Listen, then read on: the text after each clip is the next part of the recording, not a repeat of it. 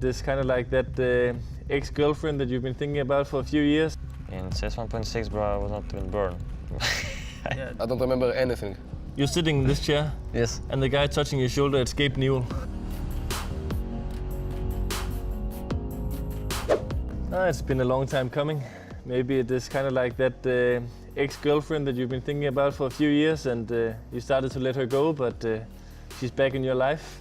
Martin was very young when he played this in Counter-Strike Source, so you don't remember too much, right? No, I mean, I played this map in Source a little bit, but yeah, I was so young I can't really remember. Look, Nico, it's the new map Tuscan. Yeah, it is. What do you think about this map? The spawn is different already, right? The spawn? Yeah. Yeah, it wasn't like this in the old one. In CS 1.6? Yeah. In CS 1.6, bro, I was not even born. Yeah, that's true actually.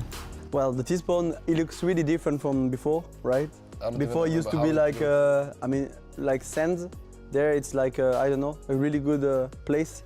Really beautiful though. It's an Italian restaurant. We like that. It is. Oh, bolognese. Yeah, bolognese. Ragu. We need a ragu. Hopefully we can get it here. Is it on the menu? No, there's olives and stuff like that, I think. It's like, maybe it's like, you know, like the Spanish... tapas or? Tapas, yeah, some tapas maybe, yeah, but that's fine. Yeah, when T-spawn, going to the right, yeah. We'll look for another Italian restaurant. Yeah. Well, you get down here and Yeah? this is all safe space. You can This is still keep safe? running. Okay, Yeah, you okay. can still keep running. A bit with knife maybe? Then Yeah? knife, Yeah? knife. And then you get to here, this is like B lobby. Maybe more box in the B lobby. I don't know if you remember. I think you had more and box than also that. Edward, this frag movie from here. Yeah, 5 one tap. Not one tap, but 5 ace with the USP and I 1.6. remember it. This like kind of graffiti. You see? I'll show you. Like headshot, I think, or something. USP special, no? It says. ESP special, yeah. That's from Edward, like? Yeah, from Edward. 1, 2, 3, 4, 5. He did like this. Yeah, he killed 5. So to the left is the middle area. Yeah. And here you can bounce a flash as well on this wall. Yeah. That's pretty nice just to strafe out. Yeah. And this is like a pretty bloodbath area, I would say. Can the CTs be here? Yes, no, not there to the left, I think. But they can be like here to the right. Yeah. It's like a pretty even timing. Yeah.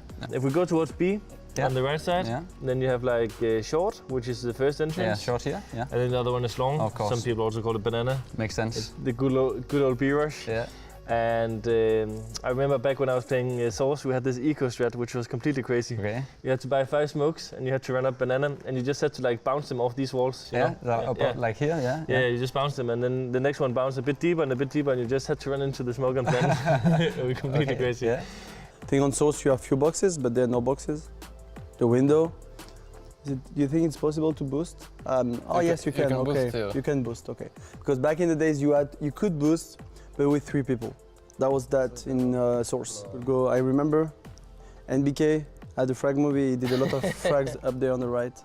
You could like go there. Yeah. This one? Yeah, exactly. You could hide there. It was good old times. Or you can jump here. But maybe you go up to the behind you. There is and then you go. Or maybe it's not possible. Yeah, it is. And then this is good position. Good position. Up, take a peek, fall down, stuff like this. And then you can go to heaven. Yeah, a ladder. Yeah. Heaven. Yeah, the biome side is quite the same for me. You could go on the left, also on the roof on the left, yeah. You could do all the things. I mean, the big difference is obviously the graphics. But other than that, I think it feels the same on the biome side. So the box on the left and right, yeah, obviously you can go there, but not alone, can you? No. Maybe you can, but you're not good enough in movement. A lot of opers are like opening middle, and like some of these angles. Yeah. And then if take a shot. Things are coming on A, they go to the left and they play this entrance for like repeats. Oh, yeah, like this one, right? Yeah. And they take a shot and go in. Yeah, and that's also fast to go to B short. But A side looks pretty much the same. Like the boxes are placed almost the same. Yeah, all the same. I just think it's like too many details. I feel like there's too many colors. I think it's hard to see like the opponents. The opponents, yeah. You can get boosted, like there on the left, behind you. This one? Yeah. So just someone go and you go on the, That was typical from Source. It looks like really like Source, to be honest. And this corner is like spammable, do you remember? No. You can still, no, not this, but okay, you can actually do that as well, but it's like wooden plank, I think. This one. This one? No, the other one, in the corner. This one? Yes, yeah. Okay. And try and stand on the other side, I think you can, you can. That's pretty nice. Remember that in the clutches, I'm just saying. Yeah, we'll do. Do you remember this? Yeah, the door here. Yes. Good old door, I remember this one. No, they blocked it. No. E. I don't use E either. I use so many different settings. Do you know this back with the door when you can block it? Yeah, but not anymore, right? You can. You can? Yeah, I saw something on Reddit. It's still How is working. underground? Can you? Let's go. Let's check. Yeah, I remember this place. I was down here a lot. Yes. I like Lurking, being, huh? Yeah, I liked being down here. You down played in the slow back underground. then. Yes. You turned into a more aggressive player throughout the years. Yes. It takes so long to push the CTNG. Yeah. He's dead. With XM. No, it's not even longer. Yeah, you can hide everywhere. Okay. It's shorter, right? Mm-hmm. Yeah, that's cool. It's almost the same. It's almost the same, just the graphics are much I better. don't remember anything. What? You don't I remember? don't remember anything from this. There were no right corner as well. No right corner for me on source. Just was a long, okay. I remember Forrest had a frag movie on 1.6 here. Yeah? That's it. Okay. So A lobby. Okay, so you go under by there. Okay, because back in the days that wasn't there. That was like behind you, on the right, and that was here. Exactly, Oh, here. yeah. Like kinda not here, but a bit in front. Like Some connector here, no? Oh, yeah, this now one. it's the Underground. Underground. Before this was like all the way back there. Yeah, you should like break wood or something. Yeah, it was the wooden thing. I think the hard thing is you cannot throw a lot of nades because of the roof. Yeah. They're really high. Is that skybox? I think it's gonna be very hard like to execute for the T's.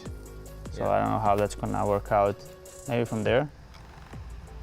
Check. Yeah, you cannot. So I think they should like remove the skybox just like they Maybe. did on Dust 2. Then maybe the map is gonna be a bit more tactical. Compared to Cash, I think there's some tactical limitations currently on Tuscan in terms of how you want to like approach entering bomb sites and stuff like this. Like Yeah.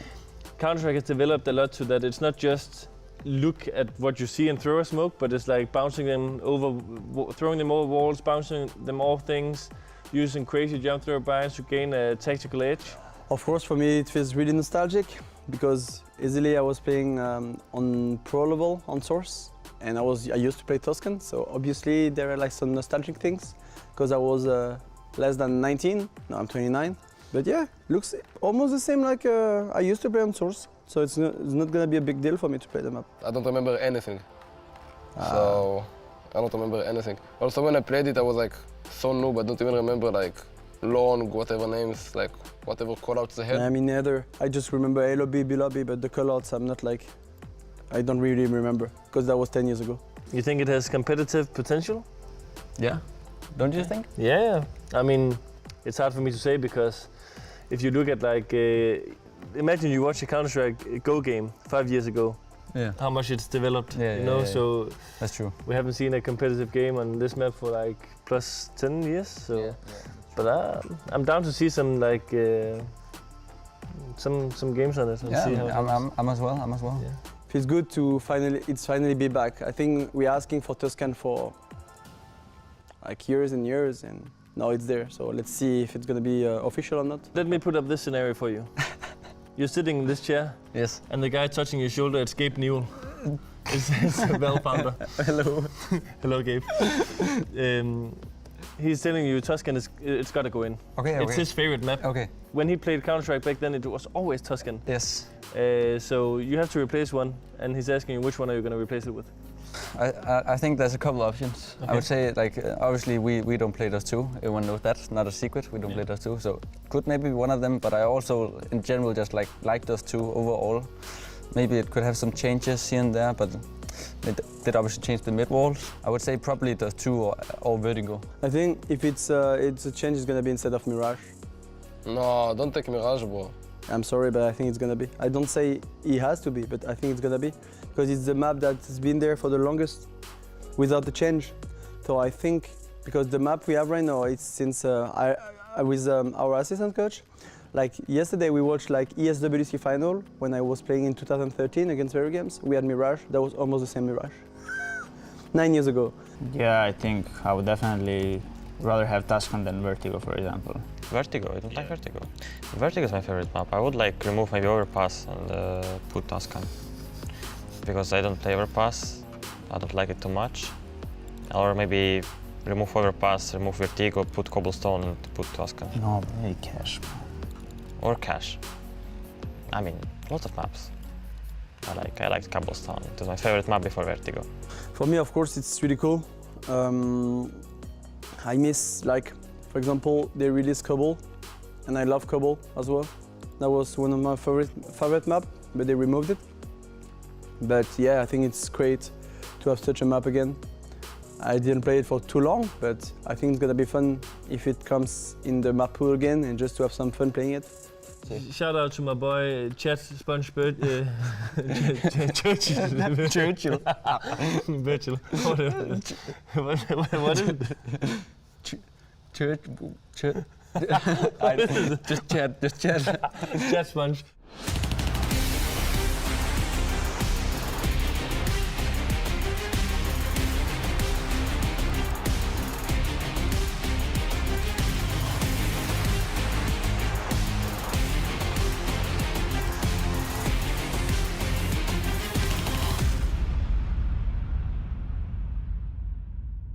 Still a threat? Sure enough. Finds Fobin in the background. A second chance, but tabseN's tearing them up from within this bomb site. And Nico, he's got tabseN point blank. searsin's gonna give good cover. These are the stars of Big looking to align for their 5th round win.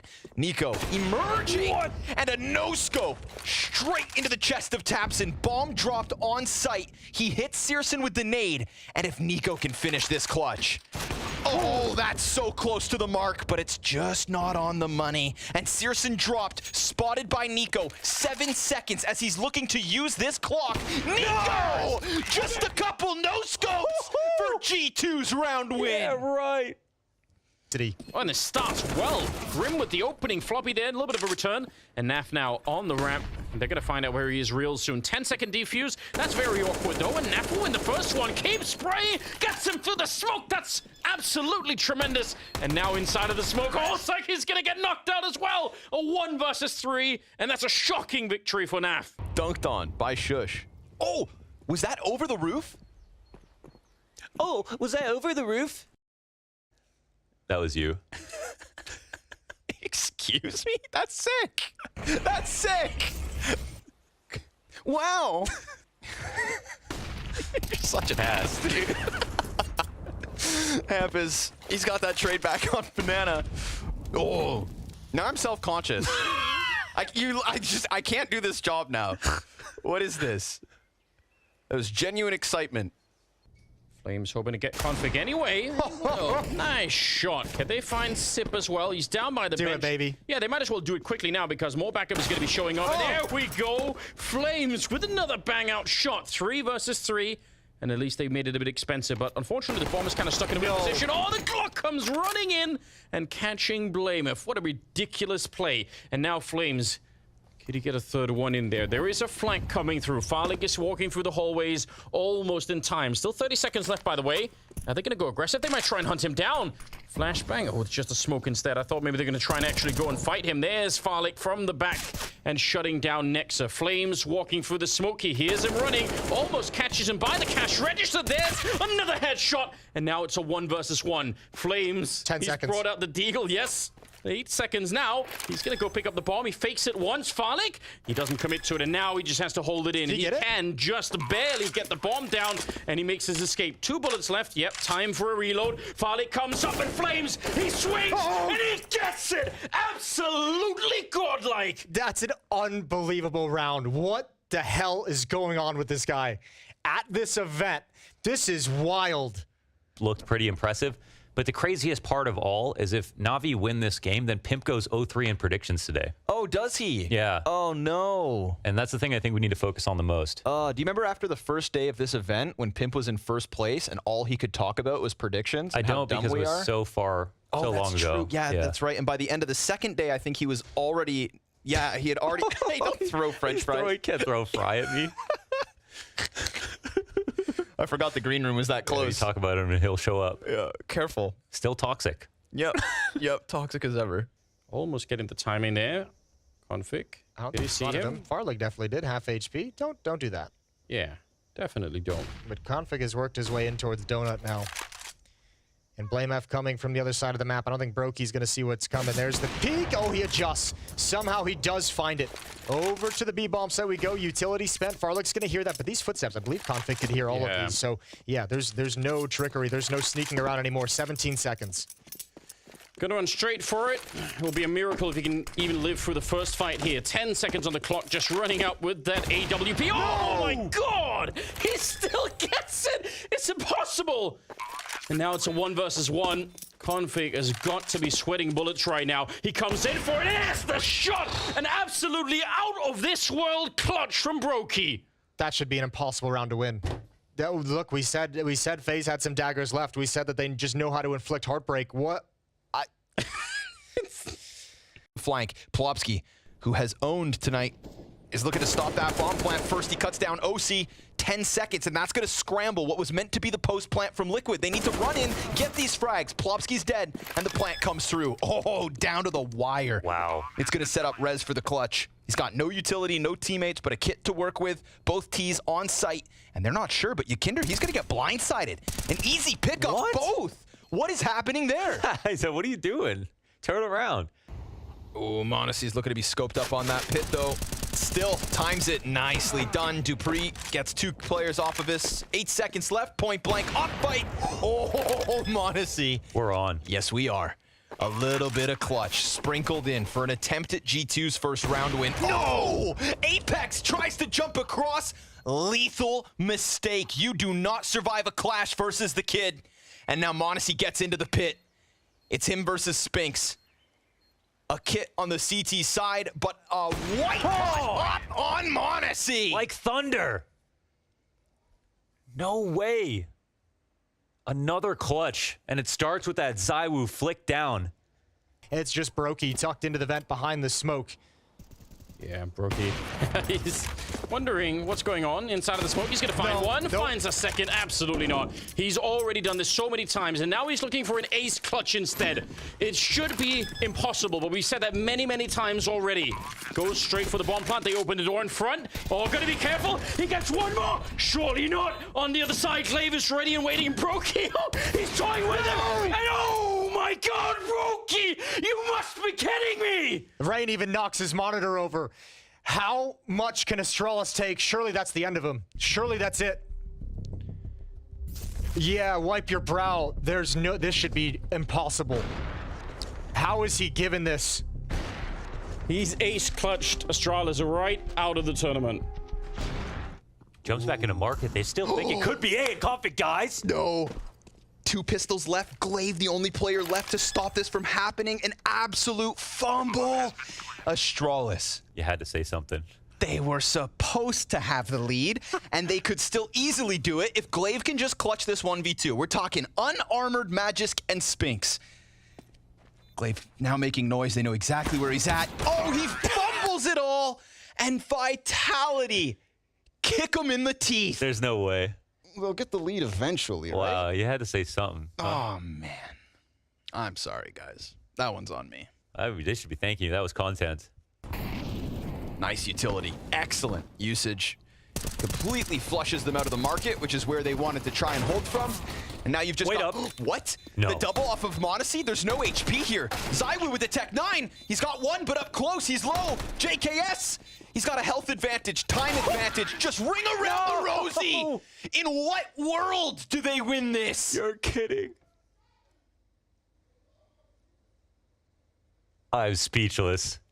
But finally, Heroic to fresh fields and pastures new. Gonna pick up some guns in the next round. See if they can change the tide of this early. Gonna finish that sentence, or? No.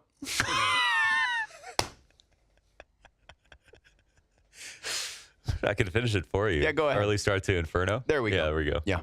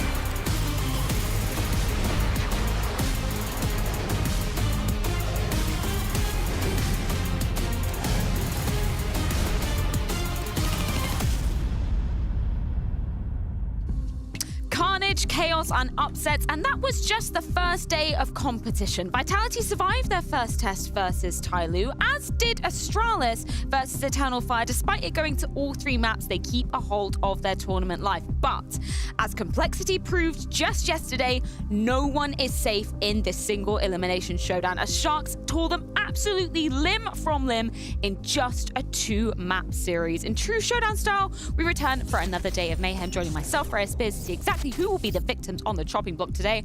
I've got Jacob, I've got Maniac joining me for all the action going down on day 2. Machu, you said you were looking forward to some online Counter-Strike. Did that tantalize your taste buds yesterday? Yeah, I think I got what I wanted, but you're talking about victim and chopping block. Is that my French heritage? Is that, are we going back to guillotine? Is that what we're doing here? We are pretty savage here. Oh my God. In Copenhagen, I guess. Maybe, I don't know, Danish history, Jacob, is that in your history? We're the Vikings. I don't think Did we're you do much that better too? than that. I'm sure you were not that organized. You were just wild and savage, I guess. Yeah.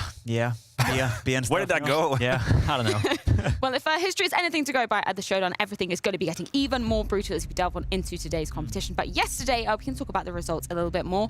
I feel like maybe if we're using an alignment chart for some of these, Vitality versus Tyloo, that was kind of a lawful, neutral, I guess. We got to see some good looks from Tyloo, but order was restored. Vitality did take home the series 2-0. Yeah, we had the good, the crazy, and the ugly, if you will. Vitality did what they had to do against Tyloo. That was a 2-0. Not too simple, but the job was done, and Apex said so in an interview. Then the Astralis Eternal Fire went all the way. It was absolutely crazy. If you guys have time after this broadcast, go and have a look at Nuke, because that map went crazy. And then the ugly, that's Complexity, just falling through, absolutely faltering against Sharks, who we had very little expectations for.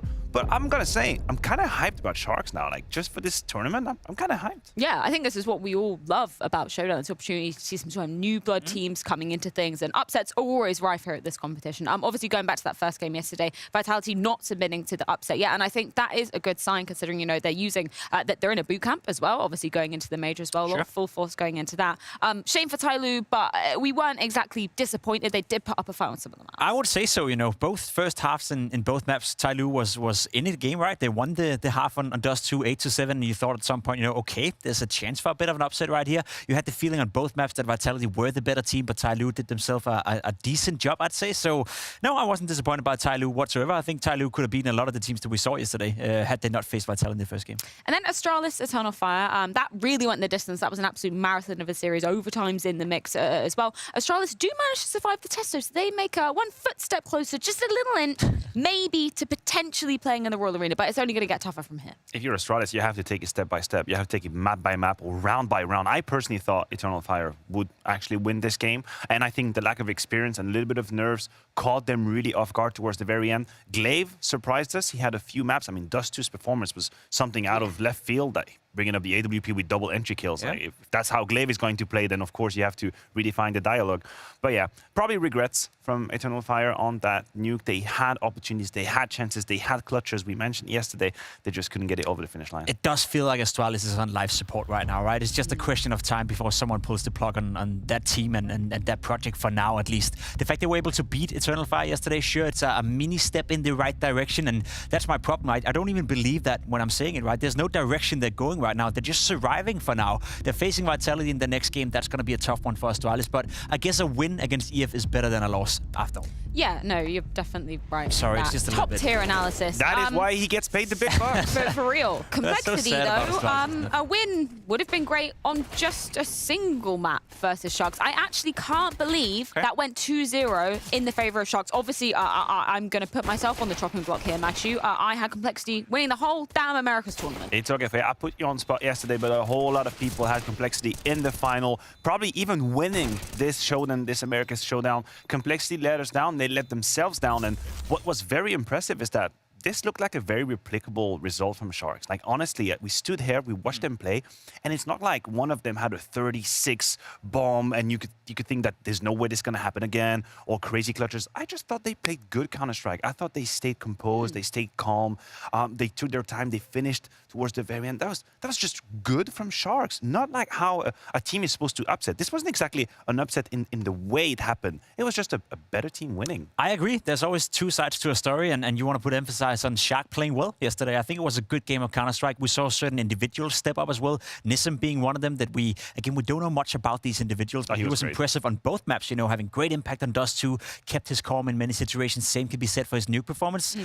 you cannot, beat around the bush. You got to address it as well. Complexity and the performance we saw yesterday, still a little bit hungover from the RMR, still a little bit sad. You could probably feel the players weren't, fully into that game. And it's a bit of a shame because that's effectively their season ending right here, right? There's nothing, or at least not a lot to play for Complexity. Not at the Major, not at the Fall Finals, not going to make the World Finals due to the leaderboard either. So for Complexity, it was just a bit of a bad day. Again. Yeah, heartbreak for Complexity. And just to reiterate what we just saw at the bottom of our screens, heartbreak for the Blast.tv users as well. 84% pick Complexity going at least to the grand final. So a lot of people are in the same boat as me. But yeah, for Sharks, super impressed. I know we brought up the final round of Nuke just to kind of round out our post-game segment. But the composure from them, that was really, really great to see. Yeah, usually when a team is on brink of having a great upset, you could see that they can fall into different numerous traps where sometimes things can be a little bit precipitated, they can play a little too fast, they can get nervous, they can force duels.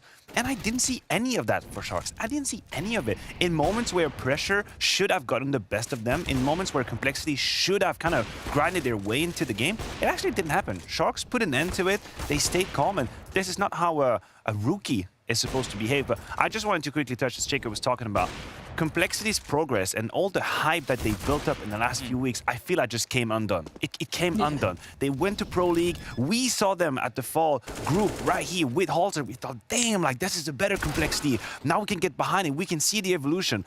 And what do? They missed the mark on the road to Rio. They get eliminated in the first step of Showdown. So where does that leave us? Our hopes, our dreams, our projections for this lineup is kind of back to square one. Can't help to feel a little bit sorry for Complexity and the camp, because I agree with you. They made a lot of progress. They were a positive, influence in the group stages. They came into the Showdown as well with high expectations. You said it, 82% believed them going into the final. The fact they didn't make the Major, that's a massive blow to that whole project, but there was still a lot to play for here in the Showdown.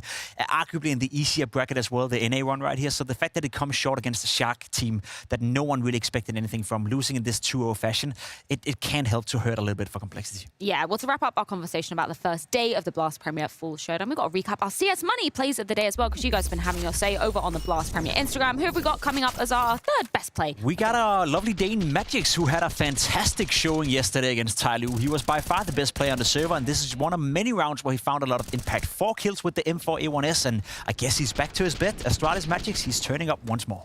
That was an incredible performance from Magisk. Number 2, we have Sips, who kind of ran down memory lane, I should say, with the clutch here on Overpass. Although that map didn't pan out for Astralis, that was a great clutch from him. 1 versus 3, you could see the patience and the isolations in duels, how he knows how to maneuver it, and the spray transfer. Pristine from Zip, a great clutch.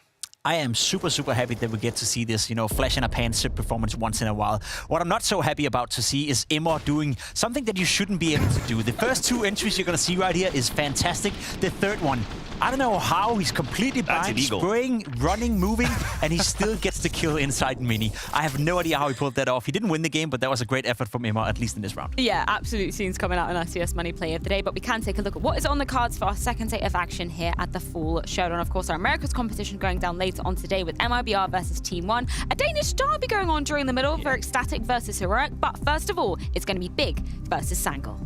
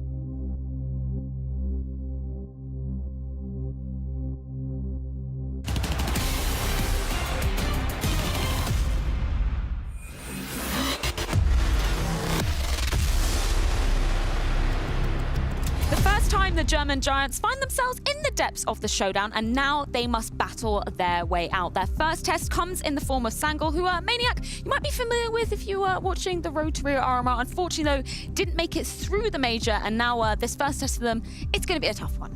Yeah, I mean, it is a tough one. Granted, Big is not playing with their current lineup. Faven not being able to play for health reasons, going to be Sin stepping in. So for Sangal, that's a silver lining. I don't know that there is a team in history whose one result we have extrapolated from as much as we are doing with Sangal, myself included. That best of 3 against Mouse somehow justifies a cosmic level of interest for this team, right? Is it just going to be, that's it?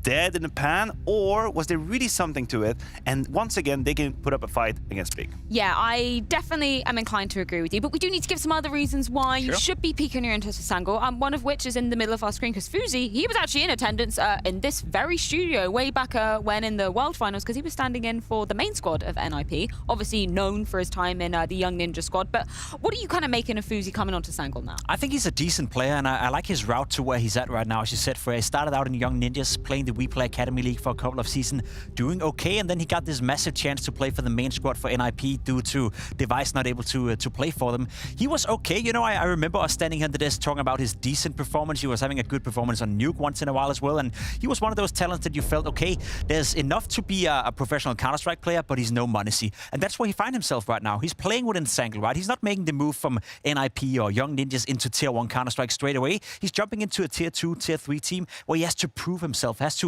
develop as a Counter-Strike player, has to develop as a person. And Fuzi right now is a decent Counter-Strike player. By no means is he going to be the next big thing. By no means is he a Monacy, but I think he's a decent Counter-Strike player that is taking the long and hard route. The long and hard route indeed, and just love that expression for you, Jacob. You're right, not everybody is a prodigy. And this is something that we have to keep in mind. Not every youngsters who jump into the top level will suddenly just take everybody by storm and wreck people. That's not what happens. Fuzi stepped under the sunlight with the NIP jersey. He was deemed inadequate, not inappropriate, not good enough for that roster, and now he has to work his way back. He probably gathered a lot of experience. Good for him. Good for you. Now you're surrounded with people you can give out that experience, you can help them get better, and yourself as well, because this is also the beginning of the road for him. Yeah, well, let's put another Sangal individual under the spotlight. It's Scrunk with James Banks. Scrunk, you're here at the Showdown, you're facing Big Clan later today, but I want to take your mind back to the RMR real quick and just see, like, you pushed Mouse to the limits, you were almost there to qualify for the major, the ultimate goal for every CSGO player, but how did it feel for you guys to get that close but not make it? I'd say the biggest heartbreak of my career, honestly. I've been playing so long, and to finally be able to to reach my goal and be so close and not make it hurts a lot, honestly. But can't change it now. Just gotta look to the future. I'm gonna turn my sadness into motivation for the next major, and then I'm gonna play the next major. I'm really confident about it. I love it. That's the confidence we want to see. That's definitely some motivation for you. But I want you to describe to me the rise of Sangal since you joined, right, since the beginning of the year, and the development, because you guys have been playing in these Tier 2 tournaments, right? You've been trying to get further into it, but I think you came onto the radar for a lot of people after this RMR. I mean, yeah, for us, it's been a long grind. We're not playing full-time even. We have one guy still in school, so it's even harder for us. We just we just try to use our time as efficient as possible, which is kind of hard. I mean, we have lots of young people, and it's been a lot about me guiding them to where the players that they want to be, and them also working hard. So we try to use every second that we have as efficient as possible, and we've been grinding a lot. And I think we got a good system in place, and everybody's improving, but we still have a long way to go, in my opinion. And so for us, it's about just keep grinding and like getting there, which will take a long time still, because we don't have that much time to invest into the game, unfortunately. So our progress sometimes will be slower than other teams for sure, but I'm 100% if we keep on track, keep on working like we did in the past, we'll get there. And yeah, I mean, so far it has been good. We have had lots of ups and downs, but the process has been visible all the time. So yeah, I'm confident that we will keep it up in the future. And you touched on a point there that brings me to my next question about these young players, right? And you being the more experienced one. It's you and Tugux who have a lot of experience within the Counter-Strike scene. But one thing I noticed when I was covering your RMR games on my own stream, I was watching these games go down, it was that it seems to be whatever you call, whatever you go for, this team fully believes in it, right? There doesn't seem to be hesitation in your decision making. Is that something you've tried to instill in this? Because we often see that with young players, that they get scared of taking the fights they should be able to take or something? I mean, yeah, it's been a process over the past, like, I think I've gained their trust with my calling in the last month, and also they know how much work I've put in and how good I'm always prepared for the enemies, and they know when I say something, it's usually true. Like, they have seen it work out time and time again. So, I mean, for them, it's like they have enough reasons to trust me, and I always try to make them confident in my decisions as well. And so it's been pretty easy. Because so far it has been working out, and yeah, I mean, they know that I'm really grinding a lot. So they know if I say something in the game, I have a reason to say it, and they just believe me. Well, let's see if that grind pays off today. Scrunk, thank you very much for your insight, man. Good luck against Big. Thanks. See ya.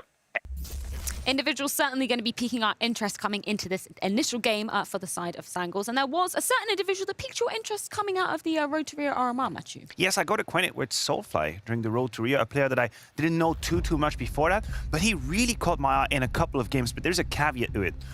If you think about the opponents he played, his ratings were much different. We're talking about a 1.51 ratings in the victories against Fantasy and Luminar, which is insane, but then against Heroic and Big, it goes down to 0.49. But against Mouse, and again, we circle back to this best of 3, he actually held his ground against Mouse. He was strong in that best of 3. He made a statement. And look, we're not looking to see if Sangal is going to be a top 10 team in the world. That's not what we're doing. This is not the point. But sometimes, along these games, we spot a player. We pique our interest. We say, maybe this guy, we're going to see him in the future. He's got a future at the top level. Is that going to be the case for Soulfly? Are we seeing the first few steps of someone that is going to be something in Counter-Strike? And that's what I'm trying to answer today and the next few weeks. Well, let's reflect back on that matchup Sangal had versus Big to open up their Road to Rio, because Danny has a particular moment from that series.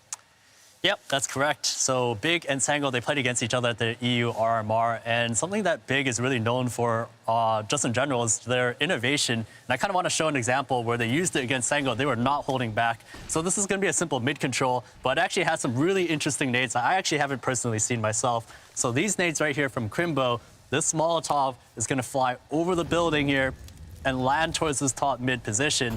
It lands there just like that, cutting off the tees. And also, on top of that, he's going to add a smoke that lands on top of that Molotov. And what that does, basically, it makes it so difficult for the tees to want to take mid control now that a player could actually cross over towards those mid boxes. You'll see that from Big's point of view. You see that Serson, as soon as that smoke drops, he crosses over towards those mid boxes. And now Big, they basically have full mid control. As soon as you have a player here, it is so difficult to take mid, because now with these two other players as well, the only spot they really need to worry about is just the underpass area. They'd have to flash over through the smoke if they want to take it. And you can see that from Serson being at the spot, even if the T's kind of come through, it's just so difficult to clear him. It's just not a typical scenario that you'd find yourself in. The other thing as well that's interesting about this utility set is just the fact that even if a T decided to cross over towards this mid-boxes area, he would still be isolated from the rest of his teammates. It would allow the CTs to basically wrap around him and take a completely isolated fight. So even though Big were the heavy favorites against Sangal, they still decided to use some really new stuff to make sure that they got that win.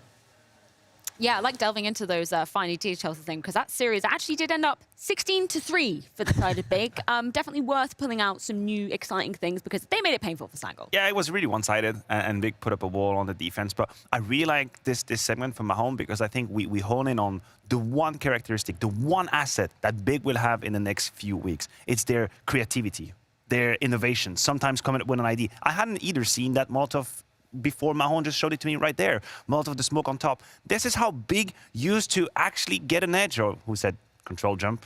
Yeah, they did that too, but that was a long time ago. But that's how they did it, right? They were innovative. They were trying to find new ways to think of the game. And I think this is the one asset that I'm ready to give them, because otherwise it's a bit dire. Yeah, they are going to be trying to brew some more creativity, as we can see half of them at least heading into a boot camp together. No surprises to see Serson and Keto actually participating from home, but maybe we're going to be unlocking that beastly Serson again, because we know from his bedroom he's most comfortable. Yeah, he is. Like, we had this conversation a couple of times, you know, is Serson a so-called onliner or not? I think it's safe to say that he performs better in surroundings where he feels comfortable in, and that would be his bedroom. But I think his RMR performance, you know, on lane was decent as well. He was having a great amount of impact. Him and tabseN went off. So Serson is not only just an onliner. He can play on lane, but there's no doubt that when he's in a comfortable scenario, when he's at home, he goes on to this Super Saiyan mode where he's just, one of the best players out there, at least when it comes to Counter-Strike. I think if I was big, I would be That's investing in making the booths at events like Citizen's Bedroom, maybe putting up a few posters that he has. Yeah, I'm sure from a social experience perspective, there's a lot of things you could do, right? Maybe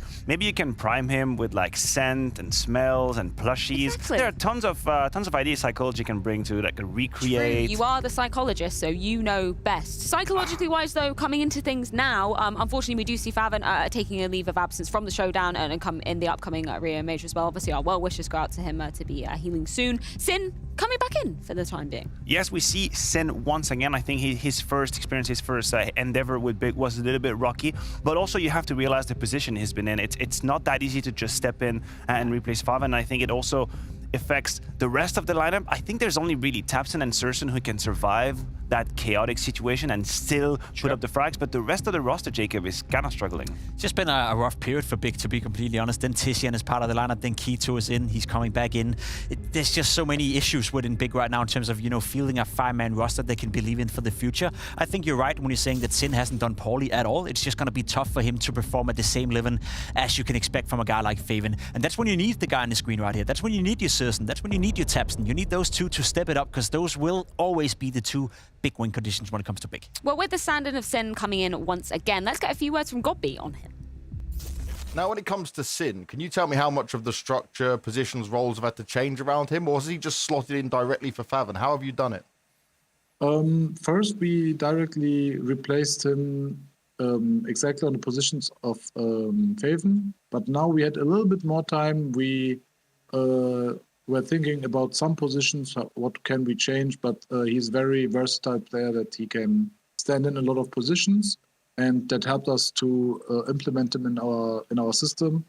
And he also knows a lot about our game. Nice. The academy team is playing kind of similar and have the similar call-outs and all the stuff. So it is very easy to implement these players into our game, but still we needed a bit more practice to be more consistent, and I hope we can get it in the next few days, weeks. Yeah, you don't have much time, right? Because you've got the showdown now, which is, okay, great official practice with Sin, but then you've got the major coming right up. So looking at your kind of boot camp practice schedule you've got, how many real days of practice do you have to get Sin ready and get the team ready in the best way possible? Yeah, we started last Saturday, we had a few days off after the hard RMR, and now we were coming back into shape a little bit. Now we learning everything a little bit more, the maps, the deeper map pool, all the stuff we're trying to get better. And the real practice days, like let's say we don't count the blast days. Yep. It's gonna be on Monday till almost Friday or so, like 5 days, and then we are already on our way to Brazil, so it's going to be hard and challenging, but I hope we can do it.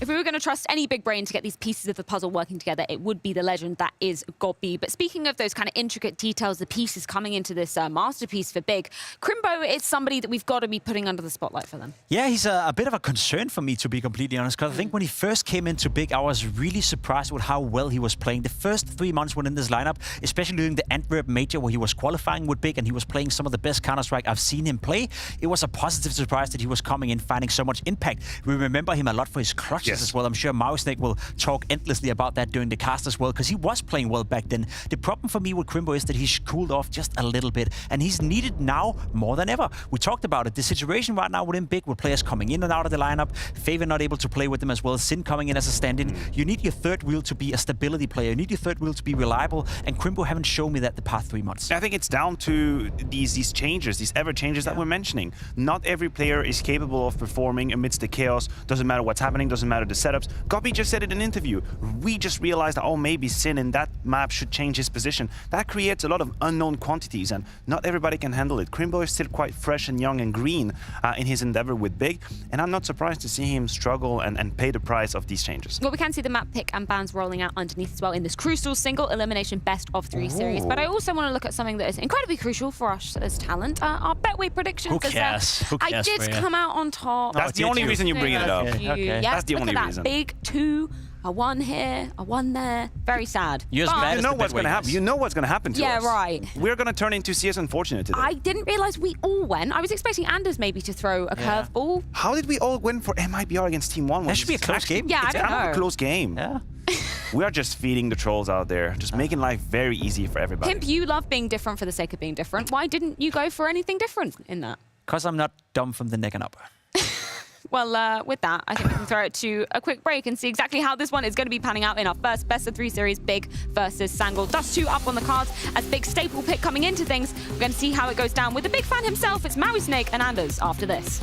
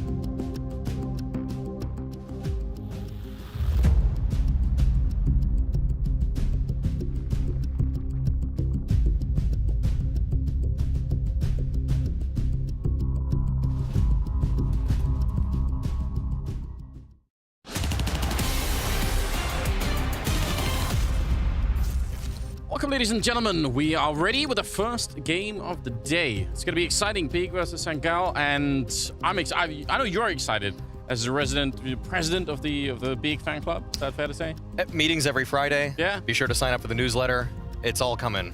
Listen, the odds are in their favor. Yes. That's going to make you excited by a large margin. That's crazy.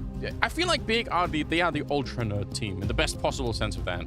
I think that Maniac described them as creative. Yes. They are always looking for the new, nerdiest nade out there. They have a ragtag team of fellas that are always just hunting and just searching frivolously to find that one molly, that one smoke that will be the difference maker in the round that matters. They came up with nades that even Danny hasn't seen. You know, that's a compliment if I've ever heard one. Here we go, Big. It's going to be on Dust 2. It'll be on the T side. Sangal on the CT side. And I'm excited for this one. I really like watching Big. It is a shame that they can't have their sort of full lineup every single time. But apart from that, they're still a really fun team to watch. So I don't think we're going to be disappointed.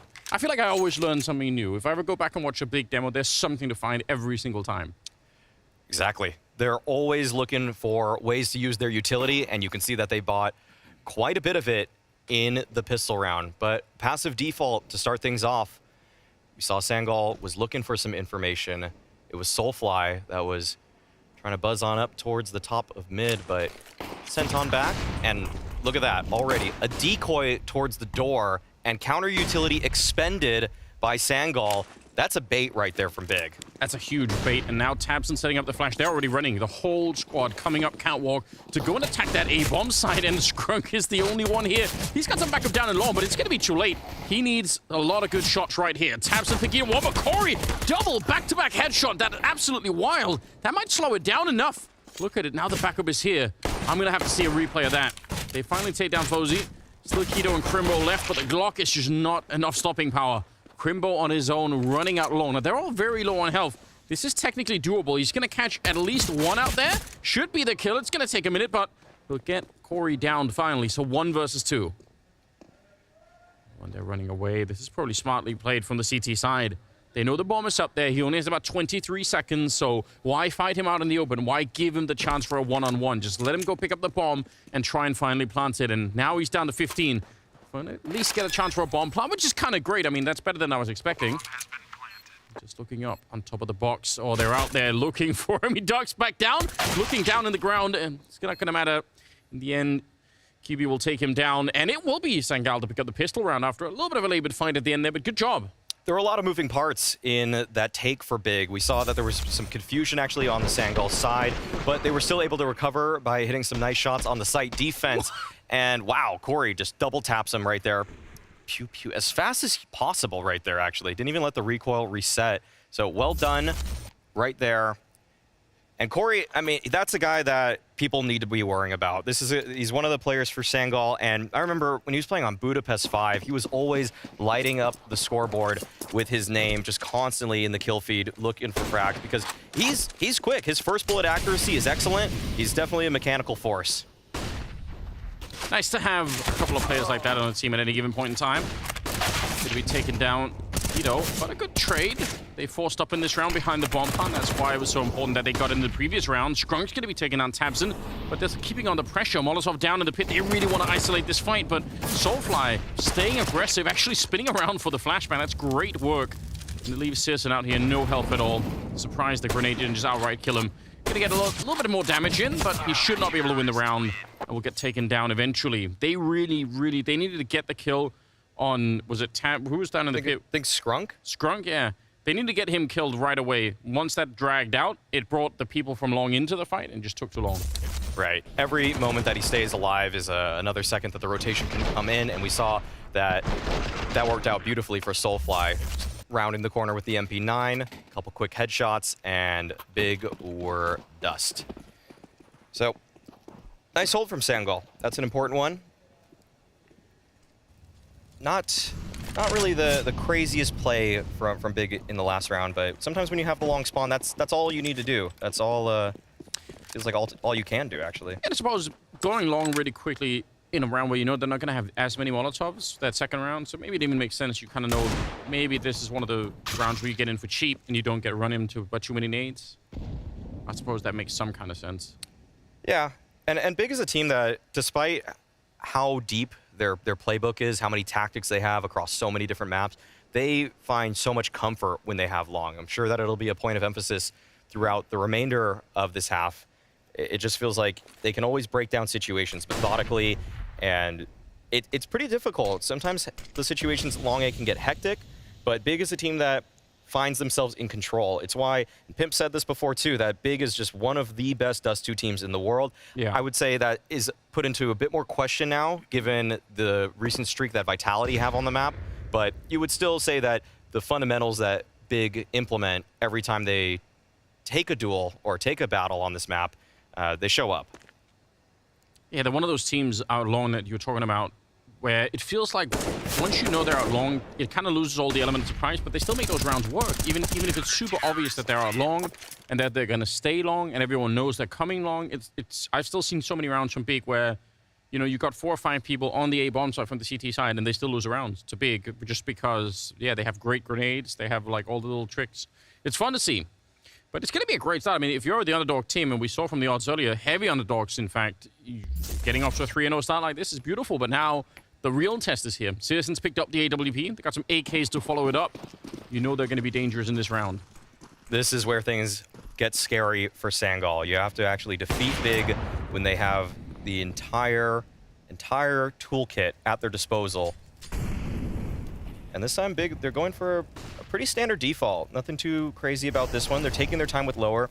They have a feeling that someone from Sangal could have gotten into lower tunnels, so they're doing their due diligence in order to make sure they don't take any unnecessary and early casualties. Frozen's picked up the AWP on the CT side, which is definitely something you want to look for as well.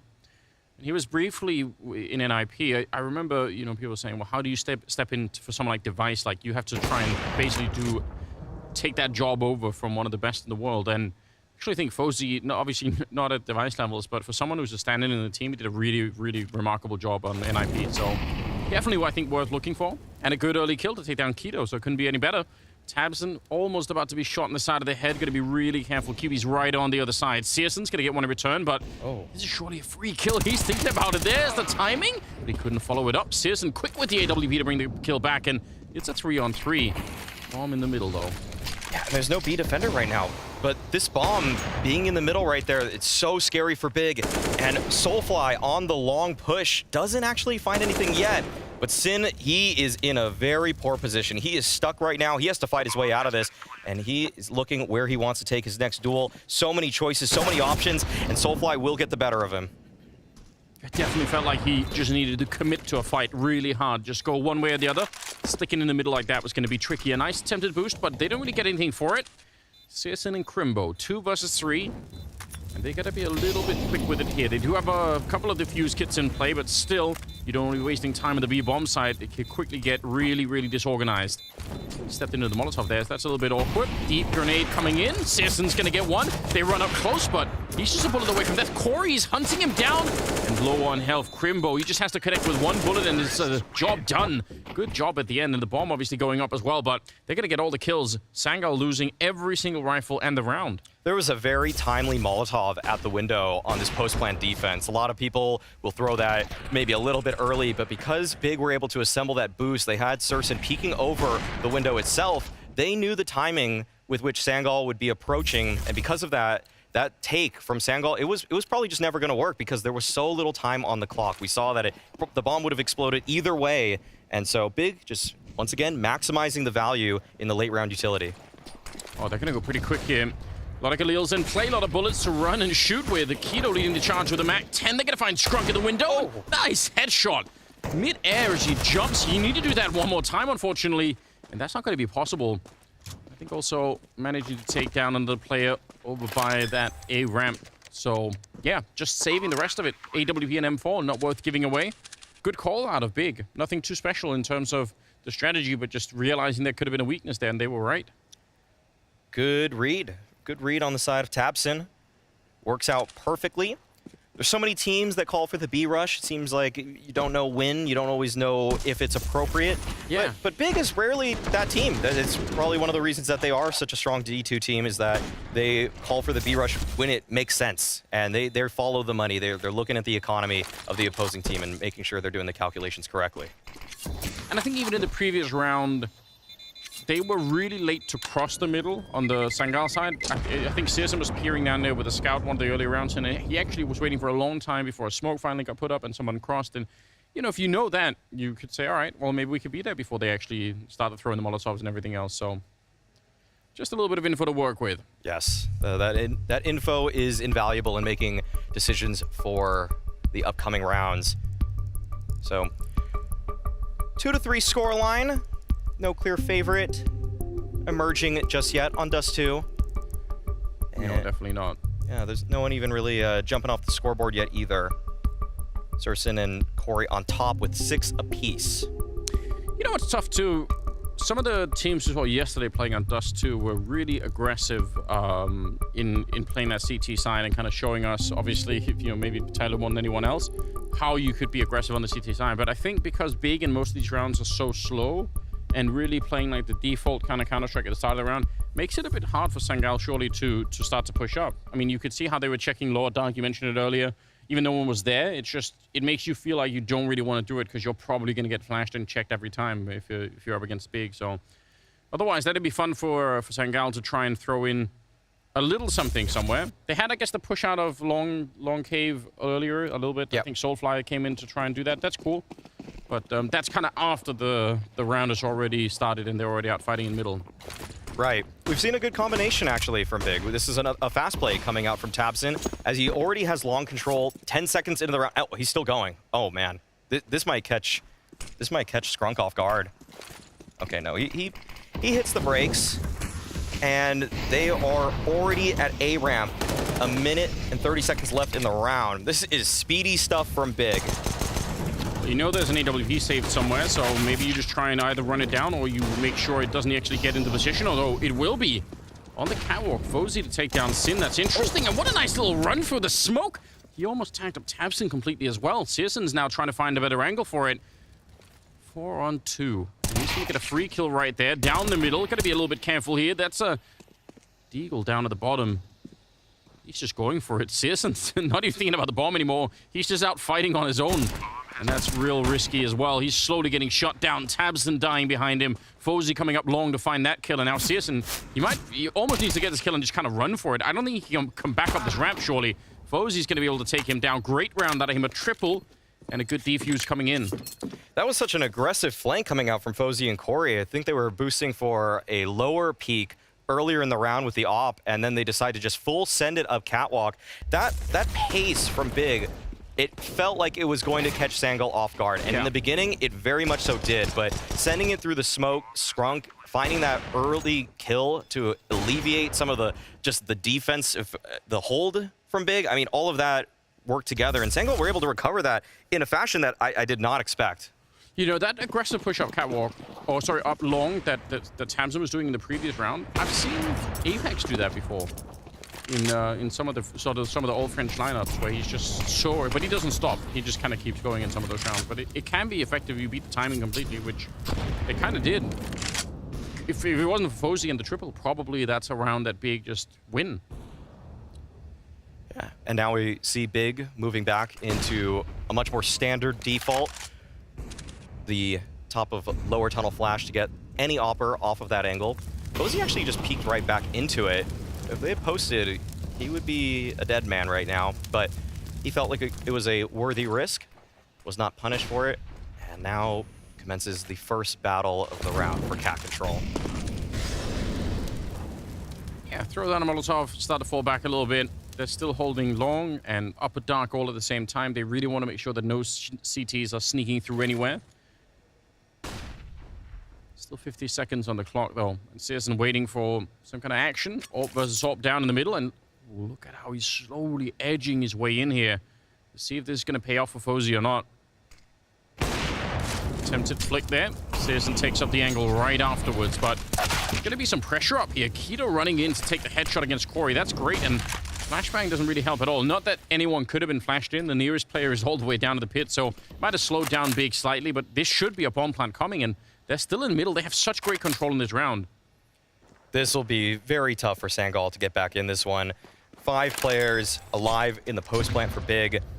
And coming from long and CT becomes much more difficult when your long player is dead. Now Scrunk, he's trying to sneak on up, but might actually catch CSGO off guard. He may have if tabseN didn't take him down. But there seems to be a lot of contingencies here for Big, and now they're already on the hunt, taking down QB. fozy, he wants to keep this off moving forward, but he will not even have a chance to fire back. There are definitely a couple of teams in the world, surely, that really early on, even in the 4 and 5, would have said, actually, let's just save. Yeah. Let's even if it's the A-bomb side, it's not worth it. Yeah, we saw that Sangal there, despite not having too much to work with, just decide to keep on moving forward, and it almost felt like they were disconnected, and that's a great shot from CSGO. That's exactly what you want to see if Big want to go deep in the showdown. More of that. Yeah, they do need it. Ooh, and we see a mismatch buy from Sangal here. Scrunk just pulling out an A1S. This felt like it was either poorly communicated or maybe he has a very specific plan for the weapon.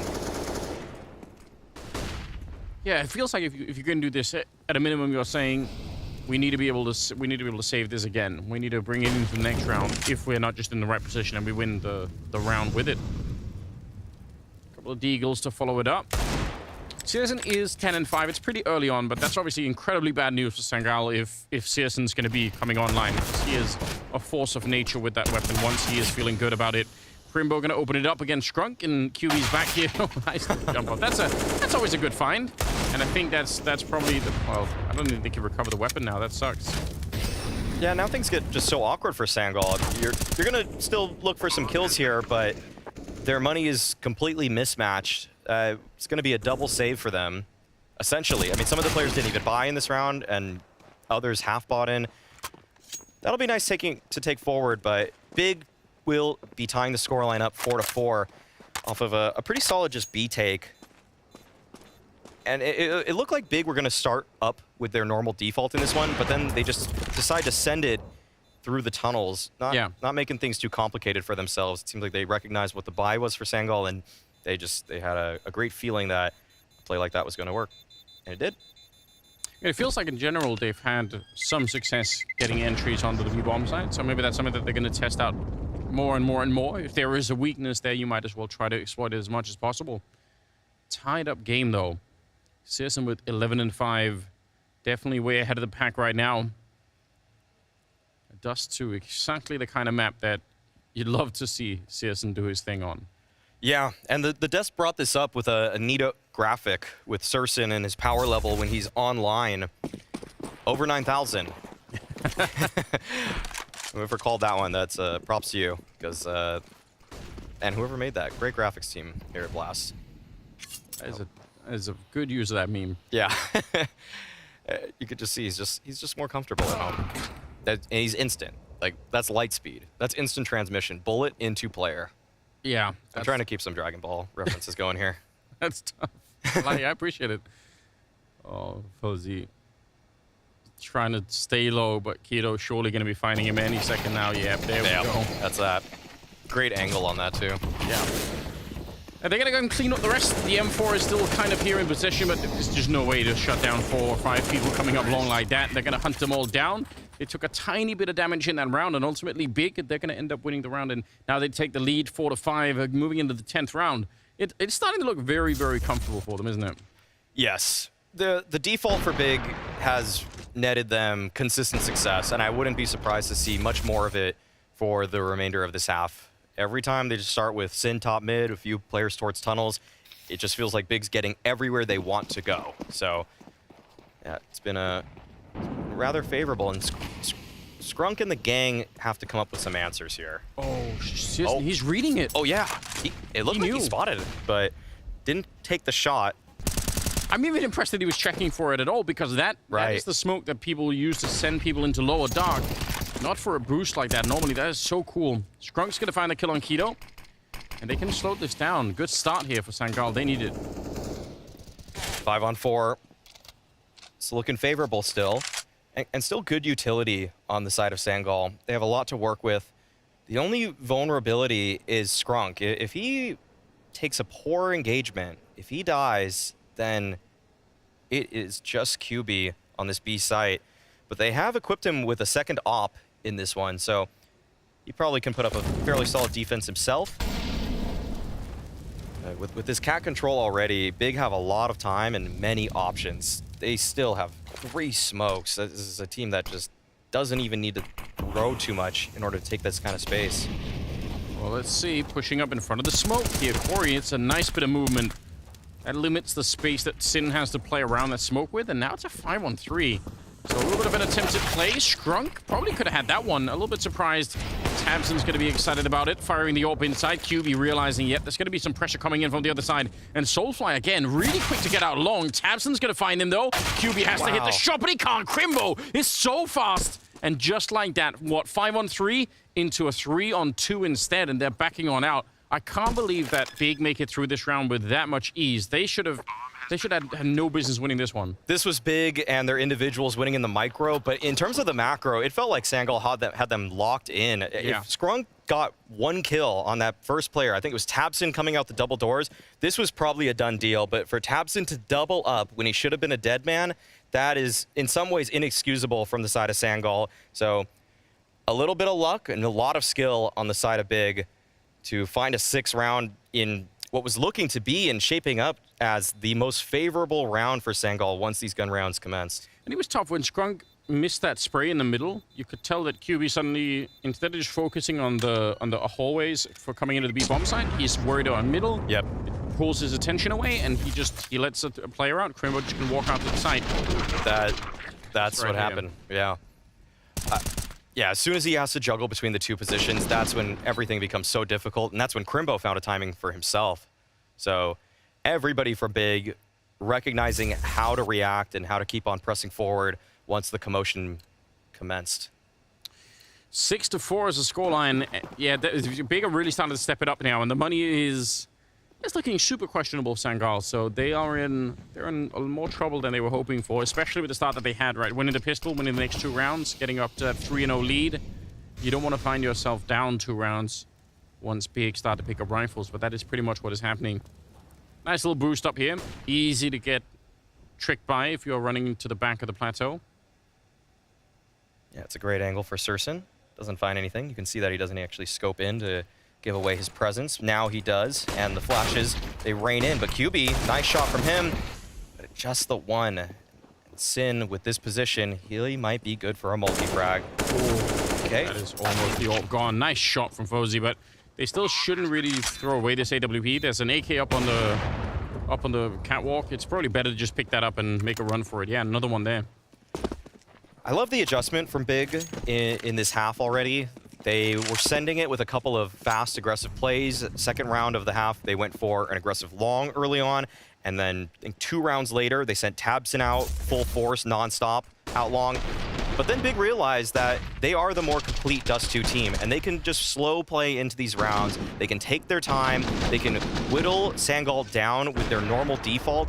And once they started doing that, it's been lights out for Sangal. It's been very tough for Sangal to find any ins on these rounds. And they keep finding some success to the B bomb side, whether there's 2 people on the bomb side or 1 outside the bomb side. This time it feels like that's got to be a growing confidence in Big too, knowing we can return and hit that bomb site at any point of the round, and we'll probably find at least 1 entry, which is a pretty good start. It's an escape valve for Big right now. Just turn it when you need to.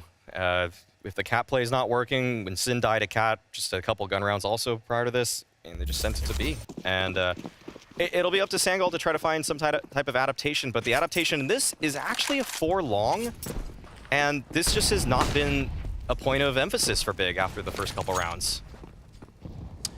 Yeah, I almost feel like you almost try and blind call it. You say, all right, this could be where they switch it up. They've been having success B. Maybe we're 1 step ahead, and then we just win the round. But they're pretty quick to fall back, at least. They don't really wait around for it. Now they're back down middle. Scrunk. Be a little bit careful here. Molotov all the way back. Seriously, on the other side. Oh, okay. Fine, whatever. That's cool. That's allowed. And Surson's online.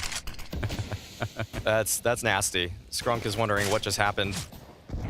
All right, that's actually a great nade onto Crimbo there. So some damage dealt in return. All just blind damage. And it looks like we're going to actually find ourselves with an A split coming out from Big. This is one of the first times they're going for late long control. So Fozy and Soulfly, they have to connect on this one. It's a pretty decent Molotov to slow them down. There's only about 40 seconds left. You're right, this has to work, and Soulfly running up, not ready for the fight. Sin's gonna be able to take him down. And now Fozy on the other side, just the Deagle out. He's got 3 people to fight. I don't even blame him for trying to use the Deagle. I don't think the ult would have been any better, but he's not gonna be able to do it. And Scrunk has to just try to edge back on the ramp, otherwise he's gonna get shot in the back. There is a little bit of a gap, so maybe you could catch someone, but they're gonna make a clean jump, and with this flashbangs as well, they're really slowing it down. Should be a bomb plant coming any second now. A little bit delayed, but this is a great execute for Big.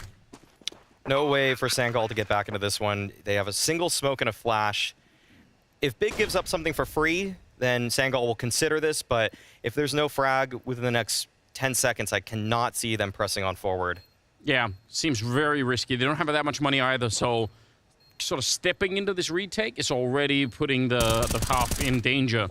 Corey's going to be taking down tabseN, so there's a little bit maybe close to that 10-second mark. Counter flash is coming out, and Corey is out of the round. Scrump will fall next. Sin with a beautiful close to that one. He's going to pick up 4 kills in total in the round, and Big are up to 8-4. They're having themselves a great first half right now. Yeah, it's a great closeout from Sin. He has been having a pretty quiet game, but the Academy player standing in for Fobin, of course, who is under the weather right now, showing up. That's just great shots. Ooh, I think it was with his last 2 bullets there to finish things off. Yeah. God, B's getting excited about it. He really is. Not bad at all. Oh, the money is ballooned, though, for Big. But still an opportunity for Sangal here. A slightly different default coming out from them. It's actually a little bit more cat-heavy, but there are flashes coming out, and Soulfly, he didn't know what was coming. Yeah, he's still maybe in a little bit of trouble, although Skrunk is taking this part of the map really fast. If he keeps going, I wonder if he could hit a timing to catch Big. But this is actually the kind of what we were talking about earlier, where you know they are long, and I've still seen Big win this round so many times, even if everyone knows. I want to call Long A just, this is tabseN's office. This is where he just gets it all done. Doesn't matter if anybody knows he's in there. He's going to make the deals happen. He's going to close out. This is where they feel most at home. They don't, even when Sangal, they have full info right now. Sangal have full intel that there are 5 players from Big Long, but they usually break these down so well. Yeah, there we go. Running a little bit past. Flashes coming in. Let's have the smoke still hiding, though, is Corey, so that might be interesting. He's going to get 1, but a good trade. 2 for 1 as they take down Soulfly and Corey both. And now at least a platform to get this bomb planted. And all the while, they've been looking back. They've been having the backs covered. I think CSGO's been looking with that AWP.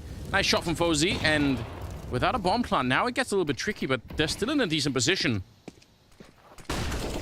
Oh, look at this. They're going to go aggressive. Running up behind it. QB taking down Crimbo. Molotov is a little bit too deep to put any real pressure on. And Fozy at the edge of the smoke. He saved them once. Maybe he could do it again. Some good shots ringing out, but tabseN going to be reminded there is an AWP out there waiting for them. Are they going to pay into it again? Nice run and gun. I can't believe it. Taking down Fozy. And now it's all on QB. 1 versus 2. And now that the bomb is planted, CSGO can probably go back long again and just kind of hang out and doesn't actually have to stick around. He's at a really dangerous off angle, though. QB trying to edge it out, but CSGO will take it down. Good kill for him and a good recovery from Big after getting a little bit close in this round. Yeah, just slowed everything down, and Sangal there with a moment of hesitation. They had the corner smoke, they had the lurk smoke, and yet they still actually didn't commit to it. They could have gotten a player to quad, and this was a great attempt from Sangal. This was a good fight. Crimbo tries to press on forward to use that smoke, kind of in the way that a lot of CTs do, where they want to start their defense at the corner to use the smoke to their own advantage. But that's the thing with Big. That's their MO. That's what they just love to do. That's why they're one of the best Dust 2 teams out there. The opposing team can know everything. They can know all 5 people are there for Big, and yet they can still just break it down at the end.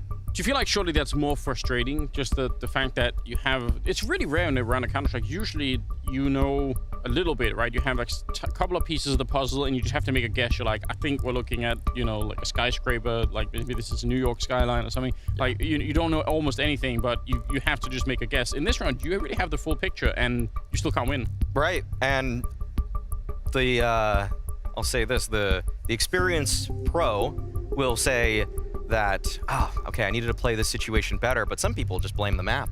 You can't go that route. No, that's not gonna help you. All right. We were talking about learning a bit yesterday, and I know that you have some ideas about artificial intelligence. You think that it could break down a situation like that? What the most optimal utility would be? Oh, 100%. Oh, for sure, right? Yeah, that's got to be it. I mean, it might switch. This is the only problem, right? Like, the answer might switch every 3 seconds for what is the best, right? Yeah, that's true. It has to take in the context all the time. For sure. We're already working a little bit on that. Some of the Skybox stuff. We're already doing a little bit of fun like that. Okay. Just optimal utility usage? Yeah, or just maybe trying to predict the outcome in any given moment, you know? Right. To figure out, you know... I've seen that, the win probability. Who's more likely to win. That stuff is interesting. That's all... Again, AI sounds really fancy. Machine learning, maybe. Machine learning is a better word for it. Yeah. But yeah. We're working on it. We'll get there one day. Crimbo taking a fair bit of damage. There's that lower... And actually, this is something we talked about earlier. Big were really good at looking for and being aware of, but in the right moment, they got caught a little bit with their pants down. And that's a nice find. They needed it right now, Sangal. They've been on a huge losing streak. Yes, this is something that so many teams are now starting to implement into their CT playbook. The smoke right there, the push into lower. We saw Tyloo did it nearly every single round, but a lot of other teams, even top 10 teams, will do much of the same, just sending a single player over there. And they needed something like that. Sangal, they've had a man advantage before on gun rounds, not able to convert necessarily, but here's another opportunity. And if they want to claw back into this game and don't give Big landslide of rounds to close the half, it needs to be now. Fozy sticking around. That's nerve-wracking. Yeah, just a little bit. Although I kind of like it. I mean, if you can make them believe you're still there, if you hang around, maybe you force them to use a lot more nades.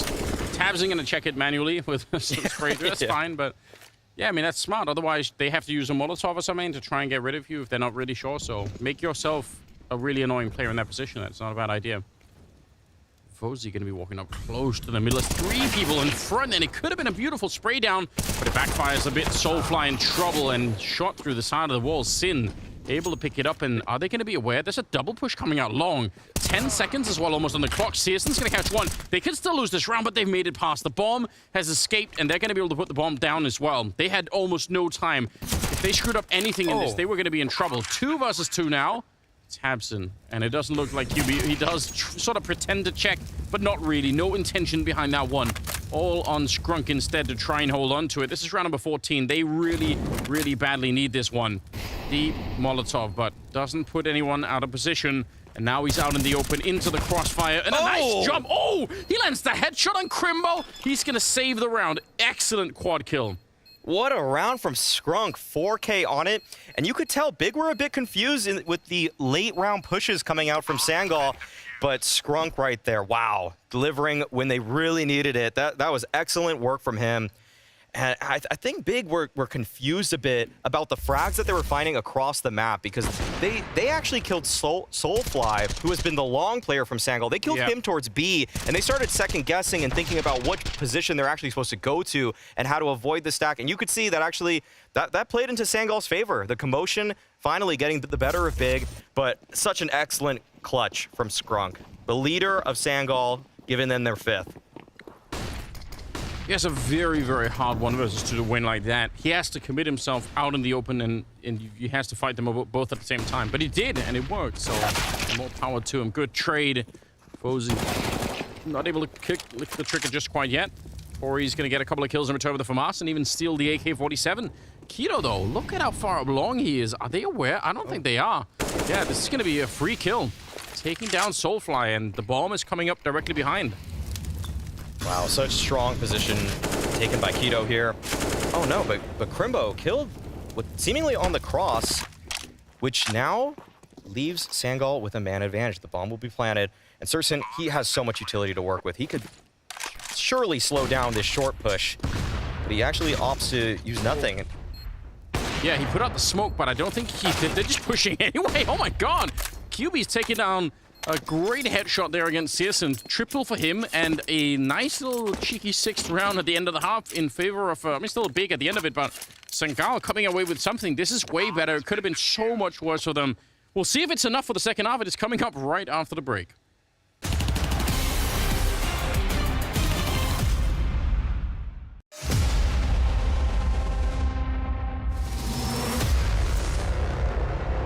Let's roll.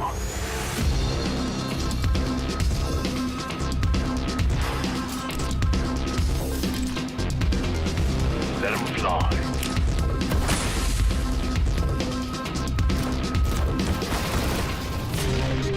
It's up to you now. Stay sharp.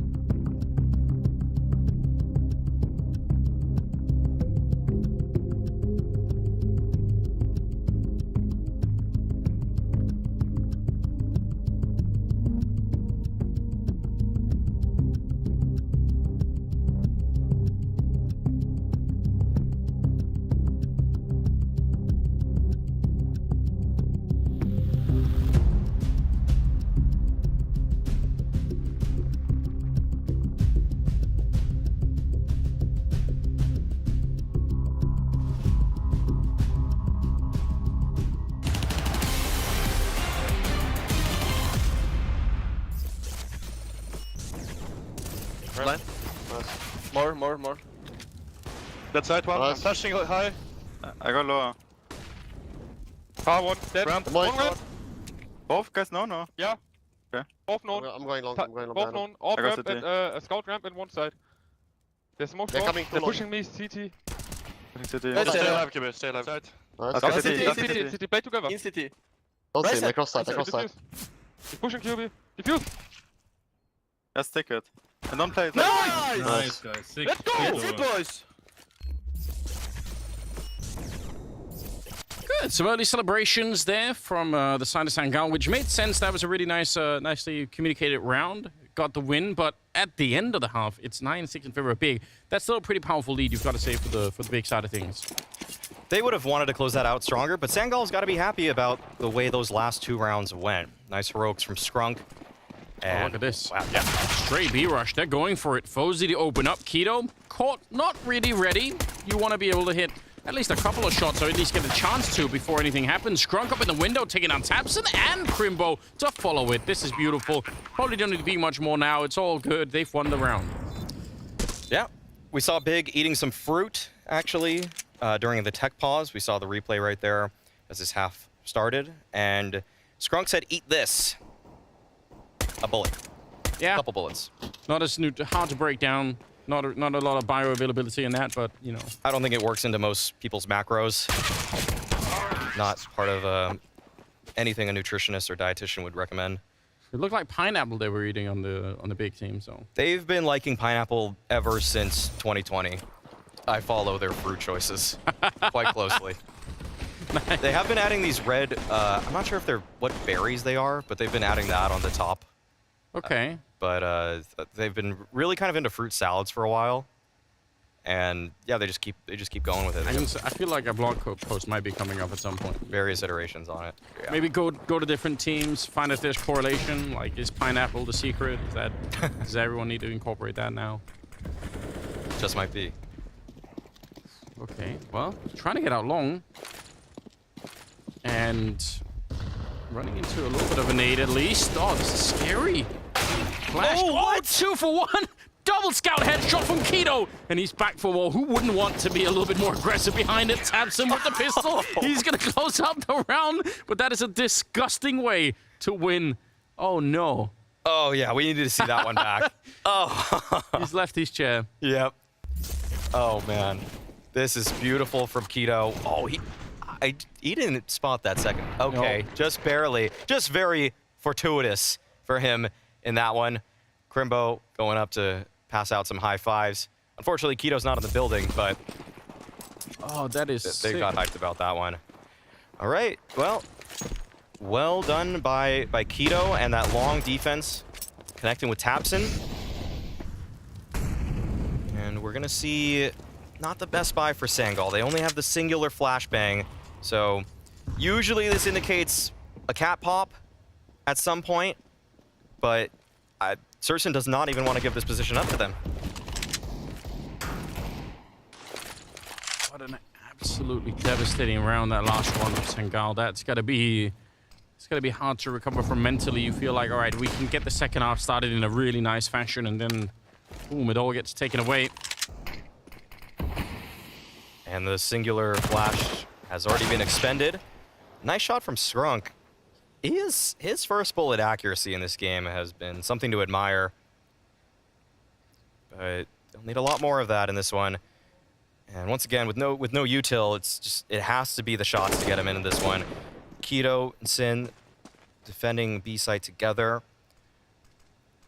When Gobby actually talked to James Banks in the pregame interview, he said that at the RMR, they just did a 1-for-1 swap with Sin and his positions for Favin. Yeah. And now there seems to be changing a couple more of those spots. So far on Dust 2, this is still Sin playing Favin's spot, but maybe more on the T side. Really, I guess we've only seen one map so far, but we'll see how that develops as the series progresses. Yeah, I mean, obviously, it could be nice if they could find some of the positions that he's feeling a little bit more comfortable in. Playing pretty well in this game, tapping away. Wow. Find it on Soulfly. Wow, very, very committed to that one. Yep, exactly.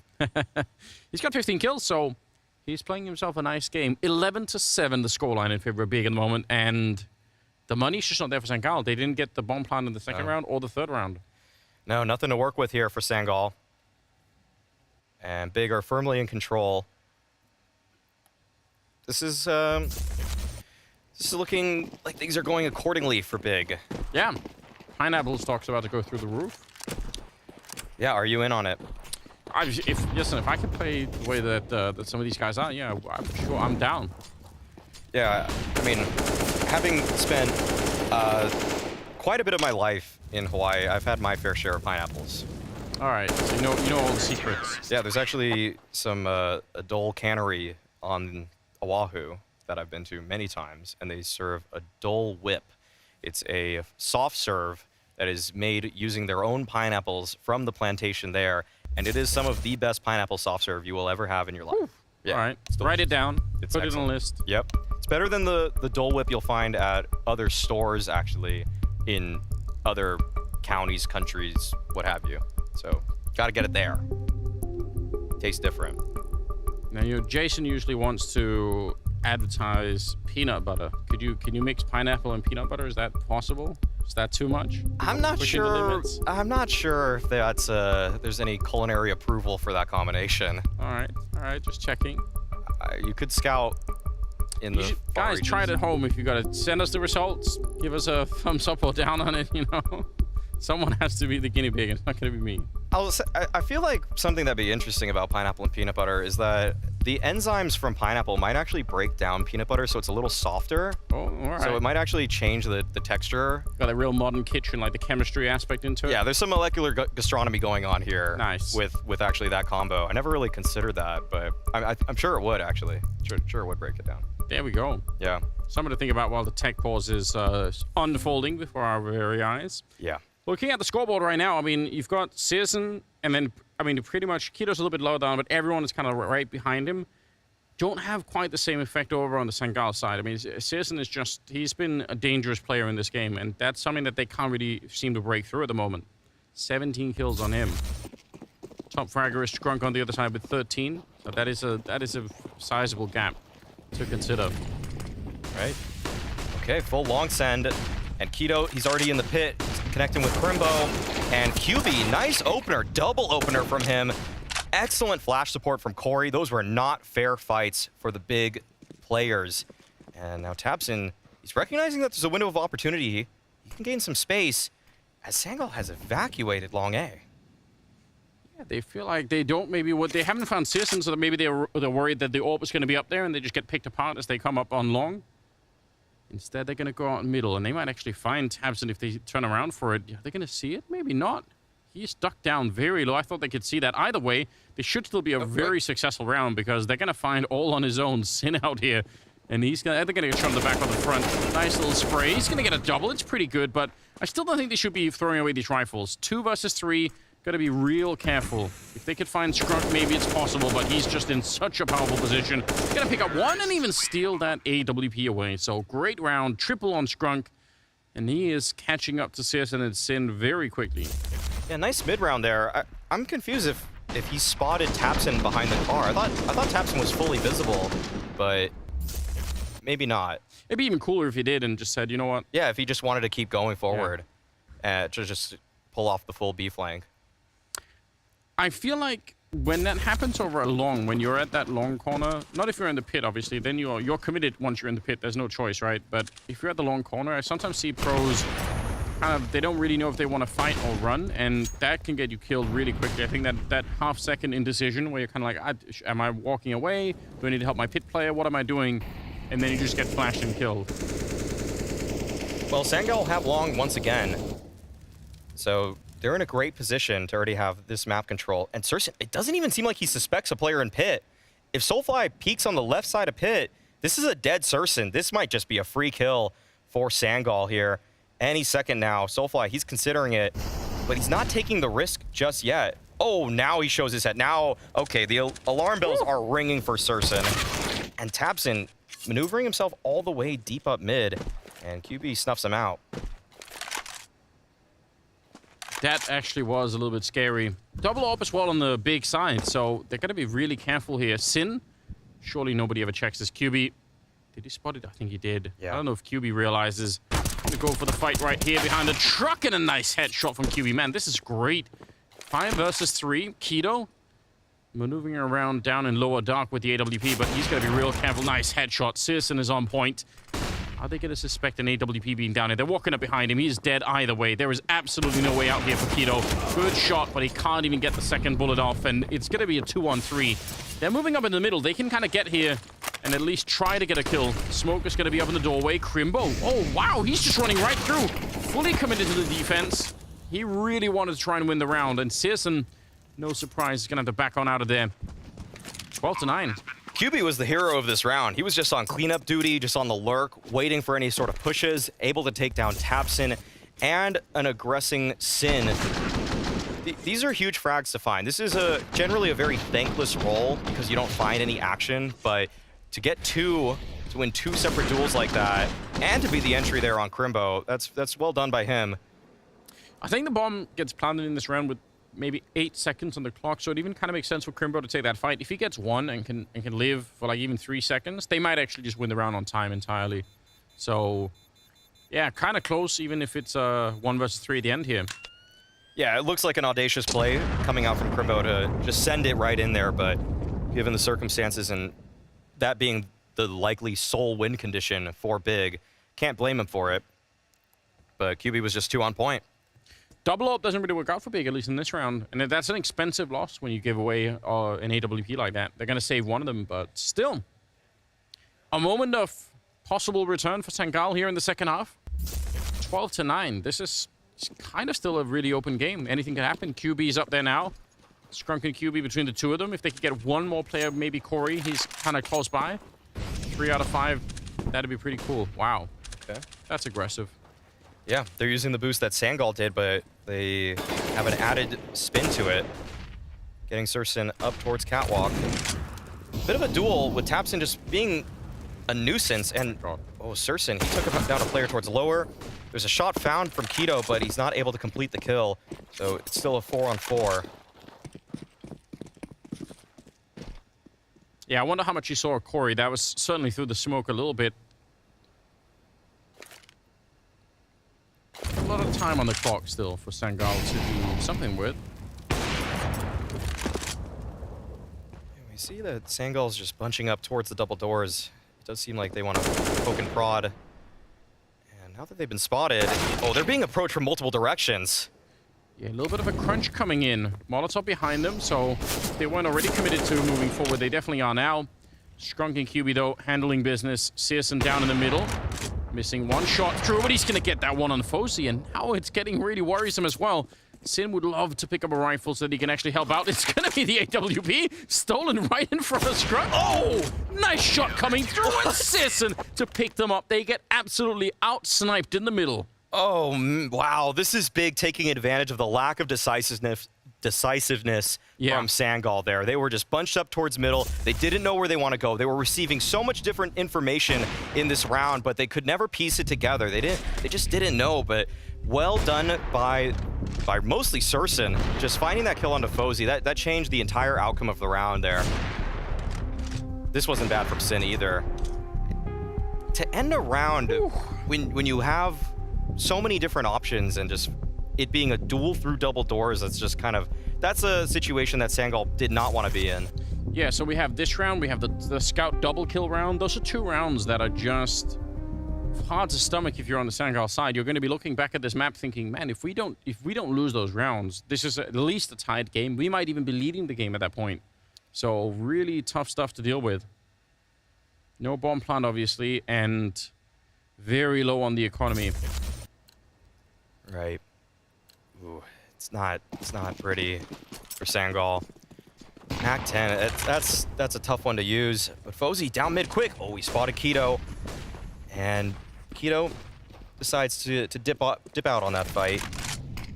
Yeah, thought for a minute he wanted to go for it. So very quick movement there. CSGO moving up into position. He's got the right idea. They're going to flash him off the corner. He was going to escape anyway, but wanted to give Fozy a chance with that AWP to at least take up that position. And maybe that is just kind of the name of the game. Try and get Fozy to get an opening with the AWP somewhere. He's certainly thinking about it. Looks like Sangal want to prod in a couple different directions. I'd say really everything pre-2016 Dust 2 did seem like sending an op-up catwalk was the play, especially before the movement speed nerf. That was the Kenya special. That was a lot of oppers actually back in the JW. This is how almost every team operated from 2013 to 2015. Just get the opper on cat and take fights. Kind of a different time. I wonder if you went back and look at some of those games now, how different it would feel to look at some stuff that probably is not quite possible to do in the same way. Definitely. But they shaped up like this. So a little bit of a familiar sight. And there's just so little utility for Sangal. They have to send it with whatever utility they just spent. Yeah, 30 seconds on the clock as well. Trying to get out middle. Oh, flashed away actually. That's an easy shot right there. Run boost at the same time. CSGO recognizing how many people are there, and they're going to be real careful walking close to the bomb like that. Got more kill happening for Crimbo and Fozy and Corey. 2 versus 3 at about 15 seconds on the clock. That bomb is now only just getting picked up. This is so scary. Oh, but Crimbo caught just a little bit too comfortable down in the pit trying to get into it, and he's going to go down. So 2-on-2 now. tabseN and Keto, no nades. They do have the fuse kits at the minimum, but they could be in a little bit of trouble for this retake. Fozy is up there, and he's been great with the AWP in this map. Attempted swing against Corey. He's going to get tabseN killed. And that leaves Keto sneaking up on the stairs. He catches one, but Fozy's there for the return. And Sangal, that's a hard round to win. It was so obvious what they were going to do, and they had, like you pointed out, no grenades to do it with. This felt like it was working out beautifully for Big, but the double fight and the fact that Crimbo felt like he was afforded this time, he bumped up when he was moving back to pit, and I think he just wanted to slot right in, but instead kind of makes his way around. And that extra timing, it's what Fozy, it's that window that Sangal needed to even things up and make that very realistic post plant. But now looks this is a full B send. And the problem is CSGO's the only one outside of the bomb side with an AWP. So yeah, best case he'll get one kill, but actually Corey finding on top of his head and just pick up the open run. I think is got to be the mission here for Big. Not worth it to get anywhere near this bomb site. Yeah, one track mine for tabseN there. Well, on to the next round. So Sangal just calling for the B play, and there's only been a couple B rushes in this one so far, and both teams actually calling them at the perfect times. Yeah, really, really well done. Going to be an instant save for the rest of Big. And that makes it 13-11. Soulfly a little bit behind, but look at the rest of the scoreboard here for Sangal. They're starting to really get there. They're building up some momentum. Yeah. And not getting broken. I mean, pointed out some of the earlier rounds that they lost that were really painful. That's the kind of stuff, especially if you're a slightly less experienced team, that can really be hard to deal with. So I'm impressed that they were able to keep fighting.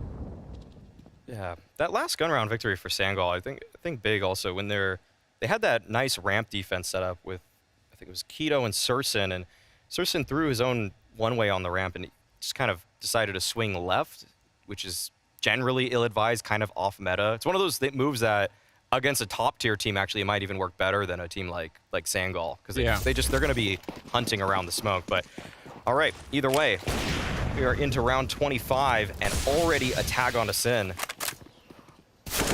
You know, that's dangerous. 2 AKs trained on that position on the other side, and they are going to be able to clean him up. Not at all bad. Well, they tried something similar when they were on the CT side, right? That attempted aggression down in lower dark to try and sneak someone in there, and it gets absolutely found out. CSGO knows he needs to find an equalizer, and Fozy's trained in on the angle too. So, in an attempt likely to just find the op, tabseN walks away with a kill as well. It's not too shabby. And oh no, Crimbo with the 5-7 up close. 5-7's been good recently. He's going to get that one. Could have easily picked up Soulfly as well, and that would have been a real disaster for the Sangal side. They'll pick up a Mac 10 in the middle, but the problem is Sin is already very low on health, so unlikely that he can get a really long spray. Yeah, the Deagle might be just a better tool in this position. tabseN's out long, off angle, hoping to catch somebody, but might be Sin doing a lot of the work here if he could find one more kill. Oh, this is so interesting. Sin threw that flash in, not knowing what it would actually accomplish, but QB now he's on high alert. He doesn't know where anybody is, and too fast. He reacted too quickly. Yeah. The shot. he probably felt like that was QB checking the corner, but I don't really think it was, so he probably would have had an extra millisecond to do something with. But they're coming for tabseN's position, and he's going to get the kill on fozeE. 20 seconds, and they should back out. Yeah, why risk it? It's not worth it. tabseN, I don't know. It's hard to say. He could justify trying to get the shot as they come across for the B-bomb site, but truth is, that orb is super valuable to Big. Oh, this is really close. Well, They've lost the round? They lost it. Oh, yeah. no. How is that possible? They misjudged the timing on that. They needed to go through double doors or full sended up cat. They definitely had time.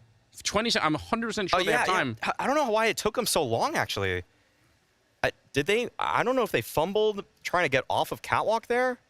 Do we have replays of people just running across the map? I'm so confused. That's really curious. Oh, I mean, no. Yeah, he just definitely, as soon as he was halfway through the tunnel, he knew he didn't have time. You know who's really excited about that? tabseN. Yeah. Because remember that defuse on Inferno, was it? Where he had to go pick up the AWP and... Oh, right. Yeah. tabseN's like, oh, I'm glad I'm not in this. He's on the other side of it now. Yeah. Yeah, that's fortunate for Big. They pulled a reverse tabseN against tabseN. Some would call it the G2. Too soon. Is that just too low hanging? So, and too soon. Yeah, okay. Still not over the pain. Yeah, right. Okay.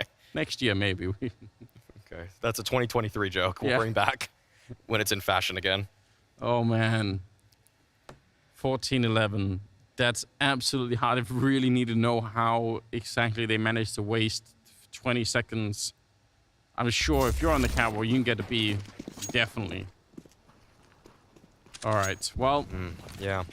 Well. Someone will find out.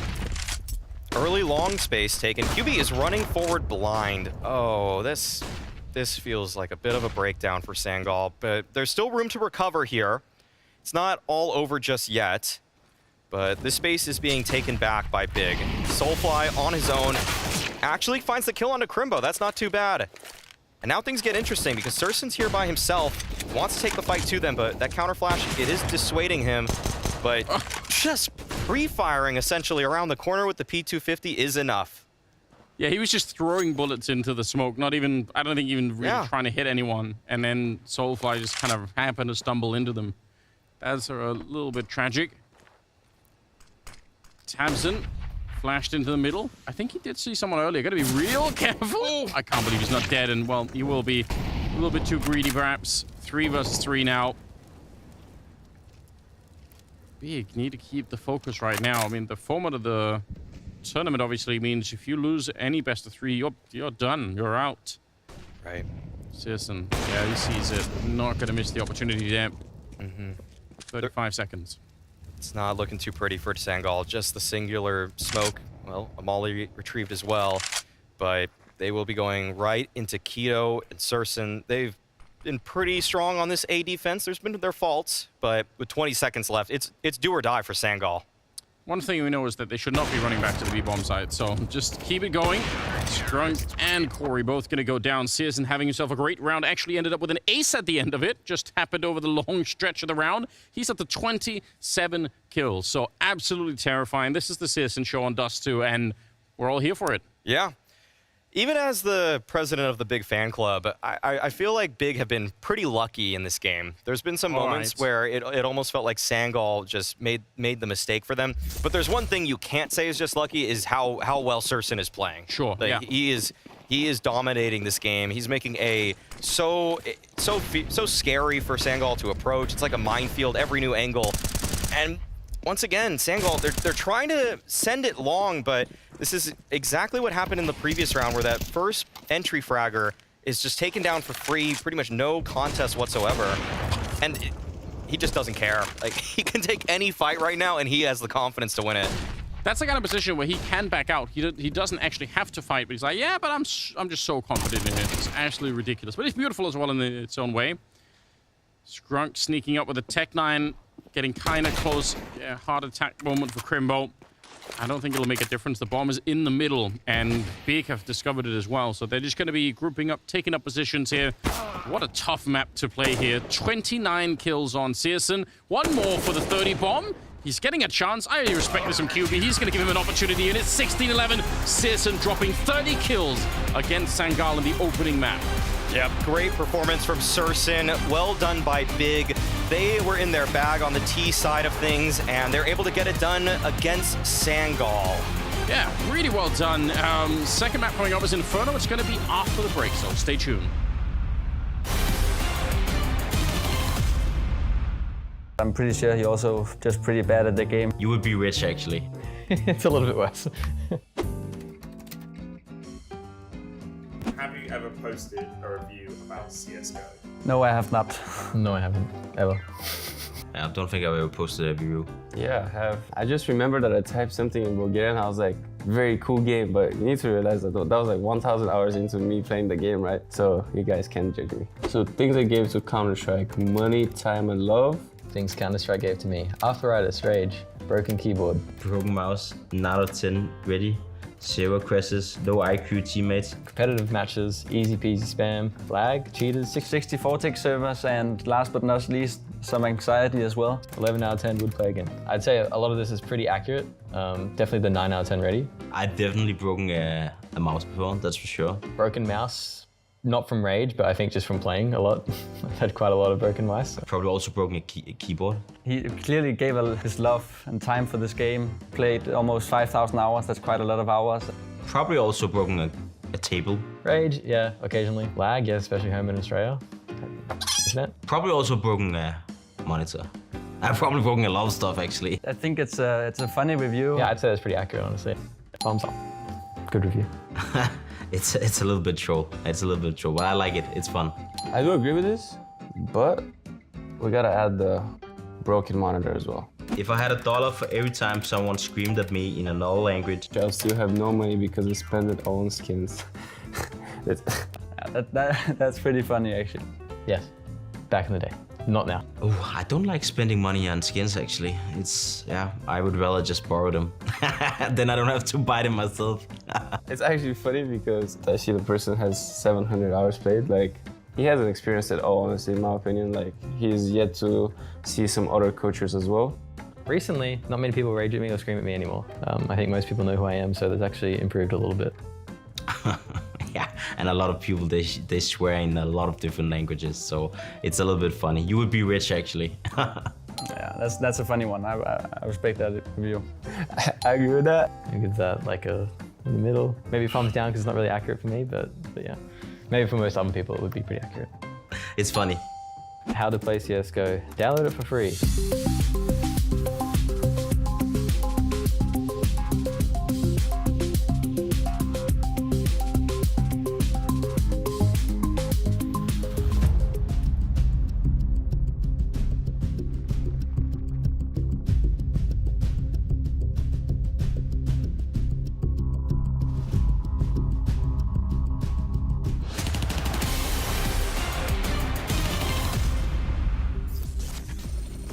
The big special served up on Dust 2, not as decisive as their previous scoreline, but a 16-11 victory is a win nonetheless. But Matthew, not the cleanest game of Counter-Strike to open up day 2 here at the Showdown. No, I think it's a fair statement. This was a messy game of Counter-Strike. We had some clown fiesta moments. We had some weird-ass rounds happening, headshots left and right. This wasn't exactly clean. I'm a little bit surprised that Sangal made it so competitive. From the quality of the Counter-Strike, I feel like Big was miles ahead. But somehow Sangal found it in themselves to make it competitive. Props to them, but there was no question for me if Big was going to win this map. I would agree. I usually expect a lot when I watch Big play on Dust 2. I think they are one of the best teams in the world on the map, and it feels like it's one of the few teams that just know how to go through the motions. I think Alex said it throughout the cast a couple of times as well. One of the few teams where it doesn't matter for them when they're on the T side. If everyone knows where they're at, they still have, clean execute, still ways of winning the rounds. But as Matthew said, a lot of uncharacteristical mistakes being made by certain individuals, not only by Sangal, but also by Big. So I would agree with the sentiment. A bit of a messy game, but at the end of the day, the quality of Big shined through, and they ended up winning regardless. Yeah, let's go back to one of, I guess, the highlight moments from Big. We've got an Eco playing round number 17 for some nasty things from Keto. Yeah, it was very, very nasty from Keto. The scout coming in, and just doing the dirty work. We usually sympathize with CEST when he's picking up the scout. This time around, it is Keto making it happen on long right here as well. I don't know about you, Matthew, but I feel whenever you do an anti-eco, you're up against a force buy. Don't ever ever go out long. Maybe it's a little bit lucky in this scenario, but the double headshot that is coming in with the scout right here is just dirty. It's lined up, and it's a little bit, I guess, a coincidence. But anyway, I feel whenever you go out long in an Antico, you often will get punished on a map like Dust. You know what? I feel like Sangal didn't even play it so bad. If you're very careful, what they do is they place one player towards the blue bin, and then they wait for a bit. They let Big retake long, and then they flash themselves to fight still together. Walking through a smoke. They're still out there, you know. It's not so bad. It's just that double headshot from the scout just that's it. It ruins it.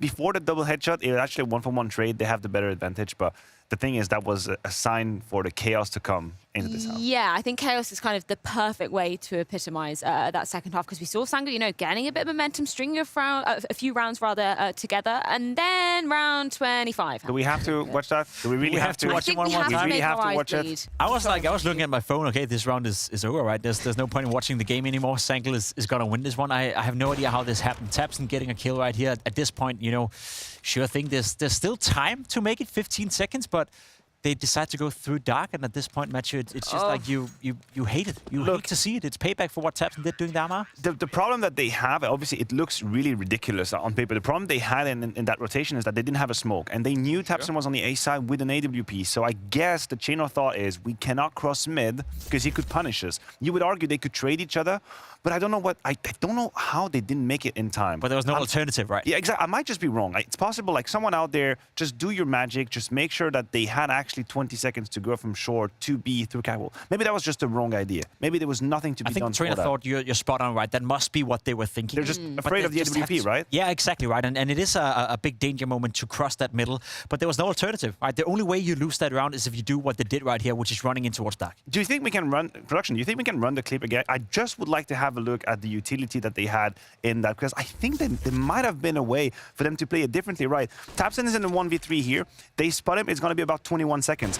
There is a Molotov on Soulfly. They have two smokes. They have two flashes. No way. No, so that's it. Thank you, production. That's all I needed to see. They just made the absolute worst possible decision at 13-11. I was ready to give them a way out. I was ready to say this is because the lack of utility. Not that but bad. actually scratch that all to the trash. They just used their utility extremely poorly, and they just fooled themselves. Yeah, it was kind of echoes a conversation topic we were having in the green room, the indecisiveness, I guess, of Sangal, particularly coming onto that T side. I think Maui was pointing out during the cast as well. It just felt like that was, you know, part of the reasoning for some of just the messy plays, the unorganized plays we saw from Sangal. Yeah, there were moments where the trades were happening for Sangal, and I think they were taking some map control, but you could see there was a lack of direction. There wasn't exactly a clear vision. Okay, this is how we're gonna win this round. There are 40 seconds left. These are our utilities. That's how we do it. They were kind of shuffling around, not exactly sure. CESGO had 30 kills. I'm not going to take anything away from his performance, but the amount of easy frags he had, hell, I could have had 20. And I don't even have 10% of his level with the AWP. Can we rerun that game and have you in there instead of CESGO? We as could. well? That'd be fun. That would be a pay-per-view. With the People would have to pay to see that. buff as well, because I mean, CESGO's just Match is kind a of LAN proving the player. point. For, I'm yeah, a LAN sorry. player. You enjoy watching online, you like playing online. Okay, but CESGO, other way around. Apparently, he's just kind of proving our point through and through that he's more comfortable playing from his bedroom. Yeah, he was farming confidence. You saw it in the last couple of rounds as well. I think they said it during the cast one more time, right? He was not afraid of doing anything. We saw this graphic coming into the game as well. And when he's in comfortable surroundings, CESGO is a player that you have to respect. You know, you have to respect him on the server. And he was time and time again playing well, time and time again putting himself in easy positions. And I will agree with what you said, Matthew. A lot of the kills are easy. A lot of the kills are not, you know, in a position where he's flashed or he's smoked or anything else. That basically just running into his crosshair. It's incredible. But one of the things CESGO does so well is positioning himself well to the easy kills. Because I agree, some AWP players out there, you look at the Moneys, you look at the Kenny S, it's like they always try to make it the hard way. They never do the easy thing, right? It's not like Guardian back in the days who also would just post up, hold an angle,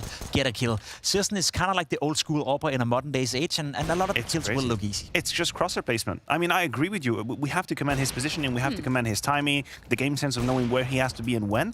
But it's mostly about just crosshair placement. All of these skills were just about waiting, having the crosshair exactly where it needs to be, left click, repositioning, left click, going again.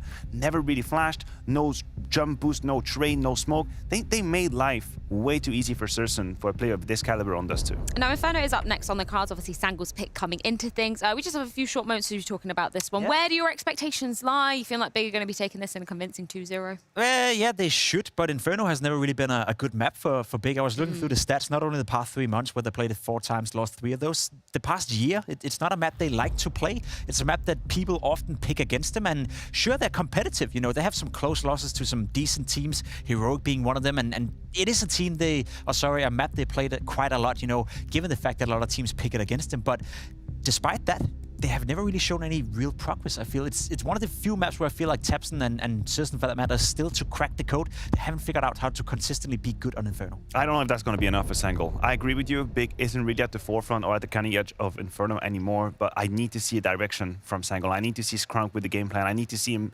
maneuver the late round situations, which we haven't seen on Dust 2. Otherwise, we're going to 2-0 gemeinsam. Well, we're going to see if Big can do it in 2 on Sangal's map pick. No Lex Inferno up next on the cards, and potentially the final lifeline for Sangal if they want to hold on to their life here at the Fall Showdown. It's going to be coming up in just a few. You don't want to miss it with Maui and Anders.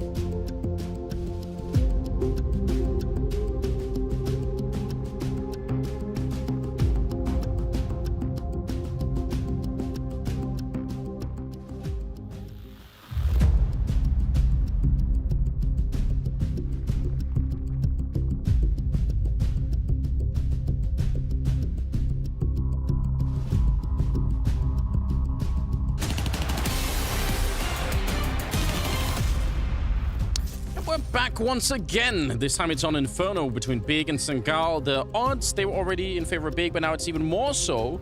I don't know, that first map could have actually gone pretty badly for Big, but they managed to squeak through. Couple rounds there that easily could have gone the way of Sangal, whether it would have been a better call or not a double scout headshot. A few moments that Big are lucky to have had, and this time around, Sangal, they'll probably make some better calls. They'll probably actually mitigate some of the inefficiencies that they had on Dust 2, and that may lead us to a more competitive map 2, or at least that's what Sangal's hoping. Yeah, I want to see that as well. I mean, this is their map pick after all. Big did pick Dust 2, so you got to hope that they're a little bit more ready. If they could just remove a couple of mistakes from their play in that first map, we got ourselves a very, very, very different map. So maybe Inferno is the battleground where they're going to be able to show us that.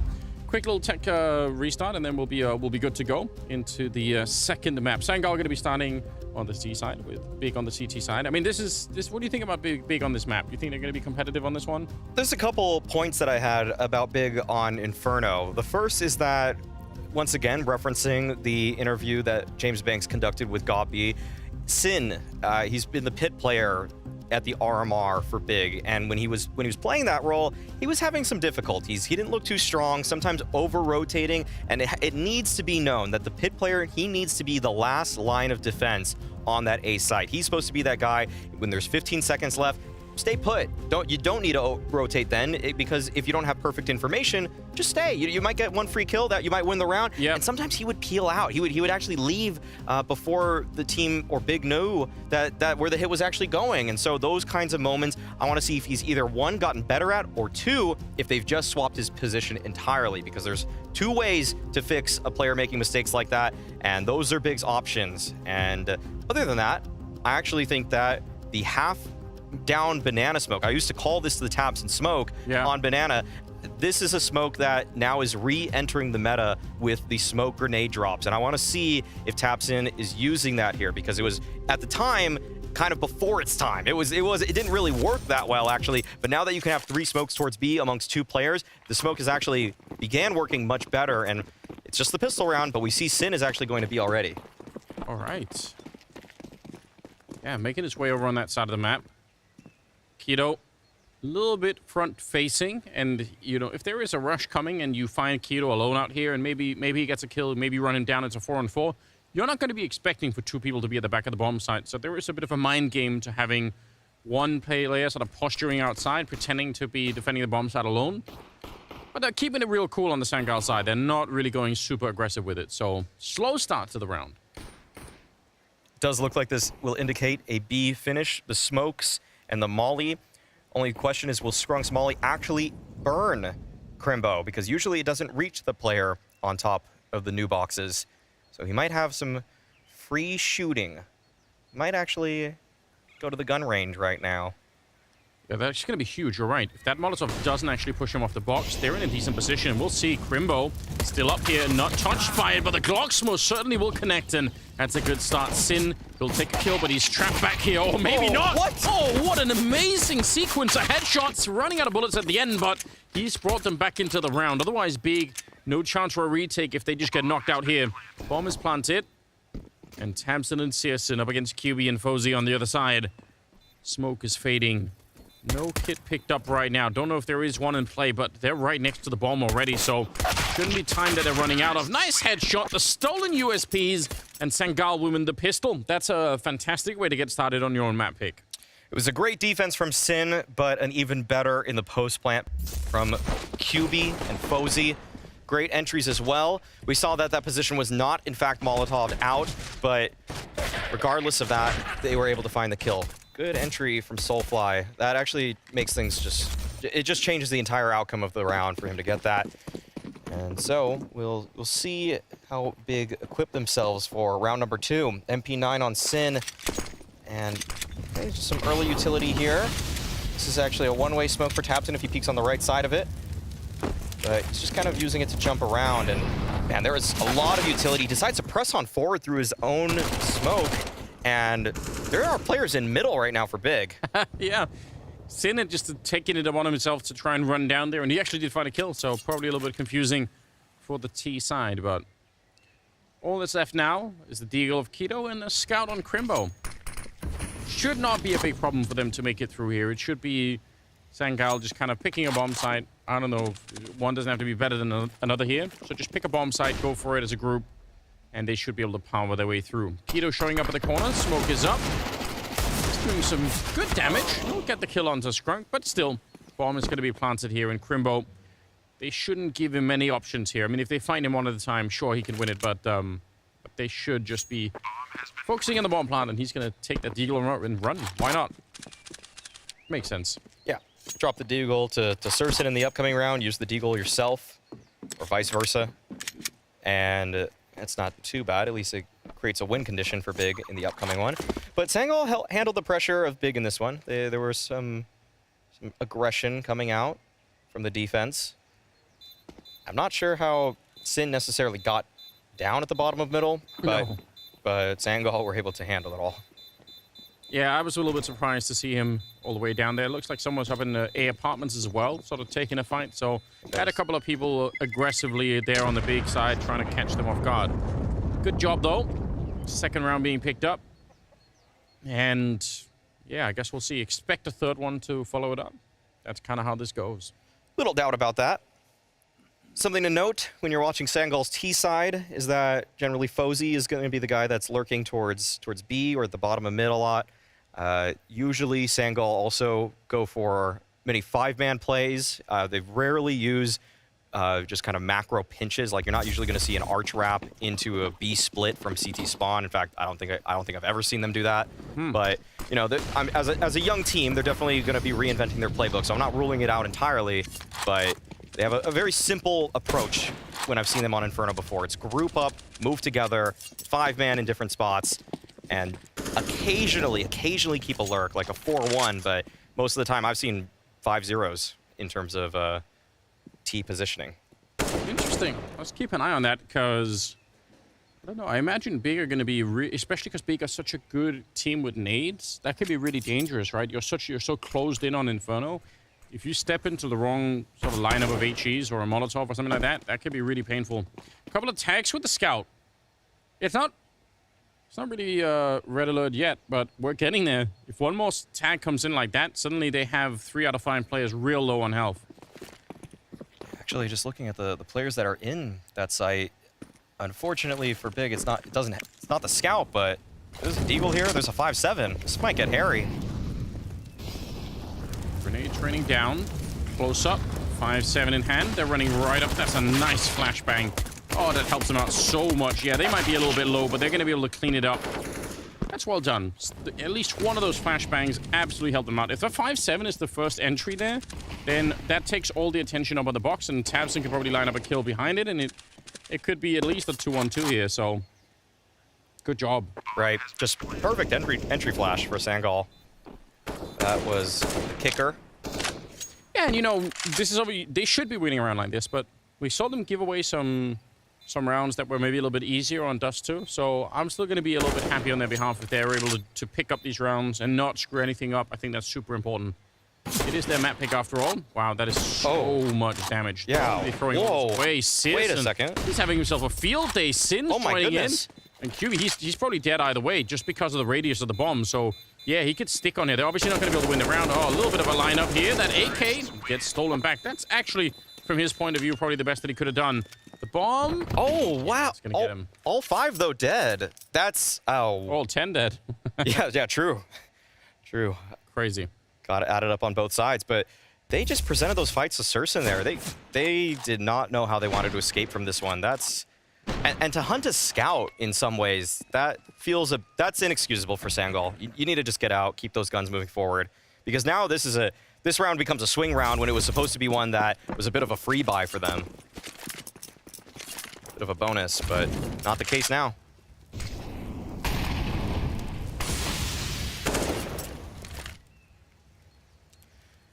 This is the standard default for Sangal and most. They actually rarely contest for banana control right away.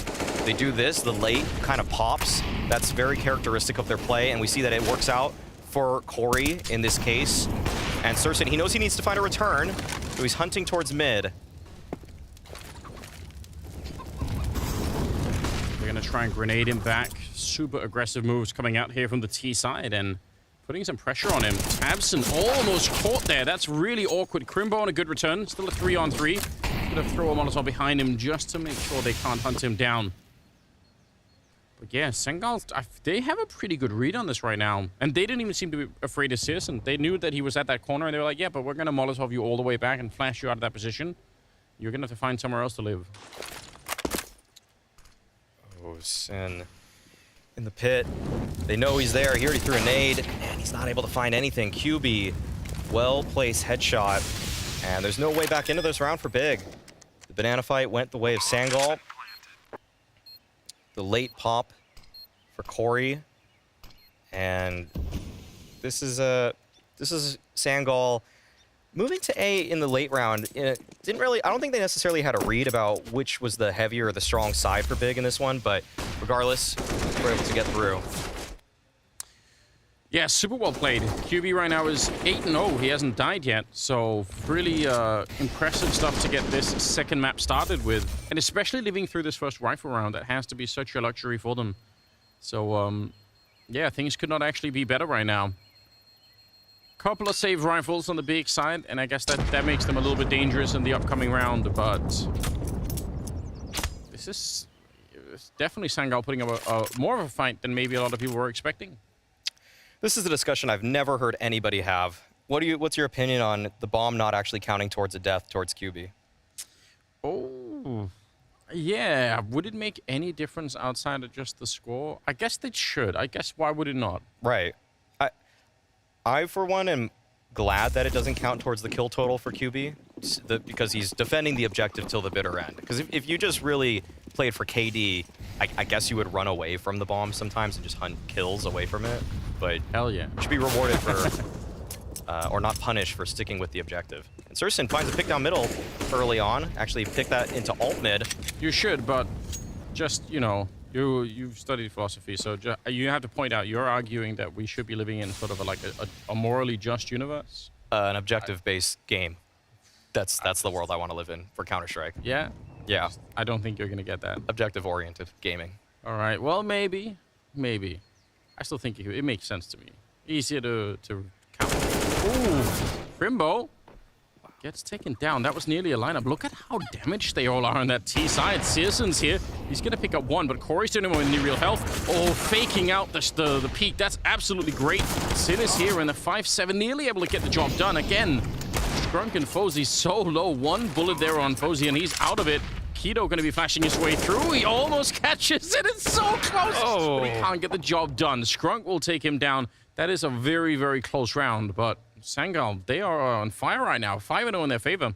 There were a lot of players on Big that as soon as they died, they said in dead chat, I almost had him. Yeah. That was the sentiment in this one. A lot of kills that almost went their way, but not quite. And you can see the significance of just having better weaponry for Sangal there.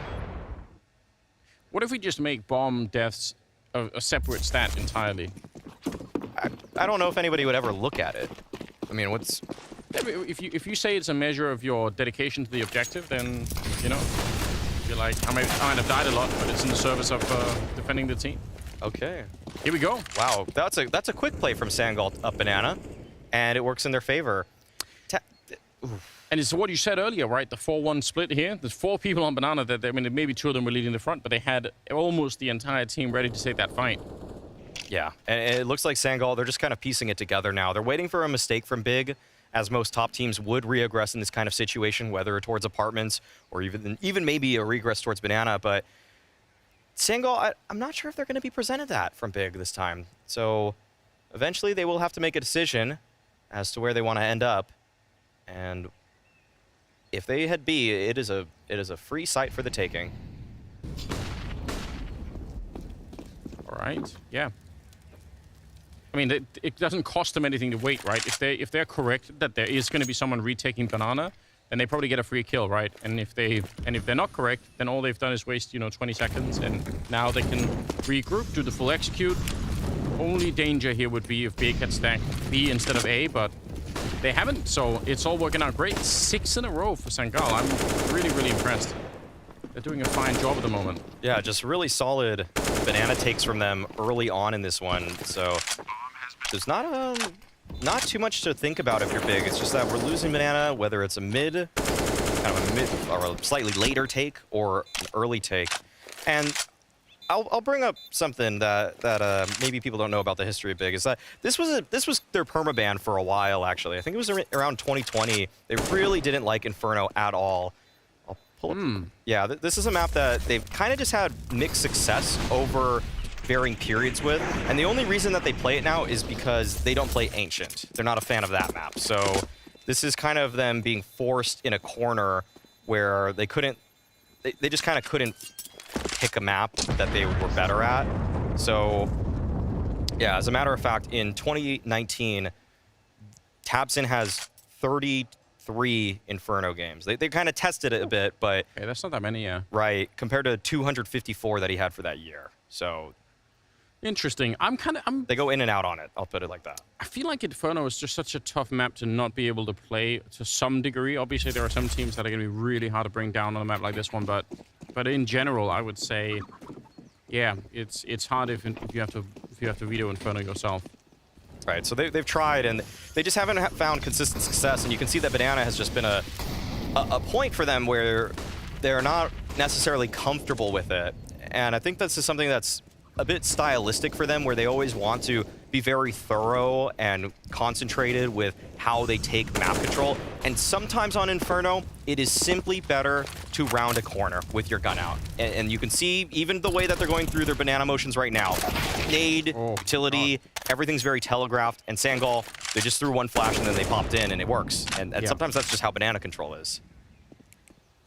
Really, really impressive. Yeah. Sangal must be thinking, this is pretty much what we wanted Dust to be like, and if we hadn't made the mistakes, maybe we could have played a game that was a little bit like this. Because on Dust, this is at the point in the game where they would have lost, you know, a random round to just a scout or something like that will get Big back in the game. So it's kind of nice to see them just follow through, and this is really flawless at this point in time. You got to give them a lot of credit here. Big with another tough decision to make. Kept things pretty simple for themselves, Sangal, and it's working. But this time around, it's Surson and tabseN on the B site defense. This is where things might get interesting for Sangal. But oh wait, they're peeling off. They'll be heading right into Crimbo and Sin. Sin has a Molotov down, so he could, there's the slowdown. They're going to be running through. This is a little bit of an issue. We're down to 17 seconds, so eventually they're going to have to speed this one up if they really want that bomb plant. Crimbo's down there as well. Good little peek on top of the bicycle, and they're not aware of the second player. Bomb is on the ground, and this is essentially an isolated 2-on-5 fight that they are just outright losing. They don't get a single kill. Obviously a 4-on-5 overall, but they had a double pit isolated. There was nobody else on the bomb side, and they just couldn't make it through. That was a beautiful defense from the two of them. Double pit setup can be so strong, especially in the late round. And on top of the fact that Sin had a molly saved, we are seeing signs of what happened on Dust 2. The clock working against Sangal. That is a scary prospect because they have been firmly in command of this game thus far. And even if they just sent it towards B, that clock would not have been an issue probably. But this time around, it comes back to bite them. That late mid-round call, just some kind of feeling from Scrunk there that something was amiss at B, but it led them right into a very tough setup to deal with. Yeah, that is that's unfortunate. I feel like, I don't know if it was the Molotov that slowed them down or what it was, but there was definitely something that looked really disjointed in attacking it. And also, if you notice, no flashbangs going over the wall, right? Those two pit players had a pretty clear view of what was happening. So that's obviously something else to really think about. When you're that late in the round, that's what can happen sometimes. You just don't have the nades that you actually need. Yeah. 6-1. Even just more time would have made that much more effective for Sangal. So they're going back to the tried and tested. They're sending, looks like Soulfly is making his way to logs already.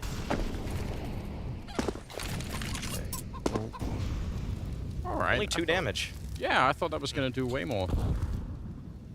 As did I.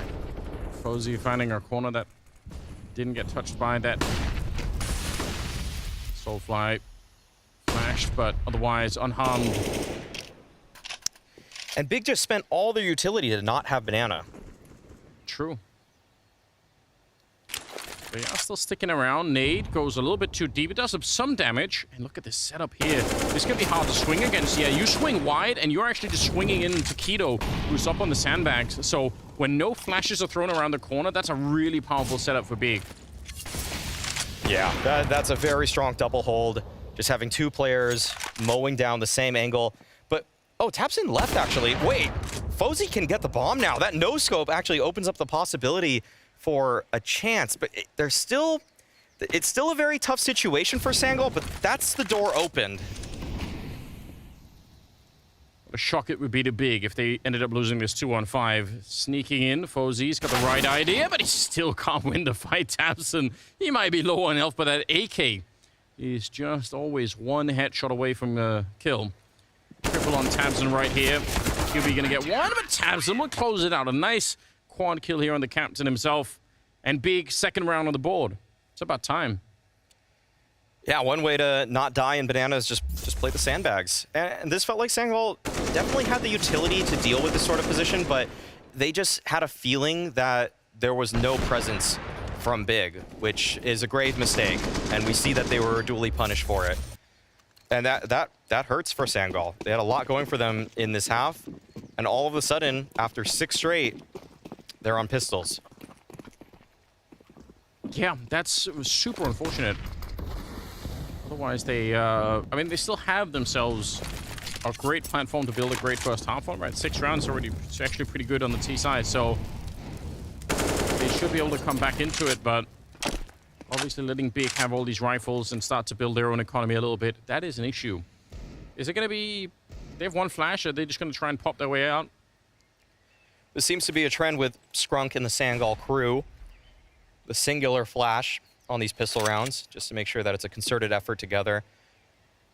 An attempt to get in space, and it looks like that flash will be heading right towards Sursen's dome. Maybe they could run him down. We have seen CS in the past kind of stick around for a fight. Molotov, there we go, deep flash in. He still flicks to take down Scrunk. That's not bad. AWP momentarily lost, and almost wonder if, Fozy, he's going to find a kill. I was going to say it might even be worth trying to sort of throw it away just so that they can't pick it up, but if he's doing damage like that, maybe not.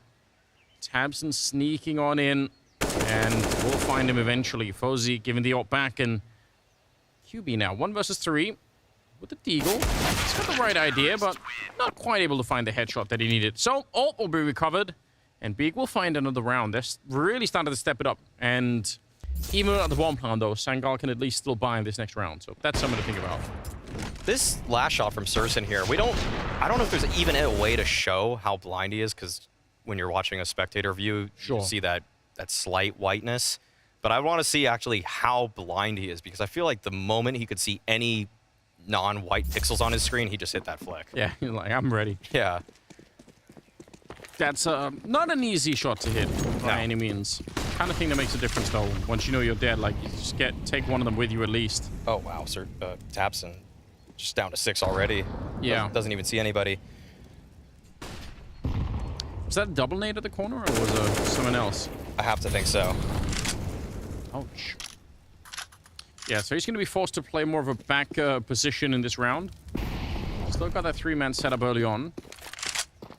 Seen a couple of teams more recently in the meta that actually try to punish this kind of setup for the CT side and go really aggressive at top mid, you know, because you know, or you don't know for sure, but you can guess that there's going to be sometimes even just one person at A to start with. So I've seen it recently. I think I saw a couple of teams do it during the RMR. You can see now that the clock has run down to about a minute. 3 fuel back at the A-bomb site. More of a standard type setup. Oh, but the control that Sursen has at the car right now, he knows that Banana is vacated by Sangal, so this play is being completely read by Big. You know, swing pretty well timed. We'll get traded though. 38 seconds. Bit of a Molotov to slow them down even further. They've left CSN over on Banana, so they're pretty comfortable with this 3-man setup out here. And like we mentioned earlier, you said this, Sangal sometimes don't look that comfortable when there's very little time on the clock. This could be happening again. 1 in the pit, 1 in the bomb site, and all the way down to the library. Low on health is tabseN. Sin's going to be going down after just the 1 kill, and yeah, easy find. This is absolutely perfect. And look at the flash assists that come out from QB there. Really good flashes to set up some of those swings so that they're not just fighting them like in the previous round down in the pit without any kind of coverage of the grenades. Well done. Yeah, that one singular flash, taking Crimbo off the angle, then he has to re-swing into it, and Sangal find the entries into the site. This was well done. Not too much utility left over for Sangal, but they knew exactly how they wanted to use it. That is frustrating for Gabi, as you can see, and I actually think that Big, despite not moving Sin around, I'm pretty sure they moved Crimbo around. Used to be playing B with tabseN, and now they're making him the A rifler, or at least in that round they did. And Keto has swapped spots. And oh no, yeah, that's not good news. I think he was mesmerized by the chicken. He got absolutely gamed, hypnotized, in fact. Yeah, he was just, his eyes were locked on it. Look at that. Yeah, there's 3 chickens. Yeah. think that took all his attention. And then they all vanished too. Tough way to go. Yeah. But Sursen still had money to equip himself with another op in this one.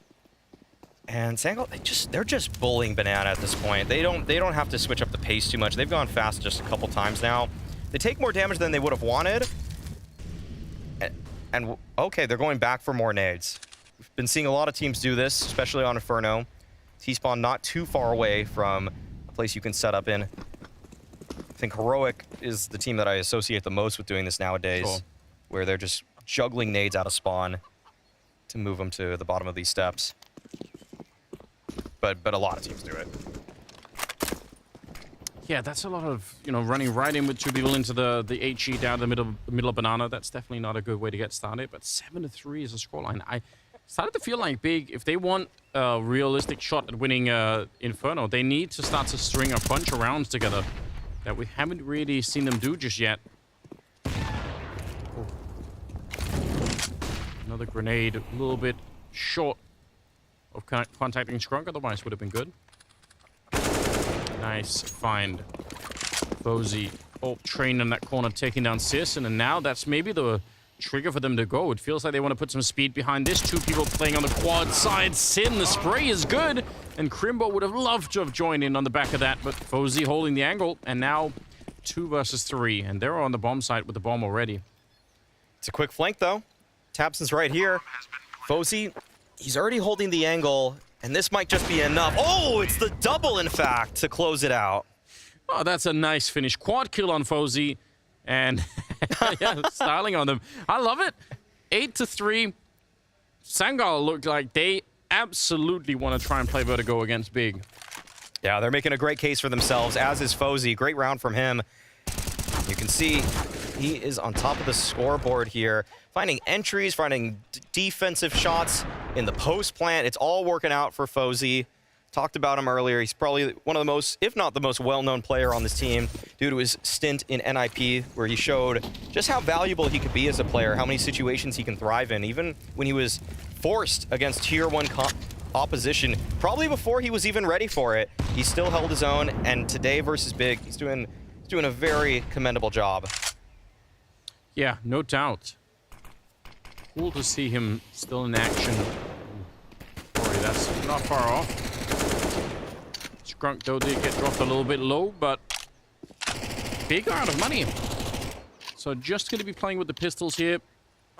What a weird first half this is. I mean, you pointed it out. You gave us a little bit of history lesson in terms of Big banning this map, and maybe that's something you're starting to get maybe a little bit of a sense of why they don't feel super comfortable on it, because they do look a little bit lost at the moment. They're having a tough time. Tabson, bit of a cheeky play here. This was in vogue a little bit, I'd say 2019, 2018, everybody was doing this. But not working out this time. Just everybody suspects it now. But there are 4 people here. This is something Sangal does not expect. Yeah, but do they really have the weapons to do anything about it? Leading with the MAC-10, I mean, Crimbo's going to get one there, but he's getting found. Sin, not enough stopping power on that Deagle. Just can't do that same spam that you used to be able to before the update. So, 9-3. Sangal absolutely playing a beautiful first half here against Big.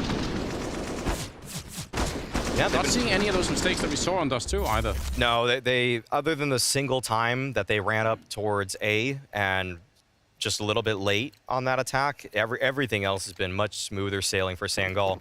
They're well aware of the rotation timings. They know how they want to get map control, and nothing that Big is throwing out seems to be having much efficacy. So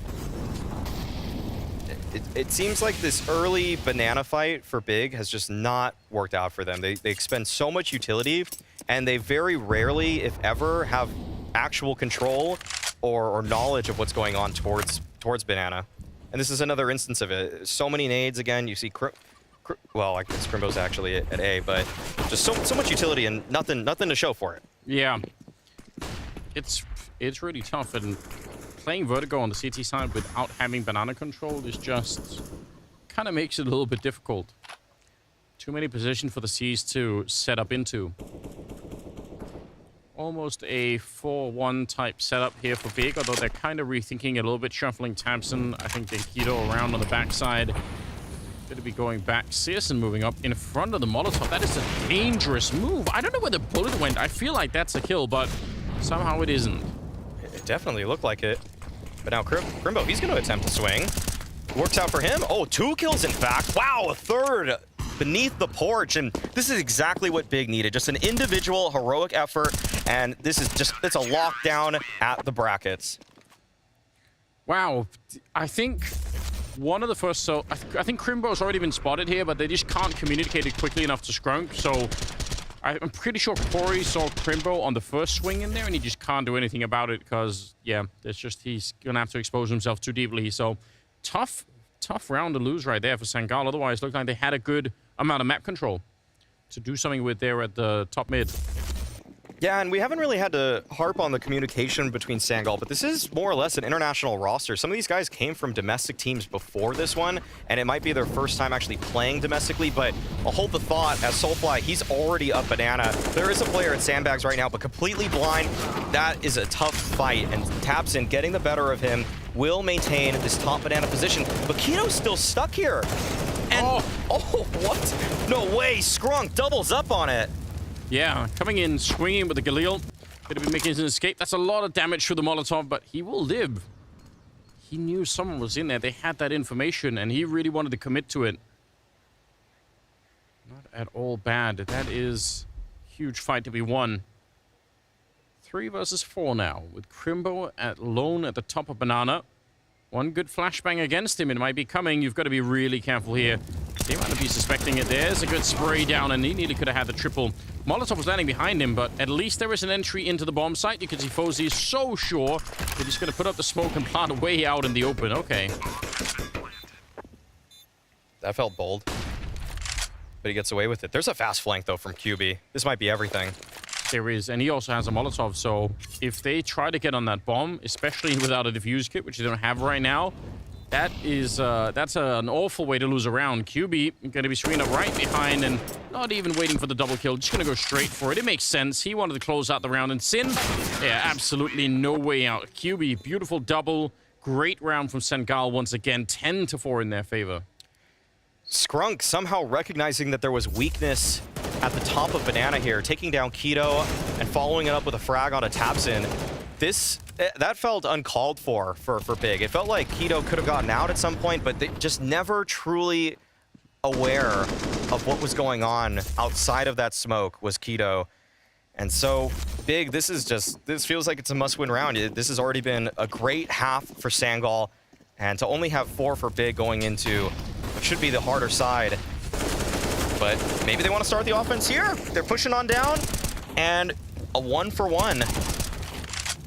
Okay, Crimbo's feeling some type of way about this. CSGO, that is some really unfortunate timing. You could see QB had the idea, but he sort of spun around last second and ended up getting his crosshair just away from that angle. Scrunk and Fozy now 2 versus 4, and a very, very aggressive round coming out from Big. Looking, wow, okay. Playing battleships. Yeah. Sin seems to be one of the few players on Big that's really spamming that, but this is a dead Scrunk. Well done from Sursin, coming up from the middle pit. And that is only 5 rounds. Excellent half from Sangal to pick up 10. We'll see if they extend us to a 3rd map and close this out, but after a break.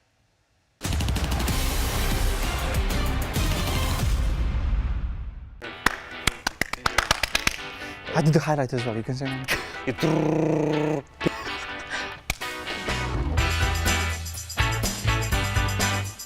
Hey guys, I'm Nico from G2 and today I'm here with Monesi, and today we'll be guessing CSGO items, players and maps.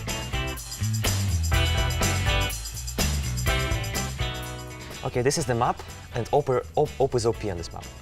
Train? No, Overpass? Op is OP. No, wait. Dust? Yes. Listen, you remember the smoke and nade behind the smoke, which I'm using? Inferno? Yes. This map is, like, you don't have this in competitive, but you talked it before, like 5 minutes ago. Tasca? No. We talked 5 minutes before? Yes, Simple did highlight on this map. Cash? Yes. I did the highlight as well, you can say mine. Oh yeah, ridiculous. He's playing in complexity, JT. No. Fang. How do you say? Fang? Yes, Fanji, yeah? Yeah. I don't know. Okay, this weapon was fixed before. Now it costs Krieg. like... No, Og. wait, M4? 1.7k. 1.7? 7k, yeah. Scout? No, 1.7k or 2.4k, I forgot. 1.7, I think. You P90? No, like... Negev? Yes, Negev. You just said his name. Really? The map, it got removed for Vertigo. For Vertigo? It was for Vertigo. It's with a lot of like trains. Train? We have it on. It's on the nuke under B side, the windows. How we call it? Office? It's the map that you did this bug smoke against Imperial. Mirage? What a girl, bro. You remember the team we lost to in Antwerp? Antwerp? Against Freya? No, the game before. Navi? No, Heroic. Heroic. And the Opera. Cadian. Coach, best coach. Zonic. Muscles, pro player, retired. Blame F, retired. Freakazoid. Pasha. Yes. Pistol, overpowered, op. Like. Deagle. Pistol, overpowered, op. Op. Revolver. Yes. You know what I mean?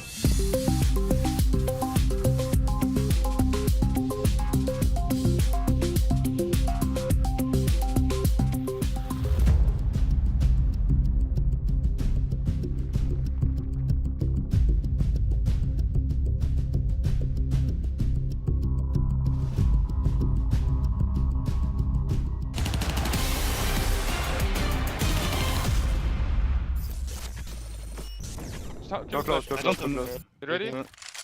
Flash. Go flash. I go side, Kun. Dumb. Side. Watch out, Headshot, nice. Side. Long. Nice on one. Let's go upper. I smoke long. Pick on me long. I'm not short, Yeah, we get the walk again. Unlucky, Bruder, unlucky. I think it's good. Okay. Okay, Corey.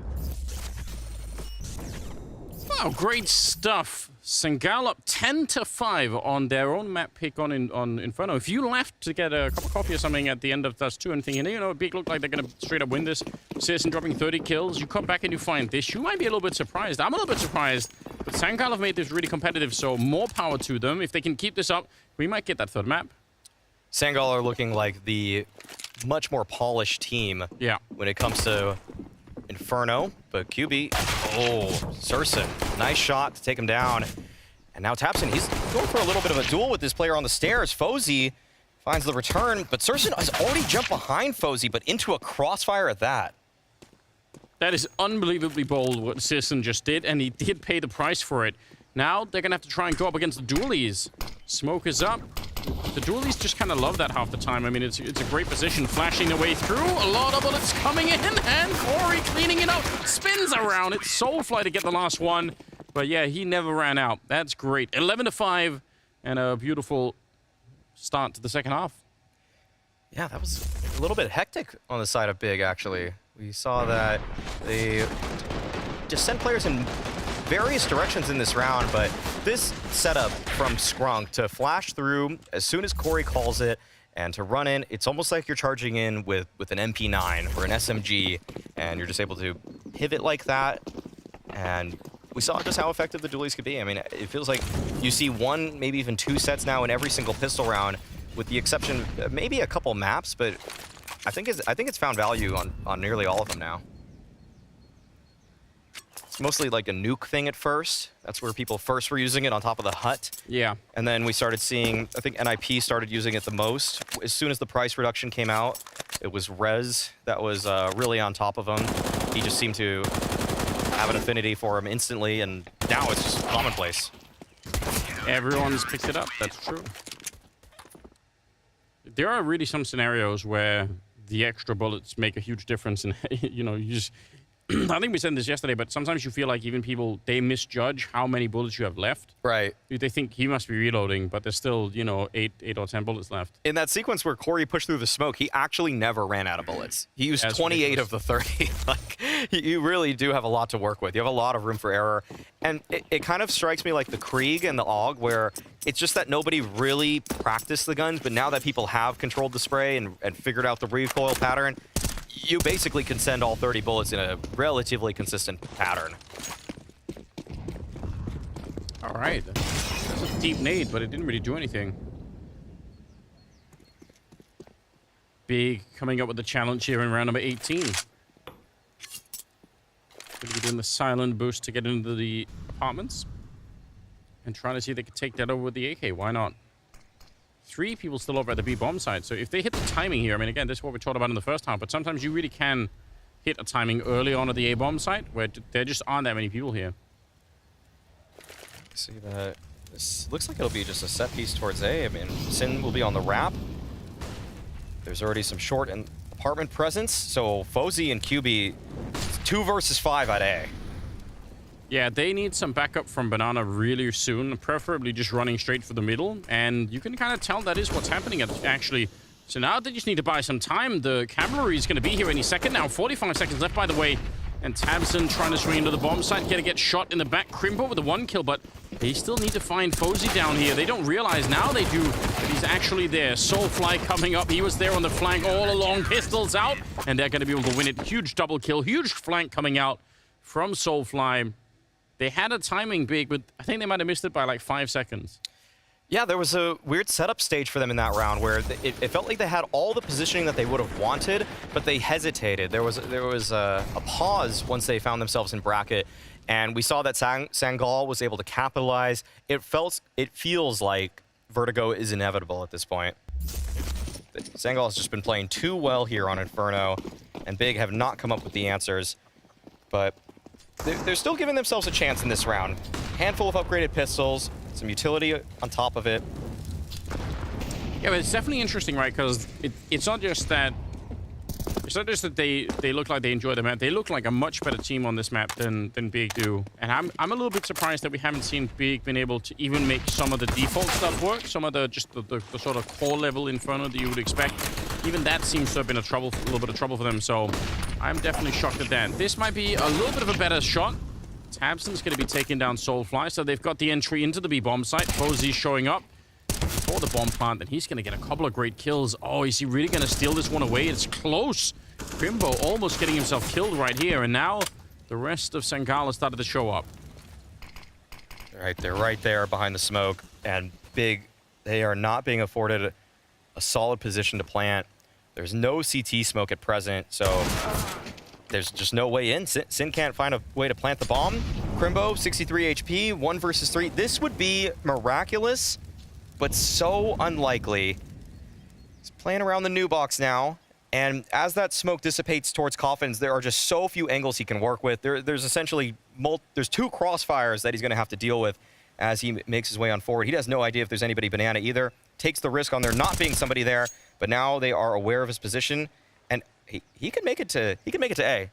Yeah, I think he started walking a little bit, but yeah, it does take about, I think, 18 seconds or something like that to run. So if with 20 left, yeah, maybe 22, it's going to be real close, but he can do it. That's pretty cool. All right, bomb is going to be planted. They are really far away. Awkward. He walked just a step, so they don't hear him. And Sangal now, let's see what they've got. They obviously have the 3-man advantage, but still, how panicked are they? Crimbo not hearing anyone from the middle. All going to be coming out the library. There's the first lineup. Strong kill to begin with. Setting up a flashbang, and he peeks right before it pops. QB flashed as all hell, but still able to get the kill. That's huge. He almost stole that one back. Yes, that was a great attempt from Crimbo there. When he started pivoting, though, towards short, you just got to know, if you're choosing that spot, you are committing from them all coming down Moto. And he did. It was a good flash, but a blind shot from Sangal closes him out. That's QB just holding down mouse 1, completely blind. And there was a chance. It was a good attempt, but either way, Sangal up 14-5. That was a clutch that was never supposed to happen, and it did not. Fozy at 18, QB at 17. Definitely some of the main engines of this Inferno map for Sangal. Look at the nade damage there. Yeah, ouch. I don't think Big ever had a starter that strong when they were on the CT side. No. Just the nade, the general utility awareness and the procedures from Sangal in one gun round just look better than what Big were throwing out when they were on the CT side. You don't get to say that often, because Big usually have some of the best nades in the game. Yeah, that's what's so surprising, isn't it? We're really expecting it. Fozy, that's a kind of a all-in right there. If he misses the shot, he's definitely dead. Crimbo will follow it up, but it's still a 1 versus 4 for him. That is turned into a 1-on-3. The bomb is right there for him to pick up, but now he's sandwiched in. They're going to be walking up right behind him. He's got to be real careful at the moment. Scope down to the bottom of Banana. He has the right idea. He tried to do the 1 versus 3 earlier, and it didn't quite work out. And I don't know how you were meant to peek this coming around the corner. Oh, he actually did look for it on the barrel, so he had the right idea. 15-5, though. Sangal 1 round away from giving us that 3rd map on Vertigo. Oh, boom. Double nade into the pit. That was perfect. Great flash setup there. Yeah, Sangal were a step ahead of Big in that one. Just every single way Big looked. There was a bullet in their face, a flash in their face, or a nade. Yeah, story of this map, it almost feels like they're gonna have to go back to the drawing board. Yes. Back and try to remake Inferno completely for themselves, because this is definitely not looking great. This map has been so difficult for Big for such a long time now. Even, I mean, multiple years now, that they generally just try to avoid it. And they got to take a hard look at themselves in the mirror and say, we are not a good Inferno team. We need to be better. So let's build. Oh, Keto in charge of checking that. Not going to be using too much utility to do it either. See if there is a retake coming in from Sangal. No flashbang needed, and that's a little bit risky. 3 people, and they lose that fight. Nice find from Crimbo. That's I was expecting them to flash around the corner before they went for it there, just as a, you know, almost like a half of the course kind of thing. That's what people tend to do when they go out of the B-bomber side, but not the case this time. QB, 18-8. He's had himself a really nice map, but again, 1 versus 3 like this, not going to be possible, especially with Crimbo out hunting for him. So, another round for Big. They just need, what, 9 more like this? Yep. That was an interesting approach to not actually use the flash here. Usually you do see the that coming about, but they tried going for the triple peek, and I can't be too upset about that. It's not the best fight for a CT, but a triple peek, you usually don't expect the 3rd guy coming like that. Yeah, you could be setting up your last man in the bomb site to really get a nice double perhaps. Yeah, and Sursen's off, by the way, right now. The paw having the rare bounty hunter print on it. You see if he unscopes, actually, right in the dead center, there's bounty hunter from Dota. Just chilling out right there. Well, he's never going to show it to us, will he? There it is, right there. The yellow guy waving his paw with the red bandana. God damn, all right. I hate people who play bounty hunter. I know, it's such an annoying hero. Yeah. Just adds to the stress. There's already enough stress in Dota. Don't need any more. Oh, here we go. Okay. The Pistoliers have shown up, and they get wiped out. Keto and Tabson. They only lose Searson in the round 15-7. I can't believe Big didn't have anybody looking there, though. Like, they're caught off guard by that. And it's an easy cleanup, but at the same time, you would think that somebody would have been holding that. But that just kind of shows the discomfort from Big, that they actually think they need to send all 5. They can't have somebody holding the flank. And that might actually be information that Sangal used later. Pushing has been fruitful for them thus far. We saw Sangal crunch onto Big when Big were trying to execute onto the A site a few rounds prior to this one. But maybe it'll just be a standard defense that gets it done. They do look really uncomfortable on the map. Corey, wow, this is super aggressive. He takes a long time to find that spray. He definitely could have lined that up. I think he might have thought someone was looking for him, but nobody was, so he had an extra second or 2 before he needed to fire that gun. And that's going to get him killed. Posey now, a little bit forward. No peek from Boiler just yet. He would have loved it. A couple of rotations. Look at this. Actually, everyone's left the B-bomb side. They're putting it all on this defense. They want to see if they can actually stack the A-bomb site and maybe win it like that. That's really unlikely. Wow. Yeah, he spotted him as he was crossing the column, and that'll be an 8th round for Big. All they have to do is go B. They don't know that, but they're taking their time. They're making sure that there is no re-aggress from Sangal that catches them off guard.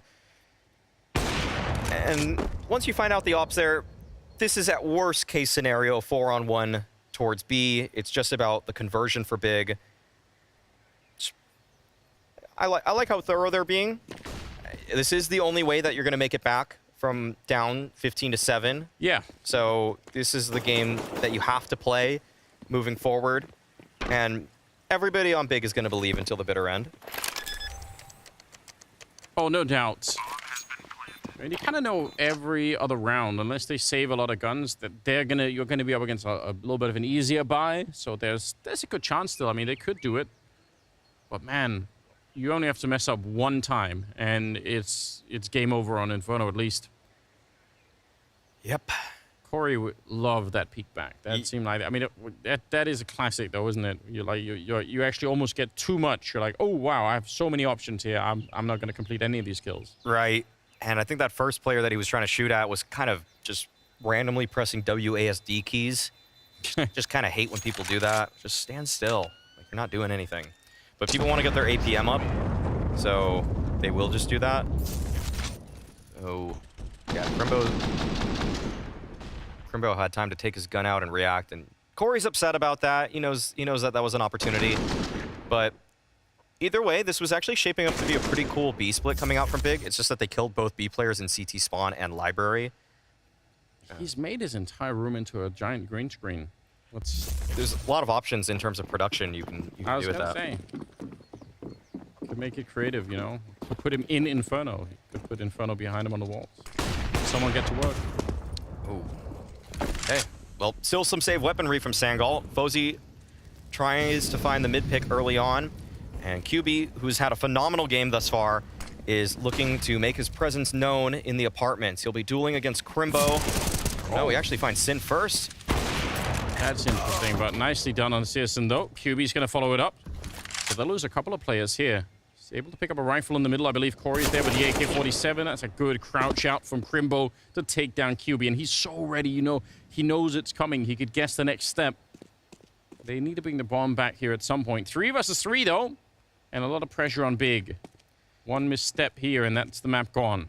We saw how thorough Big was in the previous round, and it felt needless, given that we all knew that there was nobody on the B site, but you know that they're going to be expending the same amount of effort here in a 3-on-3 situation. Crimbo, he has the entirety of Pit. He knows that there's likely no one even in A on top of that, but tabseN is just slowly making his way over, and Keto just holding on to this position. It is just how you want to see this round played, but oh no, is tabseN considering going B? This, oh no, that is the one way you actually lose this. Yeah, they don't know yet, but we do. Yeah, this is a disaster waiting to happen. Oh, they're clearly overthinking it a little bit, and now they can't run back either. They're simply out of time, so they're going to have to commit to it. This is going to be a huge shock.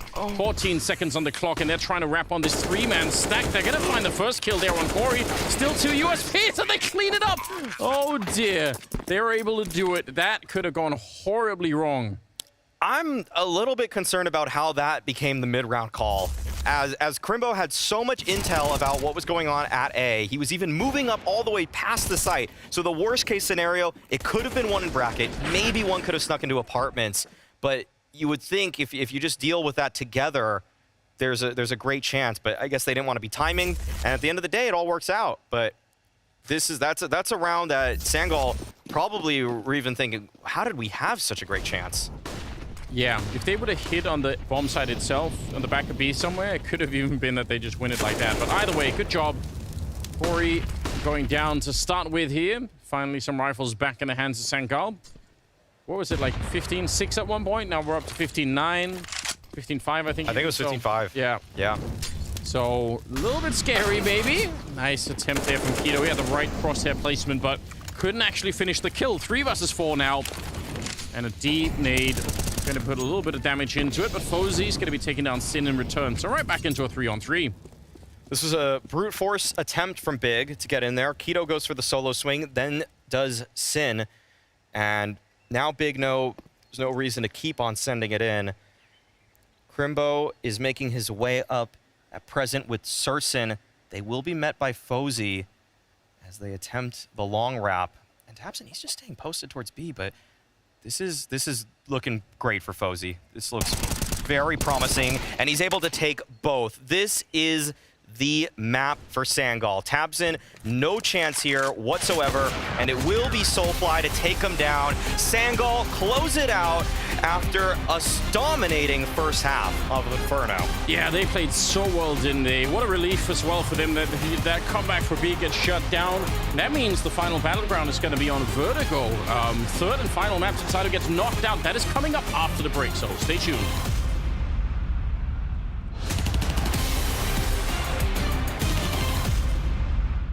You don't need to take Russian lessons if you play Counter-Strike. I don't know what to say about this. I mean, that's Counter-Strike for you. Have you ever posted a review about CSGO? No, I don't think I ever posted a review about anything, actually. I don't think I made like a complete review of the game. I have read some of them, yes. They're quite funny. I think I posted a review for CSGO like all the way at the very start, but you had to do it to get like an achievement. Let's try this out. You see an enemy, you shoot and miss almost every shot. Enemy turns around, one taps you. Damage given 99 in 4. 10 out of 10, best game, would uninstall it again.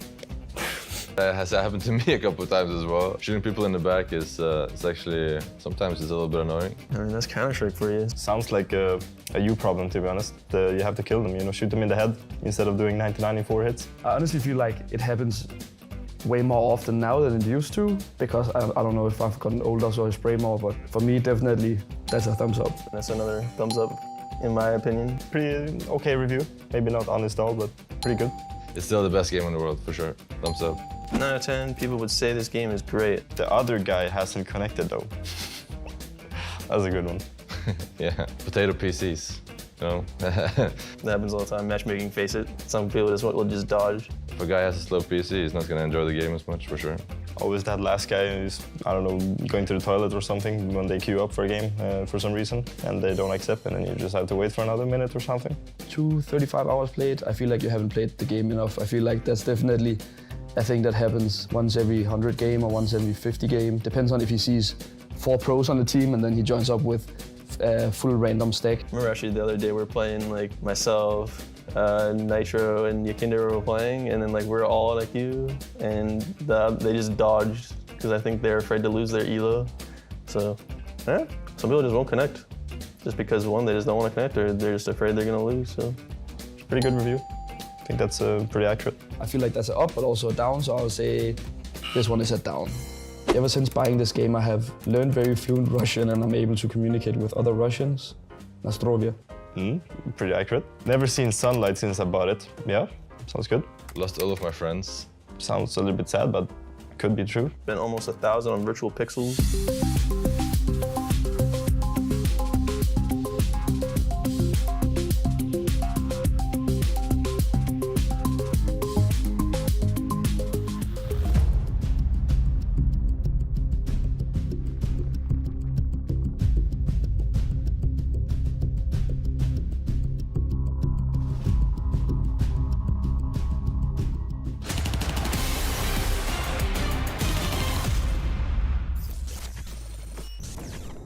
Farmers, but yeah. Just a Coming yeah, but I know you're pit. Flashing long, flashing long. Short coming, short coming. I'm dead. One more 10 HP. Get a bit. One clear. One more 10 HP. Graveyard. F10. Hit. Peter side. Headshot, headshot. Headshot. One more side. Headshot side. Headshot side. Headshot dead. Nice. Nice guys on A. Sick. Holy I'm running side like a dog, you know? Yeah. Sangal certainly power up coming into the grounds of Inferno and pulled this series to 1 map apiece. A solid 16-9 victory is a stamp out big and a good look from Sangal coming onto their map choice. Much better than we saw on the grounds of Dust 2. Yeah, you say much better, right? I would agree, but they also did show us, you know, progress on Dust 2. They show us that they were able to compete against a team like Big on Dust 2 and make it somewhat competitive. Coming into Inferno, we already knew that Big, they're struggling a little bit on this map. It's not a home ground for them, so the fact that Sangal were able to run away with it in this this fashion where it at no point felt to me that it was close is very impressive by the guys. Look, they had excellent starts in both halves. And to me, that is the story. It's a 6-0 start in the first half. It's a 5-0 start on the second half for Sangal. So they had all they needed. On the T side, I think Skrunk showed us that he mastered that map more than Dust 2. We talked about the indecisiveness. We talked about them second-guessing themselves. None of that here on Inferno. It felt like the plan was clear. And they even defeated Big tactically in a few of these rounds. Yeah, well, speaking along the vein of that T side, but you have Danny with a particular moment from the side of Sangal on that first half. Yeah, I actually have two, and something that Sangal did really well against Big was just completely outplaying them at Banana. I want to show a couple examples of how they did it and why it works. So first you'll see here, Big, they're constantly throwing these bottom Banana utility, the smoke as well as the Molotov, and there's generally two approaches that you have. So I'll show you both of them. First, you'll see that Sangal, what they do is they're actually just gonna wait behind the utility. They're not gonna try to fight it, they're just gonna wait for the utility just a little bit. And what's going to happen is they're actually going to have somebody throw a flash from behind so that as the utility kind of comes through, Corey can kind of push past the smoke and find Keto as he's coming up. And the reason why this works so well is for Keto, if you look at his point of view, he sees that the utility is down here. He isn't necessarily worrying about somebody coming through the smoke. He's worried about clearing these areas here. He thinks that generally Banana's clear. That's when the flash comes through, and that's when he gets punished. Now, the second approach that you'll see that Sangal do is pay attention to the spawns here. These two spawns right here are actually the most important when it comes to going for banana control, especially when teams like to throw that deep utility. With these spawns, they can actually beat the utility as it comes through. As you see, they're well past the utility right here, well past it. So what that means is that they can kind of hug this left wall here, and you'll see that for Keto, he doesn't expect them at all. Corey's able to find this first kill, and Soulfly is also able to find the next one onto Tapspin. And you'll see that from Keto's point of view, the utility's going out, and he's expecting a fight right about here, but he's not expecting them to be both right here on the left side, and that's why he loses that, and that's how they're constantly losing banana control. Sangal, we're just mixing it up, doing both a mixture of this, as well as giving it up, and then reacting, and that's just why they're so successful here. That's some really interesting insight, particularly when, we talk about the importance of that utility usage or on the point of banana, and then we switch over to the other side of the equation. Sangal, as Maui Snow was pointing out during the cast, were actually able to submit so much utility damage to Big on their T side, just to kind of start off the round, with such a damage deficit. Yeah, and I'm a little bit disappointed by Big. I mean, it was a great breakdown from Mahone, but it was, how can I say, too simplistic of an approach in the first gun round. It's 3-0 scoreline, there's an AWP out, there's M4s and all the utilities in the world, and they just base their approach, their objective, taking banana with a smoke and a Molotov. That's about it. Of course there's danger that someone is going to peek through. Like, even if you play Face It, we'd use more Molotovs than Flash. So I think maybe they took a gamble. Maybe they bargained that Sangal would not fight for banana. They would be able to have the utility for later down the road, but that just blew up in their faces. It's a problem. It's a problem for Big that the simplicity and the way they're playing Inferno is not working out for them. Not necessarily only in this game where obviously they end up losing 16-9 to Sangal now and could end up losing the series and not going to the fall finals. That in itself would be a consequence. We're heading into the major as well, and there's not a lot of time for them to practice right now, and we know Inferno to be a map that everyone plays more or less at a very high level. If you're looking at Big right now, they have 0 wins on LAN this year on the map. They beat Cloud... Sorry, that's a lie, actually. They beat FTW at Pro League, which I don't really consider a win. That's a walkover, to be completely honest. Outside of that, they beat Cloud9 online, but for more than a year, they haven't really played the map on LAN. And trust me, teams will look at Big right now thinking Inferno, that's a weak point. If we're going into a best of 3 against those guys, I bet you a lot of teams will pick into Inferno, and Big don't have time to fix that, and that's a massive problem, not only in this game, but heading into the major. Yeah, that's actually nuts when you think about the stats, particularly when it's a map like Inferno, as Jacob was just saying. That's a map that you need to be able to play up to at least a decent standard if you're coming into the major as well, no less. I mean, it's a map where if you cannot allow yourselves to veto it first wave, it's going to be picked against you. Yeah. As simple as that. You cannot get away with not being good at Inferno and not banning it. We've seen teams ban it. ENCE is a good example. Just removed Inferno for a while. That was fine. But if you have another ban, and then you have to be punished on Inferno, people will. I do want to go from being maybe a Debbie Downer to maybe some highlights. Let's talk about Fuzi for a little bit. Happy, because you were talking about him coming in saying, not everyone can be a -C, not everyone can go from an academy team, to a really, really high caliber team. Obviously, in his situation, G2. Obviously, we now find him on the side of Sangal's. With terms of what he delivered in this map, that was pretty promising. I think he's matured a lot. Now, I had the honor to follow Fuzi for quite some time in the WePlay Academy League, and back then he made an awful lot of mistakes. He was a very green player in the sense that he was sometimes overextending playing, sometimes going for too many duels, but I feel in this game so far, he's been up to par. He doesn't make the same amount of mistakes. It's clear to me to see that he's become a much, much better player. He's more mature in the way he plays Counter-Strike as well. And as we spoke about, not everyone can be a MONESY, but he's going into Sangal, which I guess is a tier 2, tier 3 team. And he's one of the, I guess, driving forces behind them winning this map. He's one of the driving forces behind them playing well, almost making the major as well. And it's good to see him maturing as a player as well, coming from the young ranks. He completely outplayed Sursen. He eclipsed Sursen. He was by far the best opera on the server on that map with Inferno. And some of these sequences that we just had in the highlight, for me, underlines how good he was at spacing and punishing. He was following his group, following sort of the trident of attack, and anytime there was a trade attempt from Bigden, here he was, always understanding where he needed to be, what he needed to protect, a little bit a la Alu, if you allow me to go back down memory lane. But it's true, like, his trading and spacing was excellent on Inferno, and he had a great map. Well, with that map victory from the side of Sangal, let's get a few words from their coach.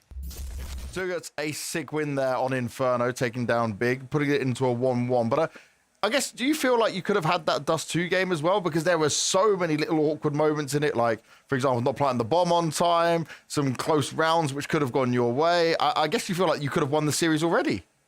Yeah, I fully agree. We threw many rounds, like, we made weird decisions. It was sometimes a bit chaotic. Like, that's the difference, right? Like, with these top teams and we have young players, sometimes we're not that cool enough to close it out, I would say, even like close out the rounds. Well, they're going to be hoping to be cool and calm, collected, coming onto the third and final decided map of Vertigo. Any thoughts, Mathieu, for this one, for either side of the equation? Look, if we think about Sangal right now, this is a good opportunity to show us growth. Because, again, I take you back to Road to Rio. It's 1-1 against Mouse, and everyone is at the edge of their seat thinking, oh my God, they're going to make it. They're about to beat Mouse on that third map. Well, they didn't. They faltered. They got the nerves. They let the nerves got to them. Now, this is a different context. We are in the confines of our very comfortable home. It is the moment to show that you can actually go and be the one winning that third map. They had a decent Vertigo. They beat Mouse on it at the Road to Rio. There's danger for Big. I was just about to say, right, they may not have won the game against Mouse. They may not qualify for the major, but they completely out-handled and out-managed to beat Mouse 16-9 on Vertigo. They looked very solid on the map in that game. So if I'm Big right now, you look at these win percentages as well. You look at the state that Big is in right now. You're playing with Sin, you're playing with a stand-in. It feels like to me that Keto has lost a bit of the confidence as well after him rejoining the lineup.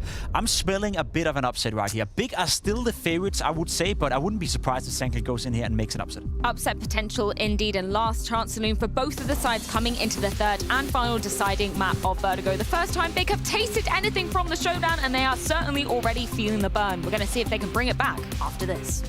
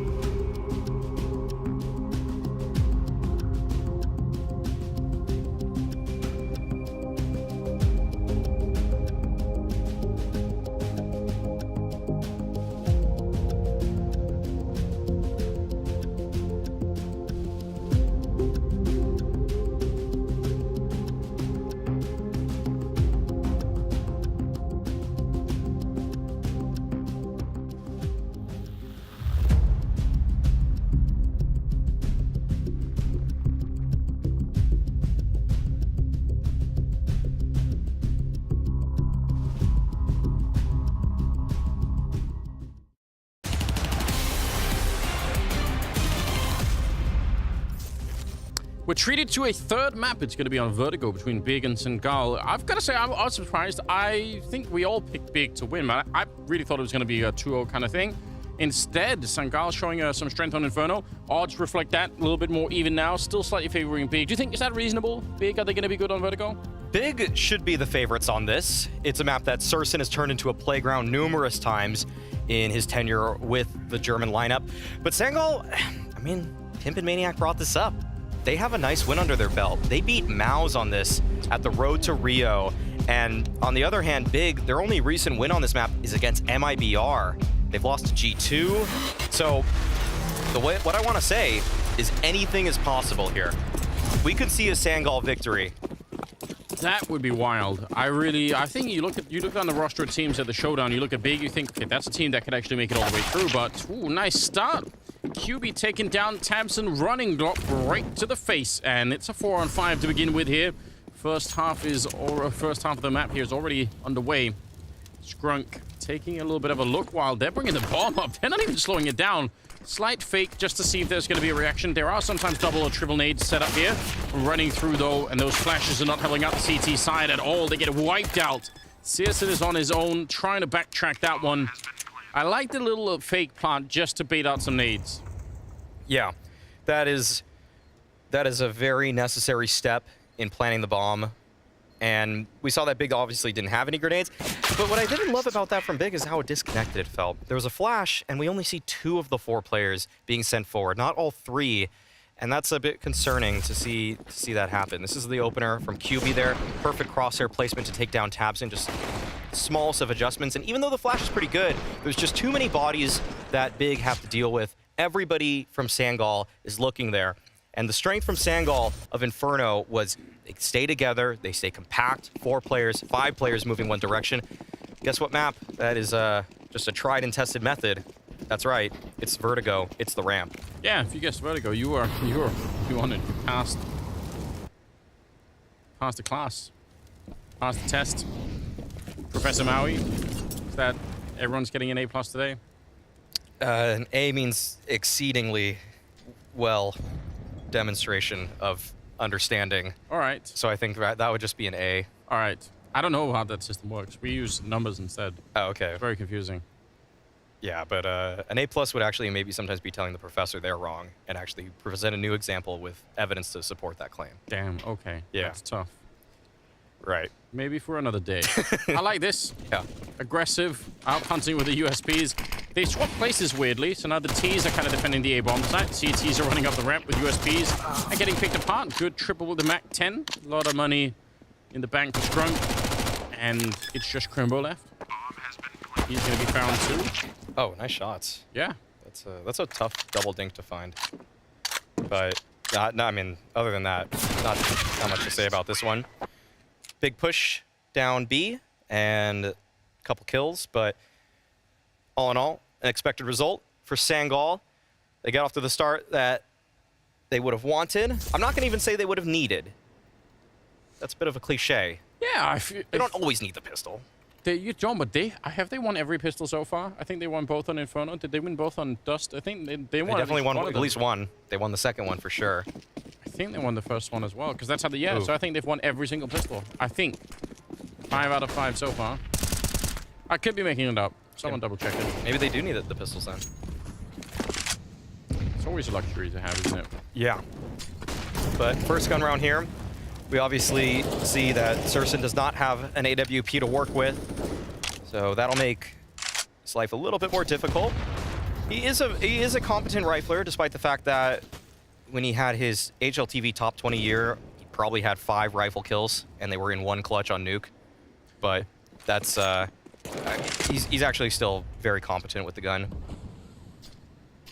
Yeah, I mean, obviously when you buy the third round like this, that's kind of to be expected, so not too surprising. Keto, a little bit scary, even for the smoke. I'm gonna get put down to about half health, so don't like to see that. Otherwise, it looks like Sangal just kind of testing the waters a little bit, not really fully committing to anything at the moment. Gonna be starting to draw towards the B bomb site. And there's only 1 player back here, so this could work out. All right, second player from middle joining really quickly. Crimbo there to try and help out. Nice smoke. That is going to be tough for Sangal to deal with. As long as Sin doesn't peek it. Oh no. That is a poor understanding of where that smoke lands from Sin. Maybe Crimbo didn't actually hit the smoke perfectly there, but that is a free entry into the bomb site. This is going to be impossible to defend for Crimbo now. And he's just pushing through. What? Yeah, he wants to be the hero, and he will be. Huge double. He almost had that last one on Scrunk as well. So Flames touching CEST, and he's going to come charging through, wanted to stop the bomb. There's only 5 seconds. If he had, that might have been the round one, or it would have been tabseN, though, showing up with the headshots. And I don't even understand how, but somehow it's a 1 versus 2 in favor of Big here. Corey back listening for that bomb defuse. It's a 10-second defuse as well, so it's going to be a long time. Still 5 seconds on it. He's running out of bullets. Oh, nice headshot. And tabseN, he's going to spin around for it. Even without the kit, looks like he's going to have enough time. Man, that is close. Look at how little health he has. Yeah, one more bullet would have done it. Great attempt, but Big barely surviving there in the chaos. Crimbo pushing on through. This is a heroic play from him. Wow, that's great. There was flash setup from tabseN that helped him out in terms of his scaling. And then tabseN, when he's playing around the site, he is just so precise. This feels like it's one of those games where tabseN just has to give something to Big, because after that beating they took on Inferno, someone needs to show up here. And at present, it's hard to find who that's going to be beyond him. Yeah, lead from the front. The way that QB got that early kill, I actually thought what QB wanted to do, he obviously got the kill under the smoke against Sin, but it looked to me like they Molotov'd out the back of the side, and they actually were waiting for a CT to reoccupy that position. It looked like that's what he was waiting for, which is that's actually not a bad strategy. I mean, sometimes the CTs, if you Molotov a corner, will intentionally go there because, you know, you might think it's already Molotov. It actually makes a lot of sense to try and use that against the T side. Happens a lot on sandbags over at the A ramp. You throw a Molotov there, and if you feel like you can sneak in there after the fact, maybe you sit there and the T's think, it's already Molotov, it's fine.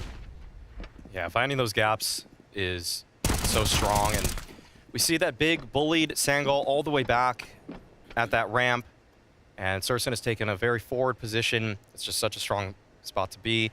But there's a mid lurk coming out from Corey, and if they're not careful, Crimbo will fall here. He does, but tabseN's right there for the trade. Never any worry whatsoever for the leader of Big. And Scrunk, he's trying to make something happen here. Flying forward with the MAC-10. Just desperately looking for one more kill at least. There's actually no head armor on tabseN, but it's not going to happen. So Big even things up, catching the mid play from Sangal after they dominated the ramp. That's something that we did not see on Inferno. Big had very little control of Banana, as illustrated by Mahone during the death segment. And then we see that it is a different story for Big when it comes to the ramp. They have those nades that they need. It's a lot more straightforward for them in terms of that engagement. tabseN making the rounds after the fact. Good energy, it seems like, in the little Big camp. So that's nice to see. 2-2 tied up. Money favoring the Big side. Sangal gonna have to take a back seat now and just build up their own economy. Slowly but surely. Just gonna be looking for some pot shots from the Deagle of Corey, who's lighting it up at moments of Inferno. I'd say he cooled off a bit towards the end, but still, he is very scary with any bullet of any gun. Yeah. Just give him one. He'll throw it at you. Right in the face. Hey, if that's what it takes, if that works, then why not? He had the right idea. He kind of was pre-aiming that position, I think, earlier. Sin able to defeat him with the AK. Now it's just a shooting gallery here. CSGO joining in. Still hasn't been able to afford that AWP, but oh, he's doing good work. Yeah, clean stuff from him. We're starting to see actually a lot of oppers choose to use the A1S, especially on Vertigo. Zaiwu is probably he's leading the charge in terms of he built almost just doesn't op anymore on Vertigo on CT side. He just likes having the A1S. I mean, I think CEST probably still wants the op, but it's just so valuable when you're spamming the ramp smoke. I was gonna say, yeah, it's the smokes that make the big difference, isn't it? not that much fun shooting through the smoke with the AWP most of the time. It's going to be a little bit slow and just hard to do anything with. Just less likely to find a target. Okay, 3-2. That's 3 in a row on the BX side. And keeping quite a few people alive, which shows on their on the amount of money they have left. Oh, that's not far off of actually being a pretty good spray, and right down into the nade. Could have done a little bit more. Looked like it got blocked by something. An early attempt to try and get some mid-control now on the side of Sangal. So if they're able to, they can put the rest of the force over by the B stairs into play and really crunch that B bomb site. We're not finding anyone yet, but the jump up here from Searson. Oh, what a nice headshot. It looks like his recoil should have been all over the place when he jumps up on the box, but he's able to do it. Recovered just in time to take down Searson. That's an excellent entry from Sangal, and they evacuate mid. Want to actually continue that pressure. So Keto is using the jump spot to find this early intel, but how many will he see when they do present themselves? Because that'll be everything. It'll actually indicate how strong the rotation is. He definitely spotted more than one, and he'll do his best to slow him down. Trying to one-way around the crane. If he's able to get a couple kills here, this round is very doable for Big, but if he falls for nothing, then this might be it for Big. Yeah, Fozy catching him. That is a nice check of that smoke. He sensed it somewhere in his core. He realized there's someone up here. This is a little bit too easy.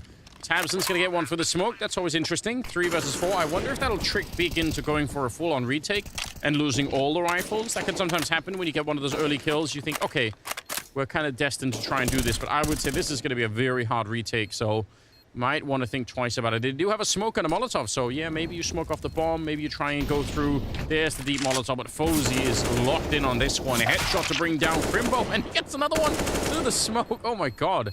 That's it. Sin has to make his way out of there, and Sangal tying up the scoreline once again, making it 3-3. Yeah, you set it up. That single kill from Tabson baiting Big to actually go for the attempt here, and had they not found it, 3 versus 5, it's easy to peel off. Yeah. You're not going to actually make it an honest effort into that, but because they do, Fozy just shoots right down that singular line and is able to nail a couple players. And this boost from Corey earlier looked like his entire recoil reset by seemingly the second bullet. That's it's very quick. He's got a mascot in the background now, you know? Little dog hanging out. It's good. Oh, like that. Is that a dog skiing? No, it's a person skiing, right? I don't think the dog is skiing. no, the dog is on the ground. It is 2022, so you never know. A lot of craziness happening. Yeah, I've seen that so often when you get that early kill that you weren't expecting and kind of almost end up becoming a little bit of the victim of your own success at that point in time. You're like, oh, we're going to go for it. Suffering from success. Yes. I know. Yeah. Well, round number 7 is coming up here. That took away most of the bank for Big, by the way. So a little bit unfortunate. Which puts a lot of emphasis on this round. Many future implications in terms of economy based off of the outcome of this. And the early B fight, wow, Crimbo is just sending it down. This is a unique look. We haven't seen him exert too much pressure in this direction early on. He's playing right around the smoke. This is a dangerous game for Crimbo. It really is. There's not that much space down here, you know. If they start to shoot through, they're almost certainly going to catch him. Molotov deep in there, and he's in trouble, but QB, he's going to fully commit to it. He thought someone else was going to peek up there, and he wasn't really wrong about that either, but obviously costing him his life. He was hoping, I'm sure, to take one more player with him. Yeah, that was surprising from QB to stand his ground right there. He could have definitely gotten out of the molly, but he wanted to die getting a frag. He wanted to live a warrior's, or serve a warrior's death. So he got what he wanted, I suppose. Yeah. To Valhalla he shall be sent. But Sin is able to pick up one towards B. That's a nice kill for him, because it thins the numbers, and it does look like Sangal do have their eye on this bomb site. Oh, that smoke. He's not aware, is he? Sin, he's going to realize anyway. The flash is there, but Soulfly able to survive. It felt like he should 100% have been dead. What a nade on top here, and a follow-up will take down Soulfly. Tabson, again, leading from the front and trying to defend the bomb site. And now it's just a one-on-one. Corey versus Searson. The bomb is going to be planted at the minimum. Searson, slight element of surprise here in that Corey doesn't really know where he's coming from. I wonder if he spends another 5 seconds, if Corey will start to think that it could be from the middle instead, or the B, sort of the B stairs, but he's pretty sure it's going to be coming this way. And he's just all the way out on the side of the building. CSGO has picked up an M4 instead, looking for him, but hasn't spotted him yet.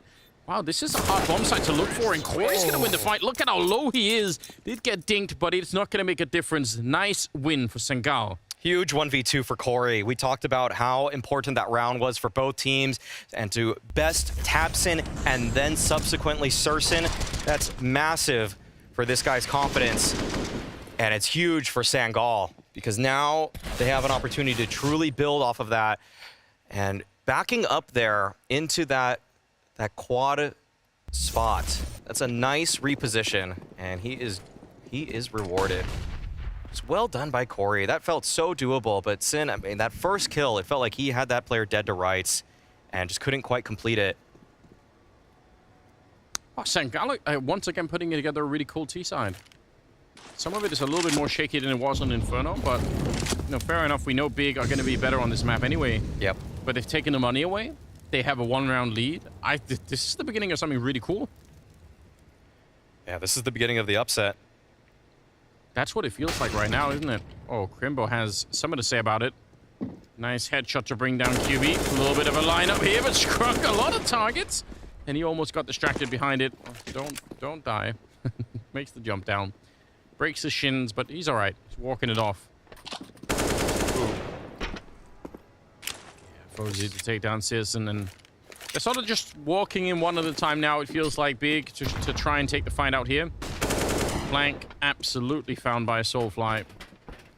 Yeah, no strong plan being shown by Big in this one, but just taking the duels. Okay, that's the bomb. That's interesting because Scrunk has 19 HP, and tabseN has a chance to take an AK into this.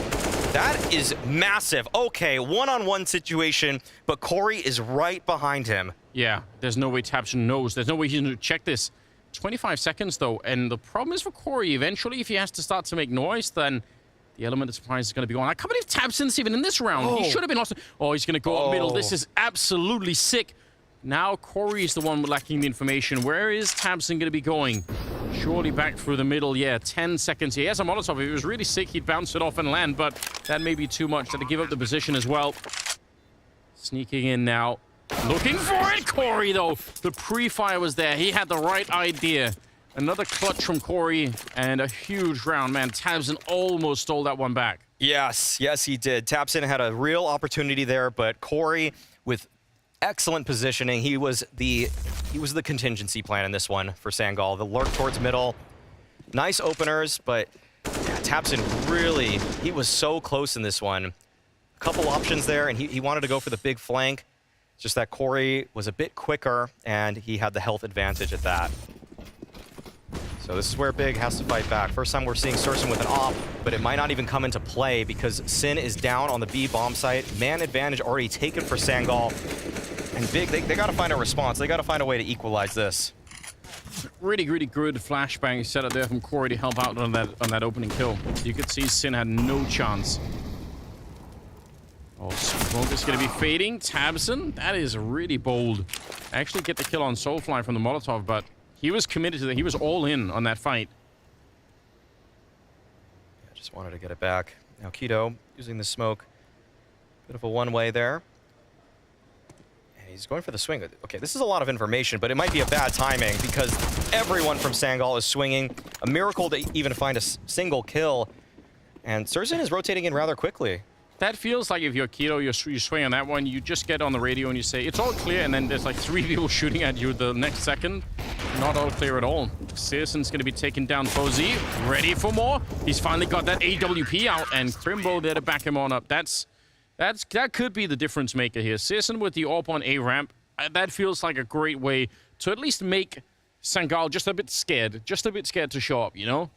Right. When Big were in their brief online era, they actually really did thrive on this map because CeSGO was such a force, and it was just so important for the remaining players on Big to at least go 1-for-1 in their positions. And at the very end, we see CeSGO with the double to bring it all the way back for him.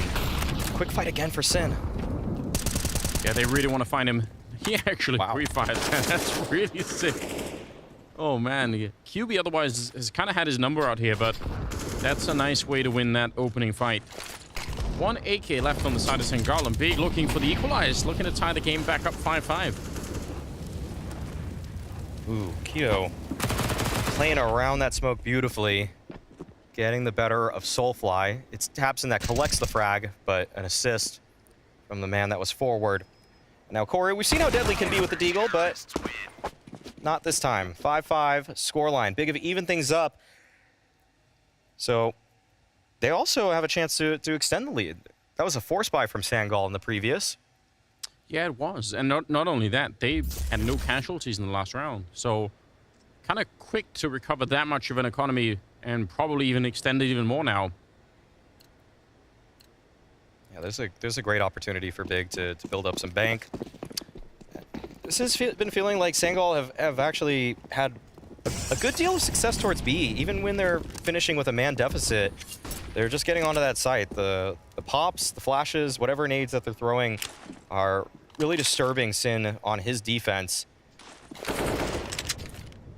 And even just the early fights in the default, I want to say Sangal is up 3-1 towards the B side of the map right now. We've seen Sin die twice. We've seen Crimbo die once at the bottom. And then we finally saw Sin win the opener, that last one. Yeah.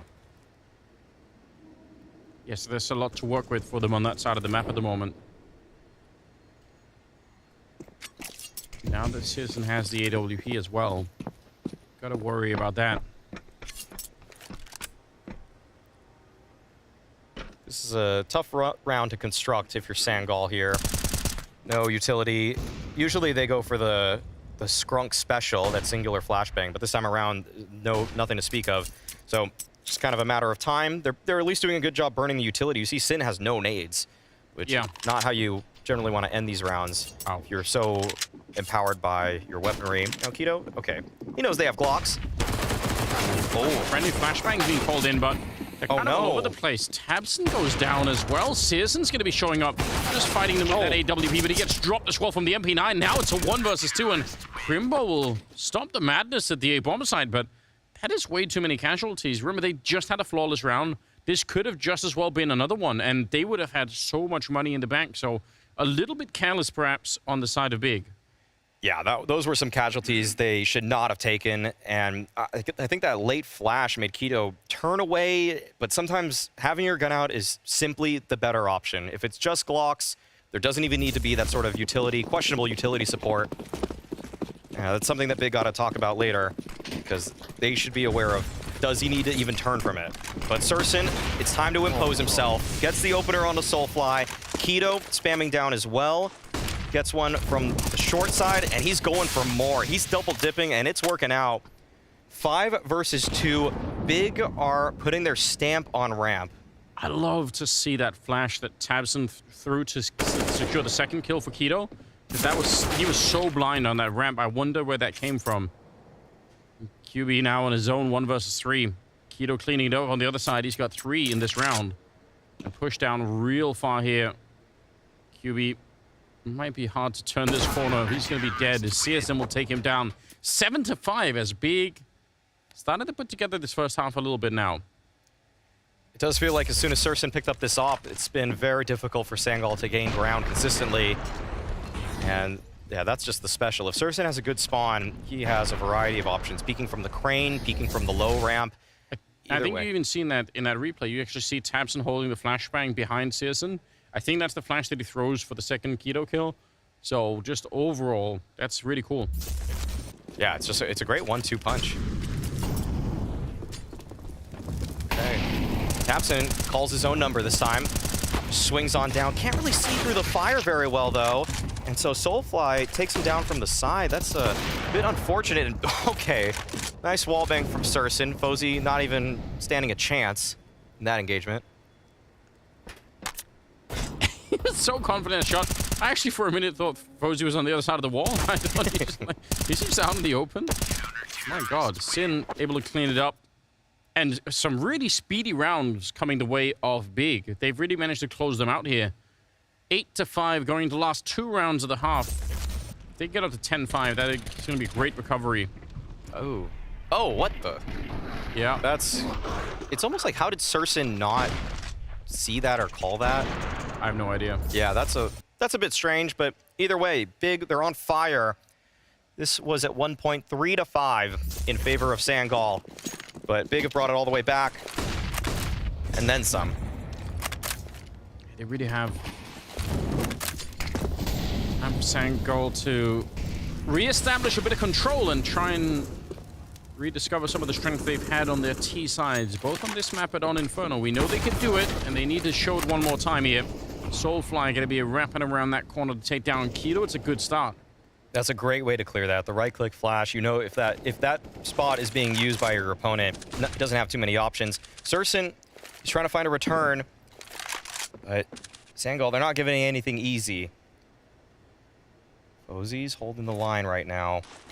This might be the flash setup Tapson needs. Perfect flash, as a matter of fact. But Fozy still finds the trade. Keeps the numbers in favor of Sangal.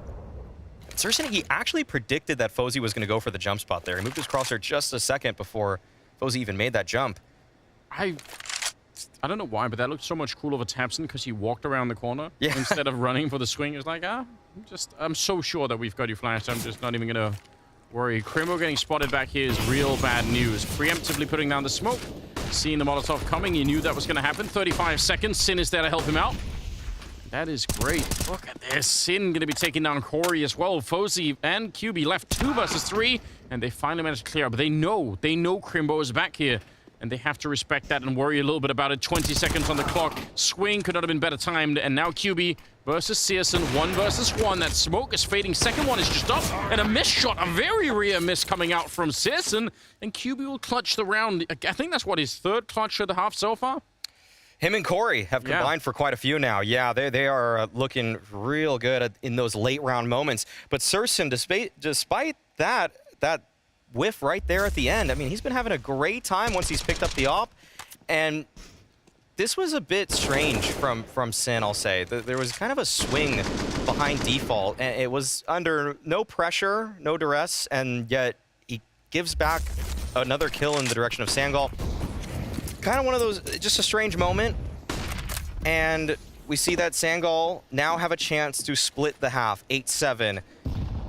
This was looking so promising for Big. They were making such a solid comeback, but can't forget how great of a start Sangal had. That's another great opener. Soulfly is doing a really good job right now towards this ramp. Yeah, so important with those opening kills. Able to take down Tabson.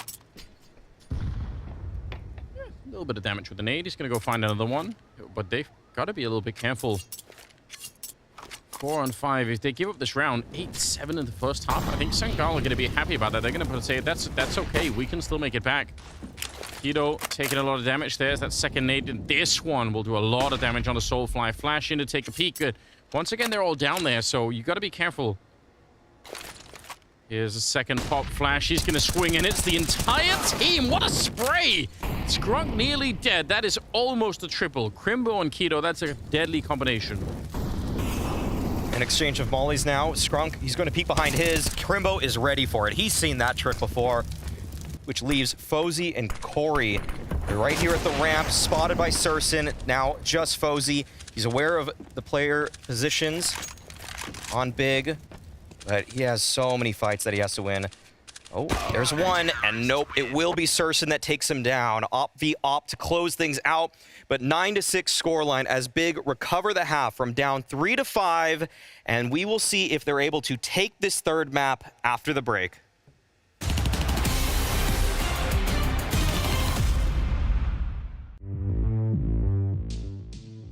Hello everybody, here we are. It's the Coinbase hot swaps with Rez and with Apex. It's a Liege, it's Hunter. Cirque, I'm joined by Kerrigan. It's the fall season, boys. The fall season of 2022. Way more roster moves than some people can keep up to. So I want to get your guys' thoughts on roster swaps, negative and positive. Vitality.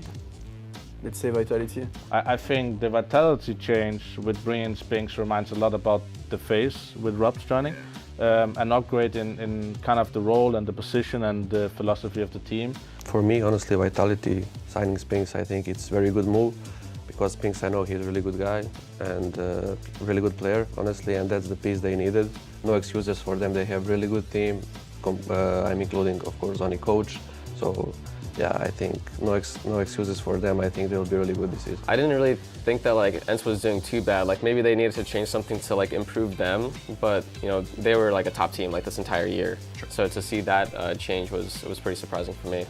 Final seconds, last few days right before we kind of get back into action. You guys have a huge signing in Spinks. I had ZywOo in here earlier, and he told me that it already feels like Spinks has been on the team for months. That this guy just showed up, slotted right in, wants to work hard, good mentality, good communication. Do you agree with ZywOo? Of course I am. I would say that for us, last year was, the first 6 months of the season was a bit of a mess. We couldn't find our form, most likely because of rules. We had like 2 real entries and no like real lurker, so that was kind of hard to play on some situations. Dupree and Misuta had to swap like roles sometimes coming in the group to entry, sometimes like lurking. So we took, I think, one of the best lurker right now, who is Spinks Lotan. He's been fantastic for the first 6 months in his role. And we try to not change his role at all, almost. We try to put him in best condition when he arrived into the team, both in CT and T side. We try to do that. Of course, he had some changes because we had also maps where we felt really comfortable, and he just had to fill the gap. But other than that, I think he's a really hard worker. He's been there obviously for maybe 2 years.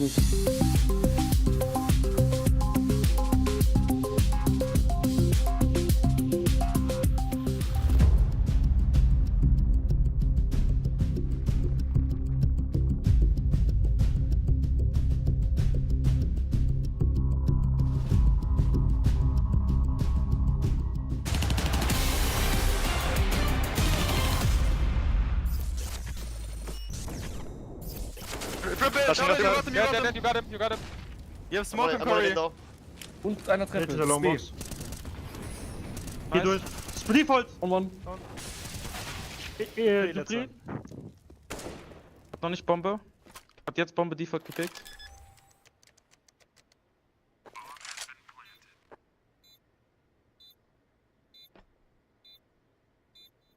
He took rifle. Hello. Nice! Nice! Nein! Schade, Mann. Schade. 1 week ago, when Sangal were fighting for a spot at the Major, they were able to find 11 rounds on the defense against a Mao's team that ended up taking them down. To pull off the upset versus Big, they only need 10.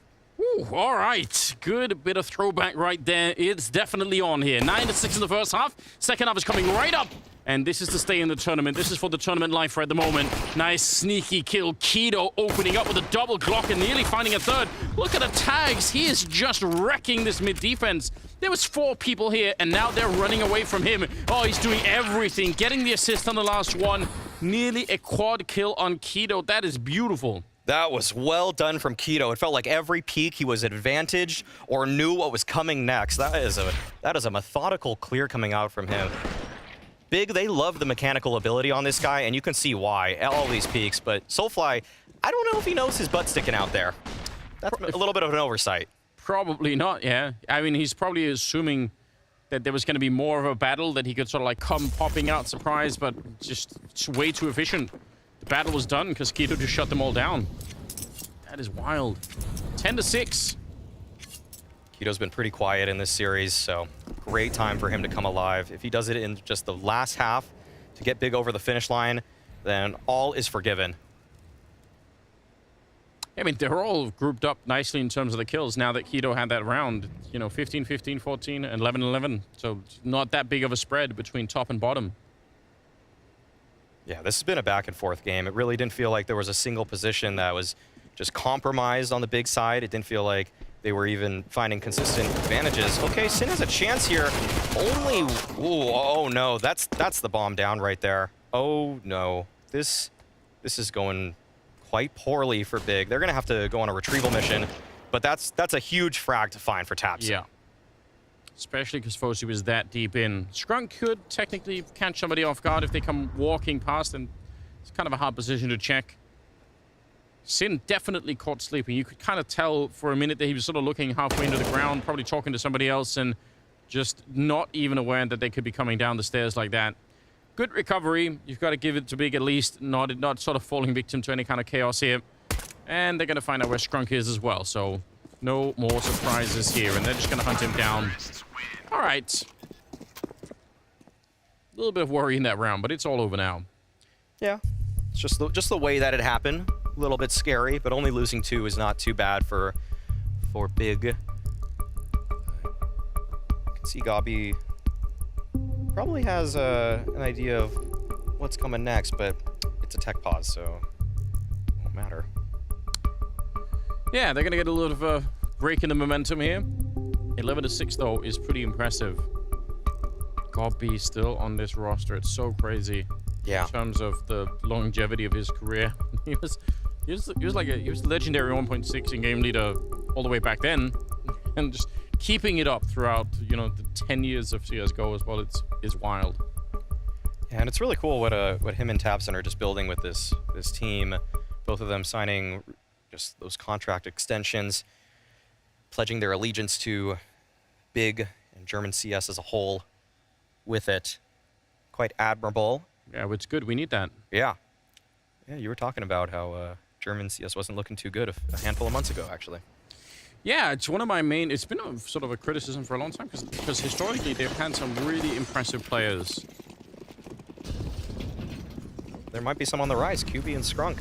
Yeah, it looks decent at the moment. I mean, listen, I had the pleasure once of having drinks at a bar with Johnny R, that many people will probably not know who is, but it's a bit of a, you know, sort of fangirl moment for me. I'm glad you had that. Yeah, just some little things, you know. Yeah. Well, not much pressure on ramp from Sangal, but it looks like there'll be a reaggress. Oh, this is a duel for Soulfly. Oh, man, he just has his nade out. Oh, the molly, it almost blinded him, actually, there. The flames were right in his face. Okay, Sursen's still charging forward. What is this? This is unexpected, and it goes punished. That is so aggressive that it actually almost worked, because you could tell the incoming CTs were not ready. They had just knives out trying to run there to pick up the action.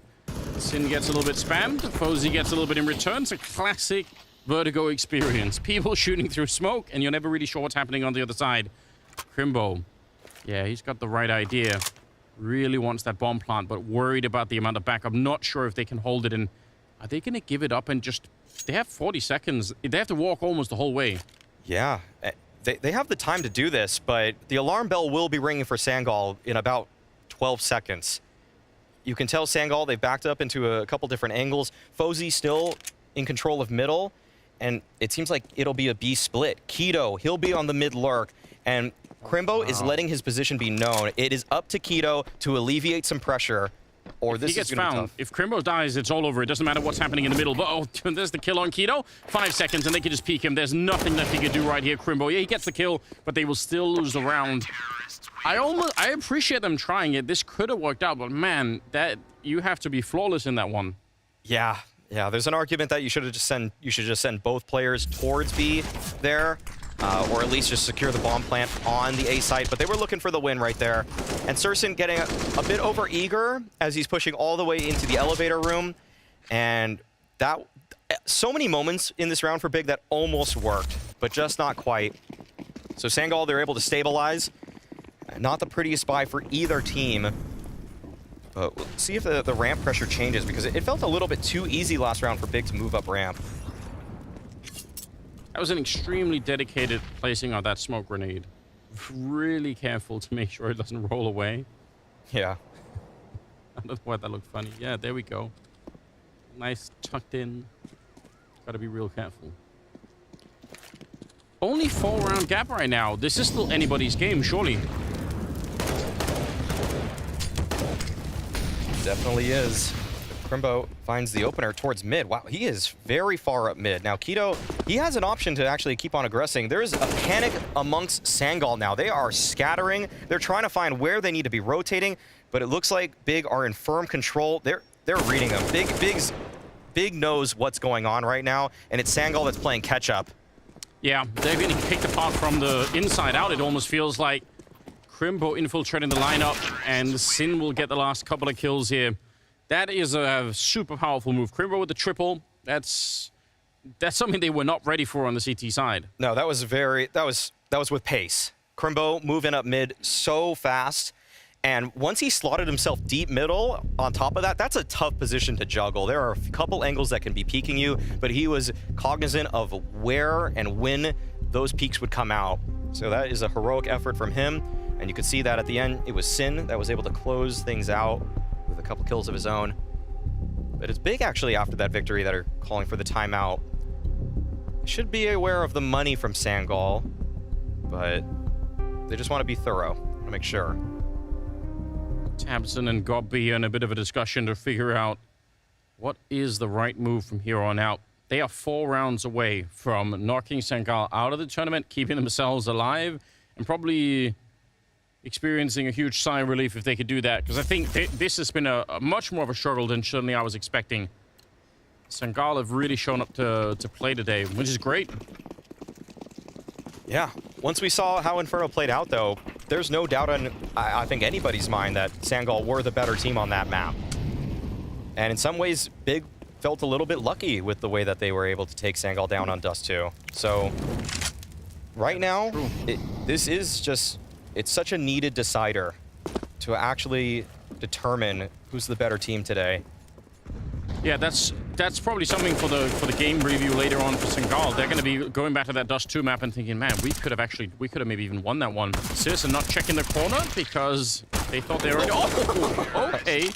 That's a way, I guess, to survive. He looks unimpressed himself, but I thought that was pretty cool. Triple for CSGO, and he's up to 21 right now. Remember, he dropped 30 on Dust 2. So, yeah, he's back in action once again. Yeah. He's looking sharp now, and he is going to be able to buy that AWP. There's no return AWP on the side of Sangal. That's a bit of concern, because if you unleash CEST towards that ramp with an AWP, it becomes easy pickings very quickly for him. He is very aware of how to handle every possibility from CTs. Strunk. Can't really see anything behind that, but able to pick up Keto. Still sticking around. They're going to get a little bit of an advantage early on in the round here, Sangal. 4 versus 5. Nades not doing too much, but Soulfly finding Sin on top, but they can't hunt him down. tabseN, he feels like all he has to do is follow him and he'll be able to get the kill, but they just keep getting traded in here, and it's absolutely beautiful. Strunk on the triple, and CSGO alone, 1 versus 5.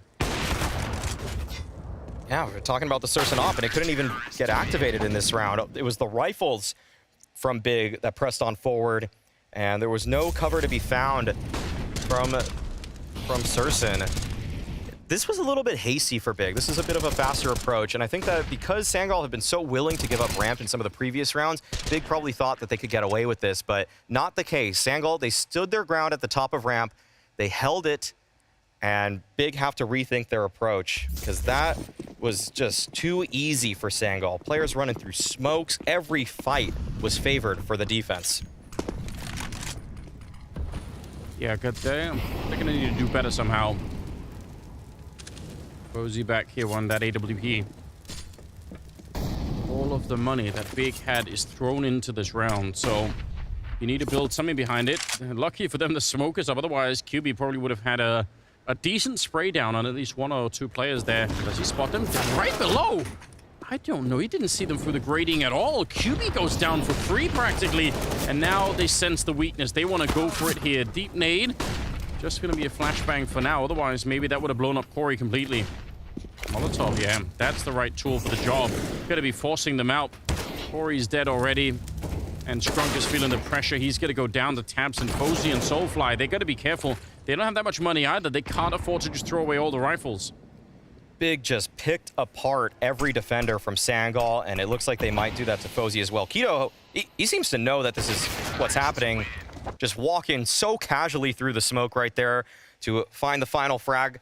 And Sangal, it felt like there was a chance they were going to recover that, but they could never find any forward footing. They were stuck behind that air conditioning unit, and you do need a player to get behind default if you actually want to hold that sort of stance.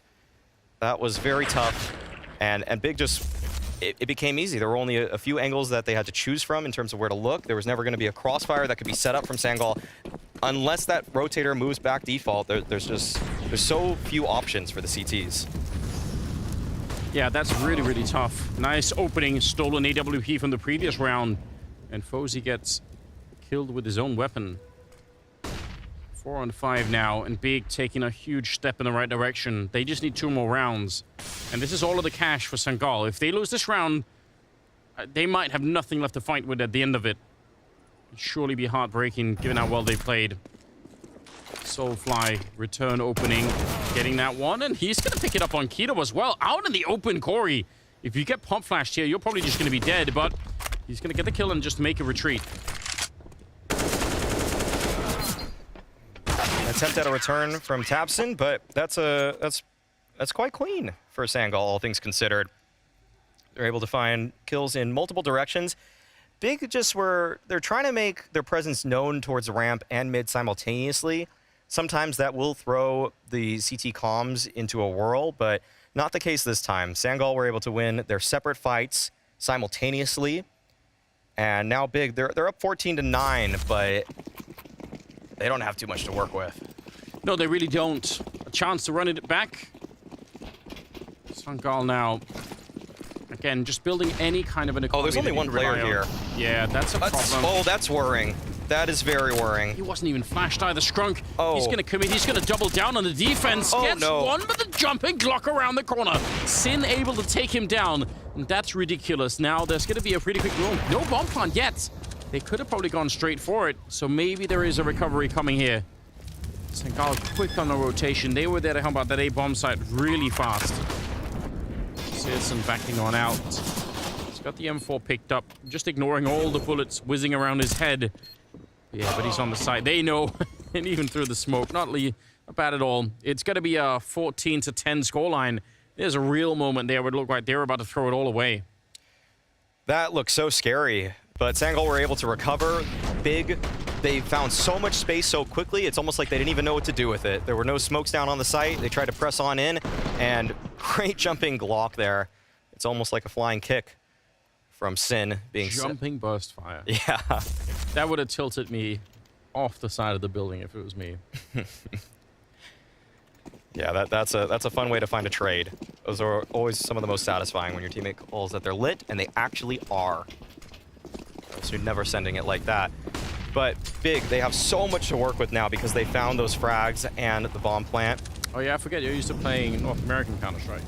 He's lit. 1 HP, 1 HP. No, not quite. I hit him though. It's like maybe he had 2 HP.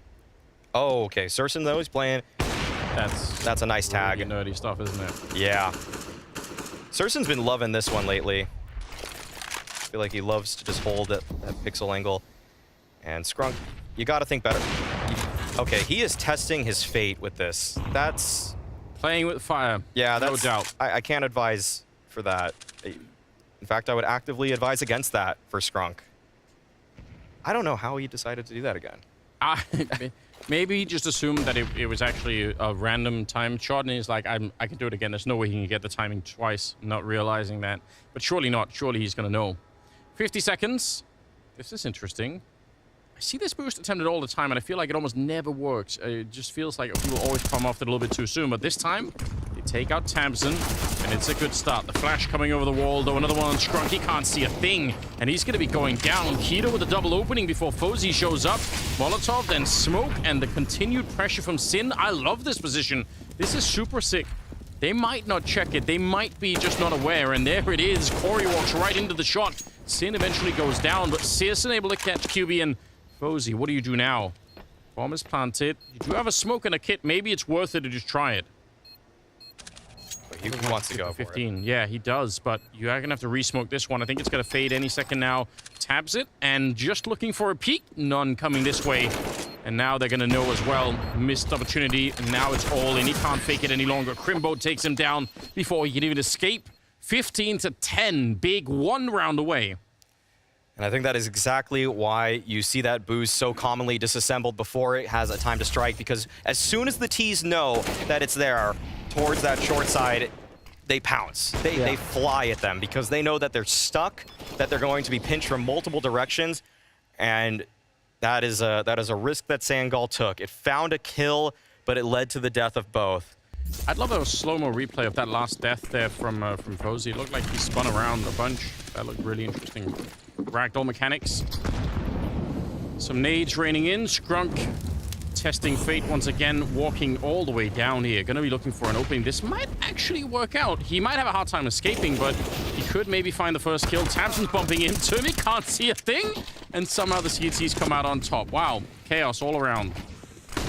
Yeah, I can't believe Skrunk pushed down. Oh, nice shot by Surson there. That is quick. But he can't find 2 return kills. Sin with the boost, though. This is an opportunity. QB, oh, he doesn't know that this player's here. And Sin now spotted the shadow out. 3-on-3. Corey defending with a CZ towards B. If he falls, this B is ripe for the taking. He's up close, and he needs to nail every bullet. Yeah, Foz is coming up behind him, so might be a little bit of a chance. There's the opening. MP9 right on time. Couldn't have been better.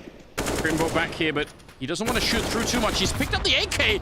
And there's another kill for Fozy. The MP9 doing God's work in this round. Searson on his own, 1 versus 2. Missing a couple of shots, and they're right next to him in the smoke. He has got no way to know. He actually turned around for it, but still going to get shot to the back. Man, that is close. 15-11. Sangal barely holding on to this whole series. Big had no idea that it was just a CZ towards B. If they had known that, they would have sent it right then and there, but using their utility, doing their due diligence, and in some ways it comes back to bite them. But Fozy puts up a great defense with the MP9, nailing these players, and Skrunk to close things out. That guy showed nothing but bold play throughout that round. Naded immediately down to 20. He gets the first kill and the last kill of the round for his team by pressing on forward in both cases. That is something that, again, it is ill-advised, but sometimes effective. Yeah, if you were the insurance agent, he wouldn't be covered by your company. You'd He'd get the worst rates. Yeah. I would insure him, but at a huge premium. Life insurance cost a couple of million a month to keep up. Exactly. Oh. Just the Glocks hanging around, having a little bit of a team meeting in T-spawn. And eventually they're going to show up and, I guess, try to just flood onto the B-bomb side if they can. I mean, if you can boost 2 people up and have 2 people on the other side and sort of come, you get some speed behind it, but they get caught way before. Even a team kill in the middle of it. Nice shutdown. 15-12. This is doable for Sangal. There's an opportunity here for them to bring this back. Big won't even be purchasing into this upcoming round, so all things considered, it might just be one real chance for Big to close this one out in regulation. And like I said earlier, I mean, Sangal, they found 11 rounds on their CT side against a Mao's team that might even be stronger on Vertigo than Big. So this is very doable still, but they're not out of the woods on this one by any means. A lot of utility for Big, and you know that they're going to have a plan. Yeah, those Tech-9s, I mean, remember a couple of rounds ago, they almost did it at the A-bomb site. They caught 1 kill, they kind of rolled it into a second one, and they nearly took over that A-bomb site. So you don't need a lot. Crimbo hoping for some aggression on the CT side. And he's got Keto with him as well. If they have the right flashbang at the right corner here, then Corey could be in a lot of trouble. Even if he's got some backup behind him, you've got to be real careful here. They're thinking about it, setting it up. There's the flash shot over, but it's pretty easy to dodge. Corey comes back in with a pretty decent spray, and Tabson burning behind that Molotov. QB's going to be ready for this follow-up. Kind of running out of bullets. It's a bit awkward, but still trying the best that he can. Sin will take him down. Bomb is lost, though, and it's a 1 versus 3. Yeah, pistols back out. There's no more bullets in that one. And Soulfly will get the final kill. So 15-13.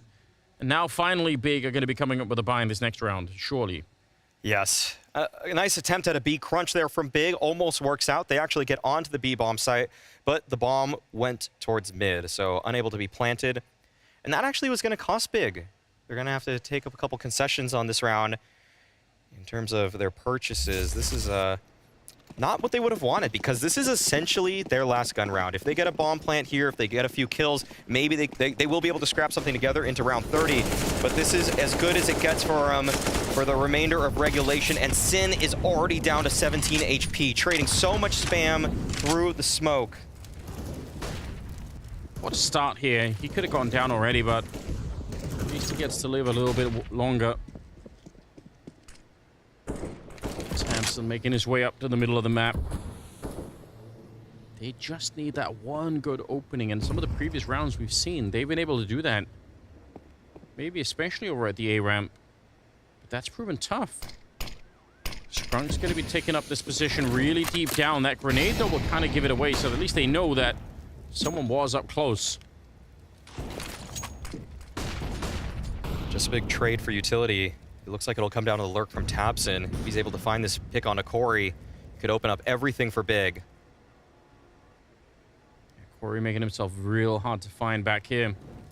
Maybe waiting for the word of a flashbang or just the Molotov. That's definitely going to confirm it. So he'll be calling that out and actually calling the AWP on Fozy back from the A bomb site, saying, we have a little bit of a gap in this defense. This is so dangerous. 3 people on A right now, smoked out. If Big hit this timing, they could wipe out this B defense from both sides and go for it. 30 seconds on the clock here. Skrunk is on a flank down below. I don't know how this is going to be playing out. There's QB with the opening kill and Soulfly to follow it up, and I think that's it. It's fallen apart in this one. Skrunk is going to be sneaking on in, and there's some easy kills for him to take. tabseN finally there, but it is way too late. 15-14. It's going to come down to the 30th round. That was such a proactive play from Skrunk. He pushed down the A ramp, found the flank. Even if that push from Big worked out, he was hot on their heels. That was going to be a tough hold for Big. And now we see, I mean, the money is just not great. We see the frags from QB there, and that's just enough to slow Big down enough to activate Skrunk, the leader, the fearless leader from Sangal, making it seem ever possible. And this is anybody's game. Very much so. This is a very poor buy that's coming out from Big. They used their 3rd timeout to try to put together a plan, and this is just one of those rounds that it's tough. You're not putting together a plan that you're used to. You practice for gun rounds. You hope to end every regulation on a gun round, but that's just not the case here. I still feel like, especially if you're going to have the economy that they have here, either you could, I mean, sometimes you can get away with just having a Tech-9 rush on the A-ramp if that's what they're going to have. They might have something a little bit better, but otherwise middle, I know they've tried a couple of rounds and failed, but I still feel like the mid portion of the map is not a bad place to hit. They're finding a lot of space there. Yeah. That is true.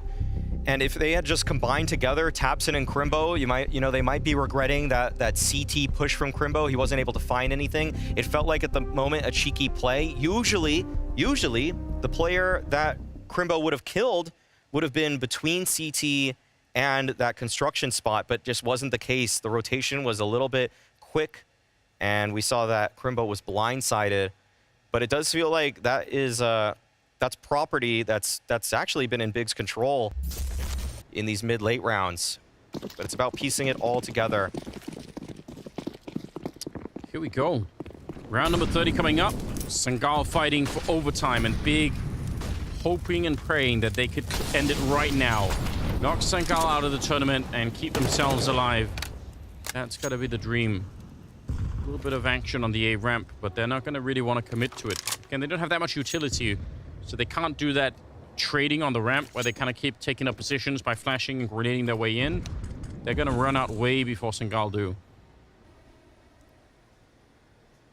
All right, all in the back of the middle. Well, they heard you.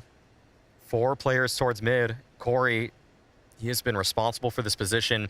He has a chance to send this game to overtime. He has a chance to end Big right here. They're going to try for it again. It seems like almost the same strategy, maybe with a couple more people in middle here. Spray not quite connecting. Skrunk on the one side, Corey on the other, and they're going to become charging through. They jump right over. He almost has the perfect tracking in the middle. Yeah, CSGO though picking up 2 kills in return.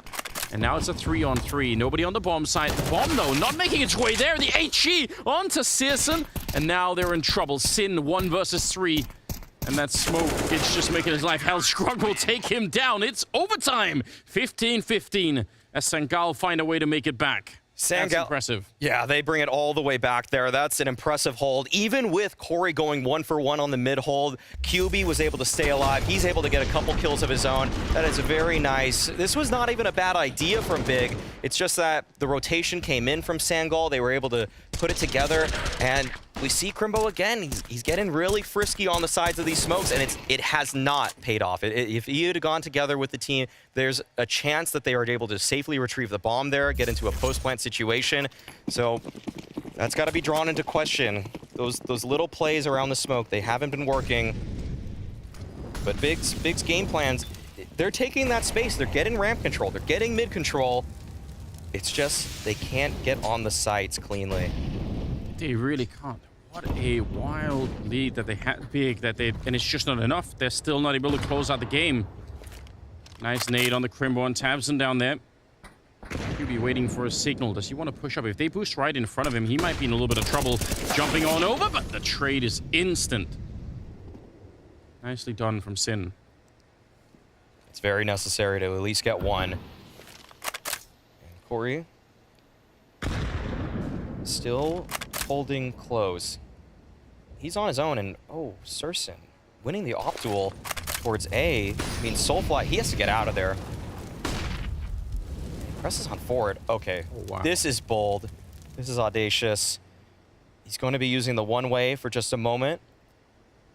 And there's a chance that he's able to catch Sin off here. This is just so far forward. I don't think Big are going to suspect this, but might not even matter. Yeah, they're covered behind the curtain right now, so that's at least something to think about, but I agree. That looked almost bordering on crazy. It's going to be paying off right here as he gets the kill on Keto. Back into a 3-on-3, and he nearly had that one. CSGO able to pick up the return. Scrunk and Corey both here with 25 seconds left. They have the right read. The bomb is right around the corner, so Big should be committing to it. They're going to be showing up in style here. Sin dropping the bomb, though. 15 seconds on the clock. Corey and Scrunk just saving the round. Excellent 2 versus 3, and they clean up all the kills right then and there. Sangal went for a gamble pretty early there. Even though Big cut noise, they actually just rotated on over, and despite that late push, they just held on. That is interesting from Sangal. The fact that they decided to just all send it towards A. You'd think that there would be at least one B defender there, but no, they actually just full on gambled, and it worked out in their favor. That's frustrating for Big, because it felt like they were in the driver's seat for that round. Yeah, you could even see some of the frustration in the player reactions. They definitely felt like that should have been a little bit easier. We see that A ramp control very swiftly taken this time around, and Crimbo winning a mid-fight. Corey has not done that very often, and the first time he does, he bites the dust. So now, Keto, he's angry. Oh my God. He is upset about the result of the previous round, and he just wants to charge on forward. Yeah, oh, almost spots Fozy as well. He chose violence. Wow. I get that one too. Oh, wow. Yeah, flank, not really going to make a big difference here. 1 versus 5 for QB. And he's going to walk into the shot. Searson with the last one there, but obviously Keto, that was absurd. Knocking them out. He just didn't care. So there's defenders there, but this feels like aimbots to me. This right here. Yeah. Oh. And he just also held for the Scrunk peak. Yeah. Like, some players would start moving forward, trying to take some space right there, but he expected a double swing coming out. Wise choice to hold the angle. Real important round for Big, picking up this. Just the one. Obviously, you play 3 rounds on either side in overtime, so getting 1 out of 3 is already a pretty good start. Whoever gets this last one might be setting themselves up very, very nicely to take it in overtime. All right, and Scrunk once again, he's been loving these close angles here. Consistently posted right there. Surson looks for the spam, doesn't quite connect. This molly should get Scrunk out of position. He can actually miss the mark, but Skrunk's not gonna test his fate. Really know with those mollies. And Fozy, this is gonna be happening. Oh, he doesn't hit the flick. Tag down to 19. Yeah, a little bit scary. You know, some unnecessary damage. Oh, that is close. That's 2 players almost dead for Sangal at the start of the round, but at least a little bit of that is going to be unconfirmed. Scrunk trying to play at the edge of the smoke. CSGO looking at slightly different part of the map here. 40 seconds on the clock, and it looks like they still want to go for this A ramp eventually. Yeah, Look at how they're all showing up. It's so late. 30 seconds. They have to commit to this. They're looking at it. They know Scrunk could be here.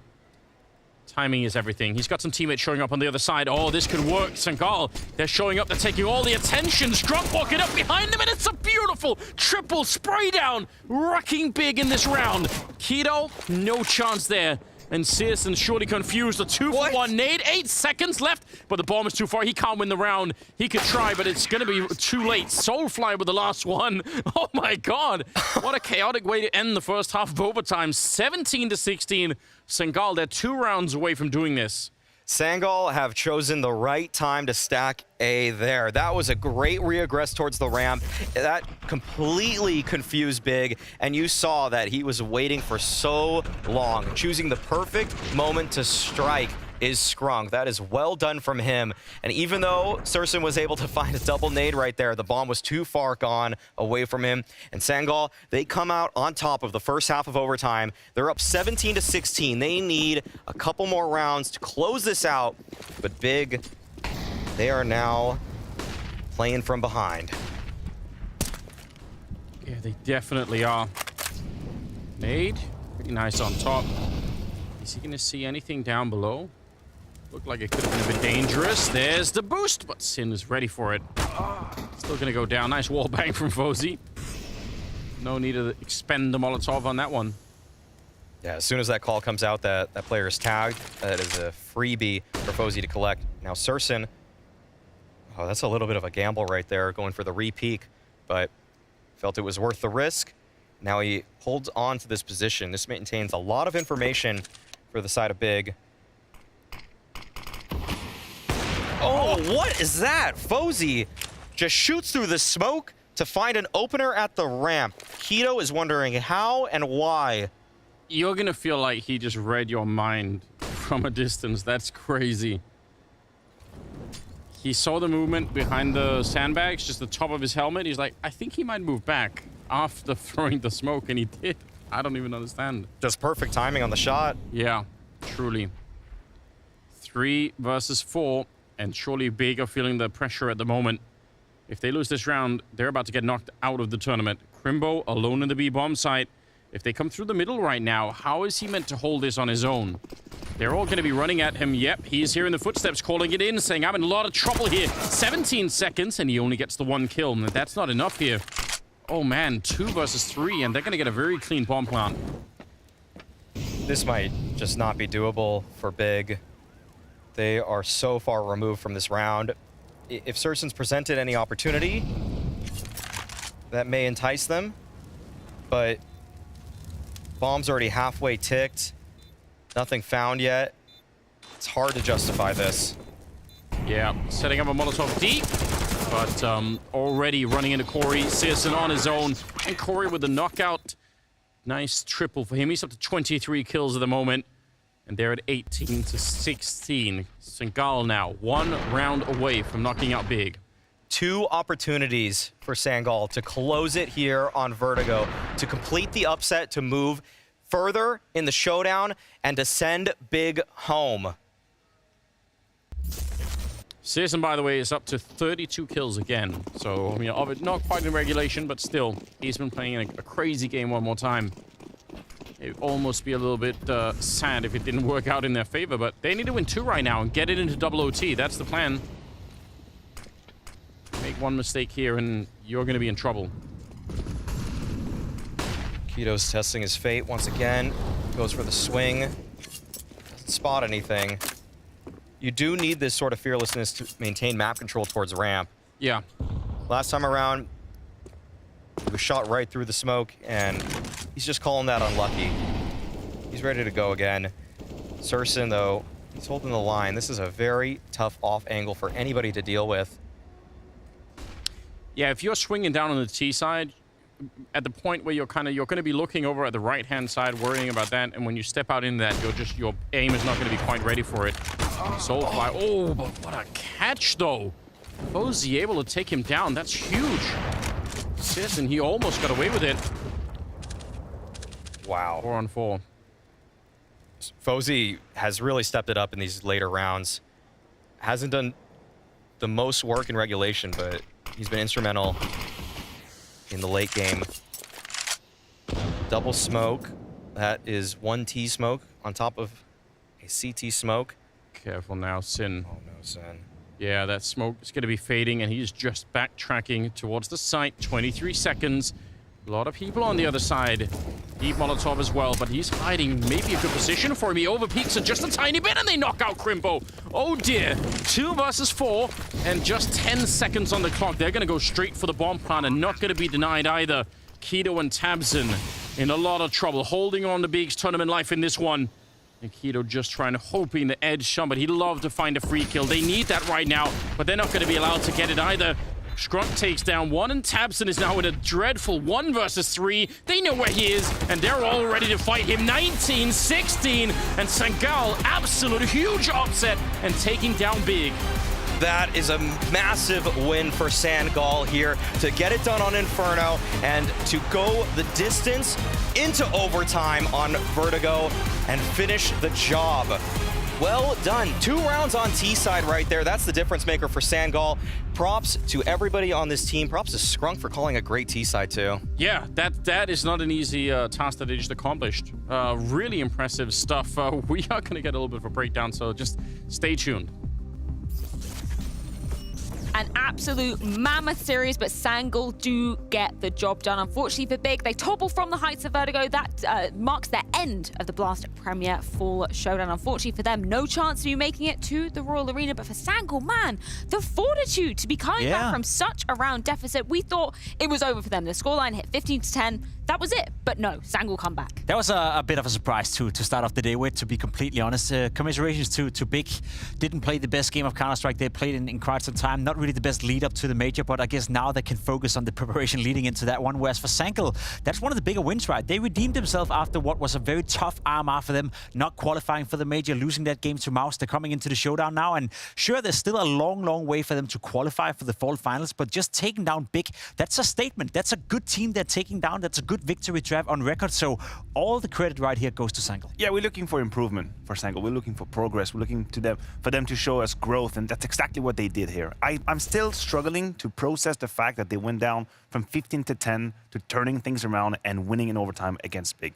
The disparity of experience between the two lineups, the veterans see that I cannot make sense. I cannot make sense of it. I don't understand what the hell just happened. How did Big let go of that lead? It is kind of baffling to me, even considering they obviously do have a stand-in, but obviously the skill and experience, as you're saying, on the side of Big, that should surely amount. The sum of that should be more. But is it though? Like, look at the names right here. Crimpo is still relatively new. We're talking about how he's still struggling. You know, he had a good start in Big. He's been struggling a little bit for now. Sin coming in as a stand-in. Sure, you have CSGO, you have Taps, you have Keto as well, who's been around for a long time. And they got beat behind. Should be enough, but Counter-Strike is a game that if you have one weak link, which they had in this game, you know, over the entire series, Keto didn't have a great performance. Sangal is good enough to take advantage of that. So I agree, you know, you look the experience right here for Sangal. They don't have a lot of it, but I just want to reiterate what Scrunk said coming into this matchup, right? He felt that loss against Mouse at the RMR was the biggest one ever. He's never felt that let down, but he also was very adamant about it, saying that I want to use that as motivation. Now I want to go out there and be ready for the next RMR. I want to be ready for the next major. I want to be ready for the next game and win that. And he called a fantastic T-side right here in Vertigo. Had a good game individually speaking as well. So he really showed us that, yeah, experience is one thing, but having the desire to win a game like this also goes a long way. Yeah, and that's the exact attitude you need after coming off, you know, such a heartbreaking loss that it was to Mouse. Sure, we weren't expecting Sangal to be making it to the major tour. Of course, they didn't in that situation. But the fact that they can come back fighting against a team like Big, sure, we have the caveat that they do have a stand-in. But as we were saying, we were really expecting this one to go in the favor of Big. I mean, our Betway predictions say so across the board. Bit of a serious unfortunate moment. We knew that was going to be a serious yeah. I just didn't know that it was going to be the first game where we'd already be wrong. Today could be an impressive day. We have a lot of predictions. Yeah. Impressive day of failures. I know Big is fielding Sin. I know they don't have Faven, and there's an asterisk that we cannot ignore. But the fact that Sangal were able to weather the storm of Sursen having 32 kills on Vertigo. This is supposed to be a good win condition enough for Big to win. That's usually how we synthesize them. We say, hey, if Sursen's having a good game, if tabseN's having a good game, that's it. This is when they can actually tickle the top 10. We're so far away from here, and that still wasn't enough. I mean, to me, it's scary because there's the major coming in the term of not being at the Roll Arena. Of course, it's a disappointment. Yeah. Of course, Big are going to regret what just happened here. But what kind of preparation is that for the major? Yeah, it's not looking good. At least they have a couple of days, boot camping now and leading up to the major. They can fix some of the mistakes. We highlighted Inferno being a massive issue in terms of map pool coming into it. I also want to take the time just to protect Sin a little bit. I think he played a good game of Counter-Strike. It wasn't his fault by no means. It felt like it was more so the team play and the team as a whole of Big falling apart. Because I agree with what Matthew is saying. We're looking win conditions for them. Sursen playing a fantastic series. tabseN doing all right again as an in-game leader, being the second highest fragger for your team. That should be enough, but there's just a lack of, I guess, depth within the lineup right now of Big. We highlighted Crimpo having a rough time. We highlighted Kido having a rough time, and that, unfortunately, to me, is the difference between Big being competitive and Big losing to Sangal. Yeah, that's the point that I did want to bring up, the fact that tabseN, as you were saying, second highest fragger on the side of Big, obviously joint top fragging with the highest player on Sangals as well. So where did that leave us? At that point that it was 15-10, where did you see Sangals really revving up back into this one? Was it just the mental capacity that was able to, pull them such a huge comeback? Yeah, they stayed in the game, and if anything, Soulfly, which was having a very delicate performance up until that point. You look at his numbers in map 1 and 2, it's horrendous. I pointed him out as one to keep an eye on. That was definitely not the case. But he bounced back, actually. He found quite a lot of impact towards the end, the tail end of that game. He ended up with 23 to 26 score line, which is not incredible, but considering how deep of a hole he was in, the fact that he was able to dig himself out and have that kind of impact, that's crazy. Skrunk is also a name we have to mention. When a team achieved a comeback like this, you have to give flowers to the IGL, and I think he found a couple of ways to trick Big, but I'm still confused, I'm still perplexed. The trade machine Fuse as well. I just quickly want to mention his name as well. He was doing so well with the AWP, especially considering how well Sursen was playing throughout that game. He still had a lot of impact, and by far were one of the most impactful players for Sangal as well, coming back into the game. Well, let's take a look at the bracket to see exactly where the land is laying after that first result. This is only our first best-of-3 series of the day here at day 2 of the Fall Showdown. And yeah, a huge upset on the cards, particularly as, we're talking about it going the distance. All 3 maps going through an OT where we saw Sangal faltering versus Mouse. Nope, they managed to redeem themselves, taking down Big. I feel like when we're looking kind of both sides of the equation for the Americas, now Europe, we've got an upset on both sides. We absolutely have, and what I cannot help but see is the absolute highway of a road that Heroic have ahead of them right now. Possibly playing ECSTATIC, moving on to Sangal to be then in the grand final of Showdown. Or maybe I'm just gonna eat my words and have eggs on my face after today. Who knows? Nothing makes sense right now. Does look good for Heroic. Yeah, well, we'll see, because they are up next as we can take a look at our schedule. Of course, we do have the Americas game to be rounding up the day later on tonight. But first, it's a bit of a Danish derby going down, a regional rivalry between ECSTATIC and Heroic. We're going to throw it to a quick break. When we're back, all the action is going to be going down.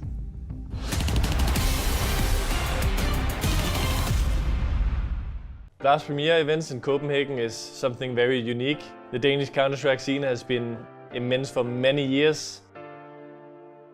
It's really a view and an experience to treasure.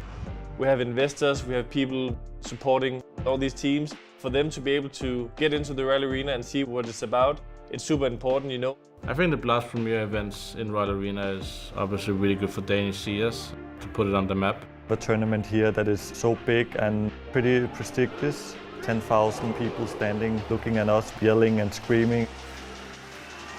Being here, experiencing it live is really cool. Whenever a bomb goes off, you can feel the flames. Get them in the arena, make them see what it's all about. It's gonna turn so many heads and minds when they see that all these fans are here to watch a great Counter-Strike. I'm here with my brother and my boyfriend and my colleagues, and it's amazing just to hang out here in the arena instead of just hanging out in front of the computer back home on the server. Being here and experiencing it is something else entirely. It's also going to inspire a lot of young people in Denmark to see their big idols go onto the stage. Seeing mostly parents with their kids is just fantastic. It's just what we need. We need to push that CS is for everyone. All the other games, they come, they go. Counter-Strike stays forever. Can't wait to see the Counter-Strike fans in the arena once more.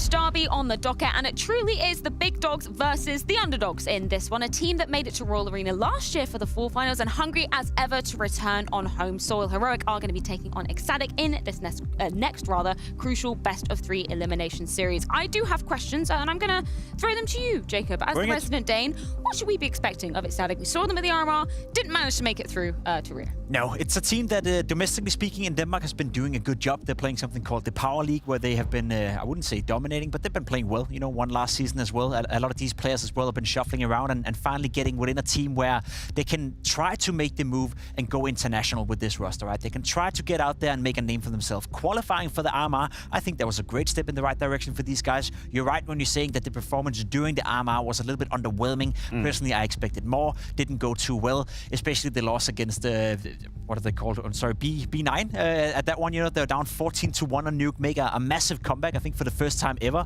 being down 14-1, come back, lose in overtime, and then the loss to Force in the last game, 16-7, 16-7. Felt toothless to the bone, and that's the problem. They have domestic potential. We've seen that, but they haven't been able to take it on an international level. As a viewer, I feel like I still carry the stigma of these losses, right? I've watched them lose 16-0. I've watched them lose 16-7, 16-7. It gave me the feeling that they were powerless. Gave me the feeling that they had no chance. So I probably underestimate them right now because I'm carrying that feeling, that powerless feeling. You know what? I hope they surprise me. I hope they show more than what they have at the Road to Rio, because yes, they do make appearances now in the high-level tournaments, Road to Rio, now the Showdown, but it truly felt like they were a couple of levels behind. Well, let's see exactly how they have been preparing coming into the Fall Showdown. It's Manx with Banks. Now, obviously, you got up against Heroic today, a similar level of team that you faced back at the RMR. So I wanted to ask you, what do you feel you learnt from the RMRs that will benefit you today? I think what we as team and individuals learned a lot from the RMR, at least from my point of view, is that we need to trust in ourselves a bit more and actually believe that we are capable of playing against these teams, because we've had a tendency to either truly believe we can beat them or crumble completely. And I'm not sure exactly what caused that, but I think just believing we can beat them and play to our own best ability is probably what it's going to take. Interesting. In terms of that today, going up against Heroic, right? Obviously, the best Danish team, but also one of the best teams in the world. How do you keep that mentality that you're telling me about, right? How do you have that confidence to go up against them? Because at least when I look at you guys on paper as a team, you can certainly hit as hard, but it's how you get that extra inch. What have you said to the guys? Yeah, so today I think it's a lot about believing in ourselves and getting some momentum, which we have also struggled a bit with in the past. Actually getting a piss round or converting a piss round into another round win so that we actually gain some momentum. So gaining some momentum and just believing that we can win the game no matter what is probably what it's going to take, and that's what we're going to aim for. And in terms of game-specific stuff, when I look at the veto, obviously, yes, Heroic's going to have a big advantage in that, but have you noticed something where you can maybe surprise them at all? I think you can never surprise Heroic. I think they play very crazy Counter-Strike, and they are most of the time going to be in charge of the game. I think it's about responding to their game and trying to implement as much of our own game as possible. Yeah. And you guys are on such a rise, right? If I look at like just the Danish leagues that you guys are playing in, then the other tier 2, tier 3 level events as well, the qualifiers you guys are constantly fighting through, then the RMR hits, and afterwards it's still been a bit of a struggle. So is there something where you guys maybe feel a bit burnt out, or what is the situation with the team right now? No, we're definitely not burnt out. I would say it's just it's a little step we have to get over, because in the start everything is always good, but when you start losing some matches, and definitely after the RMR, we're playing tier 1 teams that we're not used to. Yeah, we start questioning our decisions and the way we play, and it's just a step we have to get over. And talk to me about that, right? Adjusting to those tier 1 teams. How big of a difference is it? Because I think like the fans and people watching at home maybe don't understand quite the difference it is from where you're playing and what leagues you are before, and then coming up against these great teams and players that are used to hitting so hard. I would say the biggest difference is the play style, because an example can be we answer at a tier 2 or 3 team, And when we go into the match, they'll still do the same thing.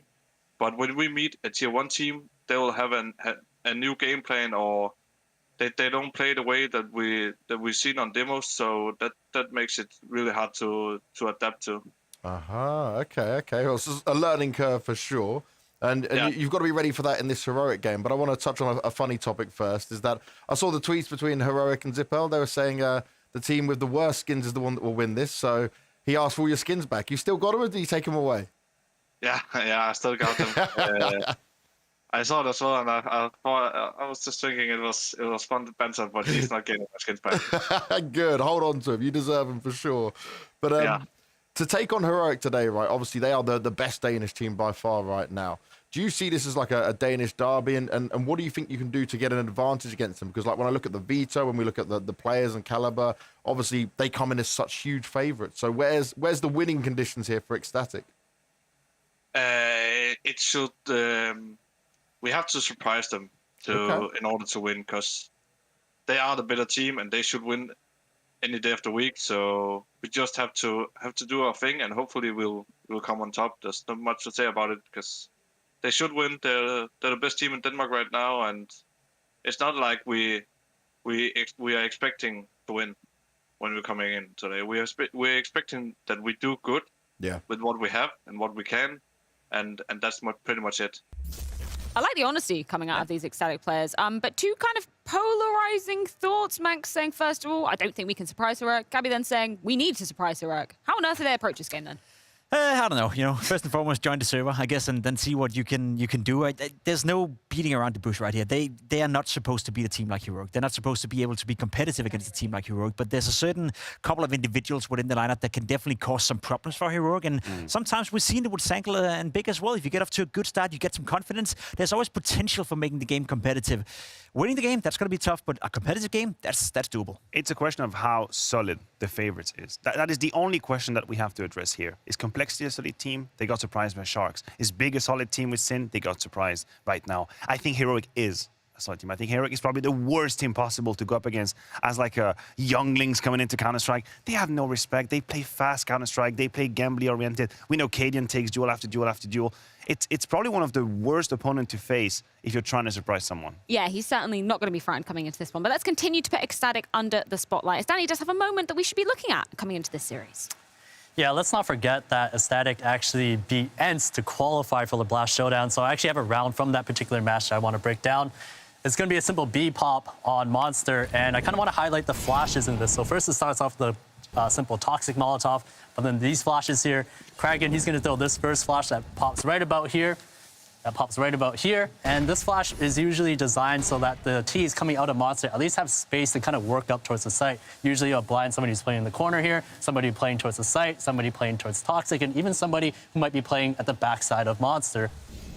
Now, the second flash is actually the most important. This is what's known as the pillar flash, and this is actually a very common flash, but the power behind this flash is the fact that it actually pops behind this pillar here. And by it popping behind this pillar, it allows the T's to actually scale up the site without having to worry about getting blinded. It blinds spots like Graffiti, someone playing towards Heaven, anybody who's in pit, and somebody who's playing towards that Toxic position. With these two flashes, it makes it so difficult. You can see for Madden here, he gets blinded by both of these flashes. He doesn't even realize he's in the Molotov. And then Snappy, he also gets blinded as well. And with these flashes, it allows him to basically just overwhelm the site. What you're gonna see here as well is that Snappy, he drops the smoke here, but because they trust so much in the flashes, they're just gonna push right through it and take the site. So this is something that ECSTATIC are generally pretty good at. They have these simple executes that can kind of overrun the site, but the question is whether or not Heroic will actually let them do this.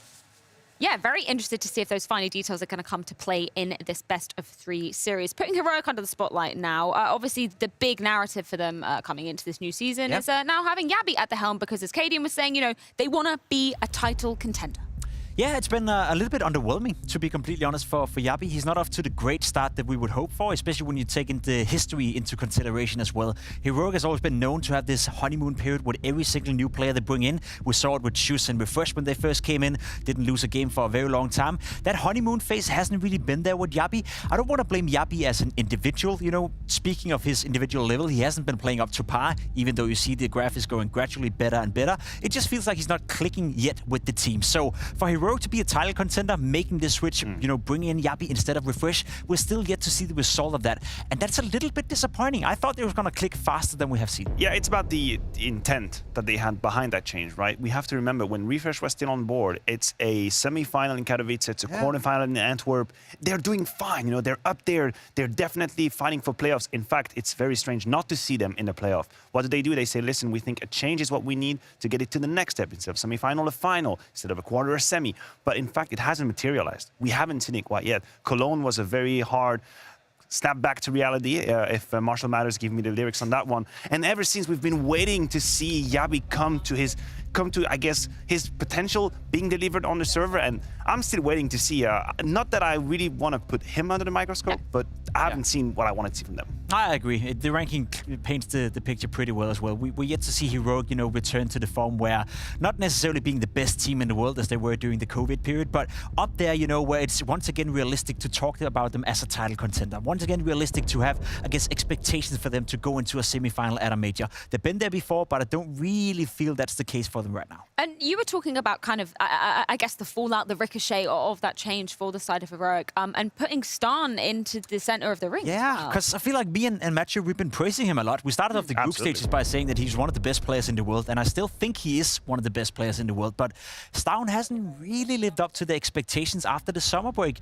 and with Yabi as well. I'm not quite sure if that's changed anything for him. Is he's focusing more on helping Yabi feeling comfortable? Maybe he's helping Cadian a little bit more, focusing less on his individual play, but you see the stats right here. 3 months before the player break, he was firing on all cylinders. I believe he was the 5th highest rated player on LAN out of everyone. Now, after the break, he's been all right, he's been decent, but not at the level where he's, I guess, the driving factor behind Heroic getting to the next level, and we need to see that Stan play more. In the first half of 2022, he was one of the 5 best players in the world. If you'd asked me, I probably would have put him on that list. In the 6 first months, he was there. He was the difference maker. He was the one that was pushing Heroic through the finish line, making that difference. But we haven't seen that with Yabi, and there was a lackluster here performance that is yet to be, I guess, addressed. Yeah, well, let's address Stan himself. He's on the mic with Banks. So Stan, here begins your journey to get to the Royal Arena for the full finals. Obviously a very important event for teams, but a very important event to Danish teams in particular. How important is it for you guys, though? I mean, it's really important. It was my and the guys' first time last year, and it was an amazing experience. All the Danish fans, especially in the Liquid game, where they were cheering for us. Everyone knows the famous game against Astralis, where, yeah, they weren't cheering for us, but it was still a really cool experience. So it means a lot for us to get there. And now, how has Heroic been spending their time? Because obviously you make it to the major, you've hit that goal, but then you've obviously come home. Are you guys got a boot camp going on soon, or are you just focused on this? How's the time being spent? Yeah, so we had 3 very long weeks in Malta, and everyone has that. Also, the casters and every other team. So right for now, we have decided to play this from home. We have shown before that we can play really good from home as well. So that's what we've been doing. Like having people get some time at home, see their family as well. It's important, we think, as well. So that's what we've been doing now. But we are putting in the hours as well from home, playing as much as possible, practicing a lot. So yeah, we're getting ready. You're getting ready. That's what we want to hear. Now, in terms of getting ready, there's one thing I wanted to touch on when it comes to Yabi. Obviously, you guys said you removed Refresh for the reason of you wanted to go out there and win trophies, you know, find this extra success. Would you say that, like, it's been disappointing so far with Yabi? Would you say it's reached expectations? Where's Heroic at with it? I mean, I would say that we had quite a rough start in the beginning, but I feel like right now we're in a really good place as a team. We've been playing really good, I feel like. Both we showed that at ESL Pro League, but also at the RMR, where we qualified for the Legend stage. So I would say in the beginning it was a bit rough, but I would say right now we're in a really good place as a team, and we feel really confident. And in terms of having the team very comfortable and in this position where you can go and win these trophies, give me a percentage of how close to that you think you are. We're putting him on the spot. I would say, I mean, I would say the whole, like, the top scene right now is quite dicey. And obviously you see that both with FaZe and Na'Vi not playing as to their usual level. So I would say, I mean, if we just play our A game, come in at the major and we play our A game, we can go all the way. Okay, you got a way of not giving me a percentage, but that's a good answer. I'll let that one slide for it, mate. Now, you got ECSTATIC today, right? An interesting Danish team coming up. But realistically, are they a team that can challenge you? I mean, I always say, like, you should never underestimate any team. Obviously, we're the favorites. We feel like we're the favorites. But, like, we don't underestimate any team. We prepare as we usually do. And we will do our best to beat them. Definitely the attitude you need coming into the showdown. Looking at some of the upsets that have already happened over the course of just a day and a half. We do see the map picks and bans coming out on our screens below us. Any surprises for you, Matthew, in this one? It was either going to be Vertigo overpass for the boys of ECSTATIC. Not that they had a lot of room to wiggle. And for Heroic, of course, in front of us. Right there for the taking. It was pretty complicated for ECSTATIC to beat Heroic at the veto. Yeah, there's no way. There's no way of, making a surprise pick or anything like that. So it makes sense that we get to see these maps. And should we go to Nuke, which I don't think is likely to happen, then we also know Heroic is very, very solid on that map. So it's hard to see where ECSTATIC can really put in the knife. Very quickly, Matthew, one thing that you'll be putting under the microscope coming into Vertigo? I'm going to go for Storm. Okay. I'm going to go for Storm, yeah, because I do want to see... He says that they are on an upward trajectory right now, that they are fitting better and better. I want to see it materialize. I want to see him deliver, because I want them at the Pro. Yeah, certainly time to put their money where their mouth is. Vertigo, ECSTATIC's pick coming up as the first map in this best-of-3 series. We're going to see exactly how it plays out and if the Danes can take a dent out of Heroic. We'll see how it goes down with Scrawny and Launders in just a few.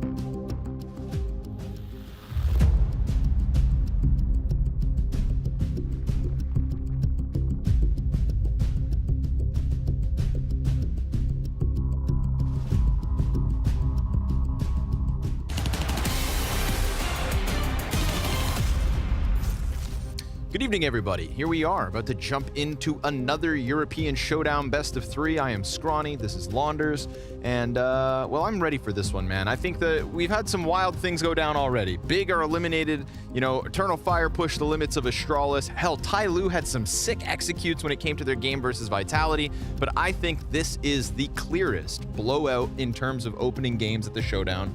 Unfortunately for ECSTATIC, they went into that RMR with high hopes. They got smashed by Hooksy, 16-0 to start. Yep. You know, a near comeback in their second game, failed in overtime. It was just really a tale of heartbreak for ECSTATIC as of late.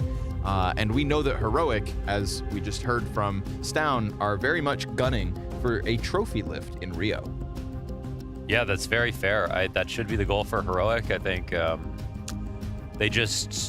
I think what Stown said was there's a lot of parity. In other words, there's a lot of parity in the top 10, which kind of means that Rio is wide open, but at the same time, it's one of the hardest majors potentially to win in the team's current form. And in a weaker field, Heroic might be the #1 or #2 team. You know, that's how strong everybody else is at the moment. So they kind of have to win this game really easily, and I don't know if they'll be able to, but like you said, odds say 7-1. This is about as lopsided as it gets.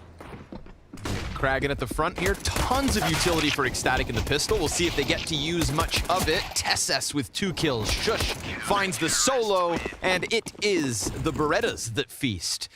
Little war cry here from TSS. I think Heroic are ready to jump into this server and make it a quick, easy day. Yeah, maybe they will. That's my intuition. Yeah, well, dude, Zipple's listening to that. How do you think he feels when he hears that? He said that he's going to give away a knife if his team can win 1 round. Yeah, not there yet. Yet. Yeah. But you got to think it's coming, right? I mean, again, like, ECSTATIC is a team that I think, if we just look at the RMR results, it's very unfortunate, and it just kind of seems like, wow, they weren't ready, but I had much higher expectations for them. I do think that, you know, they had one of the most tragic results, and I don't think that it necessarily met what they are capable of. But at the end of the day, it's, you know, you got to put the pen to the paper. Instead, they got a bullet to the head. Can they rebound? Online games as of late since that have shown, you know, again, some back and forth mixed results within their tier of competition. This is their one chance. You know, the last time I think we saw them playing a team of Heroic's caliber, it was that 16-0 versus G2. So this round shouldn't mean much. Pistols torn up. 3 kills for Yabi, 2-0 for Heroic. Yeah, they're also, of course, you know, rebuilding within this year, having had lost Bird from Sky, Fasher. Big losses. To name a couple, yeah. You know, of course, very big losses. So it'll take some time, especially for a team that was already in the development phase. It's not like even with those players, they had notable results yet. So that's also going to put tons of strain on you. And of course, there's respect across the board. I mean, it's mostly in the direction of Heroic, especially from the interview earlier with James, to say that Heroic are the best team in Denmark right now. You know, we expect to do well. They don't have the expectation to win. It's honest. It might not be what, you know, your personal fans want to hear, but at the end of the day, when teams come into the server, they have real expectations. You know, whatever they say on camera, that's something else. They say everybody says they're going to win. Teams don't, and players don't often believe that truly. And sometimes it's quite clear whether or not you're the underdog.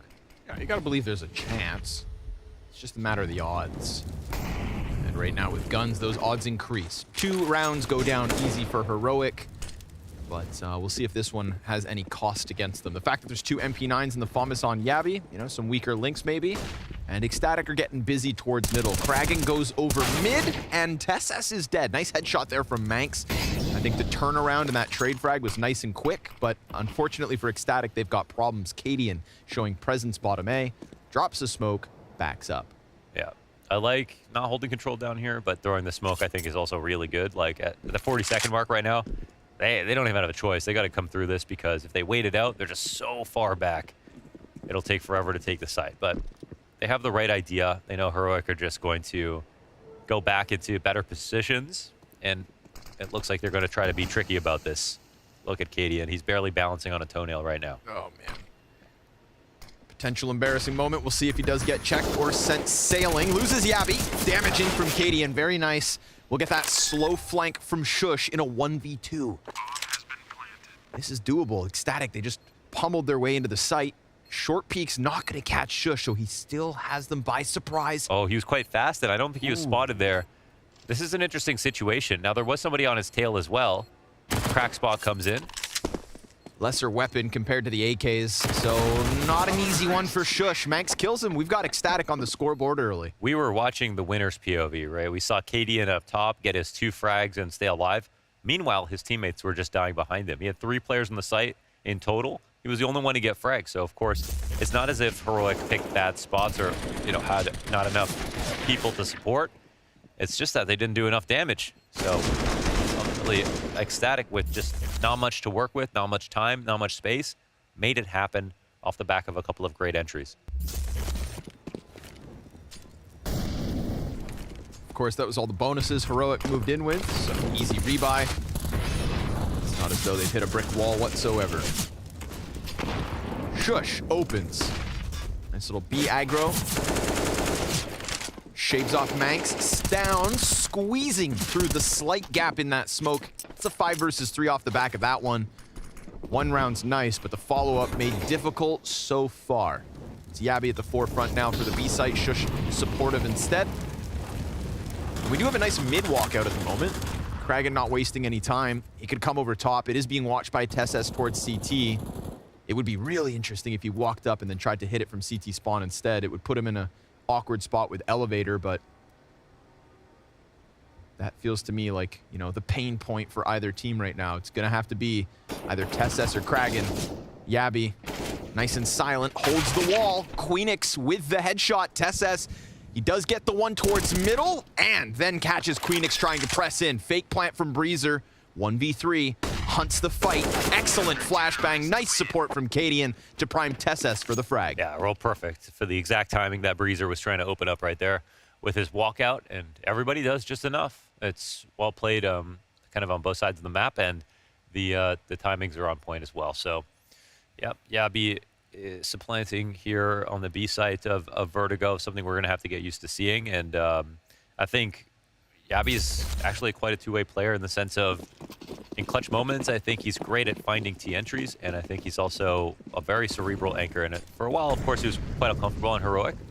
I think most of us expected a faster start based on what we saw on Copenhagen Flames. Right. But we do see glimpses where it comes through and you're like, okay, this is the guy that we know is really good.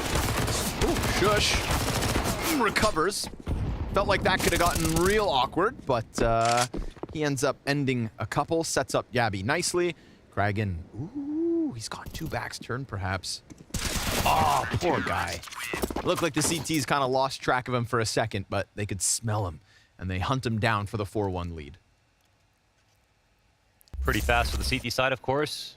If you're new to CSGO, Heroic, they are the most aggressive European team. I guess that's the best way to put it. They play fast, whether it's on defense or on attack. And I think what was kind of cool was that the RMRs interviewed Art, and when I kind of brought up words like aggressive, he dismissed them. And for him, it wasn't about looking at it as aggressive or defensive. For him, it was just about taking a gap, finding space, finding a timing. It's mostly about right or wrong, and I think Heroic have that same philosophy as well. Yeah, Cabby seems to as well. Slides through the fire, puts himself in a great spot to catch at.CEST in the head. Down, stuck behind boxes, gets away. Nice supportive utility added to his own. Cadian slides up short side. And what was an opening for ECSTATIC gets shut down for a second. Yeah, that was smooth. He called for a flash. B completely clear. Then he layered it with himself, yeah. Yeah, entirely. Queenix has not made it across the site, so this does allow Shush to get a decent rotation, and in fact, he hasn't crossed enemy lines at all, so we'll see how worried Shush is about this. He might see him, though. Yeah, he's going to see him now. Okay, so the alarm bells ring. Shush behind green.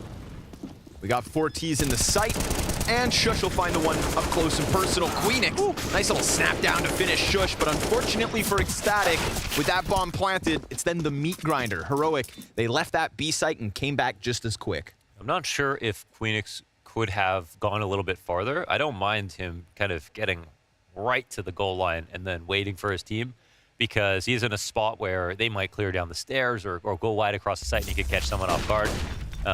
But it looks like they needed a little bit more to be able to win that round. And right here, I think Max maybe made noise getting up there, and Shush looked like he could. Looked like he knew someone had jumped up. So, okay, another attempt has been quelled. It's already a quick 5-1. Another buy comes in, low nades, but still decent guns.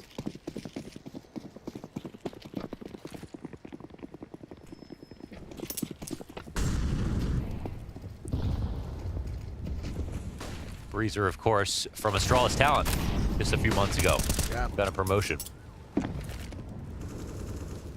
Talent boys all over the place in this, or not just Astralis Talent, but rather Academy players, right? Fuzi having just defeated Big alongside his teammates on Sangal. We saw Mr., obviously. That makes sense. From Talent to main roster. The entirety of Mouse NXT. Sin on Big himself. Sin on Big, You know, that's at least 4 Academy Crimbo players as well. a few months ago. Now finding themselves in. I'm telling you, it used to be all about the FPL C upgrades. Now it's all about the Academy League call-ups. Yeah, that's a great way to look at it because you kind of encourage sometimes the wrong kind of player. I think Monacy, when I was talking to him, he said, like, too many oppers are coming out of FPLC. Everyone's just signing the best oppers because they get the best stats in FPL. But it kind of encourages a couple of things, like farming stats as an opper. But okay, some action's about to take place. There's a near fight going down in mid, but it's Shush with the 2 kills. And then Cadian will be caught out by Breezer, finally extending around the box. It was a 2 versus 5. And it is now 30 seconds to squeeze out these last 4 kills. ECSTATIC, interesting situation here. Breezer's managed to get through CT spawn. TSS seems very aware of the possibility. Oh, Elevator. But the rotate gets caught. Now Breezer with another chance versus Yabi, but he just gets squeezed from one too many a direction. Manx tries to get busy with the bomb, and he's not going to find that extra money nor the round win. It's Heroic, 6-1 early. Yeah, pretty clean overall. Now we get some tactics coming in here, but from ECSTATIC, but like Heroic seem just so aware of everything that they're trying to do. Like right here, they've got the jump up covered, and then Shush transitions directly into waiting for the boost. He's got the crosshair right on the mark. Kragan goes down, he knows there's a guy below him, and that's all of their plans given up right there. So at the moment, they're out dueling ECSTATIC, and they know what they're going to do next. That's a deadly combo. But you know what they did get? What? The round. They got the round. They did. They did get a round. A round, singular. 1 of 7.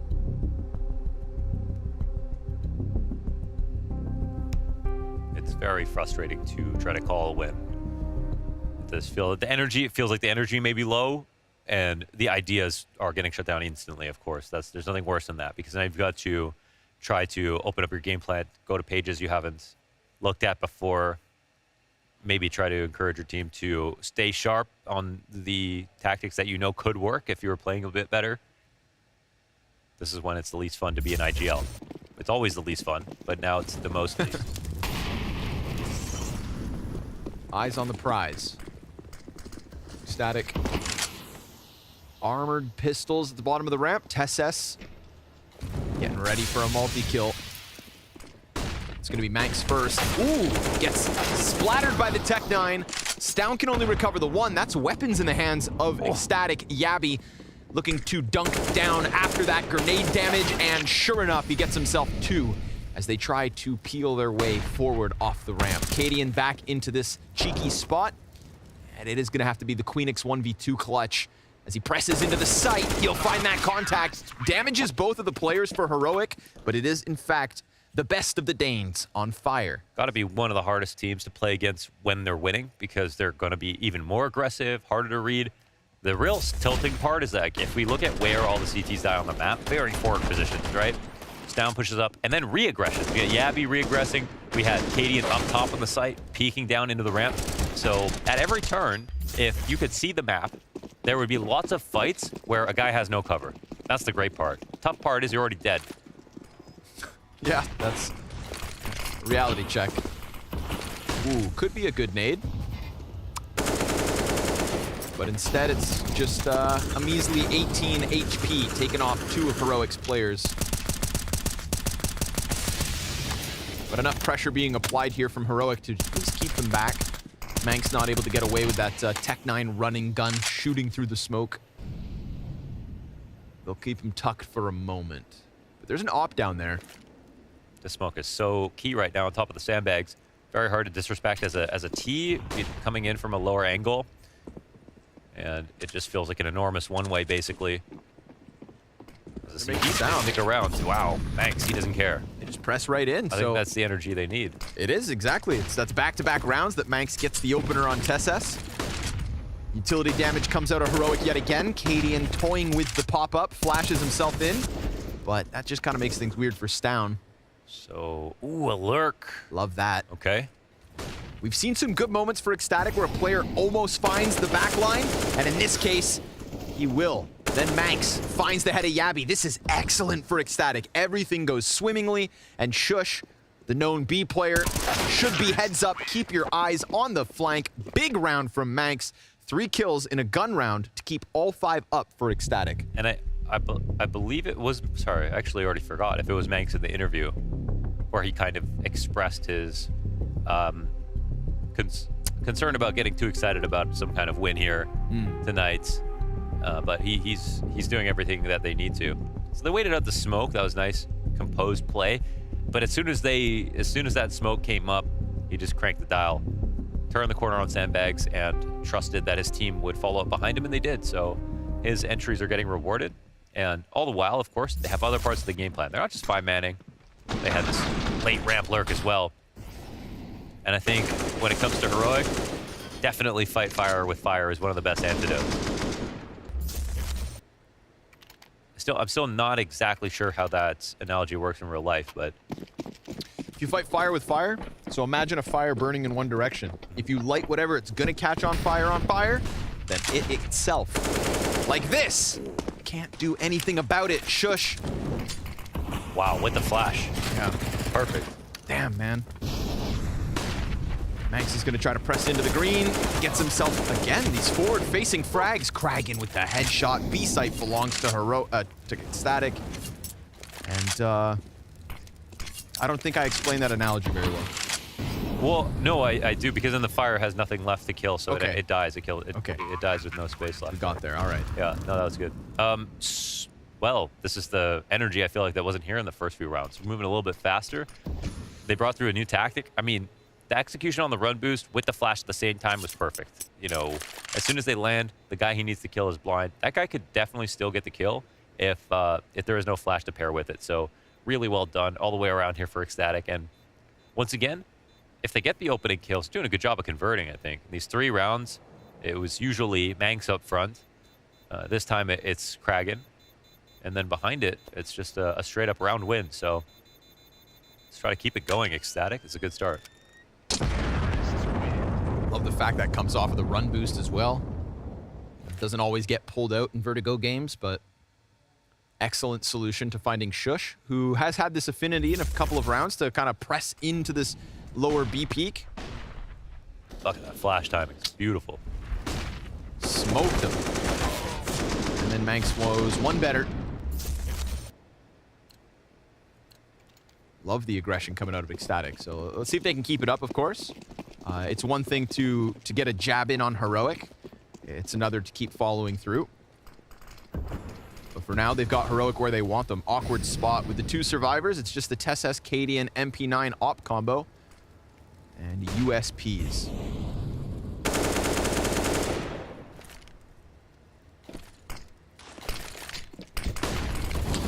Gets ahead of the frag grenade, so TESS actually with a little bit of bottom A control. But in the meanwhile, we've got Shush dead, and Yabby blind as can be. Cadian never even going to get a chance to fire that AWP, so cut your losses. Give them the B site, try to hang on to the guns you've saved already once. Grandfather them forward.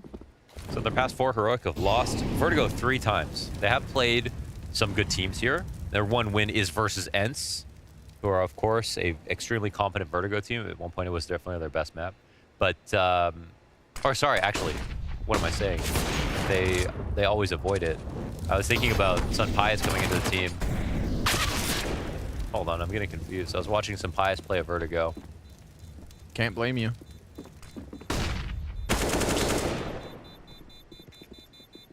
Surviving so far. It's down, no real loss there. It's all about Cadian hanging on, and he is right behind. Last second, point blank, final milliseconds. Breezer clears the counter-opper, and Heroic, well, now it's not affordable. They could have come in with some weird half-buy to try and support it. Now we get the timeout. Look at this. Final millisecond. Jeez. 3 frames left on that. Nicely timed. Yeah, nothing you can do but sigh. or laugh, depending on which end of the op you're holding. Yeah, so around the PGL Major point in time, ENCE were just like on a win streak. They were not losing on Vertigo pretty much at all.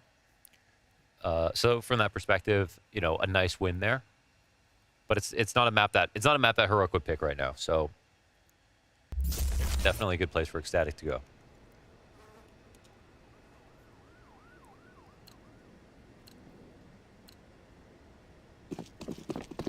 So no op. Again, money's there, decent enough for Heroic. Yeah, IGL relegated to a rifleman.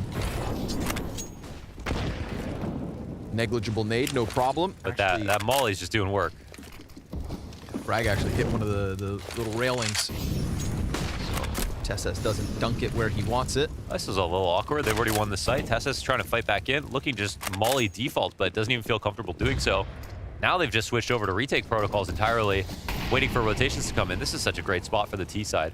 Double smoke from ECSTATIC on elevator side, so they burned one of the two they had left over, but Manx! Oh, Shush kills! How does Shush not end that?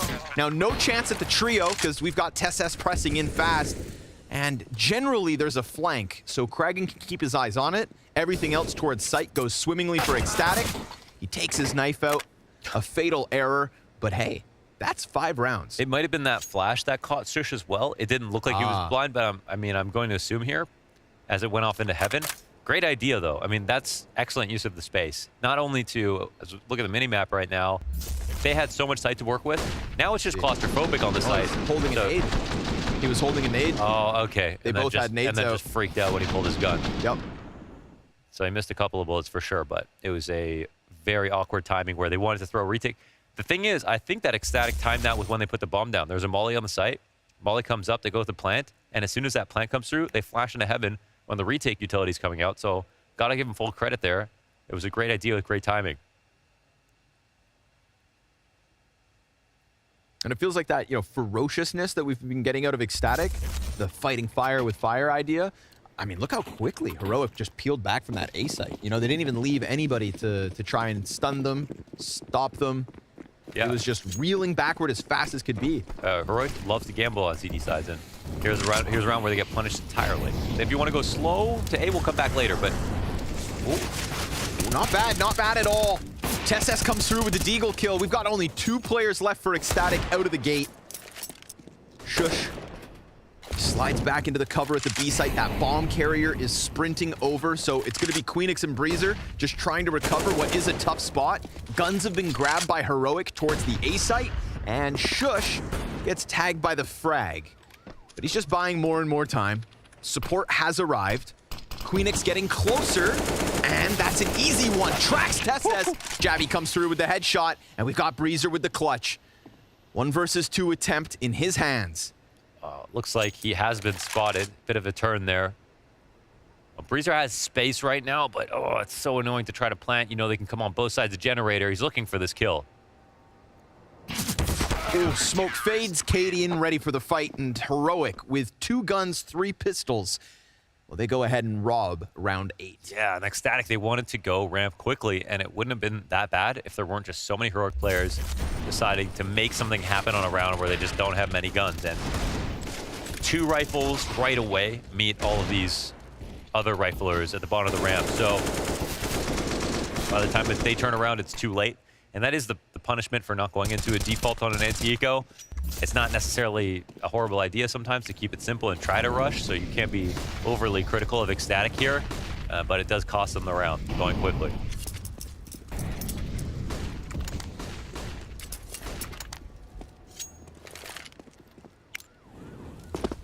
I'm loving the pace of this game.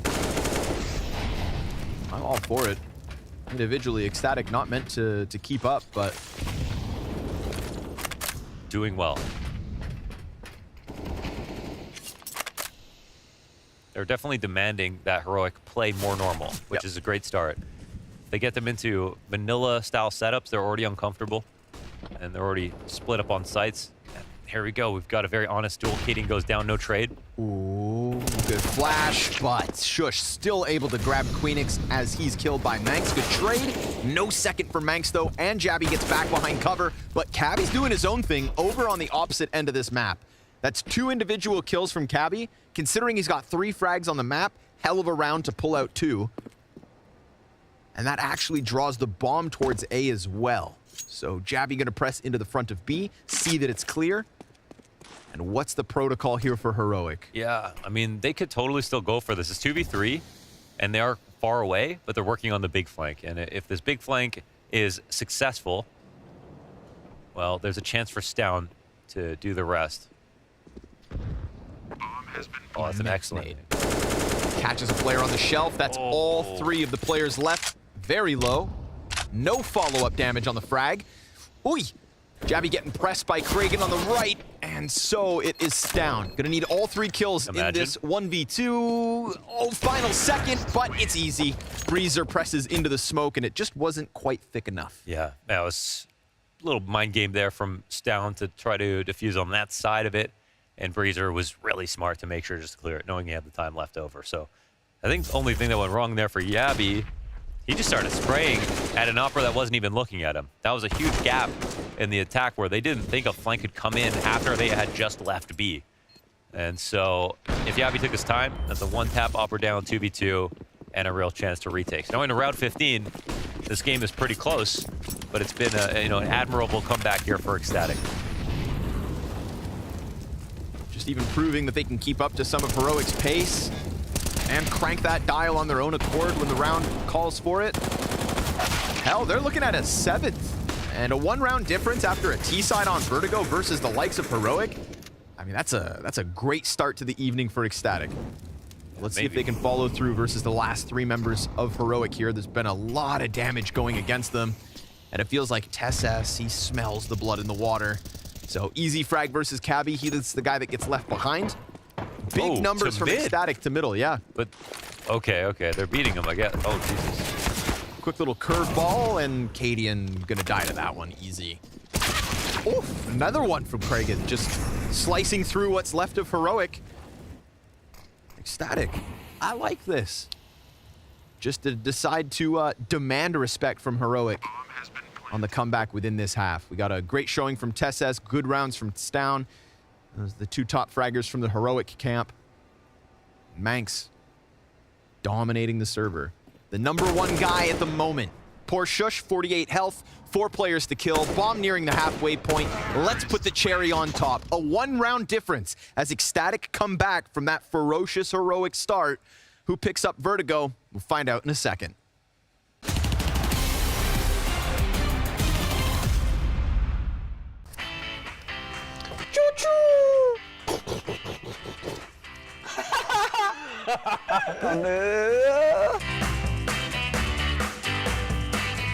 Hello guys, this is Cadian and Stown from Heroic. Today we are gonna be guessing CSGO items, maps, casters, players.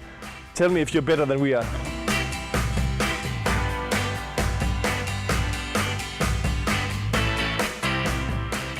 Okay, it's the starting pistol as a CT. USP? Yes. The map we just talked about. Toscan? Former Astralis coach. Vitality coach now. Sonic, of course. I thought he was still there. The broken, this gun was broken. It's a Deagle supplement. Revolver? I buy it in every anti-eco. Zeus? No. Oh, anti-eco? Yeah, as terrorist. Mac-10? Knife that I'm playing with right now. Butterfly? Big guy from Poland. Pasha Biceps? The map we played against Big. Nuke? The map we played against Face. Inferno? The map that you like, but not the green. The one we just talked about. Train? No, the map we just talked about. Cash? Yes. A knife that Rasmus plays a lot with. Karambit? Yes. He's on the room next to us. We were in the elevator with him yesterday. He's from America.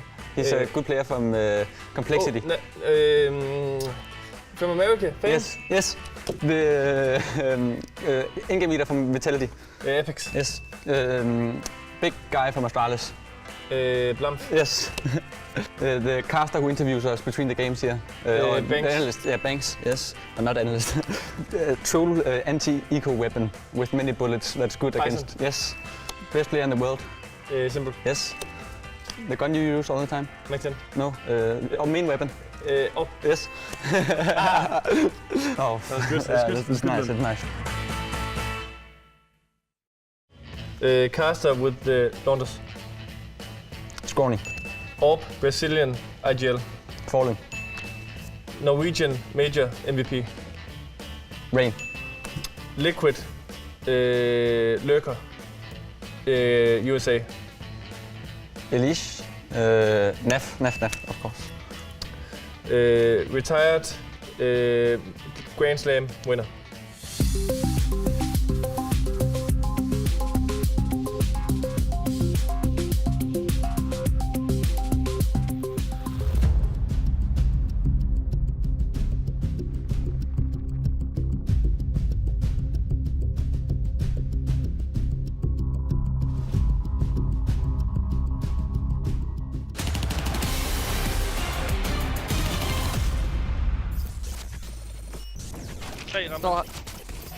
To mere. En til. En til.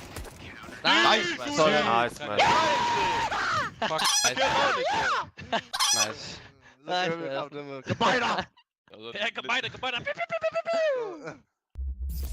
You see, you gotta be careful. You gotta be careful, man. That's your brain on dual Berettas. Yeah. Cowboy guns. Love that. Meanwhile, exist. A stoic figure. And Cabby, who had a round and a half throughout those first 15, getting himself into that A bomb site. You know, ECSTATIC put up 7 rounds on the T side of Vertigo. That's something I think they should be proud of. And also, more importantly, it's not about pride. They've set themselves up for, you know, a potential close match in the second half. But can they hold back Heroic? You know, we just looked at some nice aggressive moments from ECSTATIC. They forced Heroic to kind of respect the process. And, well, now Heroic could go ahead and show them what aggression really means. Yeah, it wasn't an amazing showing from Heroic over on the defense, and the amount of times that they got caught leaving the A site or losing their duels versus the entering players of ECSTATIC, it's not a great sign for them. And at the showdown, of course, we've seen a lot of upsets. He seemed to get crazier and crazier. A lot of upsets, huh? Yeah, a lot of upsets. I am upsetting you. Yeah. Now, this would be obviously the biggest one, but, you know, that first half Heroic looked beatable. That's what I'll say. My friend, you've already forgotten about the rank 167th team beating Complexity. Oh, I looked away for a second. Cabby got the one tap. But yeah, losing the likes of Heroic. I mean, come on. We need a astronomical EU upset to go with it. For now, it's Shush dead. And his teammate's not too far off, but the bomb in the back of Tessa starts to lean B.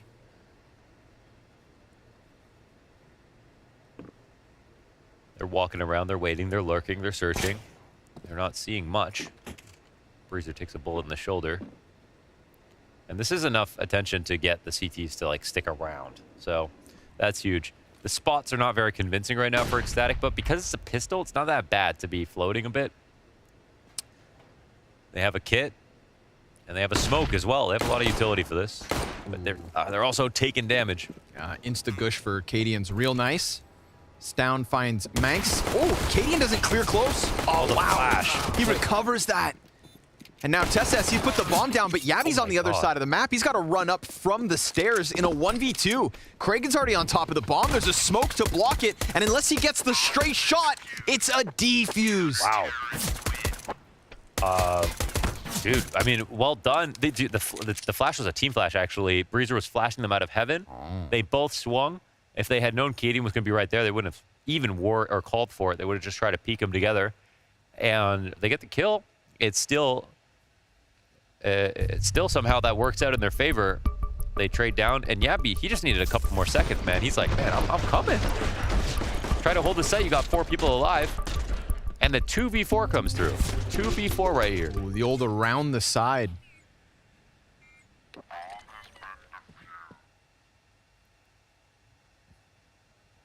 Broke the whole server. And fixed it already. Wow.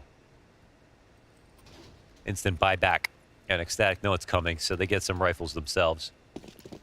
They'll leave Manx to utility duty. He was the star of the show in that first half. His punishment is an MP9. Hard mode. Little left-right nade from Queenix will not find any impact in round 17, but we've got a tied game off that pistol win. That smoke won't stop much, but there's also nothing here from Heroic behind it. They're just leaning on their laurels for the time being, and Manx, well, he's not going to lean back whatsoever. He decides to tuck himself into the corner of Fork, and it's Cadian up first. Took a nade out. Costly mistake, and TESS tries to come through. 2 down to the MP9 of Manx. My man's unstoppable. 19 frags. Oh, he got away. All the way back.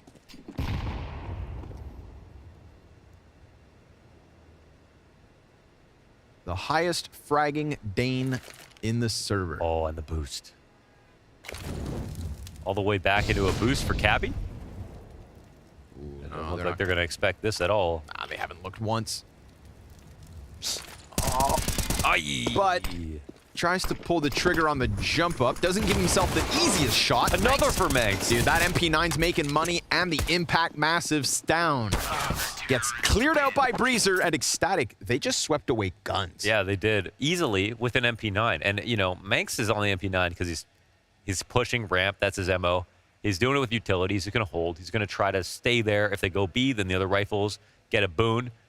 But he's probably supposed to only get a kill, if that, at that point, by himself down there. No rifle even behind him.